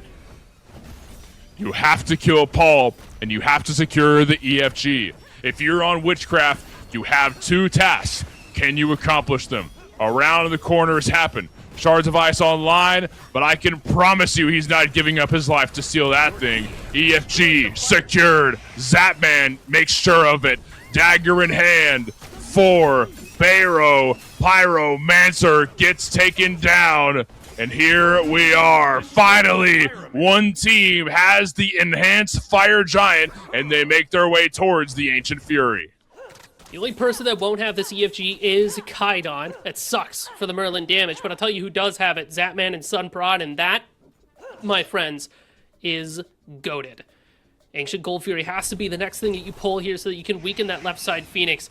Tier 2 tower and the solo side be damned, right? We have EFG, it's time to run it down, it's time to find picks. When you have this buff, you should just about automatically win a team fight, but clocked in, waiting in the wings, that's a Stampede in. And that's a Frost Breath that almost took out Zapman. All walking away are Witchcraft. Dagger still in hand for Bayro, but look at Tagveer going straight into the back line. Sunprod extremely low, but Snatty's able to take down Paul. The main character is down. Shards of Ice zone away, but Witchcraft continuing to fight. This is bad news for Clocked In. They just lost Tagveer. Karmic alone with 3 members of Witchcraft. 3-on-1. Karmic can't handle it. Karmic is dead. 3 down for Clocked In. Hydro sent running away, and Sunprod on the chase goes straight for Hydro's head. But can he get the kill? Aegis utilized, and a wind sprite forward, and walking away, letting the rest of Witchcraft go forward. Hydro's dead, and a lonely Happen is the only one around to watch Witchcraft take us to Game 3. What an excellent play from Witchcraft to take us over to the next game. Happen tried his best, but he's going to fall down off the back of an EFG, off the back of being able to take down the key players. Oh, I hope you're ready for another barn burner of a game. I'm taking this off. It's getting crazy. 50-minute slaughter. Take the jacket off. I might take my shirt off with how this is going. Let's get ourselves to break so I can do so. We'll be back in a few minutes. Hello, everyone, and welcome on back to Smite Prime, where the plays are always premium. The peak, the pinnacle, we're at the top. It can't go any farther than this. Grand Finals, Game 3. D-Lo here in the booth, joined by the Morton man right by my side. Tess, our almighty eye in the sky, joined by Solstice, keeping the prod lights on, that cam steady. Jithens, behind that curtain. Musy, scampering around somewhere after what was an insane Game 2. Witchcraft bring it back. It all comes down to this. Here we are, Game 3, finally on the line. And this was a much more methodical game than what we're used to, a lot slower. We're not seeing our first highlight until 20 minutes into the game here, D. This is very unlikely, right, for a Smite Prime broadcast. Usually we get a lot more action between 10, 15 minutes or so, but 20 minutes for our first highlight. That's just how slow this was. And look at the kills, 5 to 7. They would take a complete 180 from the last time we were on a cast together. Oh, yeah. Clocked In, we're on a complete heater that go around. And, you know, they started off with the hot hand, but things went awry, Mort. Tell me, what do you feel like was the turning point that brought it all back for Witchcraft? You know, it was completely neck and neck, and then they finally took EFG, stole it away. Snatty here, stole Fire Giant, and then it was just game from there. Well, this isn't the moment, but, you know, it happened a little bit earlier than this. Snatty stole Fire, and then Clocked In, we're like, oh crap, Witchcraft have a chance. But now, I mean, I'm even more to shock as to what's going to happen because there's a lot of gods for either team to look at. Sure, Paul's probably going to get the newt, but I mean, I just, you know, with how many games have happened, we're in Game 3 of this. We're going to be scraping the bottom of the barrel.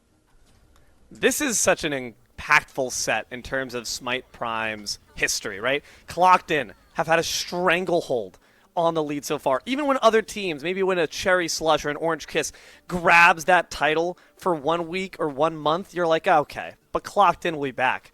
Witchcraft in the inaugural circuit of Smite Prime in 2026 are trying to make a statement.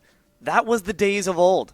Paul, you've had your time in the sun, but now pack it up, buddy. You go in the retirement home. It's all Witchcraft from here on out. Look at the stat boards there. 9-3. For Sunprod, truly showing they are the future of competition in this game.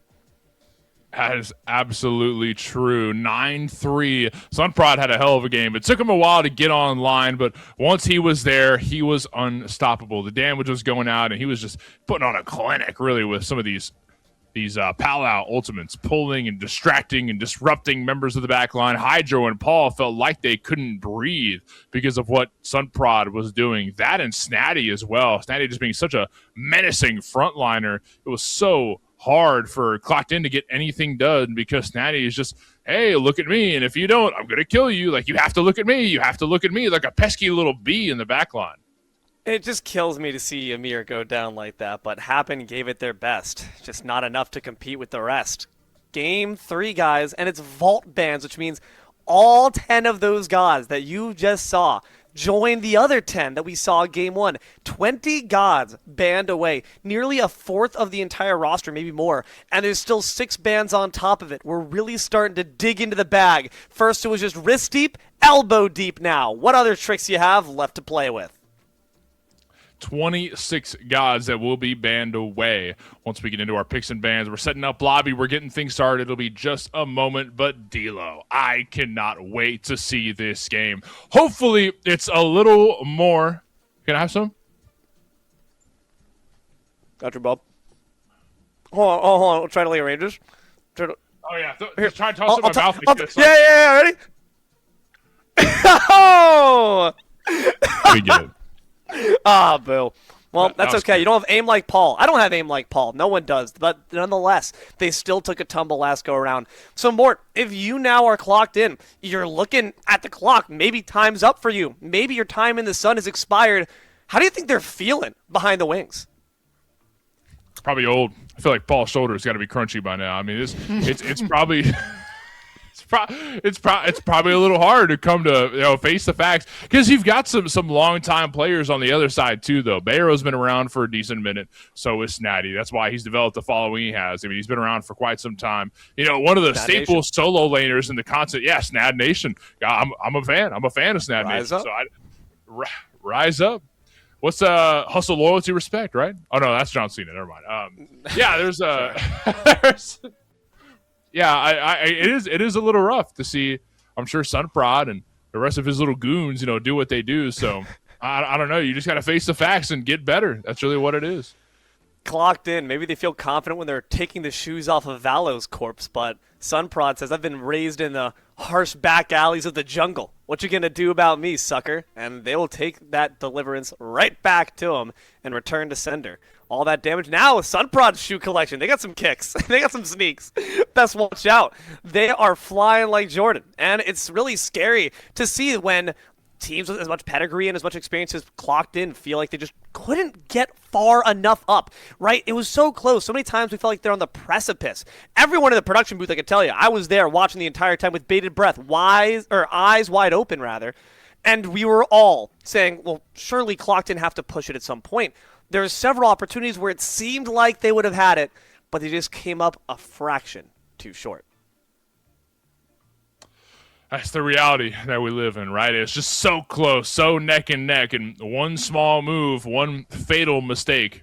One mistake is a fatal mistake. That's just really how it is. As D'Lo gets popcorn, Morty's on a diet. I can't snack. It's unfortunate. It is what it is. My bad, bro. Not trying to brag or anything, but it is You quite are. delicious. And my steak's too juicy. My popcorn's too buttery. Bees and bees coming at you in just a second here.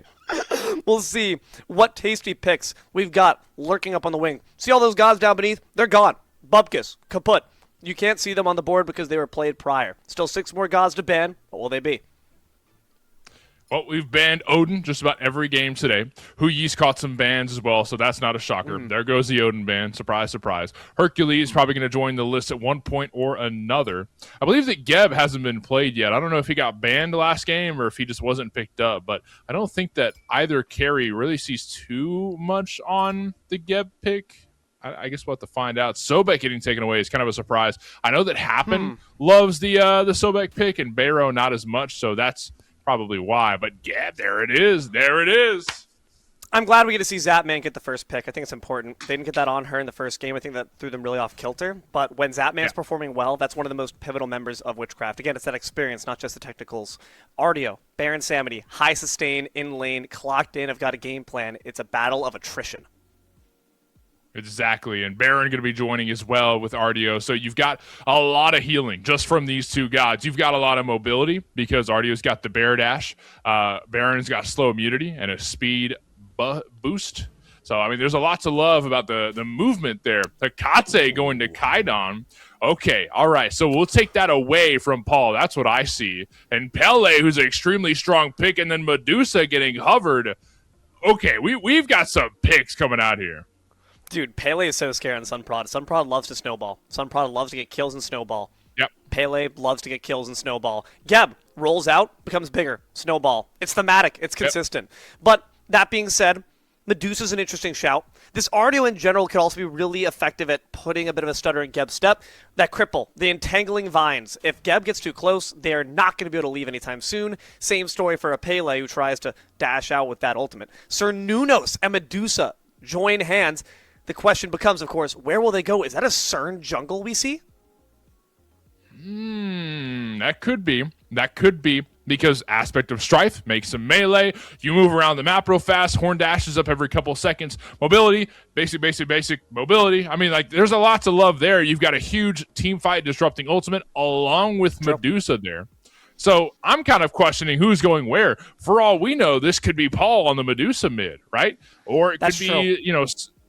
there's a lot of questions I have, but they'll be answered when we get into game. I'm not as good as Musi. I can't throw all these predictions out and be right every time. I just try and throw guesses at, ooh, this would be fun, and then probably not right. Afro, not fun to watch necessarily as much, but still certainly a really solid pick. Added sustain in lane. Witchcraft trying to answer back with some healing of their own, since Cerberus is no longer available to put a dampen on that, and there's no Odin cage as well. Amaterasu, added sustain. More teamfight presence. Haven't seen her in quite a while, but that dazzling offensive does make for some handy-dandy teamfight presence with the CC. Danza triple auto attack composition here from Clocked In. Those objectives, bye. W plating. We're going to see a lot of plating in this game. W plating, true. W plating. But also, you know what really shocked me here too is that you've got a passive from Geb, right? Oh, well, go ahead, take us in. We gotta go win the game. I don't. Witchcraft clocked in.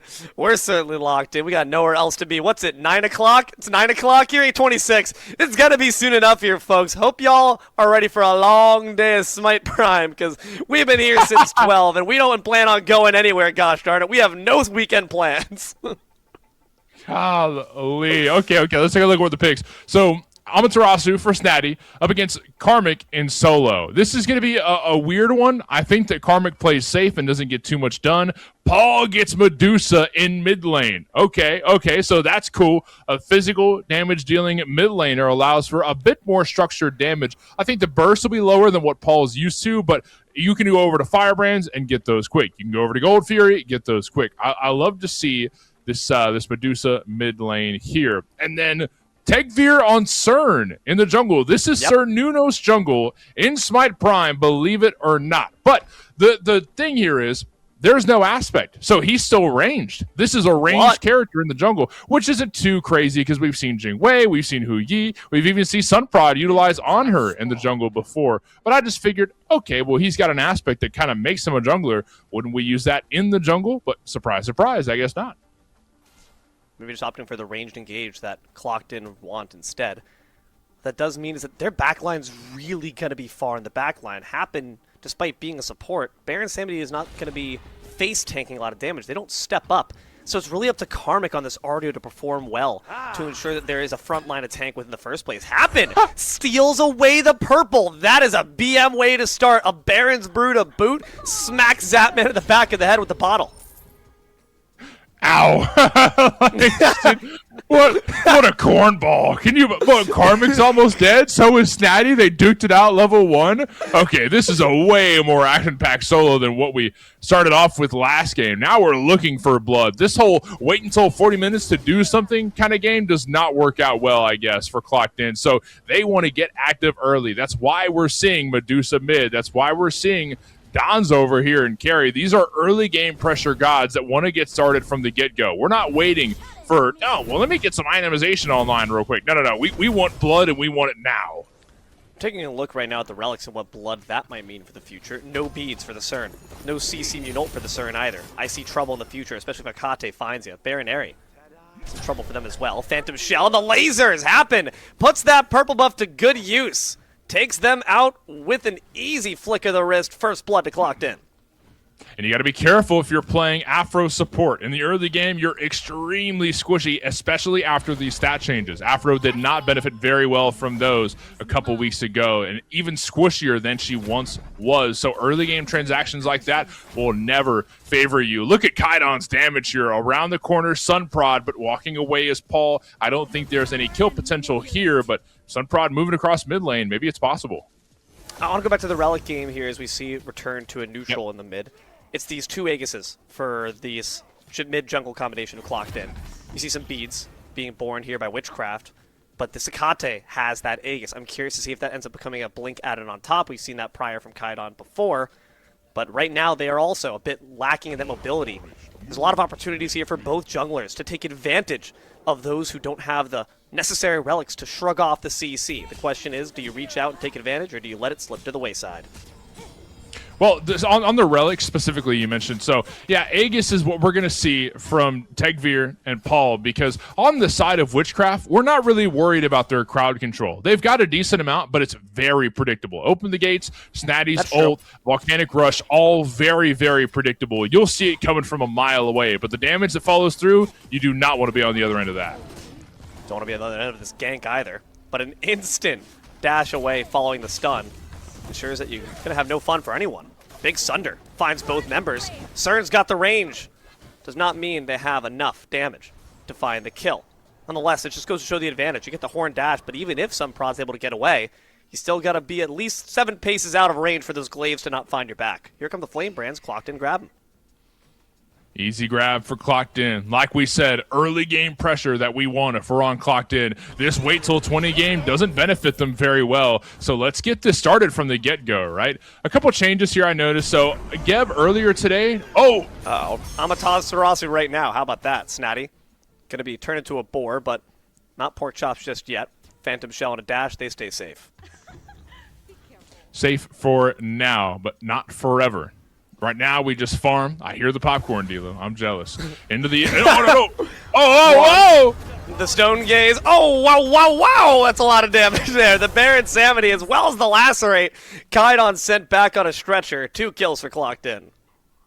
Incredible play off of the life of the party. I'm a big fan of that. Karmic? Happens in his zone. Whoa! Karmic nearly goes down, but they do manage to retreat beneath that tower for just a little bit. Low mana, low health. They have no choice but to back. But now about 5 minutes in, 2 kills the side of Clocked In. And the reward is a nice 1k gold lead their way.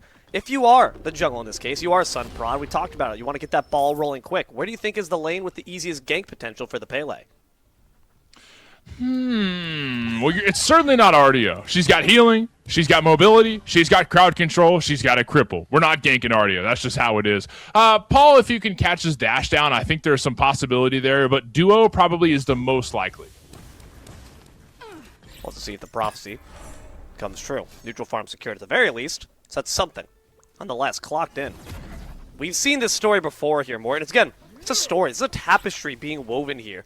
There's so many minute details. The fact that Zapman himself was actually retired by their opponent Tegvir back in the Founders Series. Now, fate has them meet on opposite ends of the battlefield once more for Smite Prime 7K grand prize. You know, it's kind of like the Star Wars trilogy. The first movie was really good. The second one was way too long. And we're seeing how the third one goes before I make that analogy. But Firebrand's getting looked at by Clocked In. And they're going to easily secure them. Though Pele is present for the fight. Not sure if it's one Sunprod wants to take. Volcanic Lightning mad dashes their way back out, but the bear's chasing on after you. I don't know what you can quite do to save yourself. Make yourself look bigger, maybe. But Sunprod doesn't need to do that. Amaterasu's there to take the damage. Maybe a bit too much, though. Dazzling Offensive tries to back their way on out, but it's not enough. The distance cannot be gained, and John Demon takes them out. 3 kills for Clocked In. Oh, life of the party over here in duo side takes Barrow for a ride, and a rocket from Hydro kills Barrow. Boom. One more across the map. Everything's coming up Clocked In. Just doesn't feel like Sunprod can keep up with the pressure being output by both the laners as well as the jungler itself. And you're seeing that start to be leveraged in the levels as well. Paul's up 1. Jungle's up 1. Solo's up 1. It's a small difference to start, but those paper cuts can slowly bleed you dry. Maybe you try to take down the snake as just compensation. So we're back in the farming phase, but looking over on the left side, Sunprod walks straight towards Hydro. What can happen from here? Maybe Sunprod dies from it? No, enough damage from the Maga Rush in the Pyroclast. Tries to get out from the Consigned Spirits, but it doesn't work. Now a stone decorates the pit where Sunprod once stood. A solid kill there from the rotation off of Paul, and that's going to be the cue for Witchcraft to skedaddle. That was a W, Petrify. And you get so much damage early as Paul. He went for that Oathsworn Spear, so you're melting flat protections very early on, and squishier gods like Sunprod on this Pele are really going to hurt from that. You already don't have a lot of protections to play with from the get-go, and now Oathsworn Spear is going to make it to where you have even less. Your health bar is going to drop quick. You have to be careful if you're playing in these long skirmishes. You got to juke and move your way through the battle, or you have to kill whoever you're looking at fast. A purple invade there for Witchcraft, so they at least get something for their troubles, but still not feeling great when you look at the kill board. Right side, another point of contention, these Flame Brands. The Cripple responded to with the Dazzling Offensive. Again, though, Snatty just moves too predictably. Karmic takes them down, and Sunprod has really got no business being here. They agree, Volcanic Lightning to try to dash on back to safety. No help is coming, and the bear and the goat are chasing you down. It's a Nat Geo documentary, but one that it seems Sunprod will live to tell the tale from. Bad day at the petting zoo. Sunprod needs to get out That's the thumbnail. That's the YouTube title. Jithin's clocking. Just running away. It's just a pissed off goat, and then the bear just somehow is at it. Well, I don't know why there's a bear at a petting zoo, but I guess you had the food in hand and he didn't give it up, so they got mad. They broke through the gate and now running down Sunprod. My name is Sunprod. Welcome to Jackass. 8 minutes. It's 1 to 6. 2K ahead here for Clocked In. No objectives on the board quite just yet, though. Snatty's really getting the karmic experience now, huh? How does it feel? 0-2 for the Amaterasu, though. To be fair, Mort, that is kind of what the god is made for. She doesn't want to win the lane. She wants to win the game. But can you do either one is the question. Entangling Vines, cripple her down, but one last dash. The Juke Shoes! Can she get away? Unfortunately, the answer is no. Paul gets the kill on Kainon as well in mid. Everything's coming up Clocked In. It is criminal how many tower shots Tankvir took right there and is still over half health. Like, come on, it's a tower. Like, let's do some damage here. He's a CERN that hasn't built any protections. He has 50 health from the jungle starter. That's it. He might have used the health chalice there, but still, that is criminal. I feel bad for Snatty at that point. Buff the towers, please. Buff Barrow, please. Karmic doing so much damage here. These bear swipes goring this Afro to death. And she's going to go down easy. Nonetheless, it's trade out here between Sunprod and Happen. One that Clocked In are happy to take. Jungle for my support and your support. Easy peasy. Kainon, though, answers it back. Maybe not quite the trade you wanted now. Gets down Karmic. Can they escape with their life? Zapman rolls on through, but just to destroy the Naga that's invading this tier 2. So Witchcraft get an okay trade, but still not showing the teeth that you want to see at this point of the game.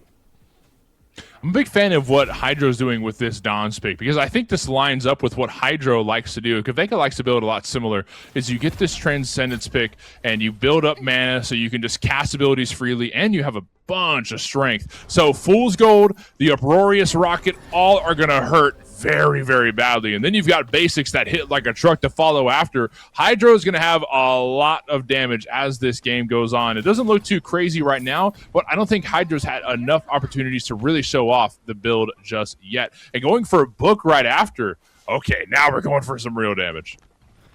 I'm looking at Zapman as the hope for Witchcraft right now. The only person who's not tasted death, but that might change in a second. Happens around the back.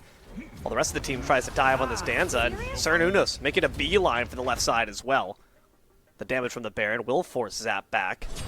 That's worth noting as well. This Baron's doing quite a lot of damage. So is Karmic. Solo Dolo on top of Snatty. And even though your job isn't to win the lane, you still got to try to stay alive long enough. Petrifying Gaze comes through. Zapman able to escape thanks to the Undying Love. Duo stays up top, but Clocked In still hold all this pressure across the map, and they're going to convert that to the first Gold Fury of the game.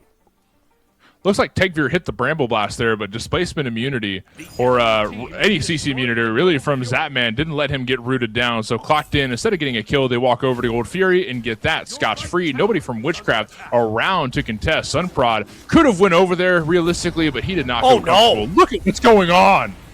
Oh, thank God Kaidan pops that Aegis. Open the gates, had to take some time to pop on up. And do they even get away is the question. Tries to juke the Spell Eater. Just a bit more damage would be a massive kill, but the dash from the bear. They become a speck on the distance. But they might have just sealed their own fate, cornering themselves in the side lane. Stay a while, but Snatty has nowhere else to be. It's a Pyromancer there for Clocked In, but a big kill for Sunprod. Overall, a trade that still benefits the side of Chaos, but at least Witchcraft gets some small gains. There's a theme here, D'Lo. It seems like Clocked In have taken a lot of W's whenever Karmic is the center of attention. Does Karmic do well in lane? Traditionally, throughout today's theme, not as much. Right now, he's doing okay. He's 3-2. That's not bad at all. But he's now catching a lot of pressure from Witchcraft. In return, Clocked In are going around the map and sieging objectives. Gold Fury, down. Pyromancer, just taken. Runic Bomb in hand for Happen. Clocked In's completely okay with feeding Karmic to the wolves. They put him on an island and say, have fun. I don't care what happens over there. We're getting the rest of the map, and we're probably going to win because of it. So try and just survive laning phase, please. And Karmic's like, okay. We're getting 5k ahead for it. And now look where Karmic is. Yeah. Left side, too. This guy's globetrotting. You're crazy. The frequent flyer miles on this bear must go absolutely insane. Harlem Globetrotter there. Must be from Harlem. I don't know. I didn't know Karmic was from over there. Karmic, unfortunately not going to be able to defend that tier 1, but still going to try to get some extra damage numbers on top. The fact that the tier 1's down means there's no easy TPs here. And Witchcraft, for their credit, are actually doing a pretty good job of playing the structure game at the very least. The mid-tier 1 is down for them, so they answer back in the left. Makes the future Gold Furies a bit more easy to potentially contest. But the question is, when is the next point of contention? Well, maybe it's in 2 minutes. When you guys are always talking about it, that Moonlight Naga. That's going to come up and be worth that extra super sweet permanent stat buff. We're approaching the 15-minute mark. Like you said, we're going to see a big fight go down pretty soon because around that time here too, D'Lo, Gold Fury will be up. And that means that teams are going to have to make a decision. Do we want to split the map? Do we want to contest objectives? What do we want to do? I'm sure the Clocked In would rather have the Moonlight Queen and look at Snatty trying to fight his way out of danger.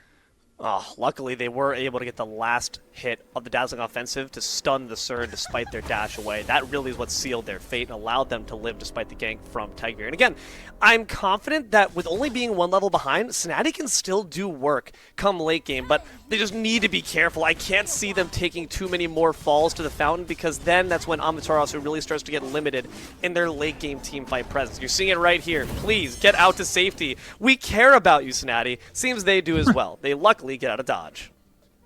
Snad Nation's on your side, Snatty. You've got to play it safe. You've got fans. Think about the fans, Snatty. Think about the fans. Firebrands goes to Karmic, scotch-free. He sent Snatty packing, which means another objective going their way. That'll be the last brands of the game. Karmic's got complete control. And next will be the Moonlight Queen, which spawns very, very soon. Gold Fury as well. We've talked about this team fight phase coming up soon, and we're approaching that time. Both teams better get their best players, buckle up their bootstraps, and get ready for the first real team fight all day. It's been skirmishes here and there, D'Lo. Wherever Tegvir or Sunprod goes, it's been little skirmishes, little fights that have led to about 15 kills that have happened this game. But now is the time where these team fights really mean something, right? This goes towards how the rest of the game goes. For now, it's all been just snowball talk here and there, but we're really getting into the thick of things here. Talking about anime protagonists, before these were all filler episodes. Now, this is the main arc. This is what they've all been training for, after all. Clocked In. Gather up around this Gold Fury. Zapman kicked to the Baronary. That's important, since Baron does have that ultimate available. Consign Spirits, off the mark. Pele waits in the wings. forcing Clocked In to back away lest they be pincered off. Kaidan has ultimate. 5 diamonds. 5 diamonds. That means that Clocked In want to try to rob some of them off of Witchcraft's corpse.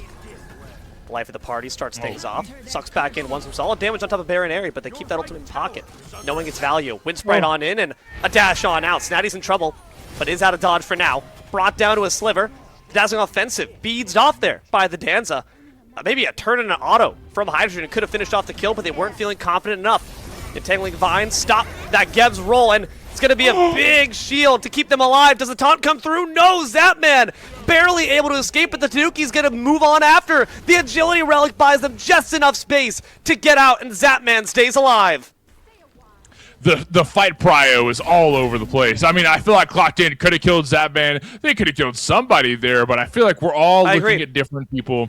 And that's just part of the thing. You know, communication is something that everybody can work on. Even the top team at the tippity top of the totem pole in Smite Prime makes mistakes like that. Oh, no.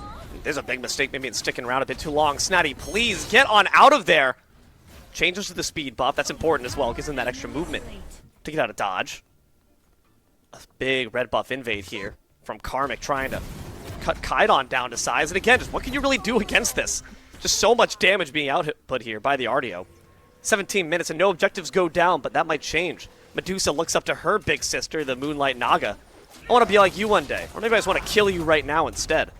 As they begin to whittle it on down, these 3 ADCs can easily make mincemeat of an objective. Moonlight Naga goes down without a sound. This is bad news indeed. So down goes the Moonlight Queen. Witchcraft have to drop the Gold Fury. Splitting the map didn't work their way. They made a decision, but it didn't work out. Now Clocked In on the Gold Fury, but who's going to take it?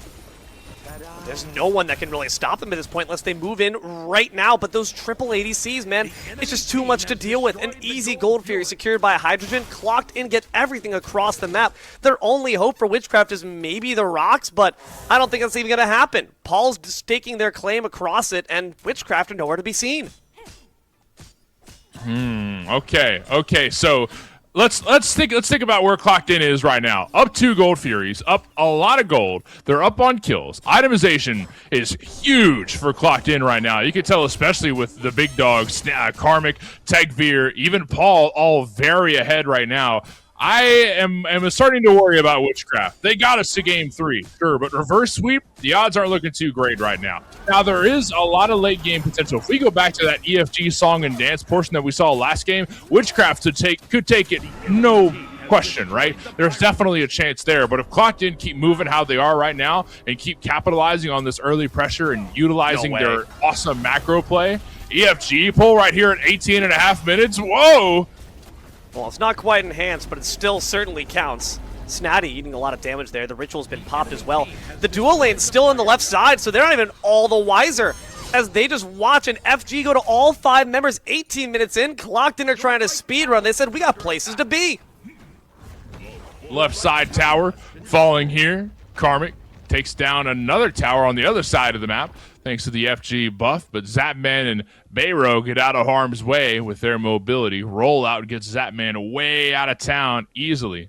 But now we're getting to this team fight phase. We've got a couple level 20s throughout the game. Oh no, that's Tegveer. That was scary. But they have the dagger in pocket, so knowing that they're safe for now at the very least. Like you said, 9K their way. Clocked In. Leaps and bounds ahead. And I see many a tantalizing tower to bring down as well to even further their coffers. I'm just not sure what Witchcraft need to do in terms of their fight planning. Snatty cannot really face tank well enough because they've just taken too many spills to the fountain to really be able to sustain that much high pressure.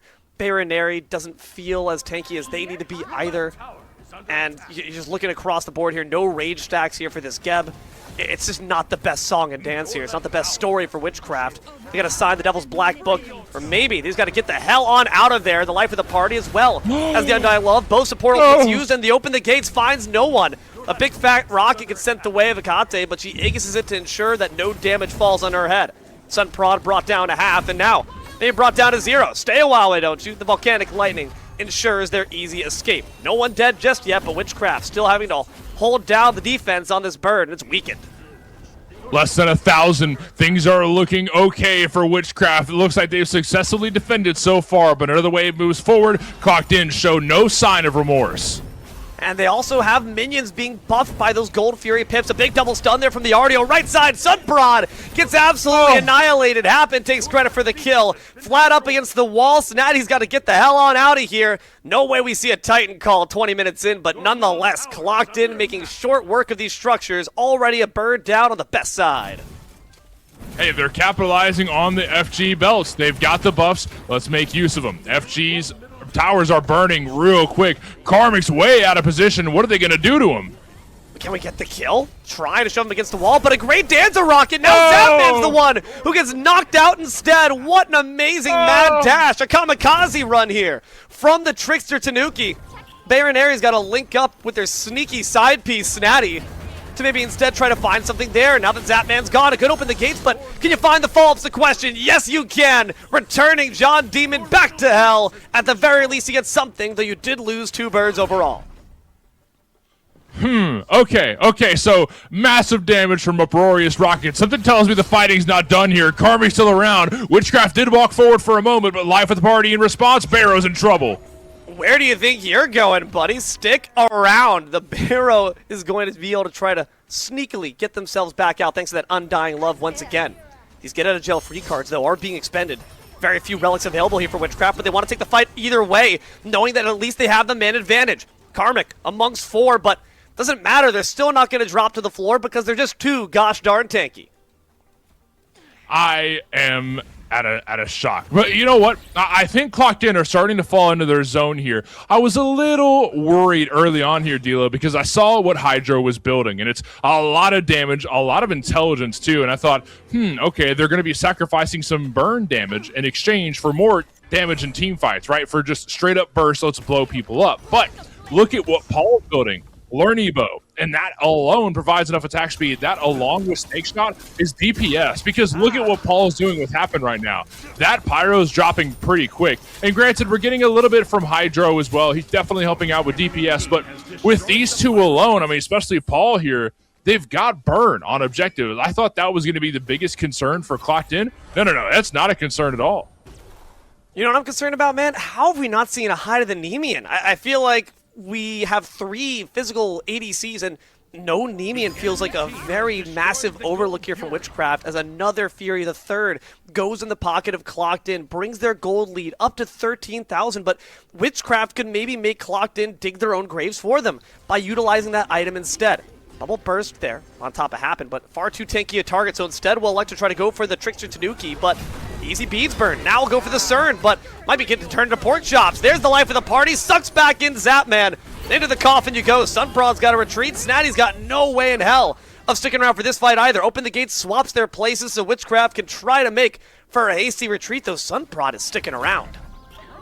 The biggest thing that just went down was the life of the party Fool's Gold combo. Oh my god. Health bars just disintegrated. Zapman died in the blink of an eye, and you don't say that very often about Gebs, right? Even with this aspect, he still has the passive that says, I can't take more than 25% of my health with one ability, but he still died fast. Like, you have to admire the combination of damage there. Sunprod hiding in the bush. Pegveer's on the case. Welcome to Jackass, Sunprod, but you might be the one who's made a fool of in just a second. Paul wraps around the back, and Sunprod's got no chance. Tegveer takes the opposing jungle's head. This is getting worse and worse for Witchcraft. Granted, we kind of knew he was going to die. He was out of position. Like, I didn't think there was going to be a reality where he got out, so it was predictable. But now Fire Giant's getting looked at. It's down to 3K. Snad Nation, rise up, or maybe go back to bed. Snaddy's got nowhere else to be except for where the body blocks keep him, which is in the pit and now in the grave. One more kill for Clocked In, all 5 fired up. And the rest of Witchcraft, tails between their legs, walking back to the left side tower. Or I guess no tower, it's a bird that they're going to be looking for safety under. The mid bird is still down. Clocked In want to take it as soon as it respawns, and then maybe make their way. No, we're not going to end here, are we? Guys!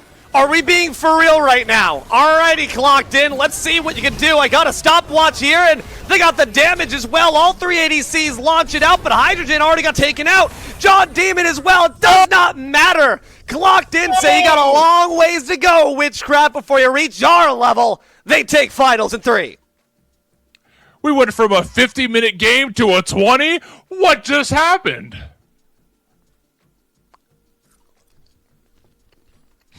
What can I say? Stop eating the popcorn! It's just cinema, baby. Clocked in, say, listen, you guys might be the new kids on the block, but I've been around for a while, whippersnapper. Get back in the coffin. Come back around next month. We'll see how you do then. And we'll be seeing you in just a second, too. Still more action to talk about. Still more recapping to be done. Stick around. More Smite Prime after this. Hello, everyone, and welcome on back to Smite Prime, where the plays were certainly premium. D-Lo here behind the mic, joined by Morty in the booth, Tess and Solstice, almighty eyes in the sky. Jithan's behind the curtain. Musi, somewhere. You watching at home as our friends in Witchcraft, despite all the hype, all that build-up across this circuit, you just can't take down the best. And that is clocked in. As they take it in 3, all you can do is just shake your head and say, dang, man. Close, but no cigar. And I think a lot of this was due to the curveballs that Witchcraft were thrown. CERN in the jungle, no aspect. Paul takes Medusa into the mid lane. Hydro with Donzaburo and carry, but full damage, no attack speed, right? A couple curveballs that Witchcraft weren't expecting, and it gave him a loss. I mean, it's hard to do homework against something that you haven't reviewed before, right? You haven't seen a lesson on it, so how do you study it? Well, my kids are going to find that out on Monday. I want to give them a pop quiz because I'm just so dang angry for how long this set took. But that's neither here nor there. A+ goes to Clocked In. Maybe an A-. You know, they had some stumbles along the way, but that was an audacious Titan call, and I do got to say I respect it. They had FG buff after all. It made sense to go for it, and they recognized that with their composition, they had the damage to boot to do it, and that Witchcraft maybe would be a bit stunned, a bit shocked. I think everyone, including you and I, were expecting them, like you said, to wait around that bird to retake it. There was literally 20 seconds on the clock before it came back up, and they said, that's all I need. Incredible. I mean, I'm speechless, honestly. Like, it was just it was good. It was really good. A couple good things from Witchcraft. For the most part, Clocked In just had control, and they had all early game pressure. And they never let it go.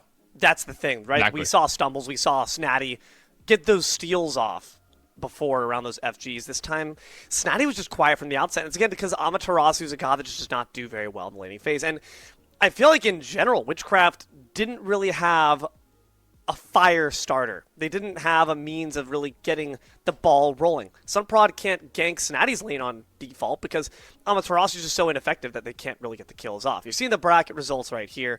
You're seeing the chaos that's spooled out from today's matches. Clocked In.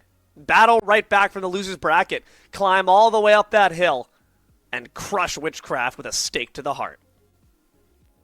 And it's pretty cool to see. I mean, Witchcraft didn't lose a set all day, right? Until we got to the finals. And they did give Clocked In one game. It went to 3. They gave him a run for their money. Clocked In, you know, I don't want to say barely coming out alive, but it was not as easy as it is for most teams. By no means. And what does that mean for our friends in Clocked In? Well, they get the lion's share of that $7,000 cash prizing 31.5k diamonds, all the skins you could potentially want. I think I saw I forget who it was, but I saw someone rocking around with the default Geb skin. That's not acceptable. Get yourself some drip. Come on. You're a Smite Prime champion now. It's probably me. I like the default Gem skin. I've got the skins. I just like the way the default looks. That's embarrassing, bro. Cannot be seen in the same lobby with you. You also get the Smite Prime badge, too. Some extra drip. More. I know how much you're always flexing that gold border. Well, how about a golden badge as well alongside it? Hey, you're going to roast me for being gold? What's going on here? Is this just a Morty roast session on the post-credits? What is going on? Can we do something about this guy? I'm not a big fan. Oh, help! I get yoinked off the stage here. Smite Prime champion title as well. Some extra little bonuses, some more benefits. But the real important bit to all of this, of course, is that MVP trophy. What can you hold, cherish, rub your cheek against, and feel its warm glow? Being made lovingly by hand, we award this to our friend Tegveer, a.k.a. John Demon from Hell. I feel like it's like Split. That movie Split? It's like John McAvoy, dude. The moment he splits into his new alter ego, he gains more power. Rubbing the trophy against your face? What's going on here? Let's keep it moving here, D'Lo. We had a long day. We have, indeed. And there's more information coming at you. I mean, listen.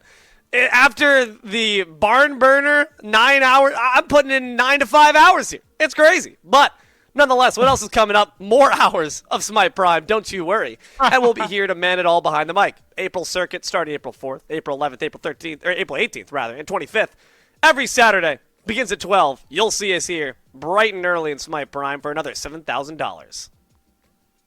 That'll be exciting to see. I can't wait to be a part of that. It's been a blast to do what we've done so far. I mean, all of last year was great. I was excited when we got the news. We're going to be back here, and we've got more on the way, hopefully for years to come, hopefully till I retire. Not, well, you know, maybe I'm a little ahead of myself, but it's been a great thing so far, man. Absolutely, man. And it's just been good to be here to announce all the action alongside you. But that being said, that is all we're going to have for you here today on Smite Prime, the closeout of March's circuit. I've been D'Lo, joined here at the booth by the Morton Man. We've also, of course, had the vocal talents of Musy behind the mic. And can't forget our almighty eyes in the sky, Tess, as well as Solstice. Keep the prod lights on, that cam steady. Jithens behind that curtain. Please, thank our production for all they do. We could not yell at games without them. And last, but certainly not least, thank you, loyal, obedient viewer, for your time. We hope you've enjoyed these series just as much as we have. Keep an eye to the sky for the next member of the Smite Game Stream. I believe it's going to be K-Man coming at you. So make sure to stick around as he slogs through some cues of his own. Until next time, though, guys, good games and good night.